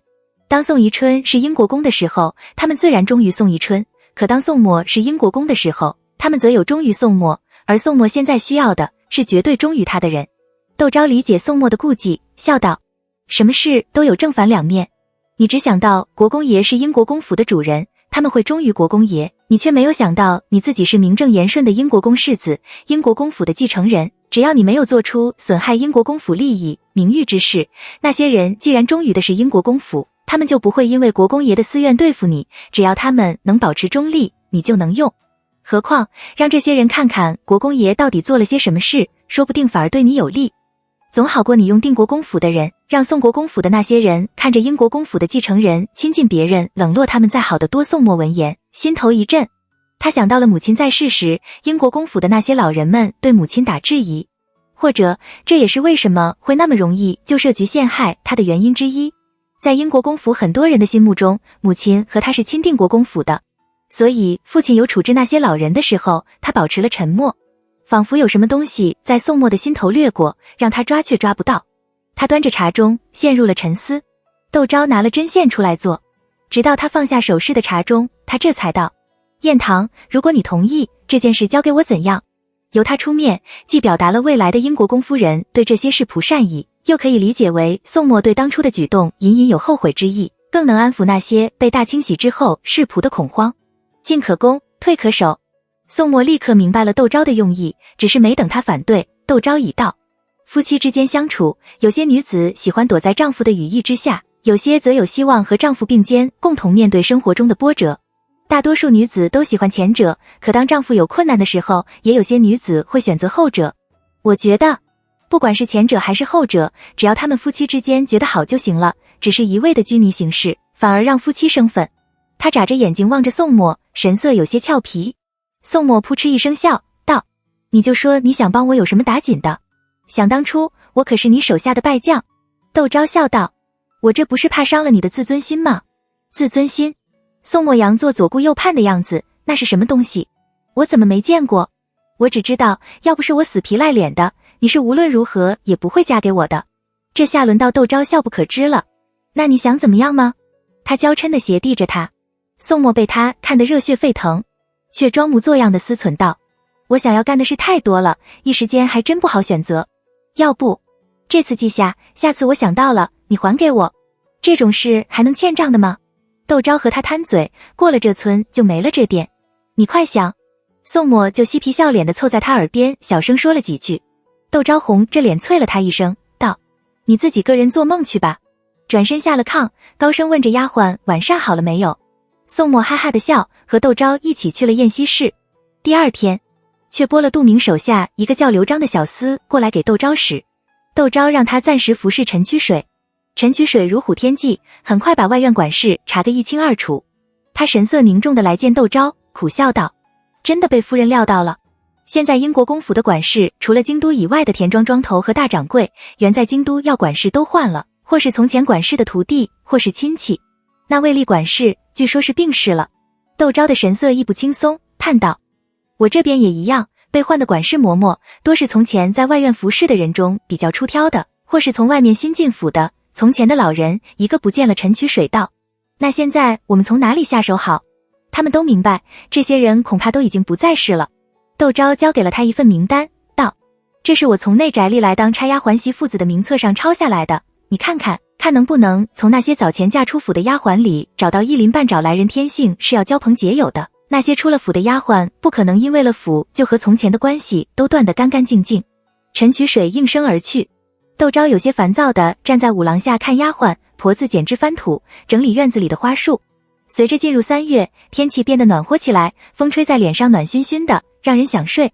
那些粗使婆子还好，和窦昭相处了这大半年，觉得他为人和善，脾气再好不过，笑吟吟地上前和他打了招呼，手脚麻利地干着活。扶风几个从田庄里进府，刚刚跟着素心学完了规矩的小丫鬟却不由，个个战战兢兢，抬水浇花之余不住地用眼角缩着窦昭。窦昭就发现其中一个小丫鬟做事非常的伶俐，别人都是粗使的婆子，让干什么就干什么，她却能听到婆子们吩咐拿剪刀过来的时候，随手拿把扫帚在旁边扫着剪下来的枝叶。他就指了那小丫鬟，问身边服侍的甘露叫什么名字。甘露也注意到了，笑道：叫福叶，天津那边田庄送过来的。曾祖父那一辈曾经在英国公府当过差，祖父曾在外面做过大掌柜，因家中子嗣单薄，到了他这一辈，只有他这一个女儿，父亲又只是田庄里的一个庄户，想女儿嫁个好人家，这才托了大兴田庄庄头家的将她送进府来。窦昭道：她原来叫什么名字？甘露想了想，道：好像叫什么美仪，是美仪吧？窦昭道：肥乳之为美，美人如仪。甘露满脸的困惑。窦昭道：她是母亲只生了她一个，还是家里的兄弟姐妹出了意外？甘露赧然道：这个我还真不知道。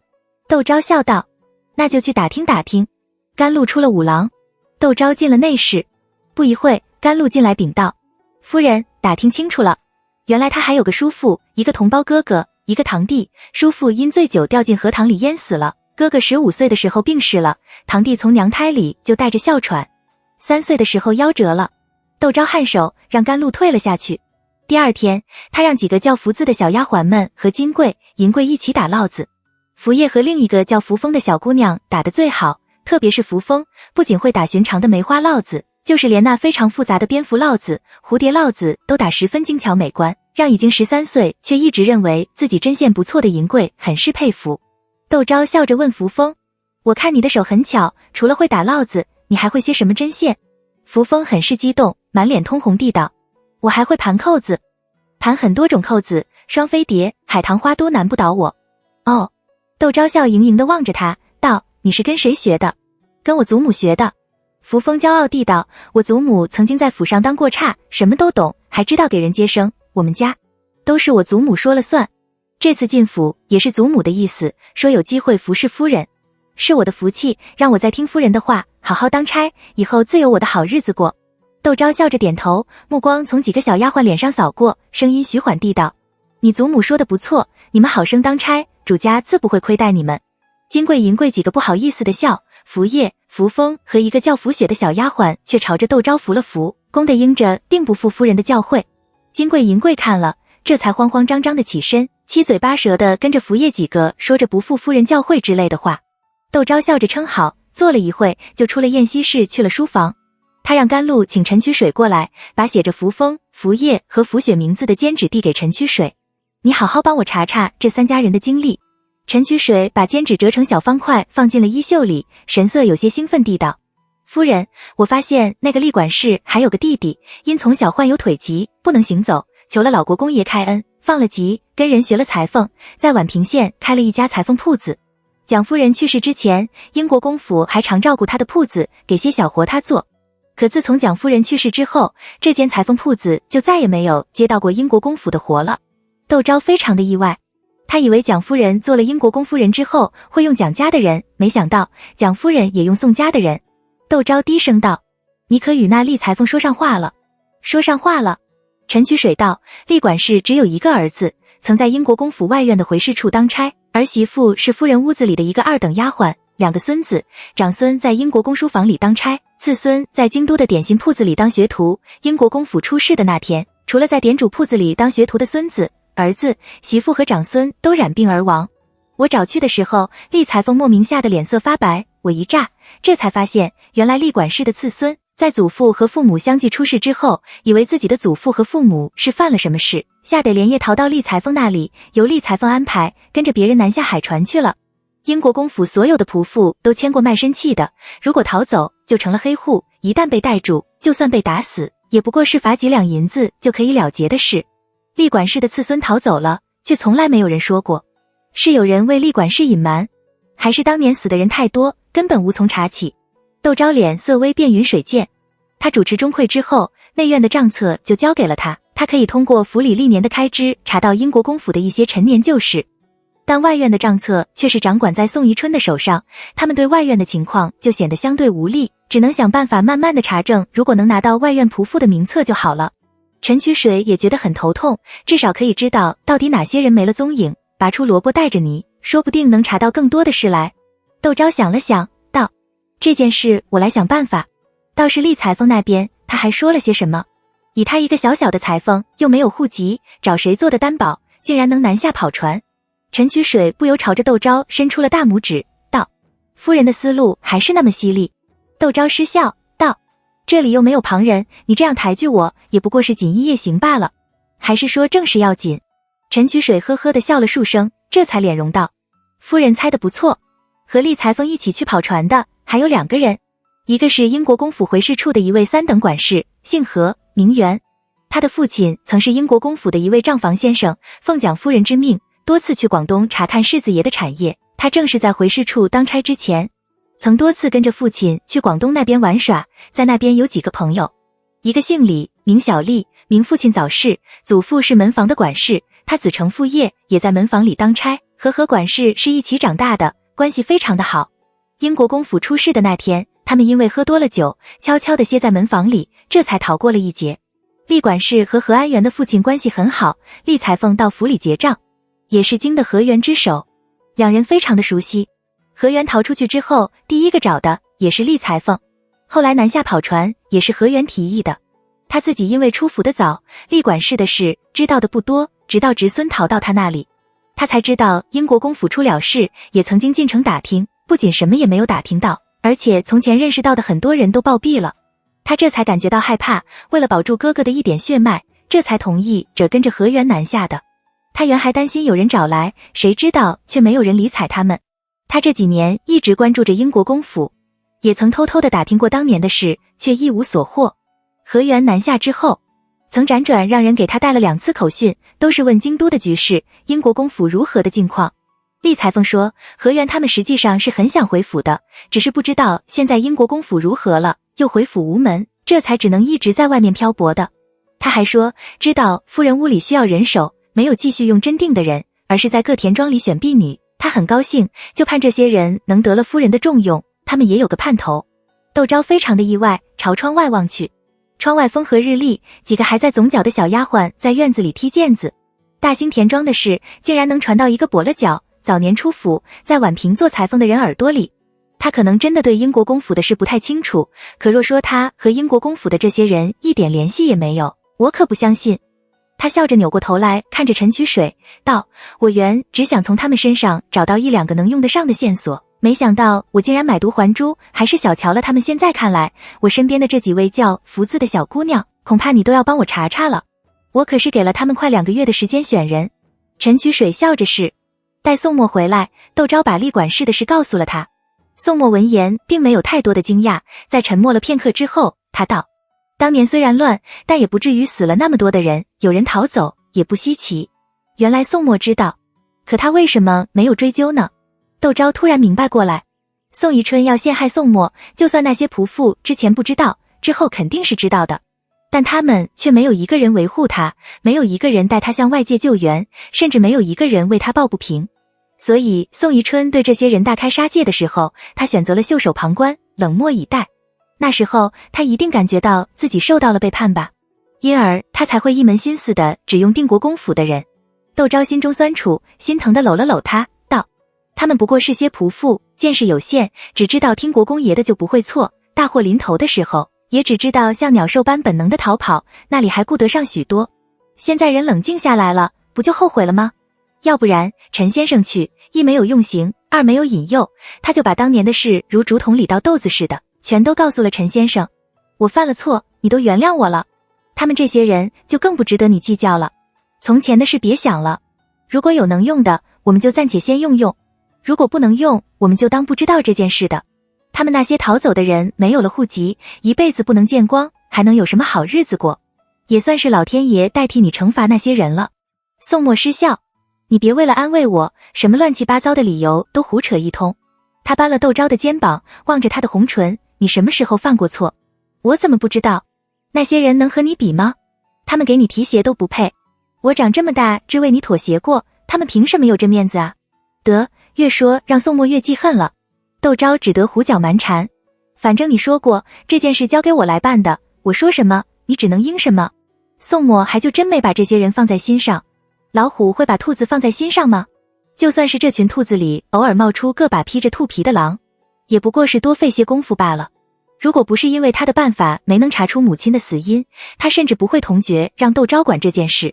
不过如果他们这些人能乖乖地配合窦昭，他也会不计前嫌装作不知道，任这些人自生自灭。依附英国公府生存的人，没有了英国公府，他们什么也不值。可英国公府没有了他们，就算是元气大伤，也可以慢慢的恢复。宋墨不想因为这些人让窦昭心情大坏，笑道，那你说让我干什么？你想办法把前院的历年当差的名册给我弄来瞧瞧。窦昭眨着眼睛望着他，宋墨肃然道，这东西我当年见过，好像有几箱子，你确定你要从中找线索？窦昭埋汰他，好像有人查了几年都没有查到，可见是不得章法了。好啊，竟然敢编排我。宋墨去挠窦昭，不带这样欺负人的。窦昭笑着躲开，宋墨不依不饶，两人笑成了一团。扶风红着脸笑着对福叶道：“世子和夫人真好，全能召唤师。”福叶的小脸却绷得紧紧的，道：“好不好，要等他们过了20年再说。”扶风不由啧舌，道：“姐姐说话好厉害啊。”福叶瞥他一眼，转身朝他们歇息的后罩房走去。扶风皱了皱鼻子，快步跟上，身后却传来一阵急促的脚步声。扶风回首，就看见若珠急匆匆地进了正屋。世子爷在内室，他不禁喃喃地道：“不知道出了什么急事。”这种情况下之下，不是急事仆妇们是不会去打扰宋墨夫妻的。他站在抄手游廊上，一副想知道又不敢上前打听样子，半晌悠悠地叹了口气，颇有些可惜地回首，猛然发现对面一个人影正静静地看着他。扶风吓了一大跳，尖声就要叫出呀，那人影却3步并作2步地上前，捂了他的嘴：“你要干什么？”耳边传来一个气急败坏的声音：“要是惊动了世子爷和夫人，仔细你的皮。”扶风听见那人影说话，心中一松，这才发现捂着他的人是福叶。做婢女的最忌讳大惊小怪，他讪讪然的笑，奇怪地道：“你不是已经过了耳房吗？怎么又折了回来？”福叶没好气的道：“你跟着我走都走不丢了，我能不回来找吗？”然后道：“你还傻傻的站在那里做什么？还不跟我回去？”扶风讨好的朝着福叶笑了笑，跟着福叶出了正院。他没有注意到，就在他们即将离开正院的时候，福叶若有所思的回头瞥了一眼正院。内室，窦昭和宋墨的脸色都有些不好看，在白纸的屋里发现了写着串名字、钉着银针的小人。窦昭沉声问若珠：“国公爷屋里的管理嬷嬷是皇亲的姐姐唐皇氏，她怎么说？”若珠道：“唐嬷嬷吓得半死，只嚷着让人去找国公爷，闹得府里人皆尽知，偏偏国公爷又去了三公主府面，不知道什么时候回来。”他说着看了窦昭一眼，看样子这其中还有内幕。虽然这是个好机会，可以利用这件事一扫宋宜春的后院，可这个事也容易惹火上身，还是让宋宜春自己去伤脑筋吧。她可只是个媳妇哦。窦昭怕宋墨管闲事，拉了宋墨的手，笑道：“不是还有大总管吗？国公爷不在府里，这种事他应该出面才是啊。你快去帮我问问大总管，西厢院出了什么事。”若珠应声而去。宋墨笑着拧了拧窦昭的鼻子，只当没有看见刚才若珠瞥向窦昭的目光有些事，在窦昭的权力范围，他就应该学会视而不见。很快，皇亲苦丧着个脸过来：“夫人，这是内宅的事，我一个外院的管事，怎好出面？”他进门就跪在了窦昭的面前，还请夫人出面帮平息事态。窦昭正拿着湿帕子再给一盆人高的金钱树清洗叶子，这份金钱树是他准备过2天送给宁德长公主生辰用的。见皇亲跪在他面前，他看也没看皇亲一眼，所有的注意力依旧全部集中在那棵金钱树上，一面继续擦拭着叶子，一面有些心不在焉地道：“黄大总管这话说的有些急了，我一个做媳妇怎么能管到官居的公公屋里去？更何况国公爷素来不管仪制的事，仪制堂也素来不干涉英国公府的事。”他说到这里，回着凝视着皇亲：“黄总管可想清楚了，一定要我出面平息事态吗？自己怎么忘了这一茬？”皇亲身上直冒冷汗。窦昭就笑道：“我看大总管还是快点把国公爷找回来才是正理。”然后把湿帕子交给了一旁服侍的若彤，由着小丫鬟服侍他净手。皇亲应是连滚带爬的出了暖阁。若彤撇了撇嘴，不满地道：“出了事就知道来找夫人了，早干什么去了？夫人，你可千万别插手西厢院的事。”窦昭笑了笑，回了内室。宋墨在书房还没有回来，窦昭就问若丹：“世子爷在干什么呢？”若丹笑着将刚刚沏好的茶放在了他的面前，笑道：“世子爷正和严先生说话呢。”窦昭就在内室裁了几件小衣裳。一更鼓的时候，宋墨回来了。窦昭拿了衣裳他更衣，随口问他：“在说什么呢？”和严先生说到这个时候才回来。宋墨没有瞒他，等小丫鬟都退了下去，他这才把马有明醉酒的事告诉了他，并道：“我总觉得这其中有什么蹊跷。让人看着马有明，结果今天发现马有明把妻子儿都悄悄送回了老家，一些珍贵的器皿都没有带走，像是避祸似的。偏偏我又没有发现什么异样，正想着明天下了衙要不要约马有明喝顿酒，和他说说话。”窦昭听着心中一动，呆呆地坐在那里，半天也没有回过神来。宋墨不由笑着再哎了2声，抻出手指在他的眼前晃。窦昭好笑地打掉了他的手指。宋墨道：“别担心，我会帮你弄到外院历任仆妇名册的。”窦昭失笑，想了想，道：“我不是在想这件事，我们在想辽王的事。宋墨诧异，窦昭望着他不语。宋墨踌躇半晌，最后才低声道：你发现了什么？窦昭不答反问。晏堂，如果你是辽王，想做皇上，要做些什么？宋墨眉头微蹊，随后脸色大变。窦昭忙问：你想到了什么？宋墨表情有些异样。窦昭忍不住道：你想到了什么？好歹也跟我说一声才是。宋墨叹气，捧着窦昭的脸亲了一口，道：我也不知道该说你是聪明呢，还是说你胆大，或者是你既不聪明也不胆大，但运气特别的好。这是窦昭第一次在宋墨面前明目张胆地借设辽王会谋逆，他不免有些着急，道：你别和我兜圈子了，快跟我说说。宋墨小声道：如果天下太平，辽王如果真存了这样的心思，只能通过宫变，若想宫变成功，就得有风驰电掣般的迅速，等到大家知道事情有变的时候，已掌握了局面。但若想掌握局面，首要是在亲卫军和内侍里有心腹，前者可兵谏交加，让皇上没有反抗之力，后者传递消息，让辽王掌握内营的动态，关键的时候还可以暂时对皇上封锁消息，麻痹皇上。万皇后如今主持内宫事务，内侍之事由万皇后操持，自是万无一失。至于亲卫军，锦衣卫暂且不论，金吾卫士守护宫禁大门，武城兵马司防守内城，神机营驻外城外，还有五军营遥相呼应，不管哪一位闹腾起来，这件事都成不了。他说着，表情变得冷峻起来，而其中又以金吾卫为重中之重。若是金吾卫能不动声色把内营的消息封锁起来，事情就已经成功了一半。其次是神机营，内宫一旦变天，神机营配有火枪、短途行军，天下间没有比他们更强悍的卫所了，而且他们离京城最近，只要有皇上或是太子的手书，他们就会毫不犹豫的野兵。金吾卫根本不是他们的对手，不仅形势有可能逆转，辽王也有可能被瓮中捉鳖，再无反抗之力。再就是武城兵马司和五军营，如果神机营攻城，武城兵马司是支持辽王的，凭着金吾卫和武城兵马司，虽然有风险，但鹿死谁手。在这种情况之下，若驻扎在宛平的武军营也支持辽王，和城内的武城兵马司、金吾卫联手，则大势定矣。反之，如果神营机和金吾卫联手，武城兵马司和武军营就算是接到了皇上或是太子的手谕前来擒王，且不说武军营实行不如神营机，武军营的军营离这里有半天的路程，等他们赶到，只怕局势已定。皇上的亲卫岂是那么好策反的？只要有一个环节出了错，就可能满门抄斩。窦昭听听都觉得头皮发麻，这个辽王可真是个人才，竟然能宫变成功。可惜前世辽王对宫变之事讳莫如深，济宁侯府又如风烛残灯，经不起折腾，他哪里敢打听宫变之事，不然知道了辽王的布置，也可以少走些弯路。但最厉害的是宋墨，很快就想到了应对之策，不仅有大局观，而且头脑清楚明了，难怪前世辽王带了他进宫。他道：如果宫变成功了，接下来应该是文臣们的事了吧？宋墨点头道：让行人司当值的行人或是翰林院当值的人拟圣旨，由当值的内阁大臣出面证实圣旨所实，再找个封疆大吏带着上贺表，这件事就算是了。至于大家心里怎么想，新帝登基后是否能坐稳大宝，那就是另一回事了。窦昭的思维渐渐清晰起来，前世那个正巧当值的内阁大臣应该就是戴建了，封疆大吏十之八九是郭延。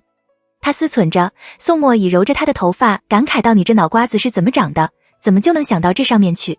窦昭偏过头去，避开了宋墨的手，顺了顺头发，道：我这不是没事就胡思乱想着如果我是辽王会怎么办吗？他说着拉了宋墨的手胡诌道：说起来也奇怪，先有日盛银楼的事，后又有匡卓然的事，这要巧就让我们都碰见了，想不深想也不行。你说这会不会是上天庇佑我们，事事都让我们给遇到了呢？宋墨想了想，觉得窦昭说的还真有几分道理。他沉吟道：有件事你可能还不知道。他把江仪和马有明的异样告诉了窦昭，若辽王准备如我们猜测的那样行事，此时也应该在神营机上下功夫了。窦昭愕然，愣了半天，才道：那你准备怎么办？宋墨苦笑道：我能怎么办？只能静观其变呗。从龙之功不是那么好当的，现在先把马有明给捞出来了再说。就算你把马有明捞出来了，把他放在哪里？窦昭道：他可是神机宫的参将，打草惊蛇怎么办？宋墨见窦昭话里有话，笑道：你有什么主意？窦昭道：一个好汉三个帮，你们都面临的同样的窘境，何不商量着共同进退，彼此间还有个照应？宋墨从来没有想过要有相助，他有些犹豫。窦昭又怕自己的决定是错的，宋墨听了自己的，反而行错走差。他又忙道：这件事你自己决定好了，我又不是当事人，只能建议。宋墨点头，笑着又揉了揉他的头发，道：我这你这个狗头军师足矣，其他的人不足为患，真是自大。窦昭顺着头发瞪了宋墨一眼，宋墨哈哈的笑，神色非常的轻松。窦昭大为佩服。宋墨虽然比他小1岁，却比他这个两世为人的人都要冷静理智，不怪前世在大家的一片唾骂声中，他依旧胜券日隆。两人梳洗了，准备歇息。若彤跑了进来：世子爷，夫人，他额头上有薄薄的汗，西厢院那边又是哭又是闹的，连前院都惊动了。如今大家都窃窃私语的猜测发生了什么事。窦昭有些意外，道：国公爷回来了吗？回来了。若彤道：刚刚回来没多久。窦昭望着宋墨，宋墨神色寡淡，道：既然是父亲屋里的事，还是交给父亲处置吧，你我都不方便插手。窦昭就吩咐若彤：天色已晚，大家早点睡，明天还要服侍世子爷进宫。若彤退了下去。窦昭和宋墨歇下，他以为宋墨会睡不着，谁知道宋墨很快就发出了绵长而又均匀的呼吸。窦昭不由笑了笑，宋墨能漠视宋宜春的事再好不过了。他亲了亲宋墨的面颊，吹了灯，墨暗中亮起一双如晨星般的眸子。他凝视身边的女子良久，轻轻地把女子搂在了怀里，贴着她的面颊呐呐地道着：你可知道我只有你一个人了。然后调整了个舒适的姿势，慢慢地陷入了甜蜜的梦乡。第二天早上，宋墨去上朝，窦昭这才听说西厢院昨天晚上闹腾了一宿串，被白芷抓花了脸。虽然连夜请了大夫来，但痕迹太深，就算是伤好了也破了相，上院不可能用个破了相的女子为婢，而白芷则被宋宜春绑了起来，发下话来，只等叫了人牙子发卖出去。窦昭不由得皱眉，问若珠：这件事可与栖霞有关？不知道是否与他有关？若珠的脸色有些苍白，道：不过串儿知道自己破相之后，曾大骂栖霞蛇蝎心肠，还诅咒他不得好死。我想就算这件事不是他做的，肯定也与此有关。他没想到事情会变成这样，串儿被毁了不说，连白芷也落得个被撵出府的结果。他心中有些不安。窦昭则心生孕意，都是些15、16岁的小姑娘，争斗起来却动辄要人性命，而这些却是宋宜春近身服侍的，从此也可以看出宋宜春的为人与心性。他开导若珠：我们虽然给他递了把刀，可他是拿着刀去威胁别人，还是趁人不备的时候捅别人一刀，却由他自己决定。但栖霞这个人，你与他打交道要多留个心眼。谢谢夫人教诲，我记下了。若珠感激地给窦昭行礼，若有所思地退了下去。宋翰来拜访窦昭，湘西院的事想必嫂嫂已经听说了。他神色尴尬，道：如今父亲哪里还有心情管我屋里的事，可我屋里的3个丫鬟早已定下了婚约，却是等不得了，还请嫂嫂帮我在父亲面前美言几句，先将这几个丫鬟放了出去。挺有意思的。窦昭微微的笑，他身边的栖霞手段毒辣，他却服侍过他的人体恤有加。他笑道：这些事府里都是有惯例的，不过是因你屋里补充的人还没有选好，耽搁了。这本是嫂嫂的错，嫂嫂这就差人去办这件事。可能没想到窦昭会向他道歉，他脸上闪过一丝讶然，道：嫂嫂言重了，是我心太急。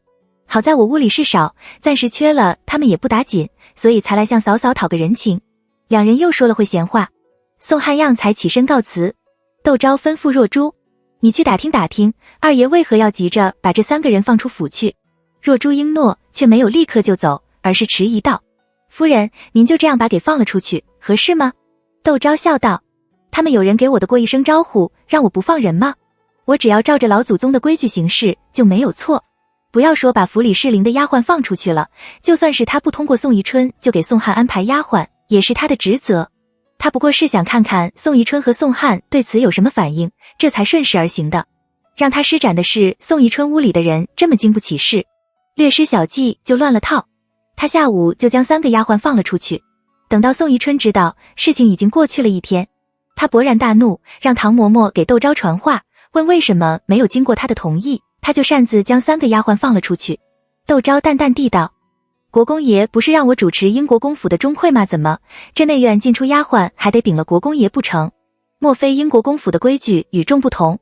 我说呢，怎么西厢院闹腾起来，大总管竟然来求我出面平息事端，可见这府里的人得要好好约束约束才行了。唐嬷嬷怎么敢提皇亲？挑三拣四是给宋宜春回了话。宋宜春一口气堵在胸口，半晌都没有说话。而窦昭既然打定主意不让他舒服，唐嬷嬷前脚一走，他后脚就派了高兴家的去给宋宜春递话。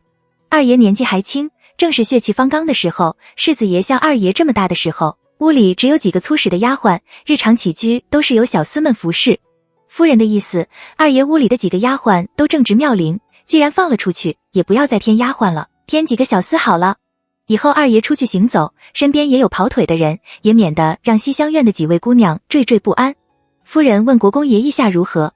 宋宜春气得嘴角直抽，高兴家的吓得匆匆行了个礼，转身就跑了。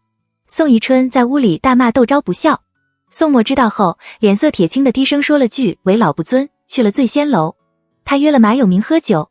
马有明见小小的一间雅室，只摆了2副杯筷，知道宋嬷可能是要问他那天醉酒的事，他心里隐隐有些期待，又有些害怕。直到酒过3巡，两人谈得投机，他才有勇气问宋嬷：“您是如何看辽王和世子的？”宋嬷默然。屋里一片安静，落针可闻，气氛却陡然间变得紧张起来。宋嬷慢慢的给自己斟了杯酒，徐徐地道：“那你又是为什么把妻儿老少都送回老家呢？”马有明脸上的颜色骤然间褪得干干净净，端着酒杯的手也有些发颤。宋嬷在此时悠悠的低声道：“立嫡还是立贤，从古至今都争论不休。辽王性情豪爽，与我相投，可君就是君，臣就是臣，又何须我们看待？”马有明精神一振：“宋嬷，这是在和自己交敌啊！”他忙道：“不瞒世子说，辽王这几年与众臣交好，对神机营又特别的优势。前些日子有人也像刚才那样的问我，我虽如世子一般的想法，却是拿人的手短，吃人的嘴软，不敢如此回答，原准备含糊其辞的敷衍了事，谁知道对方却非让我说个清楚明白不可。你也知道，我们神机营向来以王大人马首是瞻，我想探探他的口气，几次话题都绕到这个问题上，又被王大人4两拔千斤般的绕了回去，我心急如焚，只好出此下策，把家中的妻儿老少都送回老家去。”他说着，丢开精致小巧的青花瓷酒盅，顺手就将身边的酒坛子提了起来，拍开封泥，咕噜噜喝了一大口，道：“世子爷，我没看错您，您是个爽直之人，别的我也不说了，我跟着您走，至少不会被同伴算计。”他一改这些日子的阴霾，眉宇间显得精神了几分。宋嬷笑道：“你跟我走？若是我走错了呢？”马有明豪爽地笑道：“是我自己选的，成王败寇，我老马这点胸襟还是有的。昨天晚上和窦昭一席话，让他茅塞顿开。他不应该一味地纠结着怎样把自己从这个泥沼中摘出来，而是应该主动出击，站在辽王的立场上思考辽东的部署，从而避免掺和到夺嫡之中去。神机营既然是辽王一个绕不过去的地方，何不就从神机营开始？”宋嬷微笑着举起了手中的酒盅，道：“我喝完，你随意。”一饮而尽。马有明一愣，随后哈哈大笑起来，抓起酒坛往嘴里倒着酒。宋嬷笑望着他把那一坛酒喝完了，这才悠悠地道：“你过些日子还是把妻小都接回来吧，你的反应太直接，小心他们重新布置。既然大家都没有证据证明辽王的野心，就只能谋定而后动。马有明的举动只会让对方提高警惕，说不定还会为了神机营参将这个职务陷马有明于不义。”马有明爽快地应了，善然笑道：“我也知道这样不妥，如果对方要对付我，肯定不会放过我的家里人，可就是止不住抱了几分侥幸，这本是人之常情。”宋嬷笑容温和的和马有明感叹了几句，然后说起江怡来：“你不觉得他离开神机营有些违背常理吗？”马有明眉头紧锁。宋嬷沉声道：“据我所知，他曾经能王旭做过文书，王旭又一路提携他做了总旗，按理说他们的私交应该很好，江怡应该常去拜访王旭才是。你说会不会是江怡知道了些什么，为了避嫌，所以宁愿放弃了大好的前途，也要请你出面找我，调到5城兵马司的？”马有明闻言拍着大腿，又气又悔地道：“这个小兔崽子，枉我待他那么好，他听到这么重要的消息，竟然一声不吭的先把自己给洗干净了。”宋嬷笑道：“又有几个人能像你我似的把话说开呢？”“也是啊。”马有明想了想，叹道：“还好我胆子大，不然还在那里自己个人折腾自己个人呢。”宋嬷笑道：“我觉得我们应该找江怡好好谈谈才是。”马有明迟疑道：“人不为己，天诛地灭。我们是没有办法，避不过去了。他人小位卑，我看就别把他拖进来了。宋墨不由暗暗点头，笑道：这只怕由不得我们总得知道王旭到底是个什么样的态度吧。马有明赧然道：我这就去把江姨叫来。宋墨颔首，很快江姨就过来了。宋墨发现他身上带着股寒意，就不动声色地问他：今晚你不当值吗？就这样走开，要不要紧？因宋墨还多管着5成兵马司，江姨不敢马虎。他笑着给宋墨和马有明斟了酒，恭谨地道：我们5成兵马司5天1轮，今天正好轮到我休息。宋墨就温声道：那你的头发怎么进了雅间就开始湿漉漉的？虽说已是仲春，但京都早晚的温差还是很大。像醉仙楼这样的高档酒楼，地龙还没有停，在外面待久了的人进来后，寒气就会化为水渍。江姨神色有些慌张，但却没有狡辩，只是紧抿着嘴，神色凄苦地站那里，一言不发。宋墨叹了口气，指了指下手的圈椅，示意他坐下来说话。江姨犹豫片刻，恭谨地坐了下来。宋墨这才温声道：你在神机营做得好好的，还刚刚升了总旗，怎么突然要调到5成兵马司？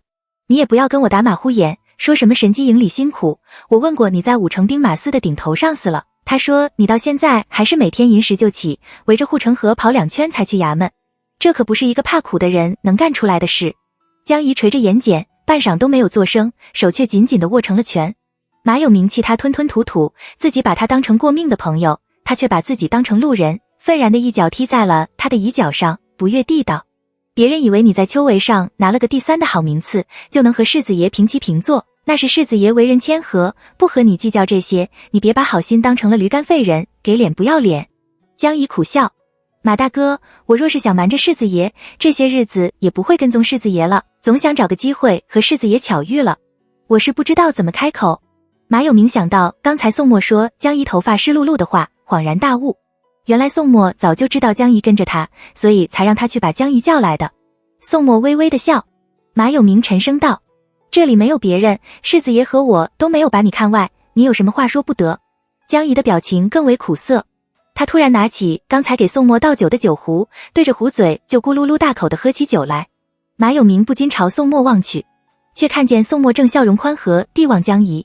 马有明心中一动，宋彦堂心智可真是坚韧，这么大的篓子他都能不动如山，若真到了那一天，他也能慷慨赴义吧。马有明想到这里，热血沸腾。人生谁无一死，端看是重于泰山还是轻于鹅毛。能和宋彦堂这样的人物走一遭，也算是没辱没自己的一个名字。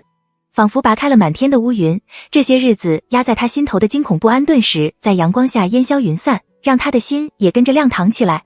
宋彦堂自不必说，自己好歹也是朝中最年轻的将领之一，加上江姨这个能在秋闱上勇夺第3的家伙，他就不相信还闯不出条生路来。若真是走了麦城，那也是命是运，谁也不愿。他豪情满怀，不知不觉中坐直了身子。而那边江姨在灌了大半壶下口绵柔后劲却霸道的陈家酿之后，终于有了开口说话的勇气。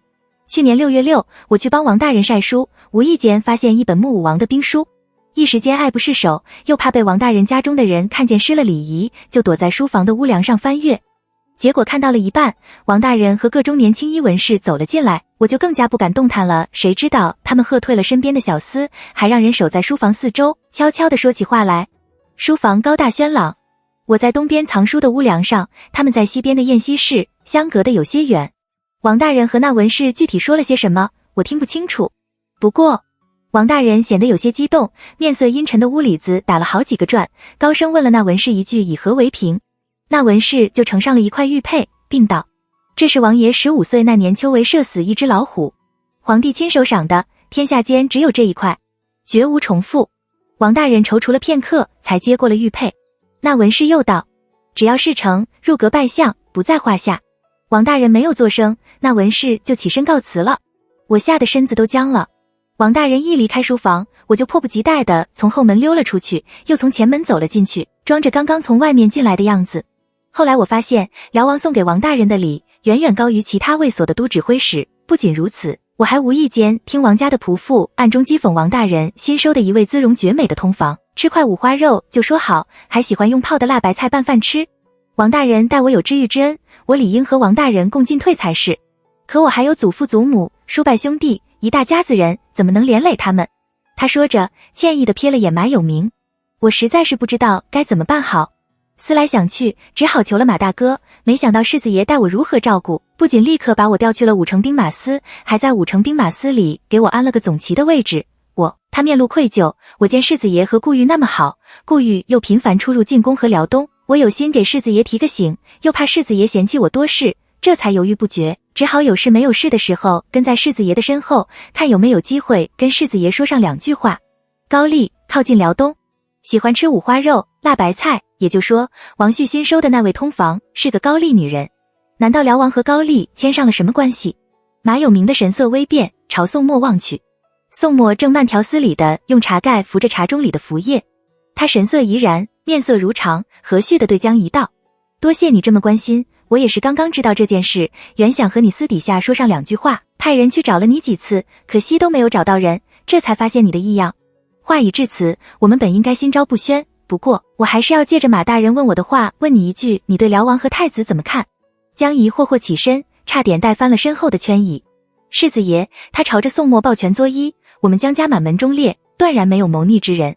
宋墨含笑颔首，重新请他坐下，又亲手给他和马有明斟了盅酒，然后端着酒盅站了起来，凝声道：马大人，江怡，请饮了此杯酒，以后祸福与共，生死相托。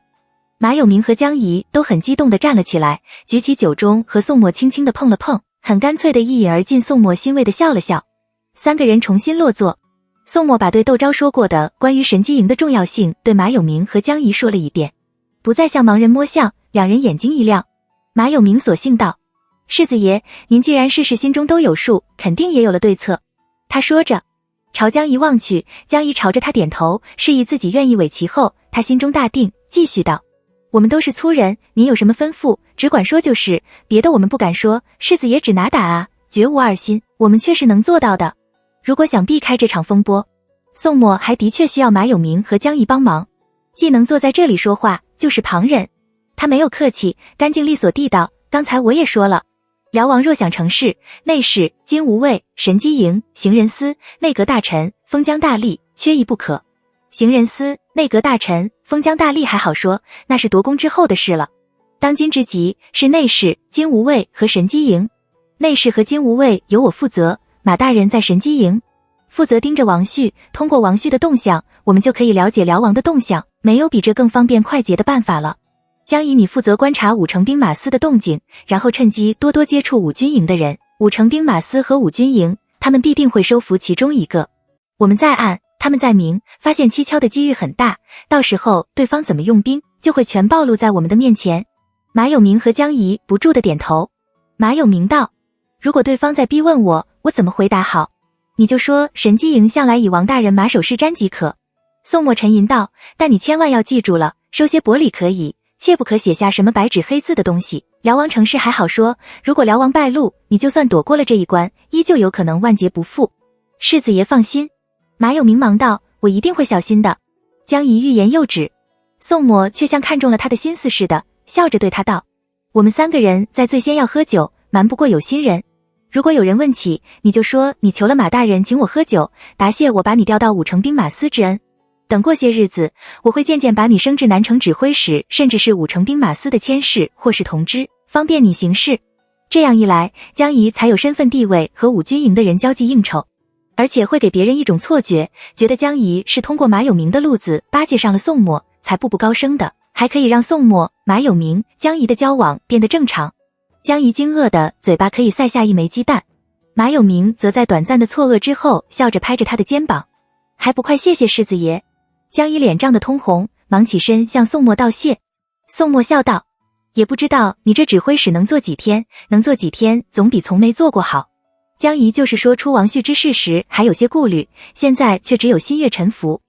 他肃然起身，恭敬地给宋墨行礼，正色地道：在下定不辜负世子爷的苦心，把5城兵马司和5军营的事打听得清楚。宋墨笑着点头。3个人又商量了些细节，直到华灯初上，才各自回府。宋墨先去了书房，和严朝清说了半天的话，才回内室。窦昭正在灯下翻着厚厚的册子，宋墨瞥一眼，却是外院历来当值的仆妇名册。他有些意外，笑道：陆明这么快就把东西给弄好了。窦昭笑着起身去帮宋墨拿了件加长的道袍，笑道，还很细心地把册子掸了灰，弄干净了才送过来。宋末有小丫鬟服侍更了衣，在炕上坐了，惬意地喝了口热茶，笑道，记他一功。窦昭抿了嘴笑，让甘露把册子收好，准备明天再看。宋末就把醉仙楼的事告诉了窦昭。前世王旭掌管了一段时间的锦衣卫，之后被宋末给踢了下去，没多久就致仕，没有了消息。可见王旭也是个关键人物。窦昭不由抚掌，如此甚好，这样一来我们就可以掌握先机了。宋末却沉吟道，也不知道翰林院和内阁那边他找的是谁。窦昭笑道，你忘了日盛银楼的事吗？当初张之奇邀了窦世英入股，其中窦世英、张之奇各占1/3，郭岩、赵培杰、陈颂明共占1/3。郭岩是前内阁首辅曾一芬的女婿，从前在翰林院任侍讲学士。曾一芬去世之前，他外放陕西按察使。陈颂明是行人司的司正，天子近臣。赵培杰是翰林院学士兼詹事府少詹事，东宫属臣。前世辽王登基，郭岩以陕西巡抚衔升至兵部尚书、英武殿大学士，入主内阁。陈颂明生国子临祭酒，赵培杰在宫变之后自缢于家中，没窦世英什么事。可今生窦世书前提入阁，窦世英也进入了他们的视线，又因窦昭发现的早，逼着窦世英退了日盛银楼的股本，让窦世书出了局，事情重新回到了原来的轨道上，辽王中还是搭上了带剑。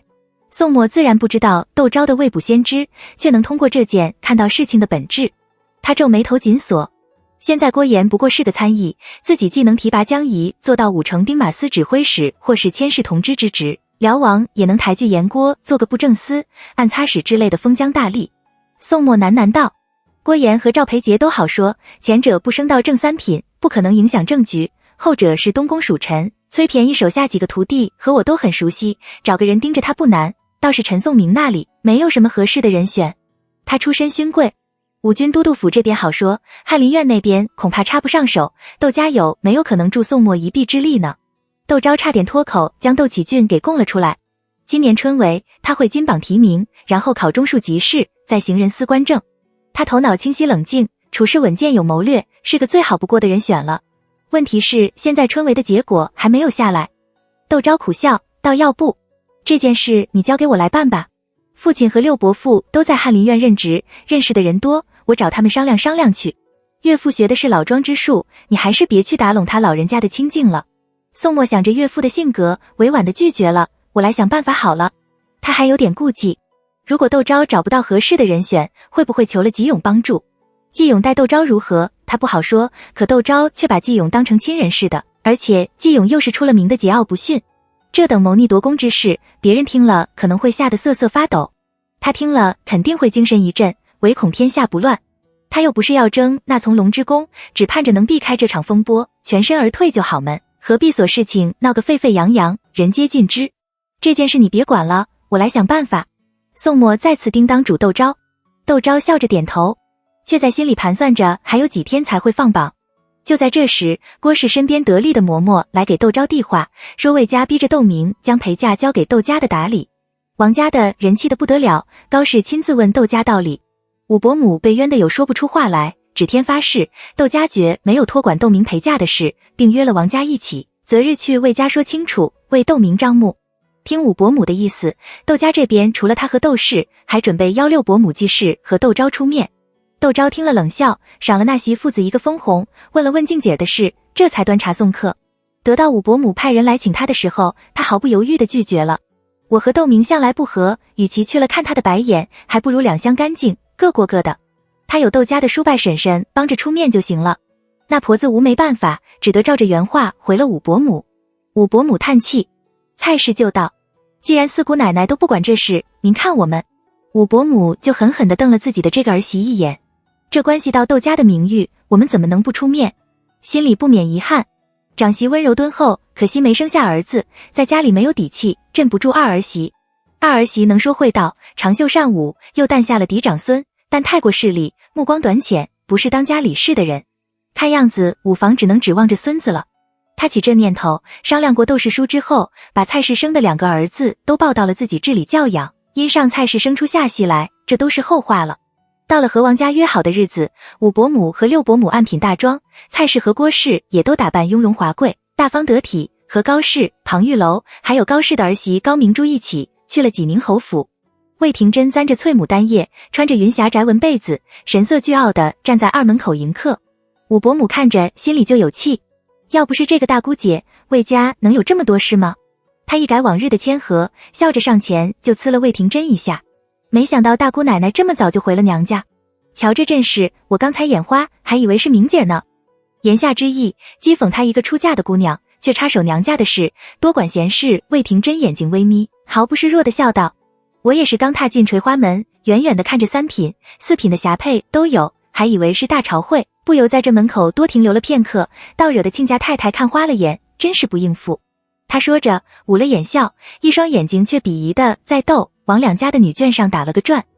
蔡氏见婆婆态度强硬，自然不会说魏廷珍说过去，笑道：我窦王家俩都做官的多，除了夫人还有淑人、孺人，并不稀奇，不像夫人的娘家和婆家，除了超品的夫人就没有其他的品阶，让人远远地望过去，哪位是夫人，哪位是太太，一目了然。也难怪大姑奶奶会看错，好在大姑奶奶娘家的弟弟娶的是我们窦氏女，以后打交道的机会多，大姑奶奶时间长了，也就习惯了满屋命妇的场面。窦家和王家不是第一次打交道，王家的二太太庞玉楼那张嘴也不是只长着好看的。他说着，目光就落在了庞玉楼的身上。王家二太太，您说我说的可是这个理？庞玉楼对王映雪住在家里吃宫中的，用宫中的，还吃穿嚼用都是好东西，本来就不高兴，要不是王许氏发了话，他根本不想来。但窦家的接力棒已经传到了他的手里，他若不出头，岂不要被窦家给笑死？闻言，他笑吟吟地上前了几步，站在了蔡氏的身边，小意温柔地道：我刚才也把大姑奶奶认成了我们家五姑奶奶，谁让这府里除了我们家五姑奶奶，别人都没资格穿着超一品外命妇服饰呢，还请大姑奶奶不要放在心上。田氏虽是也一品命妇，但因是双居，按品大庄的时候，所以有的金银翠玉都只带半副，以示区别。魏廷真面如寒霜，窦家六太太记事可不想就站在这里和魏家的大姑奶奶吵起来，让魏家仆妇看笑话。他笑着上前打圆场：我们既然来了，是不是应该去看看太夫人？高氏和季氏想到一块去了，接了他的话笑道：要不我们先去看看太夫人了，再到花厅时说话。窦王两家的女眷纷纷笑着应是，好架势，就算是魏廷珍不答应，也会径直去见田氏。魏廷珍望着这浩浩荡荡的两家人，想到自己孤身作战，不由脸色铁青，和武太太等人往田氏的院子去，心里却暗暗思忖，还是多生几个孩子好。像他和魏廷瑜就没有姐弟俩，有什么事只能互相照顾。张家除了一同母胞的3兄弟，还有5个姐妹，所以她婆婆的寿辰才能过得那么热闹。当初父亲把她嫁到张家，也与张家兄弟多有关系。田氏早和女儿商量好了，今天无论如何也要教训一下窦明。他自家知道自家不是个会说话的人，打定主意不出面。武太太等人来拜访他，他就在头上系个额帕装病，拉着武太太的手诉苦。哪里有这样做人儿媳妇的，婆婆病了也不来服侍，我命真苦啊。武太太笑着不作声。蔡氏就在旁边道：听说我们家五姑奶奶小产至今，还每天在用药，是不是太操劳了？我看贵府没几个仆妇，要不要从窦家把几个人懂养生的嬷嬷过来，服侍我们家五姑奶奶把身子养好了，要不然这子嗣上艰难起来，可就麻烦了。田氏不由得畏缩了一下。魏廷珍却大恨，难道以后窦明生不出儿子，你们窦家想算到这次小产上不成？他正要出言反击，紧跟着蔡氏的庞玉楼接着蔡氏的话道：还有这样的事，我们怎么没有听说？我们五姑奶奶的这性子就是太绵柔了些，这子嗣可是1等1的大事。他说着嗔怒地望着魏廷珍，我们五姑奶奶年轻，刚嫁过来不懂事，大姑奶奶可是生养过好几个的，怎么也不提醒我们五姑奶奶几句？这嫡就是嫡，庶就是庶，大姑奶奶可不能让姑爷乱了门庭。魏廷珍听得火冒三丈，正要回庞玉楼几句，窦明的乳娘周嬷嬷扶着这窦明过来了。为了我的事，给诸位伯母婶娘嫂嫂们添麻烦了。他屈膝给窦王两家的女眷行礼，一袭大红缂丝的袍子挂骨瘦如柴的身上，空荡荡的，让人看着不由平添几分心酸。那庞玉楼就惯是会做表面文章的，立刻上前拉了窦明的手，一面擦着眼角，一面哽咽道：我的好姑奶奶，不过一个年关没见，你怎么就变成了这个样子？我们都是过来人，谁家的媳妇做小月子不是鸡鸭鱼肉的伺候着，出了月子就胖几斤，怎么到了你这里反倒是瘦得不成人样子了？这样是让我们家老祖宗知道了，还不得心疼死你，急急地催着你舅舅们给你外祖父写信，让你外祖父把那云南上好的药材寻些来给你补身子。他说完，望着魏廷珍，诚恳地道：府上也是百年世家了，怎么连上好的药材都没有？他又望向蔡氏，他嫂嫂，我那里还有2包上好的天麻，1斤血燕，只是那百年的人参，前些日子婆婆身体不适，给婆婆用了，只剩下了小半截，也不知道够用不够用。言下之意，这人参就由窦家出了。蔡氏在心里把庞玉楼骂了个狗血淋头。百年的人参是什么价钱？是天麻、血燕能比的吗？可当着魏廷珍的面，他却不能拒绝。要不然就规矩，没体面的就是窦家了。果然是些狼子贼心，做不得同伴。他笑道：五姑奶奶婆家没有，也就只能指望我们这些娘家人了。我等会就吩咐嬷嬷送几只人参过来给五姑奶奶补身子，她舅母你放心好了。却没有说是多少年份的人参。庞玉楼在心里撇嘴，天天标榜自己是读书人家，关键时候就露出了商贾的本来面目，还处处瞧不起他们庞家。两人一番明争暗斗，武太太暗自不悦，和蔼可亲地对魏廷珍道：既然亲家夫人身体不适，我们就去明姐屋里坐坐吧。这是要演正戏了。在场的人自然是笑着纷纷应好。一群人去了窦明上房的宴席，丫鬟们上了茶点，轻手轻脚的全都退了下去。坐在上座的武太太笑道：娘家人出嫁的姑娘陪嫁，为了是让出了嫁的姑娘有个依靠，大姑奶奶也出嫁的姑娘，却提出让窦昭掌握明姐的陪嫁，实在是与理不合。不要说明姐了，就是我们窦家也不会应答的，原本这话我们不理睬就是了。哪怕是大姑奶奶这官司打到御前，也是通不过的。可大姑奶奶一而再再而三的提及这件事，一副不要我们家五姑奶奶陪嫁的样子，我们的几位老爷就奇怪了，魏家怎么就想出这样一个点子来？所以才让我和王家的2位太太一起来问问五姑爷。常言说得好，长嫂如母，几年后没有兄弟，只有你这一个姐姐，你多多照应也是应该。不过这件事却涉及明姐陪嫁的归属，我想大姑奶奶不通过济宁侯就决定，恐怕有些不合适。这里也没有旁的人，不如把济宁侯请过来，问问济宁侯的意思，我们再做打算也不迟。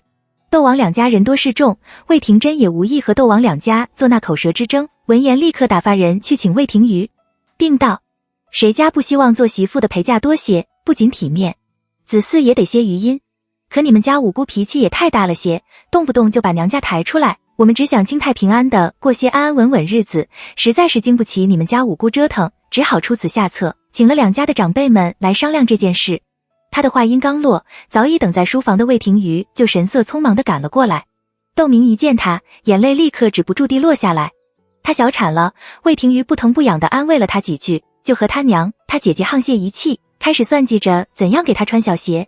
这样的魏廷瑜太让他失望了，他的心都凉了一半。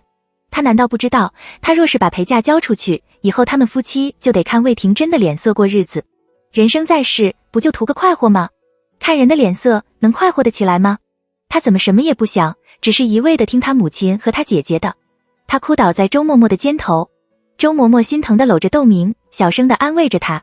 魏廷瑜已有大半个月没有和窦明说上一句话，如今见他哭得像雨打的海棠似，他不由心中一软，脸上露出几分愁出来。武太太看着暗暗点头，待魏廷瑜行过礼即道：你们魏家提出来的要求太过匪夷所思，我们家几位老爷就差了我来问一声，侯爷到底对明姐哪里不满，要这样搓磨她，令她小产了不说，你还要我们窦家托管明姐的嫁妆，侯爷总得给我们一个理由吧。魏廷珍看见魏廷瑜的样子就知道要糟，没等魏廷瑜开口，已插言道：亲家太太，您这话可说得不对了，我们怎么就搓磨窦明了？武太太做了个手势，示意魏廷珍不要再说，温声道：大姑奶奶，这些合不合适，只有脚知道。我们虽然都是外人，可到底盼着他们夫妻能过好，我们还是听侯爷怎么说吧。窦明那边也抽抽泣泣地抬起头来，双眼含泪地望着魏廷瑜，如若风秋药，楚楚动人。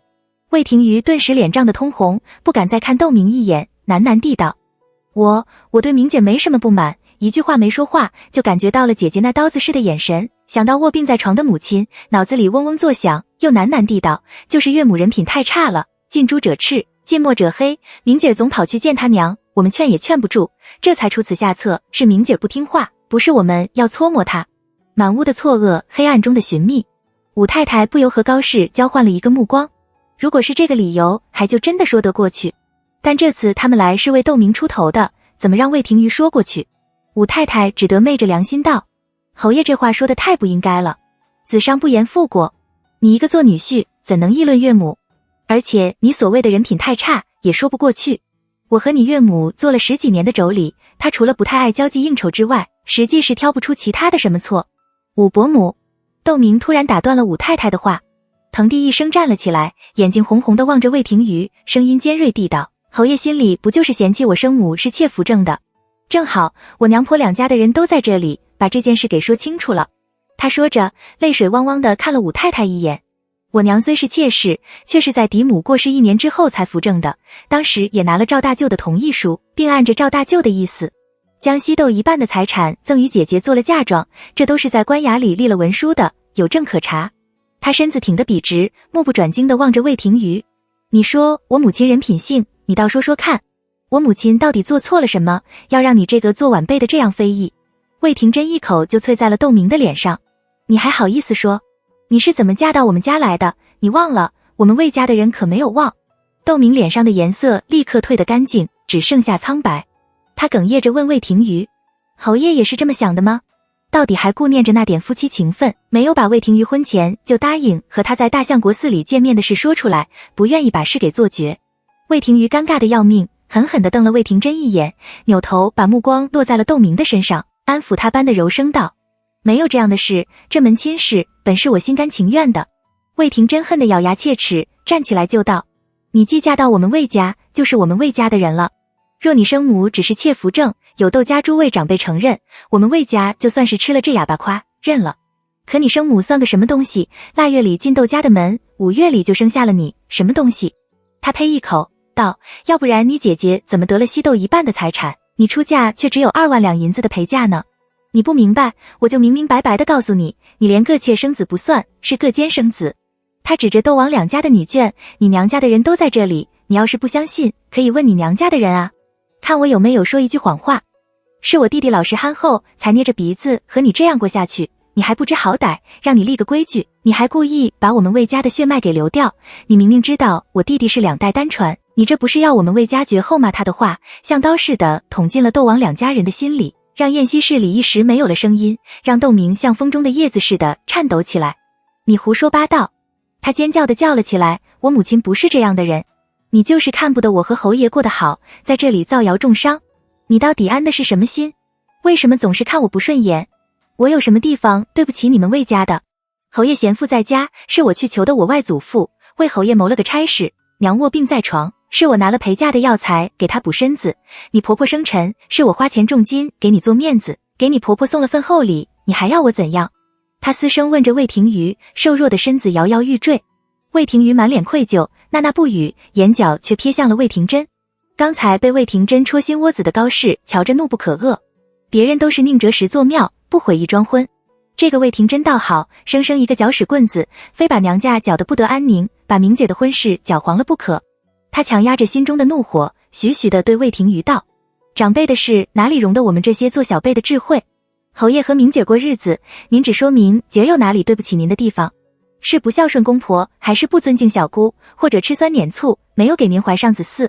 您怎么能把明姐还没有出生之前的事都算到明姐的头上呢？这待明姐也太不公平了。要知道，这门亲事可是你自己选的。武太太听着大急，王家的这位大太太可真是端正有余，极致不足。这么一说，岂不就是承认了窦明是奸生子？他急急地朝着蔡氏使眼色，蔡氏却愣愣地望着窦明，一副惊讶的样子。他从前只是隐隐听说王氏仗势欺人，逼得七叔父不得不把他扶正，没有想到王氏被扶正之前还有这桩公案。难怪窦昭那么的有钱，七叔父的1半财产啊，那是多少钱？他在心里暗自琢磨，哪里还注意到婆婆曾递给了个眼神给他。武太太无奈地暗暗叹气，也不怪蔡氏这副模样。当年的事说出来，不管是窦家还是王家，都脸上无光，他们都不愿意提及，谁还会主动跟晚辈说到这些？既是从头到尾都站在赵古秋那边的，高明珠只怕连王映雪是扶正的都不知道，现在能出面和魏廷珍打擂台的，也就只能指望庞氏了。他朝庞玉楼望去，庞玉楼却一副口渴的样子，小口小口地喝着茶，半晌也没有抬头。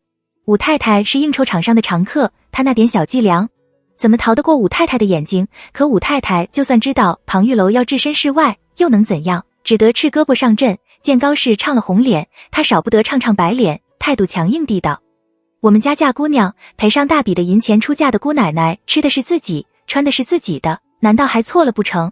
若你们只是因为我们家七弟妹的事要窦家出现管理明姐的陪嫁，我们窦家是绝对不会答应的。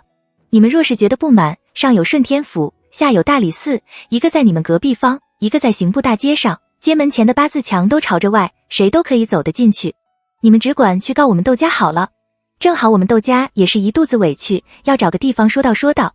济宁侯府和我们家的四姑奶奶从小定的娃娃定，真定谁人不知谁人不晓，到如今真定的人还以为我们家四姑奶奶嫁的是济宁侯府。几年后和我们家四姑奶奶好好的一桩姻，你上蹿下跳的，硬生生地把这桩婚事给拆散了。武太太不提还好，提起来魏廷珍就是一肚子的火。要不是王氏设了圈套让他弟弟钻，窦昭明下西窦一半的产业，早就是他们魏家了。他弟弟又怎会守着窦明这个破落户过日子？魏廷珍面色阴沉地站了起来，张口就要和武太太理论。武太太冷笑一声，把他要说的话给压了下去。魏家的大姑奶奶，您可别把这屎盆子扣到我们窦家的头上来。是谁为了退亲，约了我们家七太太去大相国寺听佛法？是谁明明即将娶姐姐过门，却私下和妹妹相约同游禅院？又是谁在我们窦家赶过来要把明姐接走的时候，跳出来挡在了明姐的面前？魏家的大姑奶奶，您可别以为上嘴皮和下嘴巴碰个头就能黑的变成白的，白的变成黑的。要不要我把兵部武选司正郎中的太太请过来做个证？要不要我把从前进身服侍侯爷，却在侯爷成亲之前被你们撵到了田庄的随从叫过来说说当时到底发生了什么事？要不要我把顺天府护房的婚书找出来给景国公府国公夫人瞧一瞧？他连珠炮似的一大通话，让魏廷珍额头的青筋直冒。这个老钱婆什么都知道，却阴恻恻的不作声。难道别人都说读书人没有一个是好东西？说就说，难道我还怕你们不成？他干示弱的讥笑，男人浪子回头金不换，女人一旦沾着个银子，就等着沉湖吧，是吗？武太太看魏廷珍如看白丁的目光，不屑地道：难怪你如此的嚣张，原来是个无知妇人。大律你恐怕从来没有见过吧？竟然说出这种田间妇人之语，也不怪魏家这几年落魄的厉害，你在婆婆面前抬不起头直不起腰来。他的话正好点中了魏廷珍的死穴，魏廷珍跳起来就要和武太太理论，却被魏廷宇给拦住。姐姐，她又羞又愧，低声道：你少说两句，若是官司打到顺天府或是大理寺，我也没办法脱了干系，别的不说，100的杖责是要领的。魏廷珍错愕，立刻想到了辱没良家子是可以杖责100的。姐姐，如今窦大人掌管着刑部，打官司我们打不赢他们的。魏廷瑜再次小声地提醒窦魏珍，要不这件事就这样算了。他从小就怕女人吵架，武太太那副吃人的样子让他实在是怵得慌，让窦家帮着管理明姐的陪嫁也的确说不过去。我们不如和窦家商量商量，以后不让明姐回娘家见王氏就行了。他软语相求，却让魏廷珍差点倒仰。事到如今，他竟然求起情来，那之前的种种岂不白做了？还凭空得罪了窦王两家，他怎么生了这么个弟弟？魏廷珍忍无可忍，一巴掌就打在了魏廷瑜的肩膀上，低声嗔道：你到底是不是个男人？有你这样行事的吗？先前答应的好好的，现在又改变主意了。你把姐姐当什么人了？你还让不让姐姐做人了？魏廷瑜真是左也难右也难，他捂着肩膀低声道：那怎么办？如果是别人，那100杖罚银就是了。可我们是和窦家打官司，他们肯定会想办法让我受那100杖的。而且这件事还可以说成是诱奸，甚至是苟合，到时候丢脸的只可能是我们。打官司我们赢不了窦家的。魏廷瑜都要疯了，这是他弟弟吗？不帮着他，还拖他的仕腿。可惜此时的宴席室里，除了窦王两家的女眷，就是魏廷珍姐妹和窦明了。大家的注意力都集中在他们姐弟身上，两人说话的声音虽然小，其他的人还是听了个一清二楚。高氏不由得心中一喜，只要魏家服软，这件事就好办了。他忙对武太太道：亲家夫人进了一家门就是一家人，有些事也不必分得如此清楚。我看这件事就这样算了，以后五姑奶奶逼五姑爷关上门来，和和美美的过日子就行了。我们这些人毕竟只是旁人，只要他们好，有什么过不去的？他又问季氏：“您说是不是这个道理？”季氏笑着点头。他们原来就是来吓唬魏廷瑜的，目的达了，自然要息事宁人了。他笑着对魏廷瑜道：“侯爷，您还不快给明姐赔个不是？她刚刚小产，伤了身子还没有恢复，就这样跟着受了场罪，心里不知道有多难受呢。你大人有大量，就不要和明姐计较那么多了。”说着，朝拉了拉坐在他下手的蔡氏的衣袖，示意他打圆场。蔡氏此刻也回过神来，他忙笑吟吟地站了起来，把还在那里抽泣的明姐半扶半推地送到了魏廷瑜的身边。还不给侯爷赔个不是？你这样闹腾，侯爷都没有和你计较，可见是把你放在心上的。你以后可不能如此惹侯爷生气了。窦明红肿着眼睛悄悄地朝魏廷瑜望去，那怯生生的样子立刻击中了魏廷瑜。魏廷瑜红色通脸，赧然的小声道：“是我的不是。”魏廷真气的牙齿咬得滋滋直响，一把就将弟弟推到了旁边，大声地喝着慢着，冷若冰霜地道：“这件事要想这样算了，你们得答应我们几个条件才行，眼看着就要把魏家的气焰打下去了，武太太怎会善罢甘休？这件事没有什么条件好讲。”他立刻道：“这大半年，我们看在侯爷待明姐好的份上，能包容的就包容，能马虎的就马虎，却不曾想看在别人眼里却是心虚胆小，怯懦可欺。是可忍孰不可忍，要么我们看在侯爷面子上下不为例，要么就照大姑奶奶的意思，我们衙门里见。”魏廷真色厉内忍，依旧不松口：“衙门里见就衙门里见。”魏廷于忙道：“武伯母，我姐姐也没有别的意思，就是希望明姐以后不要回娘家。”他说着，目光温柔地望向了窦明。每次明姐去了娘家回来，都要好一阵子不高兴，我只想好好的过日子，不想天天这样吵闹不休。窦家几代经营，到如今正是声势鼎盛，鲜花着锦之时，魏家竟然让窦明从此以后不要再回娘家。那窦明在婆家受了委屈，找谁申冤？找谁张目？这几年后之前来看他一表人才，行事磊落，遇到事才知道，原来是个全然没有主张见识的。还好窦昭没有嫁给他，不然窦家就失了宋彦堂这样的强援了。武太太几乎要露出嘲讽之色来，却听见窦明悠悠地道：“是不是我不见我娘？这件事是不是就此略过不提？”这是什么话？武太太听着大吃一惊，就听见魏廷瑜语带几分欢喜地道：“那是自然，我们魏家怎么会觊觎媳妇的陪嫁？不过是不喜欢你仗着自己陪嫁丰厚就不听劝阻，有事没事都要往娘家跑罢了。你不再见妻太太，一心一意的做魏家的媳妇，我们又何必要把你的陪嫁委托给窦家的人打理？”又道：“你嫁到我们家也有小半年，你扪心自问，你嫁过来的时候，我娘等你如何？如今又待你如何？我母亲性情温和，待人最是善爱不过，为何像突然变了一个人似的？你怎么不想想这其中的缘由？却只知道一味的指责我娘的不是。你再看你自己，又变得了一个怎样的人？哪里还有我刚认识你时的半点影子？”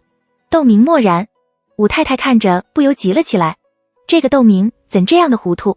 乃对夫妻不是从蜜里调油到渐渐生出下戏，甚至是两看两厌的。说到底，都是这些看起来不起眼的小摩擦日积月累引起来的。他却听信了魏廷瑜的话，觉得只要顺着魏廷瑜，他们的关系就会像刚成亲那样的好。可人心却是鹤欲难填的。今天他哄你为了夫妻和美不认自己的亲娘，明天就能哄你为了个贤惠的名声给他纳妾，后天就能哄你为了家族兴旺变卖陪嫁。这本是姑娘要出嫁时母亲要叮嘱女儿的。可看窦明这样子，王映雪什么也没有说。王映雪真是成事不足败事有余，该说的一句话也没说，不该说的却一句不撇，硬生生把窦明教唆成了这个样子，抢了姐姐的未婚夫还能理直气壮地走在大街，真是不要脸。武太太不由在心里把王映雪骂了个狗血淋头，但当着魏家众人的面，她又不能把这其中的利害关系分析给窦明听，只能等事后跟窦明说了。武太太的语气顿时变得有些焦灼起来：“明姐儿，你身子骨不好，小心站的时候长了发晕，快让周嬷嬷扶着你去歇会，这里有我和你舅母，不用你操心。”窦明轻轻地摇头，她为了嫁给魏廷瑜，不仅得罪了父亲和窦昭，而且让窦王两家的人瞧不起。窦家和王家早已没有了他的立足之地，他如果离开魏家，重新回去窦家或是王家，岂不要让那些人笑掉了大牙？实际上，从他带窦昭嫁给魏廷侯的那一天起，他就没有了退路，他只能过好，不能落魄。魏家已成了他唯一的避风港，他怎么能和魏家撕破脸？到时候他又能去哪里呢？窦明心中苦涩，黯然地道：“多谢武伯母关心。”只是常言说得好，在家从父，出嫁从夫。如今我已是魏家的媳妇，自然要尊夫如天。他屈膝给武太太行礼，低声道：母亲那里恕女儿不孝，还请武伯母多多照应。明姐儿。季氏脸色大变，腾地站了起来，厉声道：你可知道你在说什么？六伯母。窦明神色平静，淡淡地道：我如今忠孝难两全，总要选一样，你也别怪我恨心。季氏肃然地望着窦明，嘴角微颤，半晌他颓然地坐下，长叹了口气。魏廷珍看着，满面春光，眉宇间止不住的得意。窦家厉害又如何？窦明还想做魏家的媳妇，窦家就得低头。但他向来有点小聪明，知道这个时候不宜再惹怒窦王两家的人，否则窦王两家破罐子破摔，最后吃亏的还是窦明和魏廷瑜。窦明不过是武太太的堂侄女，可魏廷瑜却是他的胞弟。窦家可以不心痛窦明，他却不能不心痛魏廷瑜。他撩了暖帘，高声地喊着丫鬟，还不吩咐灶上的婆子做几个拿手的好菜，今天夫人娘家的亲戚要留在这里午膳。窦王两家的女眷哪还有颜面留在魏家用午膳，本已把魏家压得透不过气来，马上就能打个翻身仗了，谁知道窦明却跑出来自己拖自己的后腿，让形势逆转不说，这失了先机，窦明以后想要拿捏魏家恐怕是不能了。好在这次窦王两家也没有给魏家好脸色看，魏家想把欺负窦明，也要想想窦王两家的势力，勉强算是斗了个旗鼓相当。武太太脸色铁青地道：我们不比大姑奶奶，没事就能耗在娘家，我屋里还有一大堆事等着我回去试下，这午膳就不用了，改天再来打扰明姐儿。她说完，看也没看窦明一眼，和季氏转身就朝外面走去。高氏深深地看了窦明一眼，尾随武太太和季氏出了宴席室。魏廷瑜咯咯笑着送客，武太太只觉得一口浊气堵在胸口，出不来，上了马车。她不禁低声道了句：我们真是狗拿耗子，多管闲事。蔡氏也满脸紫气，见过傻的，没见过像窦明这么傻的。天时地利人和，竟然自己求了饶，白白便宜了那个没把他放在眼里的魏廷珍。他很想问问尖生子到底是怎么一回事，可看见婆婆和六婶婶的脸色都非常的难看，他只好把满腹的狐疑压在了心底，帮武太太和季氏各倒了杯茶，应酬似的安抚着两位长辈。五姑奶奶年纪还小，不免会做错事，娘和六婶就不要放在心上了，等五姑奶奶大些了也就好了。她年轻时还小。和武太太对面而坐的季氏却冷冷地道：可越是年纪小，却越能看出本性来。狗商不嫌弃家贫，他活生生一个读过孝经女诫的人，竟然能说出是不是我不见我娘，这件事是不是就此略过不提的话来，可见性情有多么的冷酷无情。又道：你们在看寿姑，小小年纪就知道好坏，那妥娘不过是奉了赵氏之命照顾她2年，她就又是给添妆，又是抬举她的男人，把她照顾得衣食无忧。可再看看我们这位四姑奶奶，身边的丫鬟婆子有几个能长久的，更不要说受她恩惠为她卖命的了。可见平时不是我偏心，实在是她这个人让人喜欢不起来。还说自己不偏心，明姐身边不是还有个周嬷嬷吗？蔡氏听了暗暗好，觉得季氏还是不一般的偏心窦昭。武太太闻言却是一愣，越想越觉季氏的话有道理，对窦明竟然生出几分忌惮来，觉得窦明的心肠真硬，对生他养他的母亲的尚且如此，对自己就更没有什么感情了，自己就算是对他再好，只怕也难以捂热他那颗冰冷的心。他一路沉默地回了槐树胡同。窦氏叔去了衙门，却怕窦家的女眷在魏家受辱，派了个小厮在家里等消息。武太太想想今天的事，就觉得沮丧，提不起兴致来，让那小厮给窦氏叔带了句事情已经顺利解决了的话，自己则悻悻然地躺下了。蔡氏服侍母亲歇下，立刻差了贴心的嬷嬷回娘家。那嬷嬷悄声对蔡太太道：我们家史奶奶说窦家出大事了，让你得空就去看看他。窦家是当朝阁老，他们和窦家又是姻亲，窦家出大事了，说不定就会连累到蔡家。蔡太太哪里还坐得住，立刻让人准备了些糕点，待那嬷嬷前脚刚走，她后脚就去了窦家。知道亲家太太只是来看看外孙，被窦明之事闹得心情不佳的武太太和窦太太寒暄了几句，就让贴身的嬷嬷带着蔡太太去了蔡氏的宅子。蔡氏关门上和蔡太太说了一下午的话。王家那边，高氏却和高明珠感慨，这做人父母的有时候还真的自省其身，不然连自己的子女都连累，这人活着还有什么意思。高明珠亭亭玉立，明眸皓齿，当得起明珠2字。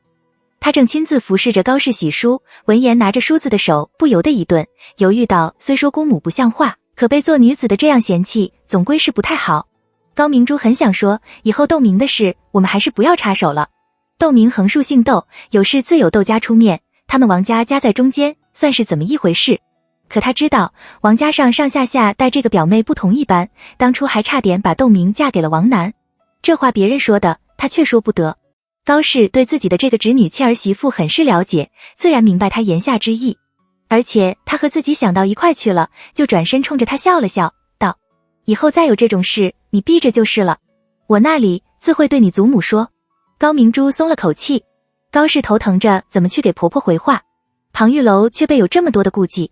他夸张地做了个拉人的举动，高声道：拦网拦不住，明姐的话就那么说出来，不要说是我了，就是窦家的武太太或是都脸色大变。您说姑奶奶是她的亲生母亲，她怎么就说得出这样绝情的话来？难道真是有了男人就忘了娘不成？胡说！王许是拍着踏言，生怕庞玉楼还说出什么让人脸红的乡间俚语来。你说是就说是，嘴里乱七八糟些什么？庞玉楼听着在心里冷笑。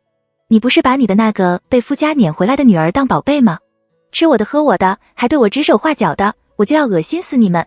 他立刻做出肤色缩的样子，喃喃地道：窦家也太小气了，不过是要他们拿2只100年的人参给明姐补补身子，他们就像要了他们的命似的。你给我住嘴！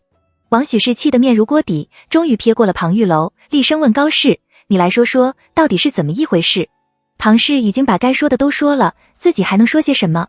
不过是不相信窦明会连母亲都不认罢了。高氏在心里嘀咕着，恭谨地把经过向王许氏讲了一遍。王许氏当场就昏了过去。王家乱成了一团。高氏、庞玉楼和一群丫鬟婆子冲着王许氏又是掐人中，又是用冷帕子敷脸。王许氏总算是醒了过来，他悠悠地吩咐身边的人：这件事不许告诉姑奶奶。众人自然是躬声应是。他又不死心地问2个儿媳妇：明姐真的说出那样的话来？高氏和庞玉楼微微颔首。王许氏大哭起来：我这是造的什么孽呀？我辛辛苦苦地养了个白眼狼出来，竟然会连自己的娘亲都不认了，世上有这样做子女的吗？窦家怎么也不管一管，难道就认他这样作践自己的母亲不成？他们窦家不是号称礼仪传家的吗？我事事处处想着明姐儿，把她排在我的孙子孙女前面，我为的是什么？还不是为了弥补对应血的愧疚？不然他一个姓窦的，凭什么在我们王家颐指气使，耀武扬威的？他骂着喊高氏：你亲自再去问明姐儿一声，他是不是铁了心不认应血？如果他不认应血，他也休想我们王家再管他的事，我就当没有应血是死了丈夫，孩子夭折了，他与我们王家再也没有关系。高氏真心不想再去看魏家人的脸色，可婆婆的吩咐，她又不得不从，只能硬着头发应下来。庞玉楼却是唯恐天下不乱，劝着王许氏：娘，您让大嫂去问明姐儿，还不是自取其辱？明姐说这话的时候，可不只有我和大嫂和大侄儿媳妇在跟前，窦家的人也在跟前。那武太太当时就傻了眼，连问了她几声，你难道就不顾念你娘10月怀孕生下了你？明姐儿都没有一丝后悔或是犹豫，您让大嫂去问什么呀？我们难怪还会骗您不成？你要是不相信，大可派人去窦家的人，又何必急巴巴地跑到济宁侯府去丢脸呢？王许是呆住，半晌才颓然地靠在了大营枕上。可这样事到底没能瞒住关心女儿陪嫁的王映雪，她眼睛瞪得大大的，愣愣地望着胡嬷嬷，脸色雪白。不可能，我的明姐儿不可能说出这样的话来，这定是庞氏在我母亲面前诽谤明姐儿，我要去问个清楚。王映雪拔腿就要往门外闯，胡嬷嬷一把抓住了她，劝道：我的好太太，二舅太太骗您，难道大舅太太也会跟着二舅太太扯谎不成？五姑奶奶这么做，定是无可奈何的权宜之策。您只管安心等着，等过几天事情平息了，五姑奶奶就会来看您了，是吗？王映雪问自己，心却锥心的痛起来，而事情也远比他们想象的复杂多了。没多久，就有小道消息隐隐的传出窦明是奸生子的事，甚至把当年王佑省的升迁、赵古秋的死、窦昭的嫁妆都联系在了一起。可谣言这种事，通常当事人都是最后一个知道的。窦昭也不知道自己坐在家里也有祸事上门。他和陈曲水研究着外院那些管事的出身来历，研究着福字辈源这群小姑娘身后的祖父祖母们或是外祖父外祖母，真是不查不知道，一查吓一跳。窦昭不禁感慨，从表面上这些人都没有什么联系，可若是从外祖父和外祖母这边查起来，却发现他们都是拐弯抹角的亲戚，像个老树盘根似的，支持着英国公府的日常运作。国公爷怎么就敢贸然把那些管事和小厮给收拾了的？陈曲水也有些傻眼，他看着上面一个个的名字，头皮有些发麻的道：扶风的祖母竟然服侍过2代国公夫人，直到陆太夫人去世，他才由蒋夫人做主，回了自己儿子身边荣养。而福业祖母却和扶风的祖母曾经一起上院，一起服侍过陆太夫人，还有这个福雪，家里兄弟姐妹众多，看上去像养不活了才送进来求条出路的。可他的祖父却曾经做过老国爷的随从，还曾救过老国公爷的命，因为瘸了脚，做不得重活，这才跟着了自己的儿子在田庄上生活。都是蒋夫人之前，陆太夫人和老国公爷重用的老人窦昭神色凝重地道：那蒋夫人主持钟会之后呢？是全都换上了他自己的人，还是留在府里的那些人都遭到了宋宜春的清算？想起这些人的遭遇，两人都不约而同地沉默了良久。陈曲水叹道：若是想问老国爷的事，找他们定是一问一个准，可想知道蒋夫人的事，这些人恐怕是没有什么用处。窦昭却不着么想，他笑道：什么事都有因才有果，从老国爷身上未必就查不出蒋夫人的事来。哦，陈曲水知道窦昭素来有主意，闻言来了精神。窦昭道：按道理，英国公就算不懂庶务，也应该找个信得过的男子帮英国公打理才是，怎么英国公府的庶务从前却是蒋夫人在打理？陈曲水眼睛一亮，道：我怎么没有想到？窦昭不由抿了嘴笑。陈曲水不是没有想到，而是和自己在一起久了，见惯了他的强势，早已不把女子当家视为稀奇，才没有往这方面想。他道：我一直就很奇怪，为什么蒋夫人去世后，英国公变化如此之大？是他本性如此，一直在蒋夫人面前伪装，还是有什么事刺激了他？如果是前者，他为什么会畏惧蒋夫人？如果是后者，在他身上又发生了些什么事？陈曲水道：我觉得还是前者的可能性大一些。蒋夫人主持钟会的时候，老国公爷还在世。如果蒋夫人是以势压人，老国公爷不会如此平静，把家里的事交给蒋夫人。窦昭笑道：你看，这就涉及到了老国公爷。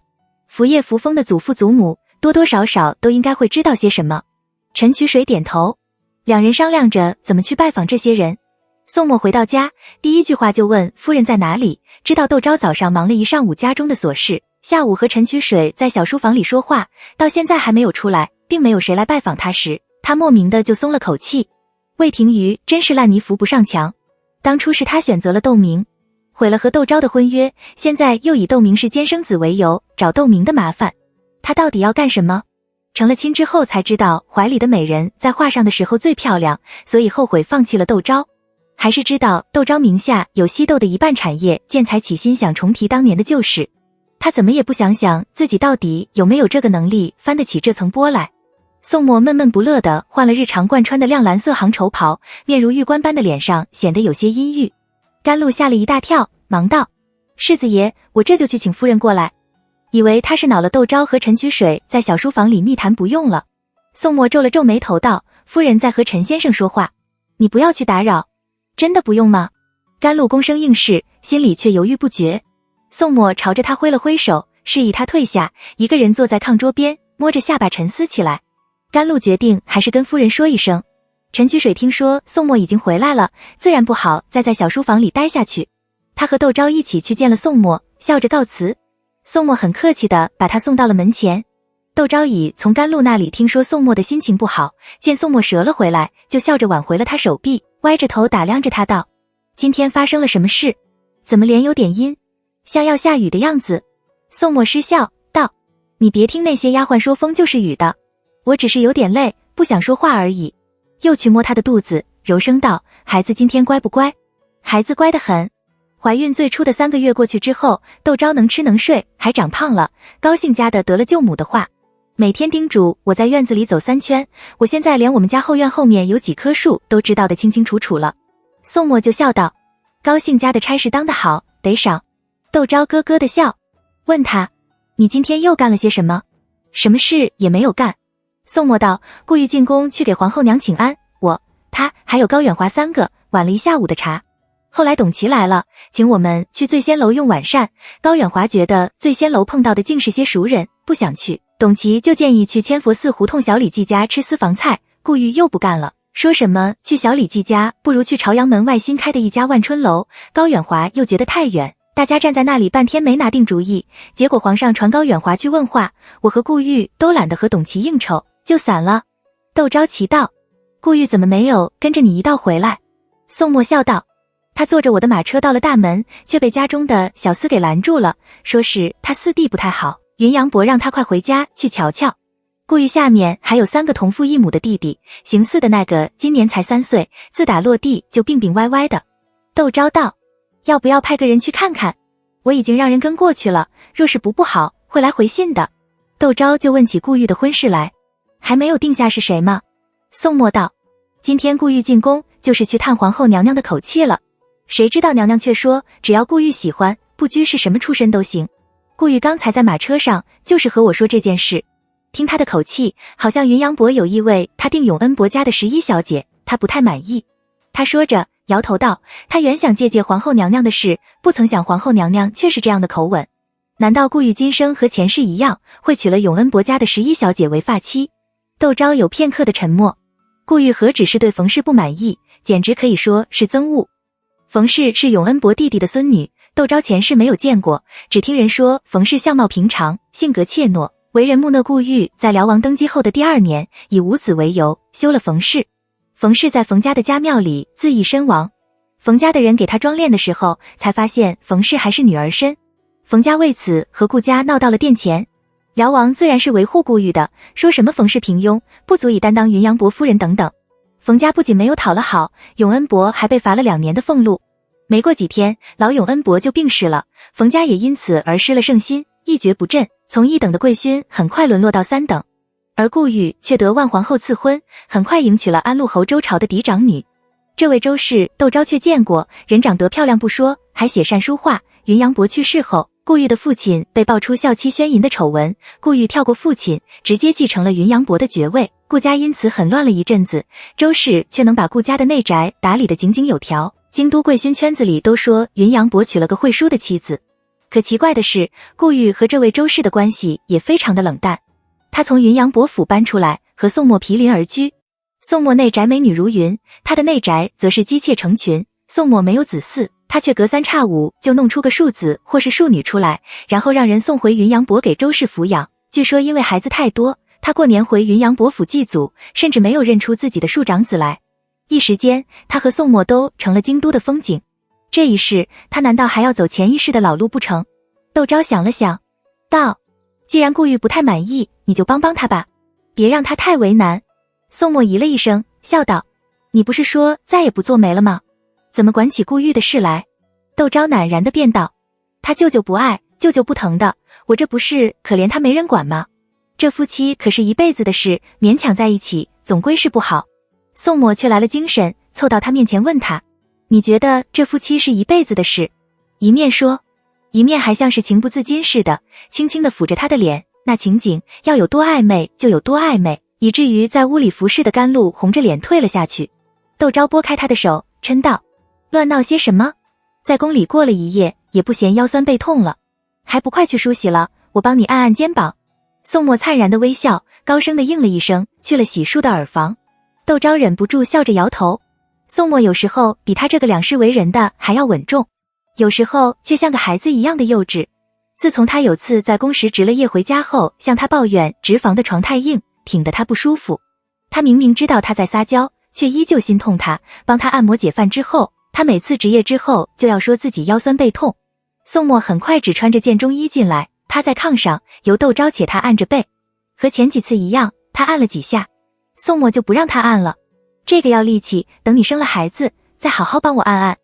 我们2天都没见了，说说话吧。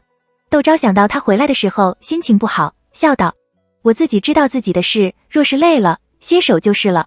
继续给他按着背。宋墨却有些不安心的翻身，接着窦昭要他陪自己躺下。窦昭见他实在没有心情，依言偎在了他的怀里。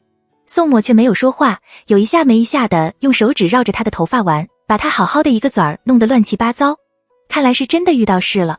窦昭越发的温柔小意起来，旁敲侧击的问他这两在宫里都遇到了什么事。宋墨又怕窦昭担心，想了想，把窦明的事告诉了窦昭。兼生子。窦昭有些意外，道：他们去魏家之后，六嫂带着静姐儿来家里串门，把事情的经过都告诉了我。不过没有说这件事，可能是怕我难堪。这件事虽然于窦明的名声有损，可父亲也一样难逃责难。他有些担心地道：不知道父亲现在如何了？你明天去瞧瞧父亲吧，他和你说得到一块。如果是我去，只怕又会不欢而散。宋墨笑道：你放心吧，这件事你和岳父大人都成了受害人，倒是你的武伯父被翰林院的那些翰林们攻讦，说他利益熏心，连自己的族兄都要管记。又有人传出来说这件事是你二伯祖母做的主，与武伯父当时在京都，根本不知道情。又有人说你二伯祖母太糊涂，怎么同意将这样一个妇人扶正。现在最丢脸的是王家了，甚至有人把王佑省年轻的时候曾在青楼买醉，没钱付资，得同年相助才得以脱身的事给翻了出来，说王佑省此人伪善好色，人品不端，所以女儿才会宁愿给人帮妾云云，把火烧到了王佑省的身上。窦昭听了怎么觉得这么高兴呢？他嘴角翘了起来。宋墨就稀罕地道：哎呦，原来你讨厌王佑省，你这不是废话吗？窦昭嗔道：母亲自缢，固然与她的性子有关，可若王应寻不是王佑省的女儿，我母亲会如此吗？他们家倒霉，我自然高兴。宋墨立刻有了主意，道：你说我们给王佑省穿小鞋如何？窦昭心中一惊，忙道：他如今好歹也是屈指可数的封疆大吏，你还要紧的是，可别为了个王佑省把自己给拖进去了。你放心好了。宋墨比窦昭还高兴地道：我还要和人白头偕老呢，可不想把时光都浪费在他的身上。窦昭想到他上一世的跋扈，心里就不踏实，非要宋墨承诺他。宋墨笑着勾了窦昭的指头，道：我们拉钩成不成？窦昭就真得和他拉钩。宋墨笑得不行，紧紧地把他抱在怀里。我怎么就娶了个这么有趣的媳妇？窦昭忙提醒他：孩子，你小心孩子。又和他调侃道：你现在才知道你媳妇不错啊。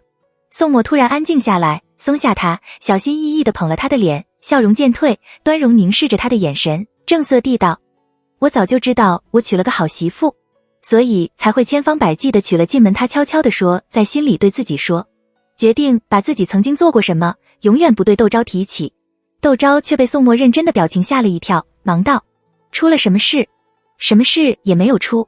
宋墨扑哧一声笑，翻身仰面躺在了他的身边，半是玩笑半是感慨地道：我只是觉得这世上的事很奇妙，你我一个在真定，一个在京都，天各一方的人却能结为夫妇，而且还这么的好，难道是上天为了补偿他所受的苦难？他在心里暗暗地道。窦昭也觉得很奇妙，前世他只是后宅中一个默默无闻的妇人，他却是让整人朝野都悚然的焦点，面生却机缘巧合的成了夫妻，而且他待自己还如此的好，真像做梦似的。念头闪过，他不由得一愣，自己不会真的在做梦吗？他就掐了宋墨一下。宋墨哎呦一声，落在他身上的目光却满是关切。怎么了？是不是哪里不舒服？窦昭笑了起来。就算这是梦又如何？他愿意长醉梦中不愿醉。窦昭扑进了宋墨的怀里，抱着他不说话。温暖的怀抱，清冽的味道。这是宋墨，怎么会是梦？窦昭轻轻地吻了吻宋墨的下巴。宋墨搞怪，似乎低声惊呼，凶巴巴地道：你也挑逗我，后果是要自负的。窦昭呵呵的笑，带着几分纵容。第二天，宋墨休沐，去了东平伯府。他穿了件竹叶青的杭绸直多，春风中，他如玉的面孔静谧而从容，如暖暖的春日般让人微醺。东平伯不由感叹道：世子爷真不愧是京都的第一美男子。宋墨不由皱了皱眉。东平伯这才惊觉自己失语，忙笑请宋墨去了书房。宋墨就说起江姨的事来，他和我有些香火缘，又是马大人推荐的，人又机敏，总得给他个机会。正好武军营那边有个同知的位置，我想推荐南城指挥使过去，调江姨为南城指挥使，您看如何？武军营里的人轻易不能离营，就算升了一品，也不及5成兵马司自由，有油水呀。这简直是硬生生的让南城指挥使给江姨挪位置吗？东平伯自然不会在这种小事上让宋墨不高兴，他很爽快地答应了，把正他只是代理5成兵马司，这种顺水推舟的人情不送白不送。但他还是忍不住问起魏廷瑜来，在副指挥使上待了2年，是不是要调整调整？宋墨在心里冷笑，面上却和煦地道：侯爷那边虽然比是妹夫，却比我年长，又有王家操心，有些事我倒不好插手。东平伯想到魏廷于是走的王右省的路子来的武城兵马司，又想到这些日子京都对王右省的流言蜚语，自认找到了原因，露出恍然大悟的表情，连声道：原来如此，世子爷的顾忌不无道理。他笑着请宋墨品茶，接过了这一段。但江一八介上了英国公世子宋墨着了南城指挥使的小道消息，还是像野火般的在武城兵马司时传开了。武城兵马司的人看魏廷于，目光中就带着几分好奇。魏廷于后知后觉，直到江仪正式走台上人才知道这其中的原委。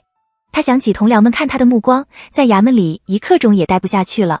魏廷于回去对窦明道：你哪天抽空去趟英国公府看看寿姑？宋彦堂近日提了一个和他没有任何亲戚关系的人做了南城指挥使，你去问问到底是怎么一回事。不管是论亲还是论交情，宋墨都应该提拔他才是。江仪的事让他突然惊觉，自他成亲之后，他和宋墨就从未曾在一起喝过小酒，说过梯级话。自己这些日子的确是太疏忽宋墨了。窦明听着大怒，可想到两人刚刚和好，又只得把那怒意强压在心底，脸上的笑容就不免有些勉强，道：寿姑也是你能喊的，你小心在宋彦堂面前说漏了嘴，到时候大家脸上都不好看。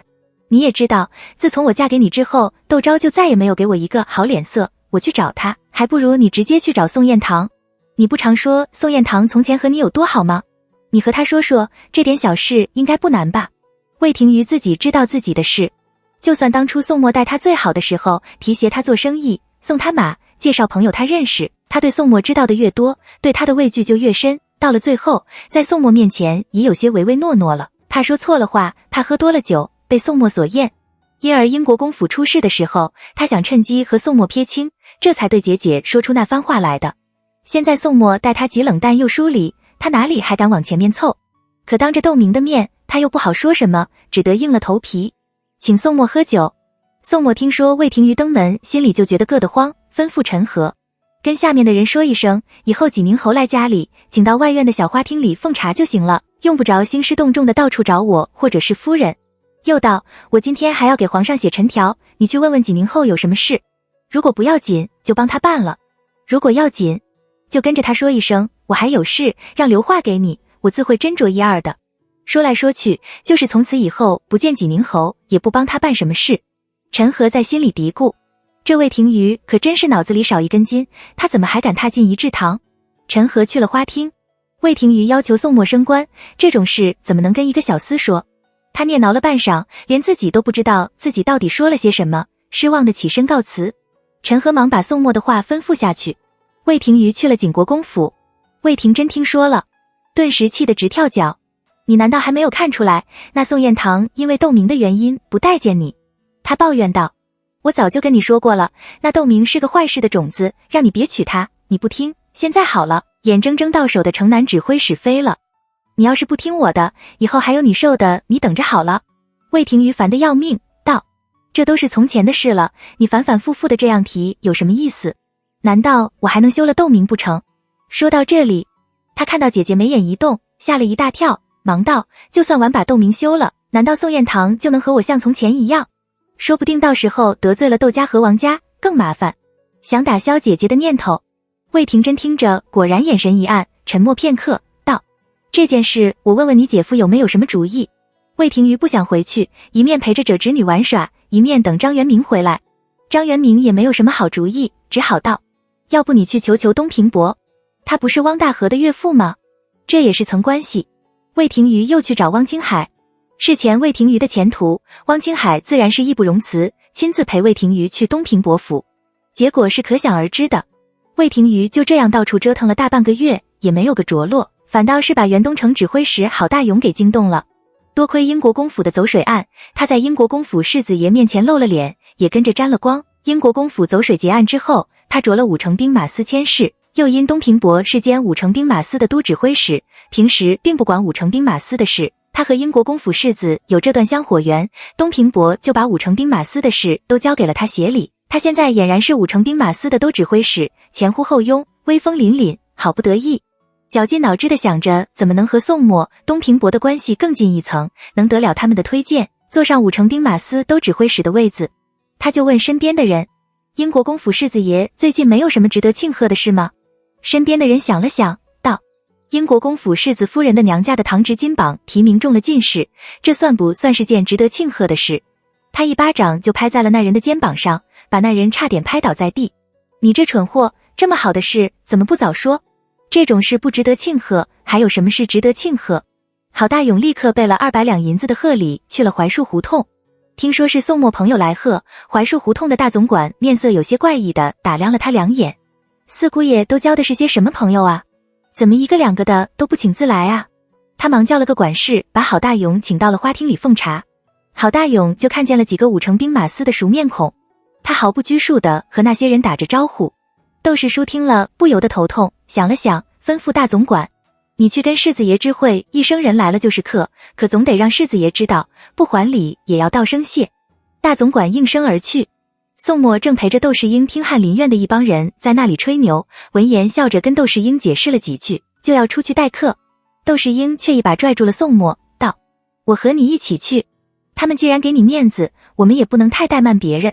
宋末只好摸了摸鼻子，跟在窦世英后面和郝大勇等寒酸。都是有眼色的人，郝大勇等见宋末须扶着自己的岳父亲自出面招待他们，又对窦世英毕恭毕敬的，自然知道这马屁往哪里拍，一个人口若莲花，赤裸的奉承着窦世英，把个窦世英弄得落荒而逃，心里却说不出来的舒服。找到窦氏叔道，宴堂朋友的礼金你只管收下，把名单给个我就成了，我来还这份情。人家哪里是奉承的是你，人家奉承的是宋彦堂，你去还情，那些人能和宋彦堂扯上关系了，还不得高兴的倒履迎接。窦氏叔话到嘴边，看着窦世英那副完全不懂其中蹊跷的样子，又咽了下去。他现在有个好女婿了，自有女婿帮他打点这些，自己这事替他操的哪门子的心？行啊，他爽快地吩咐大总管等会给窦世英抄份礼单过去。窦世英就对宋末道，你放心，这些礼金我来回。或者是因为窦世英觉得对自己的生活有办法做主，他有意无意的选择了用金钱来弥补这种缺憾。宋末隐隐感觉到了一点窦世英微妙的心态，并没有推辞，而是投其所好的笑道，寿姑前2天还责怪我乱收礼，你也看到了，人根本不是我请的，又是窦家的好事，我总不能把人给撵走吧？您能出面就再好不过了。窦世英就叮嘱他，你不要和寿姑吵，她怀着身孕，脾气是有点古怪的。想当初他娘怀他的时候寒冬腊月的，眼看着要生了，却嚷着要吃香椿，我到哪里去给他弄啊？突然间回忆起从前的事，他的神色有些恍然。宋末却不敢让窦世英沉浸在往事中，他忙道，岳父，伯彦马上要考术集试了，他和我们家一向很亲，我们在京都也有好几处房产，您看我们要不要收拾间宅子给他读书？若是他考中了术集试，还要在京都待3年，到时候身边也得有人照顾，自己有落脚的地方岂不更好？窦世英喜欢宋末用我们这个词，他满脸是笑得不住的点头道，我们去和伯彦说说，看他是什么意思。宋末拉了个丫鬟问窦启俊在哪里，丫鬟笑道，五少爷被太太们拉进去问话，还没有出来呢。宋末就笑吟吟地望着窦世英，您说我们要不要救救他？窦世英也来了兴趣道，自然是要想个法子把伯彦给拎出来了。然后对那丫鬟道，你就跟他说我有朋友过来了，让五少爷出来见见。丫鬟取西行里快步去了内院。窦世英却和宋末相视而笑，就像2个一起做了什么趣事的同道中人，颇有些遇到了知音的味道。窦启俊此时正和窦昭站在正屋院子的石榴树旁说话，这些日子忙着下场，匡家的事我还没有谢谢四姑父和四姑姑。他歉意地笑着，眉宇间尽是蟾宫折桂的兴奋和喜悦。等我忙过了这一阵子，再登门拜访，好好的和四姑父喝上2盅。匡家在知道了是谁在打他们家主意之后，觉得自己的船队既然被有心人入了眼，就如同一块肥肉，这个不来咬2口，那个来会来，最终决定把船队低价卖给了汪阁匡卓然，则有决定悬梁刺股地考进士。窦昭觉得这样也好，没有官绅保护的商家始终摆脱不了被奴役的命运。等匡卓然举业有成，匡家也可以重振旗鼓了。而在离此不远的小茶房里，蔡氏却着青菜太太平地抱怨道，娘，我只是说给您听听，您倒好，传的到处都是，连我公公一块牌边上了。这要是让窦家的人知道了，不休了我，也要把我送到家庙里去。您这么大的年纪了，什么事没有经历过，怎么就出了这样的乱子来？正说着，大开的茶房外面有动静，蔡氏忙低下头来，一面沏着茶，一面佯装出父和母亲聊天的样子。既然供了窦娘娘，如今旨儿大好，应该让嫂嫂去庙里还个愿才是。看着是2个小丫鬟进来提热水，他松了口气。窦明的事越传越玄乎，越传越没有谱，已不是普通的内宅八卦了。偏偏这些日子窦启俊下场，家里的人都很紧张，婆婆甚至吩咐她和郭氏分明给窦启俊做了2件应景的新衣裳和考篮考联等，她一时也没有功夫回娘家和母亲说这件事。今天好不容易见到了母亲，母亲又只在几位来贺的夫人面前打转，让她没有机会说，好容易才抽个空把母亲拉到了茶房，没说上2句话，她就噼里啪啦的嗔怪开来。蔡氏善善然的笑，等2个小丫鬟出去了，听了听四周的动静，没人，她这才迥然的低声道：我只对你姨母说过，谁知道你姨母会告诉她小姑子。她姨母的小姑嫁到了景国公府，和景国公府的2太太石氏私交最好。窦氏不由瞪眼，您难不知道景国公府的3个媳妇各自为政打擂台，很不得要分出个生死来，你还敢跟姨母说这件事？现在怎么收场？已经升上到了爷们讨论的范围，他能怎么办？难道还跳出来说是自己说的不成？就算是他想认错，到时候账算到他的身上去了，他们家老爷只怕都要被责难。蔡太太被女儿逼得没有了退路，只好虎了脸道：你说怎么办就怎么办好了，反正被窦家知道了，我这才张脸也得舍了。是啊，被窦家知道了，母亲没脸不必说，她这个做媳妇的也会跟着倒霉。况且这件事已经不是窦家能左右的了，与其被唾沫星子淹死，还不如就这样站在旁边看热闹好了。反正他又没有造谣。窦明的确是奸生子，王家的却是仗势欺人，逼死了赵氏。这么一想，他顿时心安理得起来，口气也变得绵软。我也没别的意思，我叫不理辞，就是让你以后凡是涉及到窦家的事都多个心眼，别像这件事似的闹出笑话来，让外面的人看窦家的热闹。您可别想了，您是窦家十爷的岳母，窦家丢脸，您也一样跟着没面子。见女儿柔和下来，蔡太太腰杆立刻直了起来。好了好了，她颇为不耐烦地打断了女儿的话，这些道理我还要你教，你只管好生服侍你婆婆，照顾好我的几个宝贝外孙就行了，说这么多做什么？让别人听去了反而麻烦。说完抬脚就茶房外走，姚阁老和戴阁老的夫人都过来了，娘还要去说几句话，你沏了茶也快点过来。又小声嘀咕道，这么好的机会你不要白白放过了。蔡氏翻了翻眼睛，端着大红海棠花的托盘跟着出了茶房。窦启俊则被请到了书房，窦世英问他有什么打算。照我说，五哥这边虽说，可到底住着3家人，不如我那里宽敞，又离6哥近，去我哪里住最好。可燕堂的话也有道理，你刚到京都，不免要结朋交友，跟我们这些书拜们住在一起，不仅不自在，你的那些同科们也不好登门，不如单门小户的住着。正好燕堂在玉桥胡同有个小宅子，赵家就是在那里办的喜事，你也是知道的，离翰林院隔着一条街，你不如暂时在那里落脚，以后寻了好更好的地方里说。窦启俊大喜，他这几上4处游历，5湖4海3流9流的朋友很多，有些长辈未必就看得上眼，能单独住当然是最好不过。不过父母在，不远游，他的长辈多在京都有宅子，他却在外面凭房子住，不管是5叔祖还是6叔祖，只怕都不会答应。这个念头也不过是在他脑海时一闪，现在窦世英提出来，他有些迟疑道，只是5叔祖和6叔祖那里。窦世英道，自有我去说，你只管安心考上庶吉士就行了。窦启俊素相喜欢这个待人亲切随和的7叔祖，闻言忙笑，呵呵的道谢，问起宋墨来，怎么不见4姑父？住他的宅子，总管跟他道声谢吧。窦世英眉头微蹙，他被他那些朋友给拉去说话了，又不满地道，这些人也不知道是怎么一回事，不请自来，又一个人急巴巴的和他私下说话，有什么事不能家里去说，非要借着这个时候这个地方好好的一场喜宴被转似不像，可能是有事求4姑父。窦启俊解释道，衙门里不好说，英国公府的门槛太高，又迈不进去，只好寻了这个机会。今窦启俊是主角，他都不介意，窦世英还有什么不悦的？两人说说笑笑的去了坐满翰林院学的书房。拉宋墨说话的是郝大勇，他神叨叨地道，几年后什么都好，就是耳根子太软，常常好心办成了坏事。别的不说，就前几天有个姓王的家伙说和景国公府是什么亲戚，要在东大街开个绸缎铺子，为了铺子的佣金和衙人揪了起来，这关我们5城兵马司什么事？那家伙却把不个怎地把济宁侯给说动了，济宁侯带着城东兵马司的人过去，把那衙人吓得落荒而逃。照我说，既然是景国公府的亲戚，怎么景国公府不出面，要济宁侯出面？就算是因为景宁后在武城兵马司里任职，这时候不要说景国公的总管了，就是普通的管事。可景国公府倒好，像没这事一样。后来我一打听才知道，原来这个姓王公母曾经乃过景国公府世子爷，只是他公母早就去世了，景国公世子根本不知道有这号人。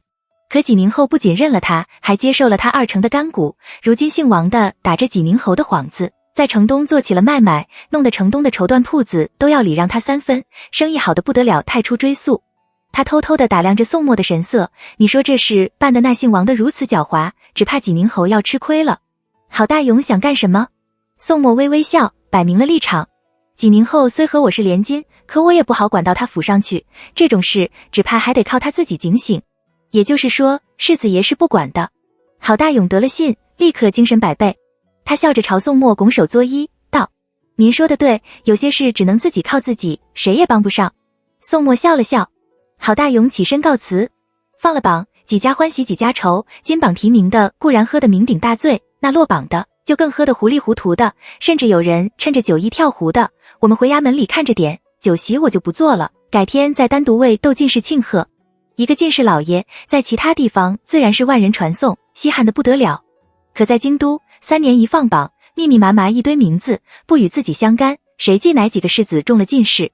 像郝大勇这样自认为一辈子都不会和那些翰林院的酸儒打交道的，就更不记得了，只得顺着窦氏书的名头称了窦启俊做窦进士。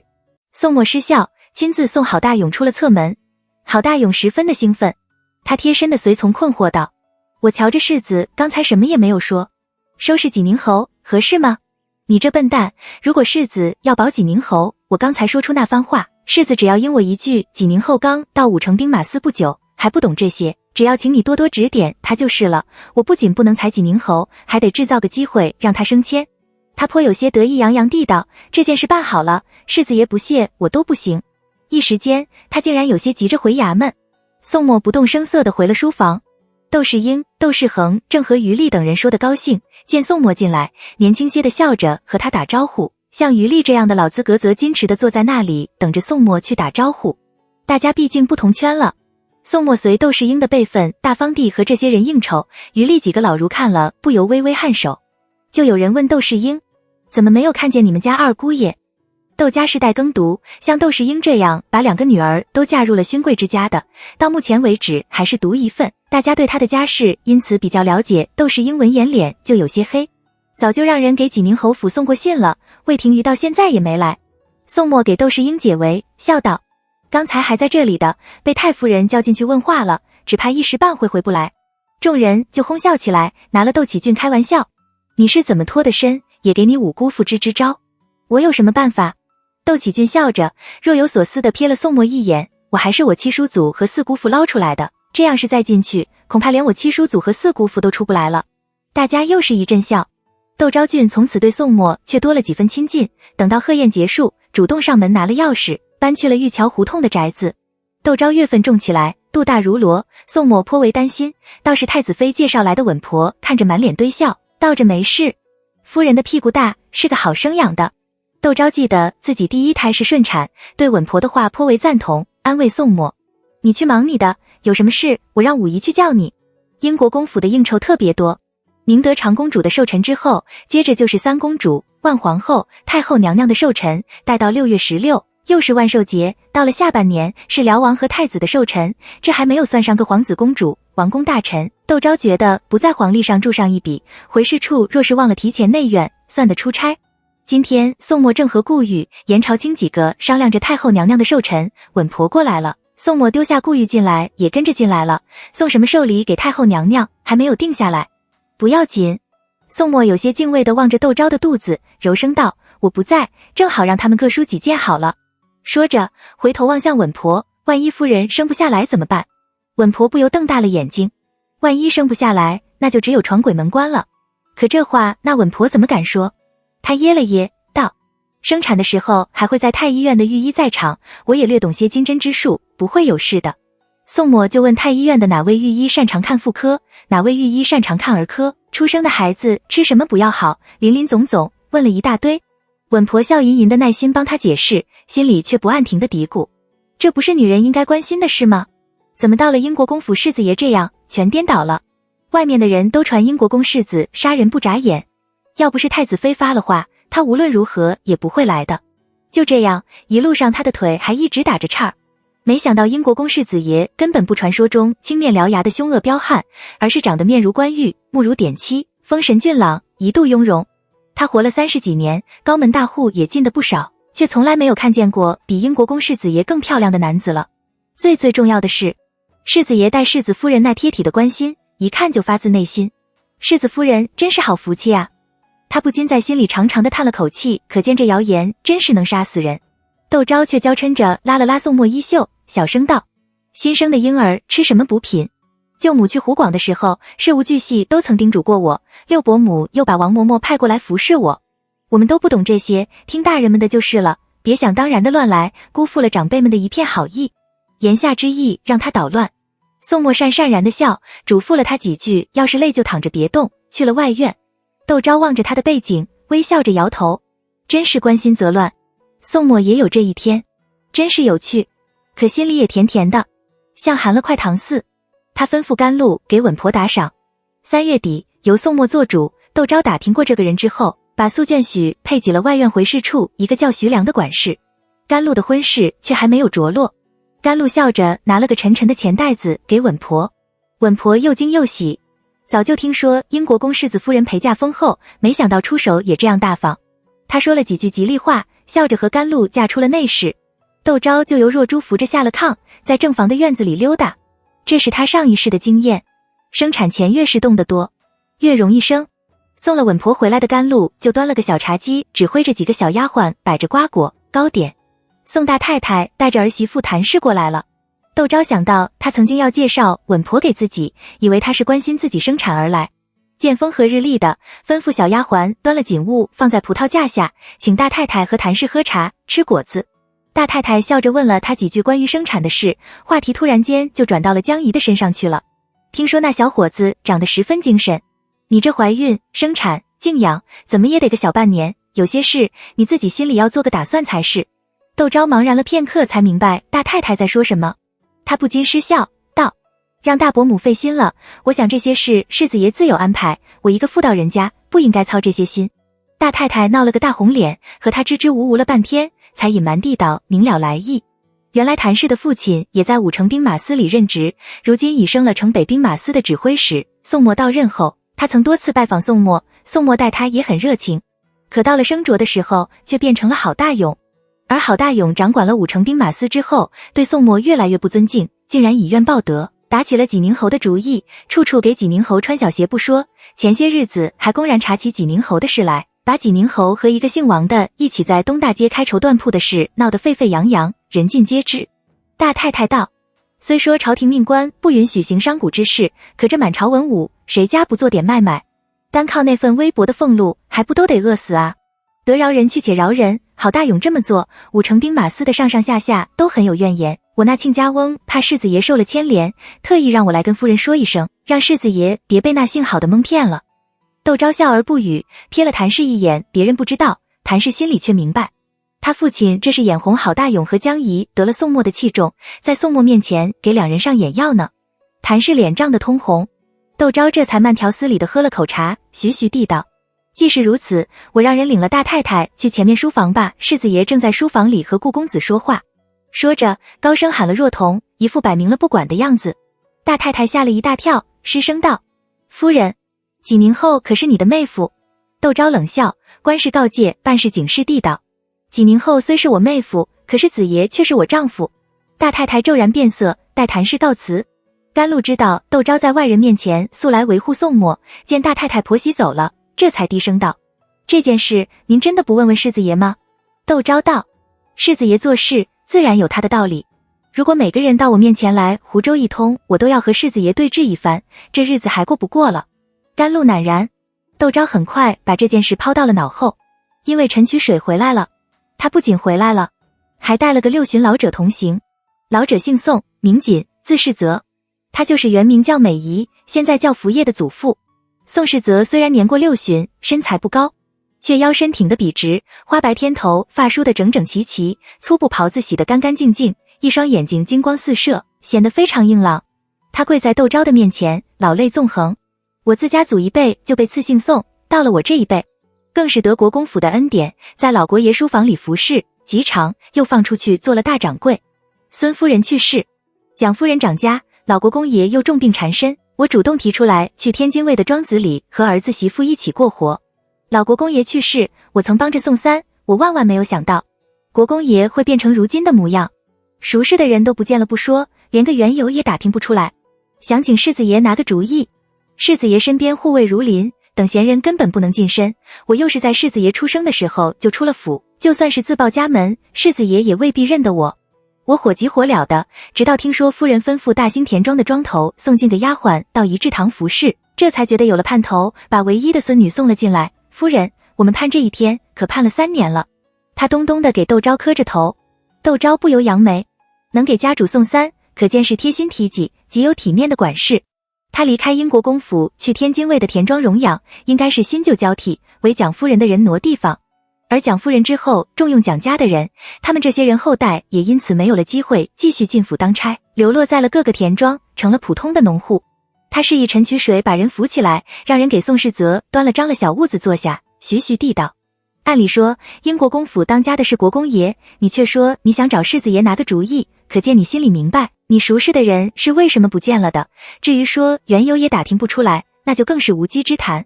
你既来见我，可见心里早就有了盘算，我们不妨打开天窗说亮话，反落得个坦诚相待。像你这样虚虚实实的试探我，我可没这时间，也没这兴趣。要知道，我这里除了你孙女，还有个祖母曾经服侍过2任国公夫人的，有个曾经在老国公夫人屋时当了差的。我虽不知道名字，宋总管是府里的老人了，应该很清楚才是。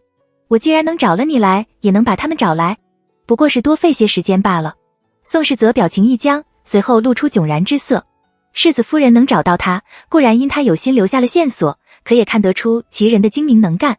第一次见面，怎么能保全国公爷的面子，又给世子夫人留下好印象？他自从知道英国公府要在田庄的世仆时选丫鬟的时候，就琢磨到今天，谁知道却是这样的一个结果。而事情已到了生死攸关的时候，容不得他再审时度势，犹豫不决了。就算是说错了，也不外乎如此。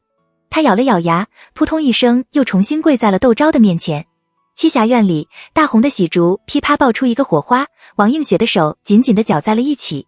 真是欺人太甚，欺人太甚！他满脸怒容地站在屋子中间，东府凭什么事事都要压着西府？我已经是万元正正经经的妻子了，他凭什么把明姐儿留在他屋里不放？太太，你小声点，小声点！胡嬷嬷忙提醒他，目光在周围缩了一眼，见没有人，这才低声道：现在还不是发脾气的时候，七爷还需要五爷帮衬，您刚刚扶正，又没有儿子傍身，忍得一时之气，免得百日之忧。我知道。王映雪神色微缓，要不是这么想，我今天就不会忍气吞声了。胡嬷嬷松了口气，笑着岔开了话题。今天可是您的好日子，时候不早了，七爷差不多也该来了，不如我服侍您把妆卸了，再喝盅百合莲子汤。王映雪赧然。琼芳抱着个匣子，笑吟吟地走了进来。七太太，这是今天收的见面礼，您看放哪里好？说起这个，王映雪又是怒火中烧。都是高粱锦绣，平日打赏体面的仆妇都是绫罗绸缎、金环银簪，二太夫人等人的见面竟然均是些金镶玉簪子这样普通的事物，一副没把她放在眼里的样子。又不是什么好东西，难道还藏着掖着不成？她的声音有些尖锐。琼芳的马屁拍在了马腿上，不仅没得了赏，反得一阵训斥。胡嬷嬷忙朝着琼芳使眼色，笑着安慰王映雪。窦家可不是乍富人家，越是这场面上的事，越是低调内敛，你也不要小看这些东西，说不定个个都是有些年头有讲究的物件呢。只是我们今天没空，等哪天闲下来了，太太拿出来再仔细瞧瞧。自从赵谷秋去世之后，西窦就没有了主持钟馗的人，几年下来已经乱成了锅粥，各怀着各自的心思，加之前些日子又被窦昭分走了一半的财产，那些原本一心一意巴结他的人，也有些开始等待观望。这个时候府里只怕是长了眼睛的人都盯着栖霞院，他要是有丁点的异样，恐怕就会被无限的夸大，不如就这个说法顺势下了台阶。王映雪想着，轻轻地嗯了一声，正想再教训琼芳2句，有小丫鬟禀道：高升过来了。屋里的人俱是一愣。王映雪狐疑道：请他进来。高升站在内室梅花纹格扇外，声音温和而恭谨地道：七太太，七爷说今天太晚了，他就歇在正房，让您也早点歇了，明天保证去给老太爷请安，陈正三太太会过来，把西府的对牌交给您，让您别迟了。说完，拱手作揖退了下去。王映雪张大了嘴巴，半晌也没有合拢，随即脸色涨得通红，眼泪也在眼眶里打着转。他这是什么意思？他要找借口，何必说时辰太晚？现在才须出，还歇在了正屋，岂不是让我白白遭人笑话？胡嬷嬷也感觉到了窦世英的异样，她迟疑道：太太，要不要我去看看？不用。王映雪一咬牙道：我亲自去请。进门的第一天，窦世英就歇在了别处，他以后在窦家怎么抬得起头来？胡嬷嬷陪着王映雪匆匆去了正房。窦世英已换了家常的衣裳，正在画案前写字。看见王映雪，并不惊讶，而是淡淡的笑着说了声你来了。望着窦世英灯光下英俊的面庞，在路上就想好的那些责问突然间烟消云散了，他有些不安地整了整衣袖，声音也变得柔和起来。今天很累了吗？怎么一个人待在正房里写字？一面说，一面走了过去，鼻子里闻到了由窦世英身上散发出来的酒意。他笑道：七爷喝了多少酒？怎么满身的酒气？妾室让人给您送碗醒酒汤来吧。一个面说，一面挽了衣袖要帮他磨墨。窦世英阻止了他：我这边有高升服侍，你去歇了吧，明天还有你忙的。声音比窗外吹进来的晚风还要和煦，人却低下了头，心无旁骛地继续写着他的字。拒绝的意思这样明显，让王映雪羞红了脸，可他从来不是个等候的人，他思忖半晌，猛地上前侧抱住了窦世英的腰。万元眼光下，他目光柔得能滴得出水。窦世英身子一僵，慢慢地放下了手中的笔，温柔却又十分坚定地将绕着他的手臂一点点地掰开。映雪，我说过，除了名分，其他的我都给不了你，你也是知道的，我们相敬如宾不好吗？他转身，莫如点漆的眸子静静地凝视着他，表情是如何的认真。王映雪愕然，他当然知道，可他以为时间会冲淡一切，千里相思怎如暖玉在怀。窦世英大步走了出去。窦府的玉簪花已经开了，浓郁的香气扑面而来，他骤然间想起自己成亲的时候，也这样的天气。玉簪花肆意怒放，在月光下如盈晶如玉。妻子声音清脆地喊万元，问他我漂不漂亮。他不记得自己是怎样回答得了，只记得妻子又惊又喜地扑到他的身上，像团火似的在他心上烧了起来，耳边是妻子银铃般的笑声。他们都说我不害臊，可我就是喜欢你，就是想嫁给您嘛。娇娇憨憨的声音透着毋庸置疑的欢喜和满足，花香是如此的浓烈，犹如开到途尽时的颓败，让人心悸又恐惧。他把腿朝外跑去，轰隆隆一声雷响，雨哗哗地落了下来。窦昭被身边的动静惊醒，朦朦胧胧中听见祖母吩咐红姑的声音，看看马棚里的马驹有没有受惊吓，厨房的窗户关没有关，柴房里的稻草也要剪一剪，免得被雨水溅湿了。红姑打着哈欠应诺着，披衣走了出去。祖母回头看见在被子里拱来拱去的窦昭，笑着轻轻地拍了拍他：寿姑不怕，崔姨奶奶在这里呢。窦昭反而醒了过来，他望着屋梁，有片刻的茫然。外面传来噼里啪啦的拍门声，响彻院落。祖母惊愕，住在西厢房的长工刘四海已拿了根拴大门的木棍走到了大门前。是谁？他警惕地问。是七爷。外面的人高声道：快开门。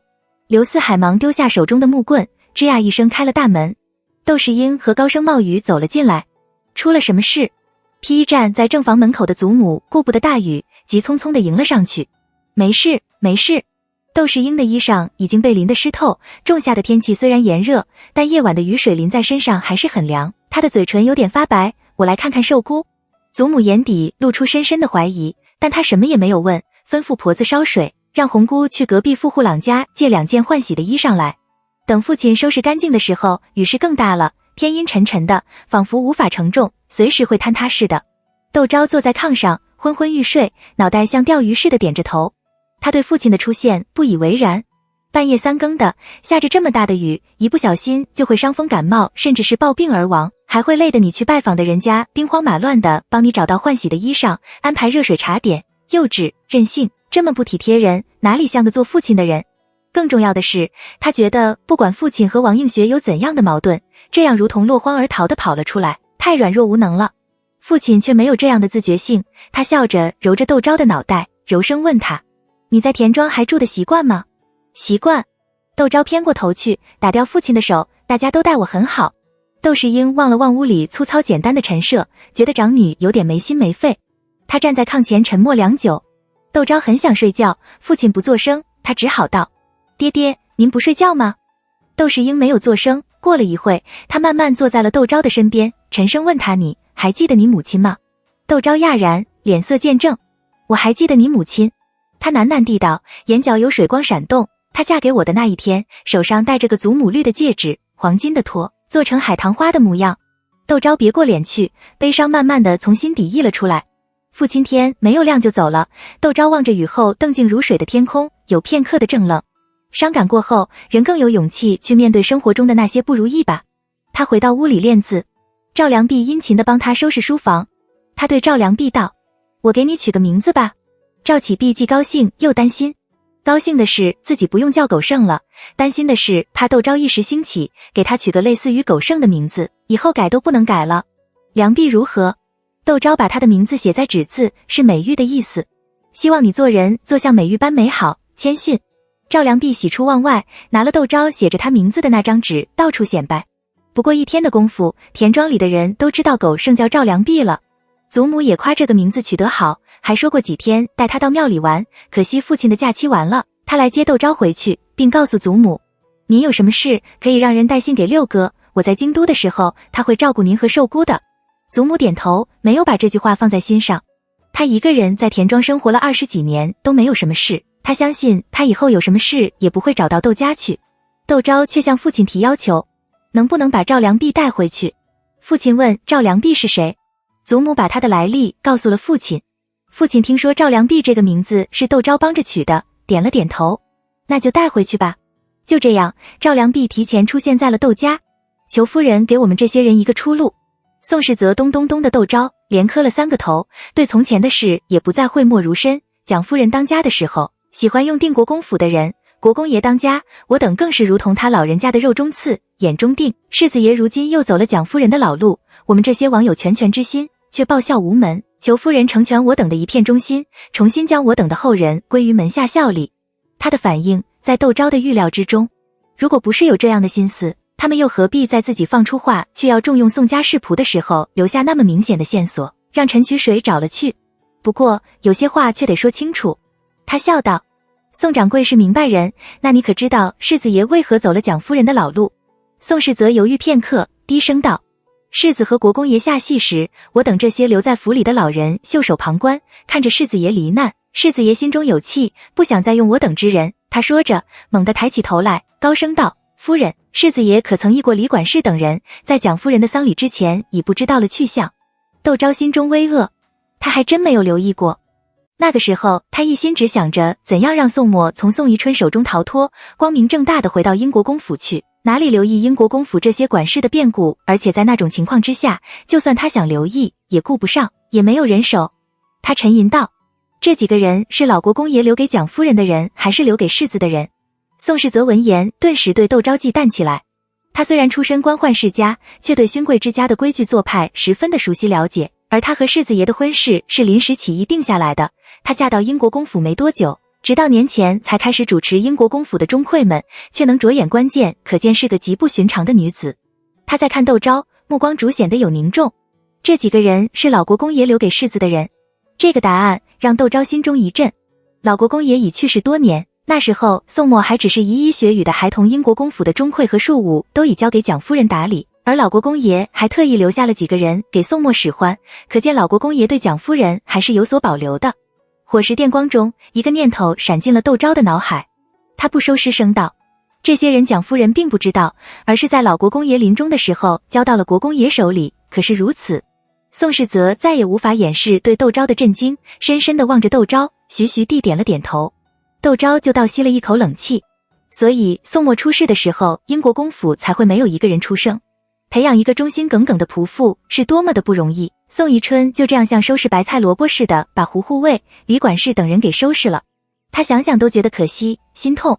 是不是因为这样，所以前世宋墨才会独身一人狼狈地逃出京都？宋宜春得有多恨宋墨，才做得出这样的事来啊？窦昭神色nghiêm肃道：当年出了什么事，让老国爷不得不把英国公府交给蒋夫人打理？宋世泽神色晦涩难明，半晌，他才看了陈曲水一眼，示意事关重大，请窦昭让陈曲水回避。陈先生负责打理我所有的事务，窦昭却淡淡地道，没有什么事他不能知道的，你有什么话只管说就是了。陈曲水听着，深微欠身，朝着窦昭感激地依了依。宋世泽错愕，他原以为陈曲水是世子爷宋彦堂的人，不过是拨给了窦昭差遣，没想他竟然是世子夫人窦氏的人。宋世泽想到这一路上陈曲水所表现出来的能力、手段，能把这样一个人收于麾下，窦夫人又是个怎样的女子呢？她的神色比起刚才恭敬中又多了几分郑重。宋世泽说着从前的旧事，陆夫人自第一胎小丽之后就坐不住胎，等怀国公爷的时候已年近40旬，在床上足足躺了7个月，才有惊无险止，生下了国公爷。老国公爷和陆夫人非常的高兴，爱若珍宝。待到启蒙的年纪，又是个读书的种子，老国公爷不知道有多宽慰。也许正因如此，国公爷的性子有些散漫，待人待物也不怎么上心。当时的广恩伯世子爷，现在的广恩伯和国公爷从小一起长大，两人的关系非常的好。广恩伯府和英国公府不同，自怀淑公主的驸马董林被范为庶民之后，董家每代都为世子之位争得头破血流，广恩伯府也渐渐落魄下去。定国公被授于福建总兵，广恩伯就起了心思，想和福建那边的大户人家联手做海上生意。国公爷向来对这些事情不感兴趣。广恩伯找来的时候，国公爷就给定国公写了封信，请定国公对广恩伯的事多多照应。本来福建的那些大户人家做上生意是人皆尽知，心照不的事，多广恩伯一个不多，少广恩伯一个不少。定国公收了收函，只说让广恩伯自己小心，别站在风口浪尖，让他不好做人就是。广恩伯为此还曾写了封信来感谢国公爷，可正是应了那句老话，人心不足蛇吞象。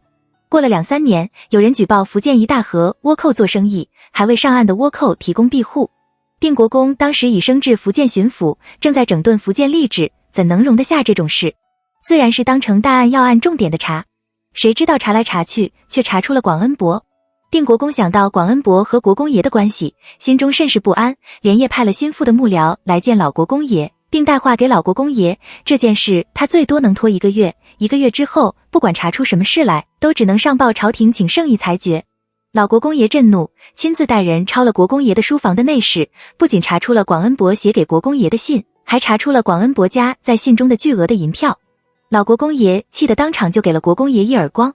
国公爷却跪在我老国公爷面前，又是诅咒又是发誓，说自己没有染指福建那边的生意，广恩伯送给他银票，他也不知情。蒋夫人也给国公爷求情，说国公爷不是那样的人，还说等闲人得了这么多的银票，怎么也要找个地方藏起来，怎么会这样大大咧咧地夹在书信里？可见这全是广恩伯的主意。老国公连声骂国公爷孽障，找了幕僚和大总管为国公爷善后。蒋夫人扶着国公爷回了屋。谁知道走到半路，国公爷突然挣脱了蒋夫人的手，跑到外院，带着几个护卫去找广恩伯对质。广恩伯自然不会承认。不仅如此，还算是给广恩伯报了个信，让广恩伯把自己的首尾给收拾干净了。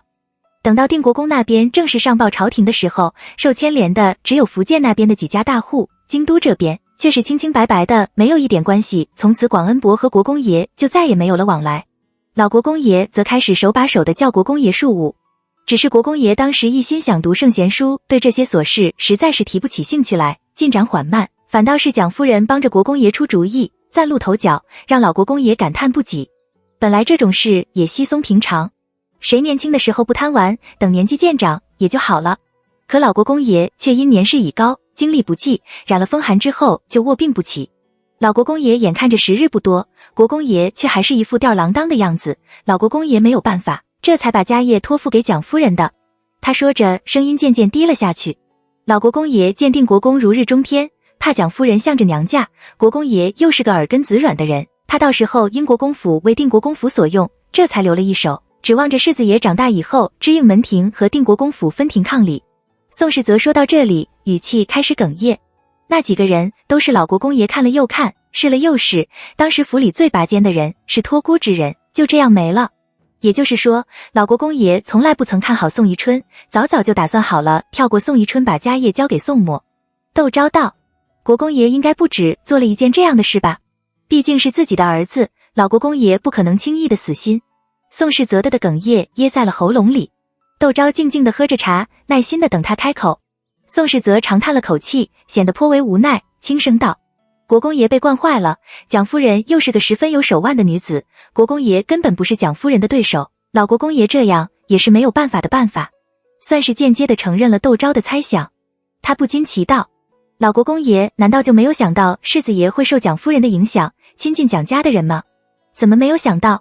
宋世泽苦笑道：可国公爷没有能力挑起英国公府的重任，总不能让国公爷把世子爷也给教得不懂架色吧？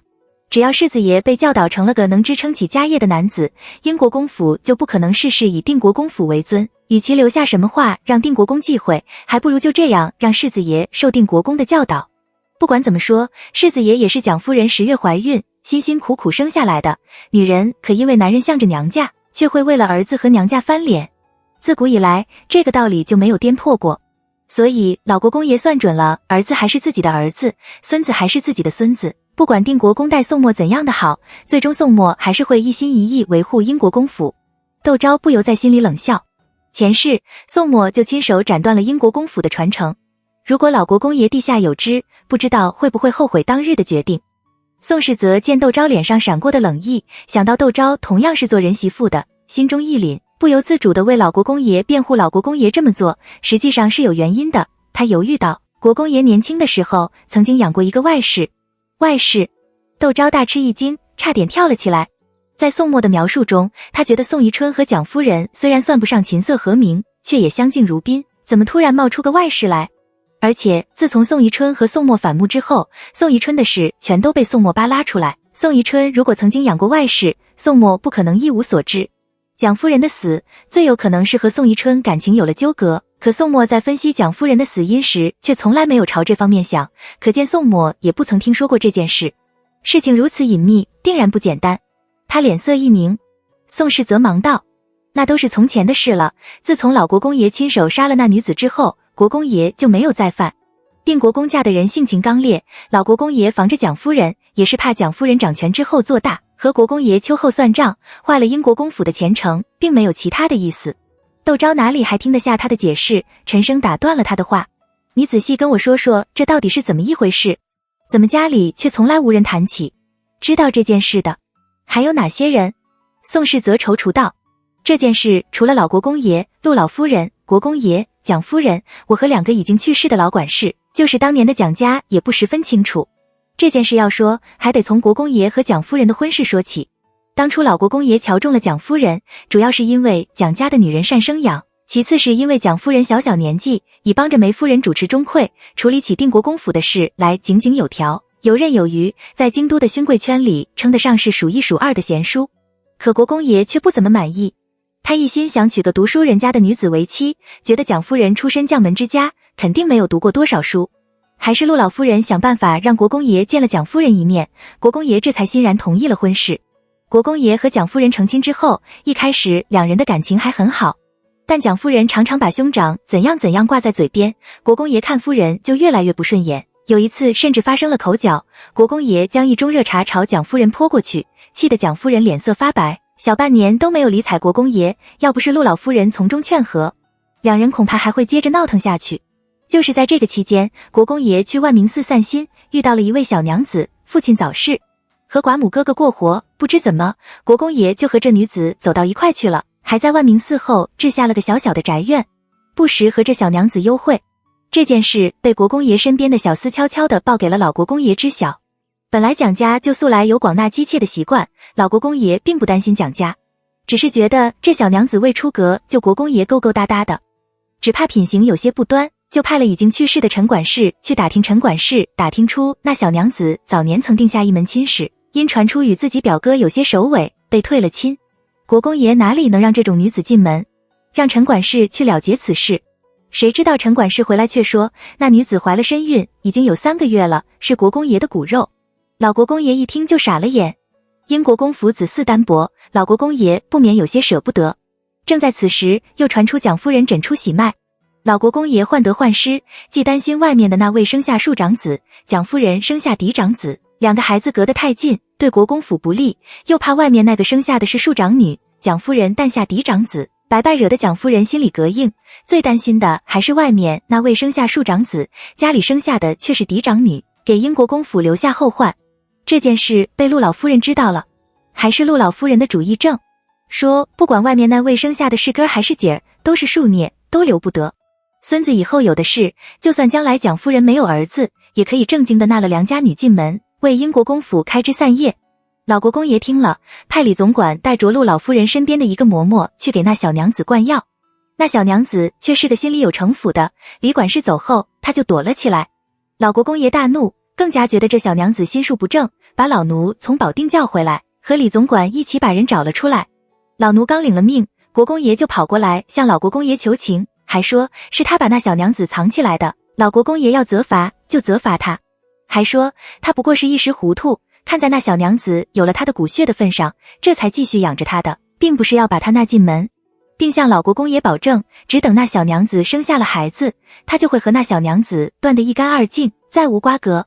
不管那孩子是男是女，都会报给个好人家收养，以后男婚女嫁，与宋家绝对没有关系。自己的女人可以不认，自己的孩子却绝对没有不认的道理。老国公爷怎会答应？国公爷就去求蒋夫人。蒋夫人是个明理的，说若是国公爷喜欢，把这女子纳进门也无妨，可这孩子却留不得，两个孩子的岁数相差太近。如果那小娘子同意，只要她打了孩子，蒋夫人就立刻做主，让她进宋家的门。老国爷的脸色有些不好，陆老夫人却觉得这样极好。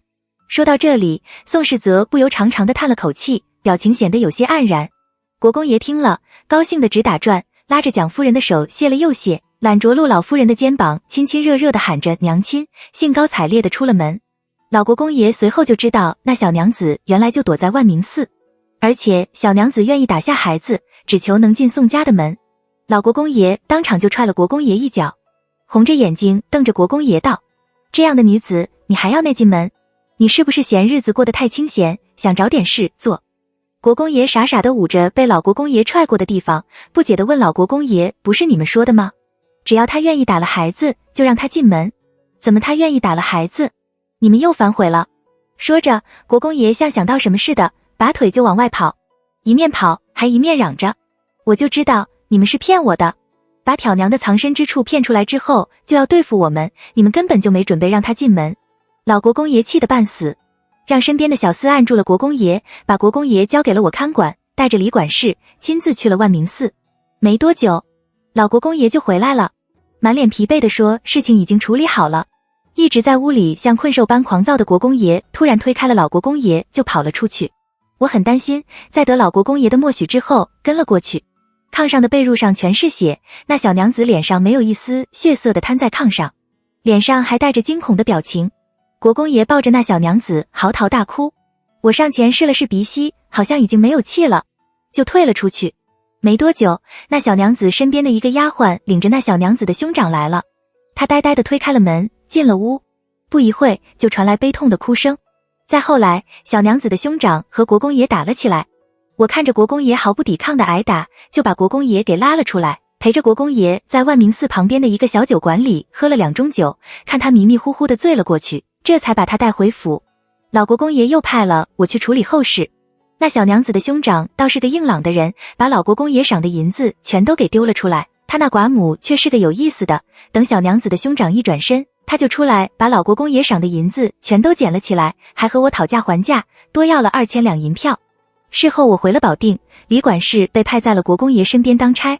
我听李管事说，国公爷从此以后就再也没有乱来过，又因为是老国公爷看不上那小娘子的人品，不让那小娘子进府的，蒋夫人从此更加理直气壮，反倒是国公爷好像对这件事有些心虚，在蒋夫人面前做小伏低。特别是生下世子爷之后，国公爷被广恩伯拖累的时候，蒋夫人当时正怀着二爷，挺着大肚子给国公爷求情，国公爷对蒋夫人就更是百依百顺了。老国公爷看着直摇头，可劝了几次都没用，没有办法，这才只好把英国公府托给了蒋夫人，又留了几个人给世子爷。窦昭听得目瞪口呆，没想到宋宜春年轻的时候还曾做过这种事，可这又与宋宜春和宋墨之间的下戏有什么关系呢？宋宜春总不会为了一桩陈年旧事，就把和自己同床共枕10几年的发妻和传承家业的嫡长子都杀了吧？他有这样深情吗？这也太不合常理了。就算如此，前世的宋墨也不可能因为宋宜春害死了蒋夫人就是父杀弟，断了英国公府的传承吧。窦昭想到了西厢院里的那几个丫鬟，难道说宋宜春本质就是个好色淫徒？因为蒋夫人的原因，一直苦苦的压抑，时间长了，心里发生了变化。也不对啊，正常如老国公爷判断的那样，蒋家素来有广纳姬妾的习惯，蒋夫人对这种事应该不会太在意才是。宋宜春想那个把美人为妾，蒋夫人不会阻拦才是。宋宜春有什么必要装模作样的？或者是蒋夫人与众不同，因为看多了妻妾之争，所以特别反感别人纳妾。窦昭有些头痛，不知道这件事还好，知道了反而在往事中陷得更深了，变得更迷茫了。窦昭把宋世泽安顿在了陈曲水的小院，并对宋世泽道：若是有谁问起，就说是陈先生的朋友来探望陈先生的。宋世泽迟疑道：如果有人认出我来，那也没什么关系。窦昭笑道：你是府里的老人了，又做走南闯北，做过英国公府的大掌柜，见识不凡，你看着对方来意灵活机变就行了。我相信宋掌柜的能应付得来。宋世泽不由在心里嘀咕，感情自己急巴巴的跑到英国公府来，还有个功能是做诱饵啊。可是已至此，他已在英国公和世子爷之间做了选择，容不得他三心二意。他如今只有一心一意的跟着仪志堂走下去了，如果能因此解了世子爷的心结，纵然是个诱饵，他也认了。拿定了主意，宋世泽也就没有了怨气。他恭敬地给窦昭行礼，随陈曲水退了下去。窦昭立刻出门去找宋墨。金吾卫的衙门设在五军都督府，但在内宫有个直房。宋墨今天当值，在直房坐营，他就在五军都督府旁的一个小茶馆里等。或许是因为周围都是六部衙门的缘故，这个小茶馆门脸不大，进去却曲径通衢，别有洞天。要不是廖碧峰跟着，他们根本不可能找到这样一个地界。督促茶馆里的博士给窦昭上了茶点之后，廖碧峰就带着武仪几个退到了外面的五廊下。窦昭坐在幽静的雅间，这才感觉到自己来的有些冒失。宋墨和宋宜春反目之前，宋墨从来没有怀疑过自己的父亲，自然对宋宜春的事停留在表面。可父子对立之后，宋墨没有少查宋宜春，宋宜春也没有少查宋墨。如果宋家春在那位挑娘之后还首尾，宋宜春不可能没有留下痕迹，可见宋宜春真如宋世泽所说，从此以后没有再犯10几年前的旧事，而且是宋墨出身之前的事了，自己这样急巴巴的抓着不放干什么？窦昭失笑，可也不能否定，他很好奇那位挑娘是个怎样的女子，竟然能勾得宋宜春做出这样伤风败俗之事来。他吩咐若珠给自己续了杯茶，宋墨匆匆地赶了过来。出了什么事？宋世泽悄悄进府，他是知道的，窦昭这样突然找来，他很是担心，甚至连是董琦和他一起当值也顾不上了，托董琦看着点，自己急急地出了宫。有什么事你让人带信给我，就是怎么自己跑来了？你这个样子可经不起车马的颠簸。窦昭笑着摸了摸肚子，道：你别担心，我是坐轿子来的。又见他额头上冒着细细的汗，知道他赶得急，吩咐若彤打了水进来给宋墨梳洗，扭头道：我和宋世泽见了面，他说了些陈年往事，我听说有十分感慨，就来找你了。他坐到了宋墨的身边，把和宋世泽之间的对话一五一十的全告诉了宋墨。宋墨的眼睛越瞪越大，窦昭讲完之后，他半晌才道：你说的可是真的？神色有些呆愣。任谁听到自己的父亲当年曾经做过这样的事，心情都不可能很好。窦昭轻轻地叹了口气，点了点头。本来事情已经过去那么多年了，那小娘子也去世了，与我们没有了关系，只是觉得婆婆正怀着你，发生了这样的事，婆婆的心情肯定很复杂，所以还是想告诉你，至少让你知道婆婆曾经的难处。也许在她的潜意识里，宋墨对宋宜春的感觉越淡薄，父子交锋之时，宋墨就会越安全，所以他才会把这些告诉他吧。宋墨的听了，情绪果然有些低落，道：也就是说，父亲把祖父留给我的人全都清楚了。他跳过了外事的事，说起了那几个管事官数。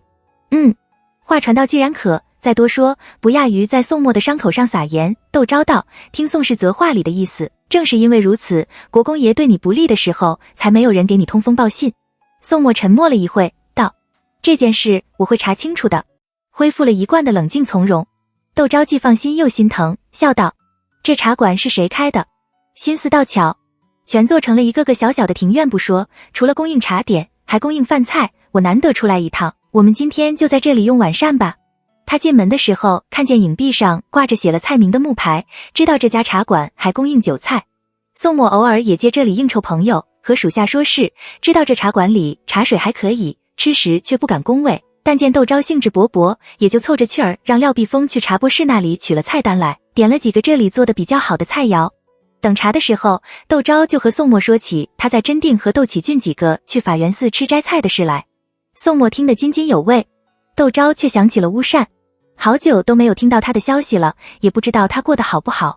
可这念头一闪而过，他很快被宋墨那少有的爽朗笑容所吸引，把乌善抛在了脑后。乌善站在石榴树前，看着那个仪容雍容金贵的男子笑意温柔地扶着那个熟悉的身影上了马车，有半晌的呆滞。窦启俊轻轻地摇了摇头。乌善回过神来，他朝着窦正昌、窦德昌尴尬地笑了笑，道：我们快进去吧，免得又遇到什么熟人，又得打半天的招呼。乌善听说窦启俊中了进士，特意请了窦启俊吃饭，选来选去，没想到选中了和窦昭同一家茶馆，见到了他以为再也不会见到的人窦家叔侄，也没有想到窦昭会出现在这里。大家相视一笑，也就把这茶给接了过去。窦德昌就提起乌善的亲事来，你和你表妹都定亲3年了，什么时候请我们喝喜酒？乌善赧然道：等9月乡试之后就办喜事，如此甚好。窦正昌道：今年我们也要下场，到时候我们一起去你家喝喜酒。乌善笑着应好。这几天他读书有些不用心，上次乡试落了地，这次自己用心功课，如果能考中了举人，又听母亲的话娶了表妹，母亲也不会再反对自己和窦家的人来往吧。他笑着请窦家叔直进了雅间，不知道为什么心里却充满了莫名的悲伤。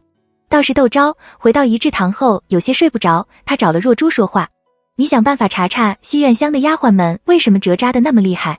从前他以为是争风吃醋，有些膈应，听都不想听，现在却很想知道缘由此女命犯桃花。若珠躬声应是，窦昭这才安心歇下。过了2天，若珠来给他回话：夫人，国公爷耳根子软，谁服侍的好就抬举谁，可没2天又因为一点点小事就责罚那些身边服侍的。他的表情显得有些怪异。西厢院的丫鬟为了能在国公爷面前出头，就千万百计地讨好国公爷，诬告陷害，无所不用其极，偏偏国公爷一味的只听得进好话，听不进歹话，时间一长，你踩我一脚，我捅你一刀的，西厢院的丫鬟们也就个个变得像仇人似的了。据说当初白芷就是踩着串上的位，没想到串能拨到二爷院里去，结果串临走前还给白芷下绊，白芷差点被国公爷给撵到田庄里去，白芷这才不服气，要给串一个教训。窦昭看着心中一动，道：白芷和串都是国公爷身边近身服侍的，他俩人可被国公爷收在房里。若珠的脸涨得通红，低声道：没有，西厢院里的人都知道，国公爷从来不沾染丫鬟的，白芷和串最多也不过是人长得漂亮些，嘴甜些，讨国公爷喜欢些。可说到收房，自蒋夫人去世之后，也就收了一个叫杜若的在屋里。他说着压低了声音，我听落雁的口气，那个叫杜若的丫鬟好像有些不简单，除了服侍国公爷，她平时哪里也不走，一个人待在厢房里做针线，能一坐就是一整天，头都不抬一下，也不到国公爷面前去凑热闹，丫鬟们的冷言冷语也不放在心上。窦昭让人带信给杜维查杜若的来历，原来杜若是犯官之后被贬为奴籍，他又让杜维去查宋宜春从前的通房，不是清白人家的女儿入府为奴的，就是父兄是府上有体面的管事，没有一个出身卑贱的。而他对这些丫鬟们都很不错，在府里的时候温柔体贴不说，放出去的时候都给了大笔的妆奁，走得心无怨怼，真是有意思。窦昭捧着茶盅，望着窗外郁郁葱葱的藤萝，轻轻地呷了一口。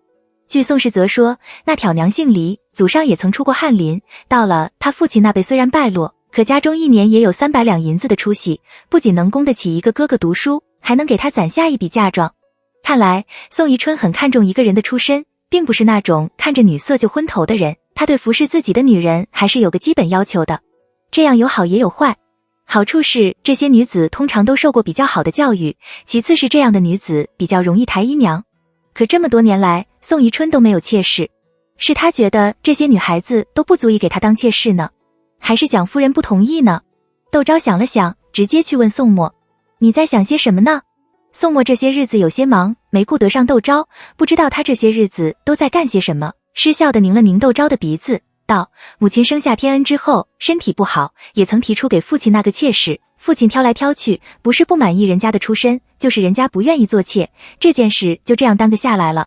窦昭笑道：婆婆出身将门，身体应该很好才是，怎么生了二爷之后会身体变得很差呢？宋墨的神色暗了下去，他低声道：我娘和我二舅的关系最好，韩珠表姐是二舅的姨父女，我娘怀天恩的时候，韩珠表姐突然出水痘，高热不退，我娘急得不得了，曾专程进宫向太后娘娘求药，又连着几天和二舅母衣不解带地照顾韩珠表姐，后来就动了胎气，在床上躺了大半个月才好。之后又遇到祖父去世，虽然宫中派了太监和女官出帮着操办葬礼，但母亲也不能撒手不管，又动了一次胎气。等到生天恩的时候，结果大出血，差点就丢了性命。天恩也因此生下来十分的虚弱，落地3天还不息不动如水。外祖母当时全副的心思都放在母亲身上，也顾不上天恩，就把天恩交给父亲。父亲哪里知道带孩子，只好把大伯母请来照顾了天恩2-3个月。母亲也因为觉得亏欠天恩良多，对天恩特别的纵容，只求他能身体健壮，平安清泰的长大，不敢求别的。他说着苦笑，矫枉过正般，天恩就变成了这个样子。开国历朝100余年，功勋之家的大多数子弟都像宋翰林这样。如果没有前世的经历，窦昭觉得有宋翰这样的一个小叔子也不错，可他深信宋墨不会无缘无故的弑父杀弟，宋宜春和宋翰就肯定有问题。但他现在没有任何的证据。窦昭因此言不忠地安慰着宋墨：10个指头还有长短，你总不能要求二爷和你一样吧？他从小的底子就没有你好，能平平安安长到这么大已经是老天眷顾了，你不能得陇望蜀，惹了天怨。宋墨揽了他的肩膀笑，亲了亲他的面颊。窦昭就转移了话题，道：你说翰林院的事交给伯彦如何？伯彦？宋墨非常的意外，迟疑道：这样好吗？我觉得他比较合适。窦昭道：一来是他这些年游历了不少地方，为人稳沉持重，不失正直侠义，又机敏多变，由他这个新科进士出面和赵杰培、陈颂明打交道，不那么起眼，也能让赵、陈2人不那么警觉。他说着帮宋墨整了整衣襟，笑道：二来我也有点私心，如果事情真如我们猜测的那样，以他的身份地位和口才，比较容易打动武伯父做出正确的选择，免得把窦家也给拖了下去。窦启俊不管怎么说也是自己人，宋墨自然更愿意用自己人。他思忖道：那我找个机会和伯彦说说，探探他的口风再说。离辽王宫便只有3年了，时间越来越紧迫。窦昭不由催宋墨：那你早点跟他说。宋墨心有所触，道：也不知道辽王到底有什么打算，这样遥遥无期的等下去，真是让人心焦。窦昭提醒他，他想成事，总得有个机会吧。皇上只要身体1日健康，他就1日没有借口进京。宋墨听着眼睛一亮，第2天就邀了窦启俊在醉仙楼用晚膳，随后宋墨进宫当值。窦启俊脸色苍白地跑来见窦昭，却坐在他的花厅里欲言又止，满脸的不安。窦昭叹气，索性和他开门见山：这也不过是我们的猜测，却怕万一是事实，两边都是一大家子人，防患于未然，总是好一点。窦启俊点头，神色还有点恍惚。窦昭让陈曲水送窦启俊回家，马车走了一半，窦启俊才回过神来，抬头却看见晃动的灯光下陈曲水沉静如水的面容，他不由一愣，撩了车帘，马车外是段公义和陈晓峰矫健的身姿。他突然间意识到，他的这个四姑奶奶很是不平凡，好像很早以前就为今天的一切做好了准备。念头闪过，他不禁失笑。那时候四姑奶才大多太，辽王还没有开府，事情怎会像自己想象的那样？自己今天真是被吓着了，有些胡思乱想起来。他笑着向陈曲水道了谢，跳下了马车，洒脱地朝陈曲水挥了挥手，大步进了家门。陈曲水望着他的背影，微微地笑了起来，吩咐车夫打道回府。窦昭却讲夫人宋宜春从前的旧事越来越感兴趣。过了佛生日，窦启俊考中了庶吉士，宫中又赏下了5毒香囊和定子药。窦昭趁着窦氏英休沐浴，回了趟静安寺胡同，除了给父亲送端午节的节礼，还把宫中赏的定子药给父亲带了2瓶。闺女回来看他，窦世英自然是喜出望外，留了他在家里用了午膳，又在书房里检查了一下窦昭的字，赏了他2块上好的寿山石印料。窦昭笑道：爹爹倒记得清楚，每次都送我同样的东西。窦世英得意洋洋地道：你从小就喜欢这个，我怎么不记得？窦昭望着窦世英鬓角的银丝，想了想，道：父亲和七太太难道舅舅准备这样拖着不成？您就没有想过找个人在身边照顾你的饮食起居？被女儿问及自己的私事，窦世英显得有些狼狈。他猛咳了几声，左顾右盼地道：燕堂去做什么了？怎么也不来接你？窦昭也不好往深里说，笑道：他被马有明拉到神机营去了，掌灯时分才回来。我跟他说会早点回去，让他别来接我。窦世英就想起窦明来，他在心里暗暗叹了口气，和窦昭说话的兴致锐减。窦昭以为父亲是累了，陪着说了几句话，就起身告辞了。窦世英没有强留，道：既然燕堂不来接你，你早点回去也好。把他的轿子送到了大门口。因快到端午节了，静安寺香客如织，英国公府的轿夫怕冲撞了窦昭，因而拐了个弯，从静安寺后面的石碑胡同走。谁知道石碑胡同有家娶媳妇，爆竹声不绝于耳，轿夫只得绕过石碑胡同，从阜成街走宣武街穿玉桥街。轿子晃晃悠地闷着头往前走。窦昭无聊中撩了帘子朝外望，却一眼看见了万明寺高高的塔尖。他心中一动，对轿旁的段公义道：我想去万明寺上炷香。这可不行。段公义笑呵呵地道：今天到处都是上香的人，您现在可挤不得。您要是实在想去看看，等我晚上回去和严先生商量了，等我们跟万明寺的主持打过招呼了，再陪您过来上香。又道：不是我现在到了京都，进了英国公府人，变得讲究了，而是您今时不同往昔，受不得这类。窦昭微微的笑道：要不我们就在万明寺旁边找个清静的地方坐坐吧，我正好有事让你去打听。段公义就吩咐轿夫把轿子停在了路边，派了个人去打前站，寻了个离万明寺还有2条街的小茶馆，把窦昭安置在了小茶馆的雅间。窦昭道：有户姓黎的人家，一个寡母带着个儿子闺女住在这附近的2条胡同，17年前搬走了。你去帮我打听打听，看有没有老邻居知道他们搬到什么地方去了。若是有人问起，你就说是远亲来投靠，切莫引起别人的注意。黎家自前朝就在这里居住，就算是搬走了，那些老邻居也不可能断得那么干净。当初风声紧，他们可能不好联系老邻居，可如今事情已经过去10几年了，说不定有些老邻居知道他们的去向也不一定。段公义有狐疑，但什么也没有问，应声而去。窦昭就坐在茶馆的2楼竹帘后面打量四周的人群。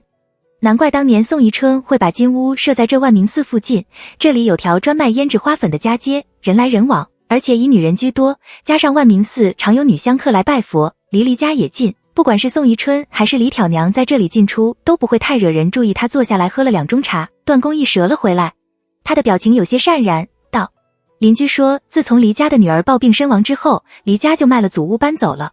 我问搬到了哪里，谁也不知道。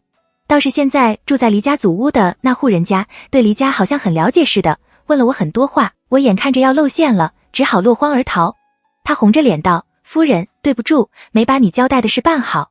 窦昭有些惊讶，道：你可打听清楚现在住在黎家祖屋的是什么人？问了。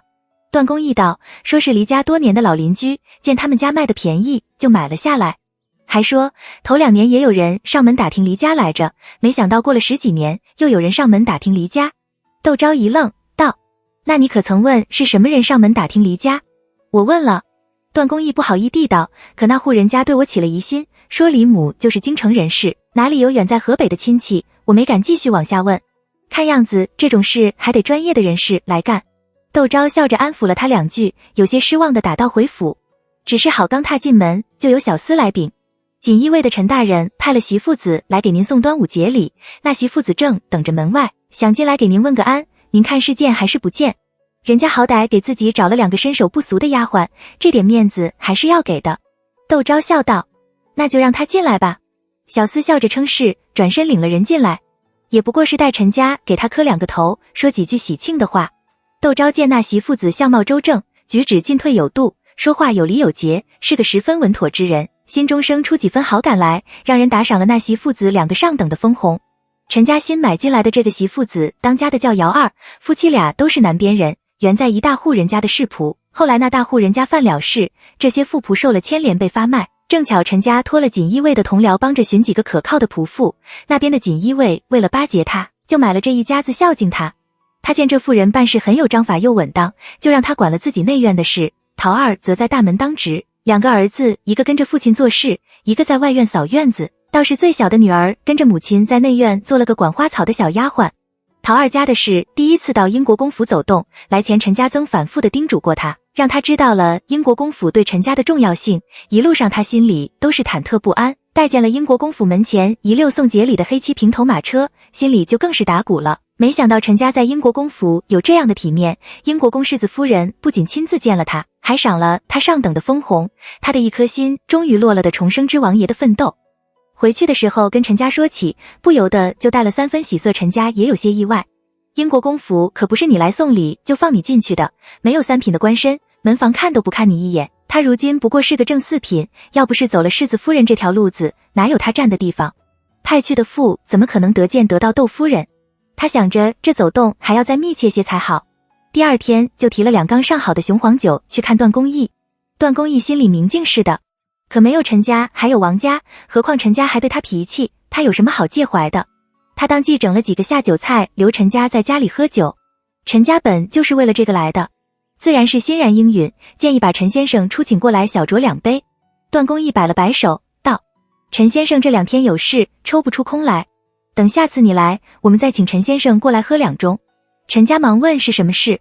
段公义笑着看了他一眼，他脸色一红道，我能有今天全依仗窦夫人，一直想报答夫人，偏偏夫人什么都不缺，我就是想送个东西也送不到点子上去，就想着能不能给夫人出把力，所以才这么疑问。陈家说的有意，段公义听着有心。送走陈家后，他立刻去见了窦昭。窦昭正在应酬陆家2位来送节礼的少奶奶，段公义等了半个时辰才见到窦昭。夫人，上次你让我打听的事，我不是打听出个子丑寅卯来吗？他给窦昭出主意，你看能不能让陈家陈大人帮着打听打听，他手下是专干这个的，我们可比不了。窦昭心里一直好奇离家搬走后的最初2年是谁在打听离家的事，闻言也有些动心，但还是道，毕竟是府里从前的旧事，让人知道了总是不好。段公义嘿嘿笑道，我看那陈家通透得很，我们随便找个理由就是了，就算他知道是为什么，也会装聋作哑的。窦昭思忖道，这件事我先和世子爷商量了再说，毕竟关系到宋宜春的名誉，当年的事被人捅了出来，宋墨这个做儿子的脸上也无光。谁知道宋墨根本不在乎宋宜春会影响娶自己，笑道，那个陈家巴不得能给你办2件事，你有什么事只管交给他去办好了。窦昭道，万一他知道的太多了怎么办？宋墨失笑道，他靠着我上位，就算什么也不知道，也贴上了我的标签，想改弦易辙，他也就别想在官场上混了。窦昭想想，还就真是这个道理。宋墨笑着摇头道，你们这些女子就是喜欢琢磨着这些家长里短的事，这都过我多久，还想知道离家怎样了？窦昭嘻嘻笑道，这不是闲着无事吗？宋墨想到窦昭有事的时候特精神，没事的时候就像蔫了似的，不由微微的一笑，凤系江山。他要是觉得这些事有意思，就随他去吧。宋墨就和他说起这段时间他的打算来。太医院那边得让人盯着才行，不过太院院的那些御医大多是几代人都在太医院里当值，想讨个口讯不容易。前些日子皇上不是总嚷着头痛吗？我让严朝清这几想办法和几位进京送节礼封疆大吏的幕僚搭上话，到时候他们肯定会纷纷推荐擅长医治头痛的名医入职太医院的，事情会好办很多。太医院关系到皇上的安危，因而管束最为严格。窦昭叮嘱他，你要小心，别把自己给牵扯进去了。宋墨笑着握了握窦昭的手，这才叫了小丫鬟进来更衣。段公义则去了陈家位于玉桥胡同的宅子，2人在上房内室的炕上喝酒。段公义半真半假向陈家抱怨，我去了2条胡同好几趟，也没问出个东南西北来，倒是去的次数多了，竟然被人给认出来了，可见这探秘之事也不是人人都能干的。陈家听着来了精神，笑吟吟地道，若是事情没有什么忌讳，我派几个人帮你打听打听。那感情好。段公义笑道，你是世子爷的人，就算有什么忌讳，那也不对你。陈家就把事情的经过细细地问了一遍。段公义的话还没有说完，他心里已经有数了，多半是当年英国公留下来的风流债，现在世子爷和国公爷斗法，要重提旧事。他只要把离家的人找到，这件事就算是全活了。这可不是他最擅长的，但不管怎么说，这毕竟是英国公府的旧事，段公义能把这件事交给他，不是世子爷点了头，就是窦夫人点了头，而这2位能点多半是段公义给他说了项。陈家笑眯眯地给段公义斟酒，喝完酒塞了个荷包给段公义，亲自送他到了大门口。打听离家的事就算是交给了陈家。窦昭松了口气，在家里等消息。结果湖广那边来信，说赵章如诊出了喜脉。窦昭自然是喜出望外，吃食药材金银饰物绫罗绸缎，张罗了整整一车，派人送去了湖广。他则和宋墨开始准备端午节进宫给皇太后、皇后等贵祝贺之事。在慈宁宫，窦昭遇到了窦明，他比出嫁前瘦了很多，显得下巴尖尖，眼睛大大，更显楚楚动人。窦明也看见了窦昭，他的目光顿时变成了刀子。窦昭穿了件大红色的朝服，和长兴侯夫人、兴国公夫人、东平伯夫人等朝中一等一的功勋之家的当家主母一起低声说笑着从外面走了进来。他年轻的面庞在一群30-40岁的妇人中间特别的打眼，而他们刚一踏进慈宁宫的宫门，皇太后身边最体面的苗姑姑就带着一群宫女迎了上来，笑盈盈的和窦昭等人打着招呼，态度恭谦的领着他们往皇太后的寝宫走去。不像他们这些因为早就没有了实权而渐渐落寞的2、3等功勋之家的夫人们，得站在影壁前等皇太后宣召才能觐见。好看着窦昭目不斜视跟着那群夫人绕过影壁，窦明的手紧紧地攥成了拳。还有人在他的耳边抱怨，真是同人不同命。30年前我随着我婆婆进宫的时候，不过通禀一声就能见到宫里的贵人了，哪像现在还要外面等着。窦明只觉得脸火辣辣的热。有人低声道，那个年轻的是英国公世子夫人吧？听说和太子妃的产期是前后几天，可真是好命。若是生下了一个和皇孙同一天生辰的孩子，不管是男是女，恐怕太子妃心里都记得，那才是真正的福气呢。又有人道，你以为人家英国公府和你一样眼皮子浅？世国公世子生下来没几天就封了个世袭的4品佥事，还没有学会走路就开始参加秋闱，满朝谁家有这样的体面？他们家的嫡长孙就算是7月半出生的，也一样前程似锦，你帮着操个什么心？窦昭的预产期是6月中旬，被反驳的人不悦，有些幸灾乐祸地道，说不定英国公府的嫡长孙还真就等到7月半出生呢。胡说些什么？就有人喝道，这可是在宫里，小心隔墙有耳。那位夫人还想说什么，2个宫女从影壁后面绕了出来，所有的声音戛然而止。其中就有一个宫女笑道，不知道哪位是济宁后夫人。窦明一愣，旁边有人推了推他，他忙上前回答。宫女笑道，老祖宗听说您是英国公世子夫人的妹妹，想见见您呢。那宫女话音刚落，窦明仿佛听到了一片艳羡的感叹，他的拳手握得更紧了。可当宫里的贵人，他不敢流露半分。窦明笑盈盈地向2位宫女道谢，跟着他们往太后的寝宫去。在绕过了影壁之后，他还塞了2个红包给2位宫女，2个宫女很大方地笑着收了下了，还道，人人都说窦大人把家财都给了2个女儿做陪嫁，窦夫人进宫也是这样的大方，可传言不假，我们就不客气了。窦明气得咬牙，窦昭得了便宜还卖乖，自己什么时候得了父亲1半的财产？想到这里，他心头就像油蒙住了似的，透不过气来。等给皇太后磕过头请过安后，他差点倒仰皇太后，把她招到面前，仔细地打量了她半晌，竟然抬头对身边的皇后娘娘和一群内外命妇道，还是燕堂的媳妇长得好看些，济宁侯的夫人太单薄了。单薄在面相上通常是指一个人没有福气。皇太后在众人之前把窦明招去，却让窦明得了这样一个名声，那还不如不提交召见。窦明怨念众生，可说他的是皇太后，就算是这样说皇上也只能笑吟吟地听着，他还敢露出不耐烦不成？他只好恭顺地低下头。偏偏皇太后在内宫纵横惯了，什么话都敢说，小小的一个外命妇，在他老人家看来，说你那是抬举你。所以在见过窦明之后，他开始和皇后说起这面相来。历代美人图为何是瓜子脸？那是真正的大家闺秀都养在身阁里，那些乱七八糟的文人看不见，只好拿了那些下作的女子做样子。瓜子脸有什么好的？皇太后说着，摸了摸自己人腮帮子，这天圆地方，额头煮了福禄寿喜，从上至下越来越尖，没个能托住的地方，也就留不住这好运道。可你再看奉仙殿里供着的历代皇后、太后像，哪一个不到了这里是圆的，整个脸像满月似的，看着就福泰，福禄寿喜都跑不了。所以这女子还是养得圆润些好。这都是些什么理论？可这大殿里有谁敢说皇太后不对吗？没人。不仅如此，长兴侯夫人立刻把脸凑了过去，满脸堆笑地道，没想到太后娘娘懂这些，您看看我，算不算得上是面如满月？年过40的人了，就是从前中个瓜子脸、桃子脸也松垮成了圆脸了。皇太后笑着一指，就点在了长兴侯夫人的额间，道，你少在这里给了我撒泼，你刚嫁进来长兴侯府来给我请安的时候，我可没少和石太妃说起你，都觉得你长得好，特别是一双眼睛，亮晶晶的，看着就透着股精神。你别以为我老了就不记得从前的事了。石太妃进宫后就没生育过，因而和皇太后的关系特别的好。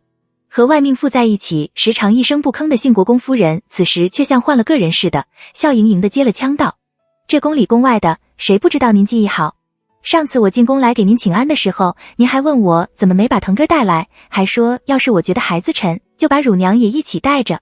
我回去后说给我们家国公爷听，我们家国公爷还笑话了我一顿，说你当年主持六宫的时候，他领旨跟着老英国公出征的时候，您还曾顺手赏过他2匣子锭子药，他打开一看，竟然还有2锭子金丸，说我们这些进府晚得根本不知道您有多贤明。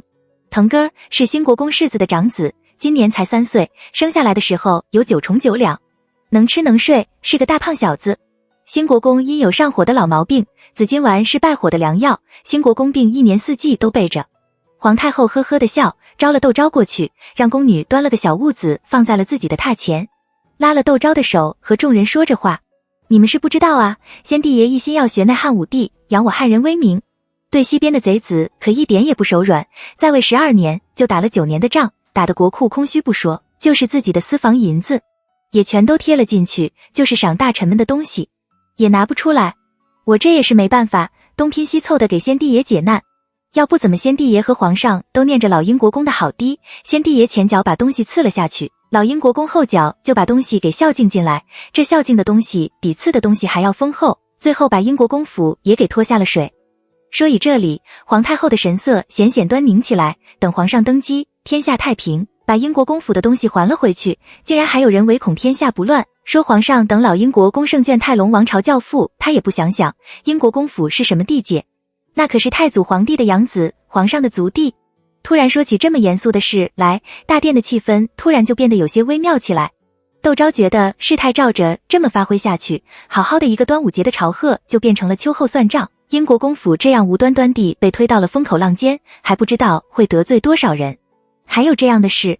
窦昭笑道，我还是第一次听说，平时世子爷在家里从不曾跟我说起过这些，我只是在娘家听祖父感叹，说那几年朝廷虽然艰难，可君臣一心，不知道多了多少忠臣义士，若是要修史，可称得上是忠志之心，祖父还后悔不应该那么早治世的。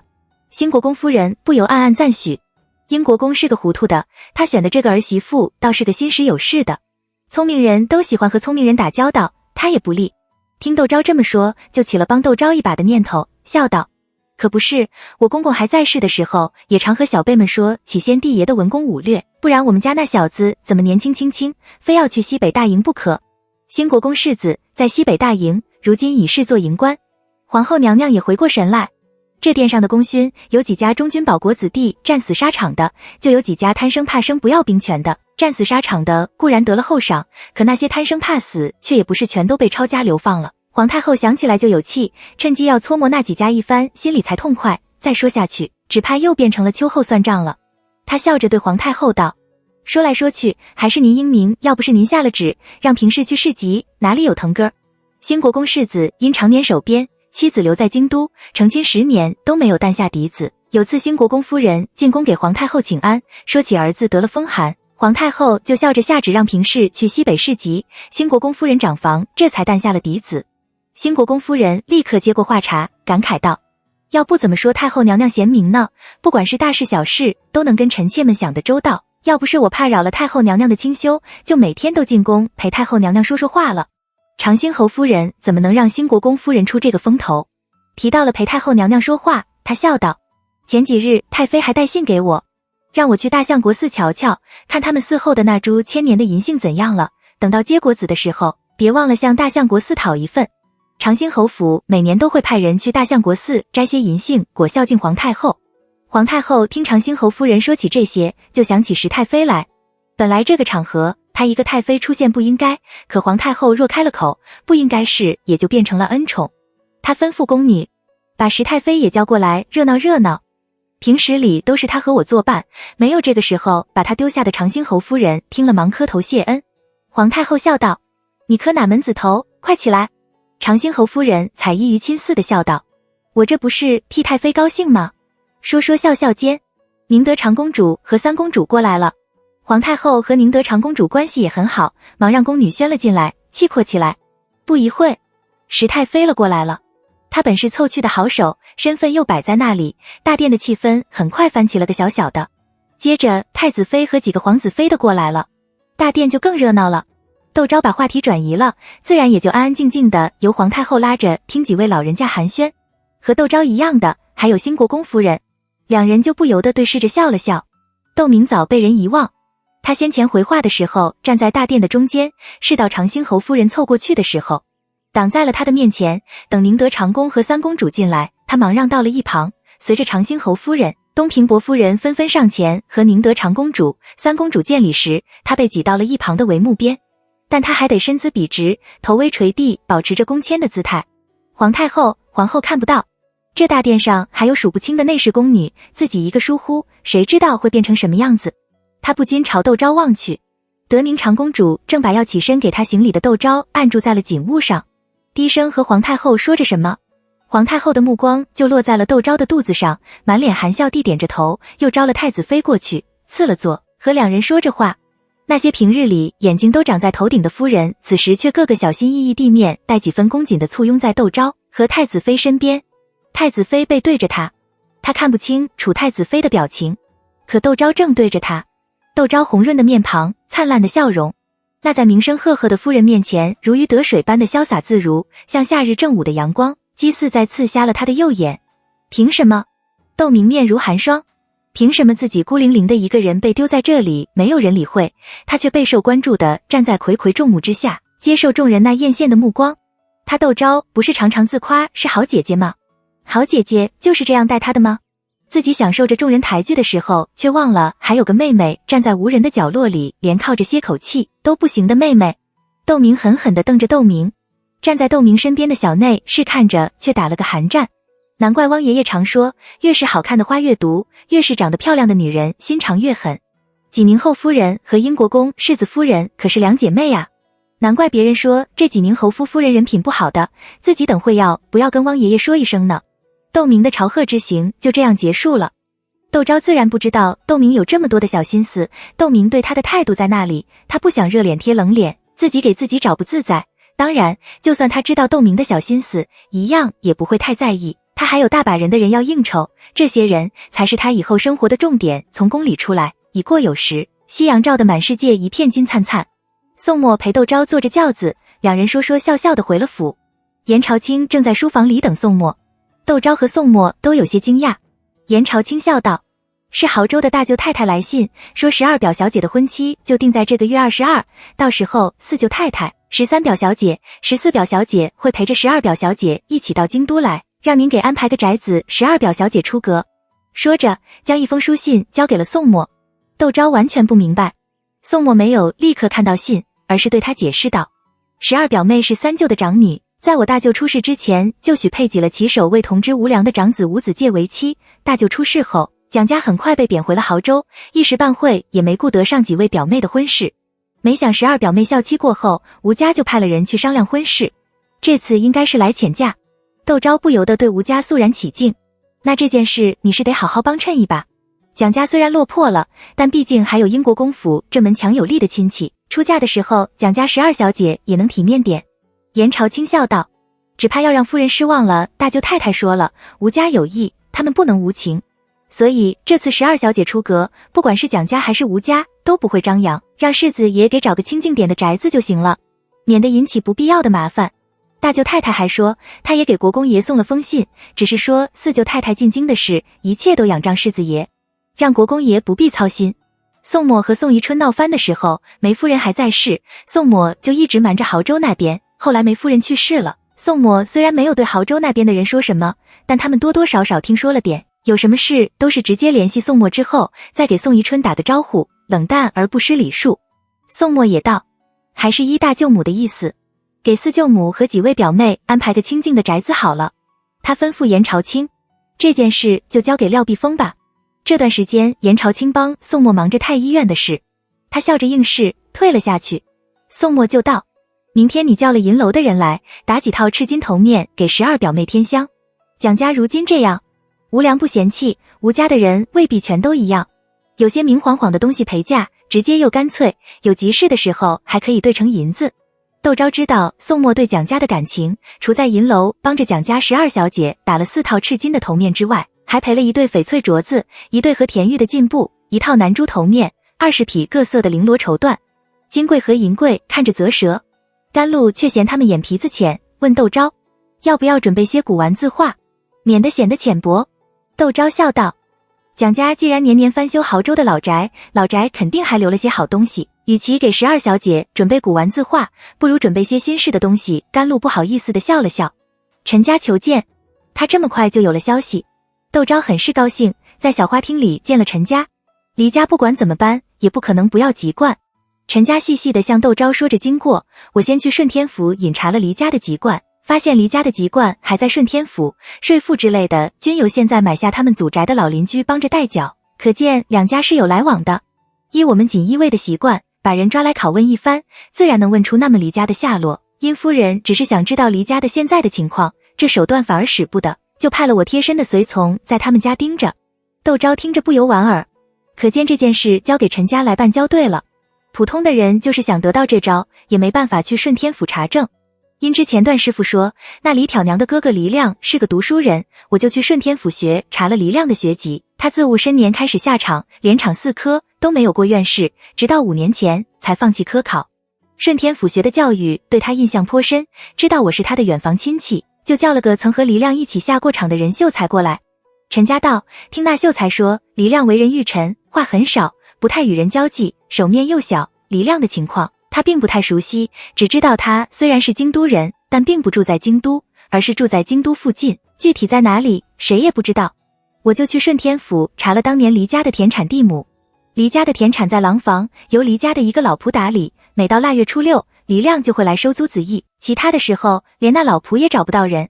只是黎家这几年情况不太好，200亩良田渐渐变得只剩下10来亩了，而且黎亮这2年都没有来收租。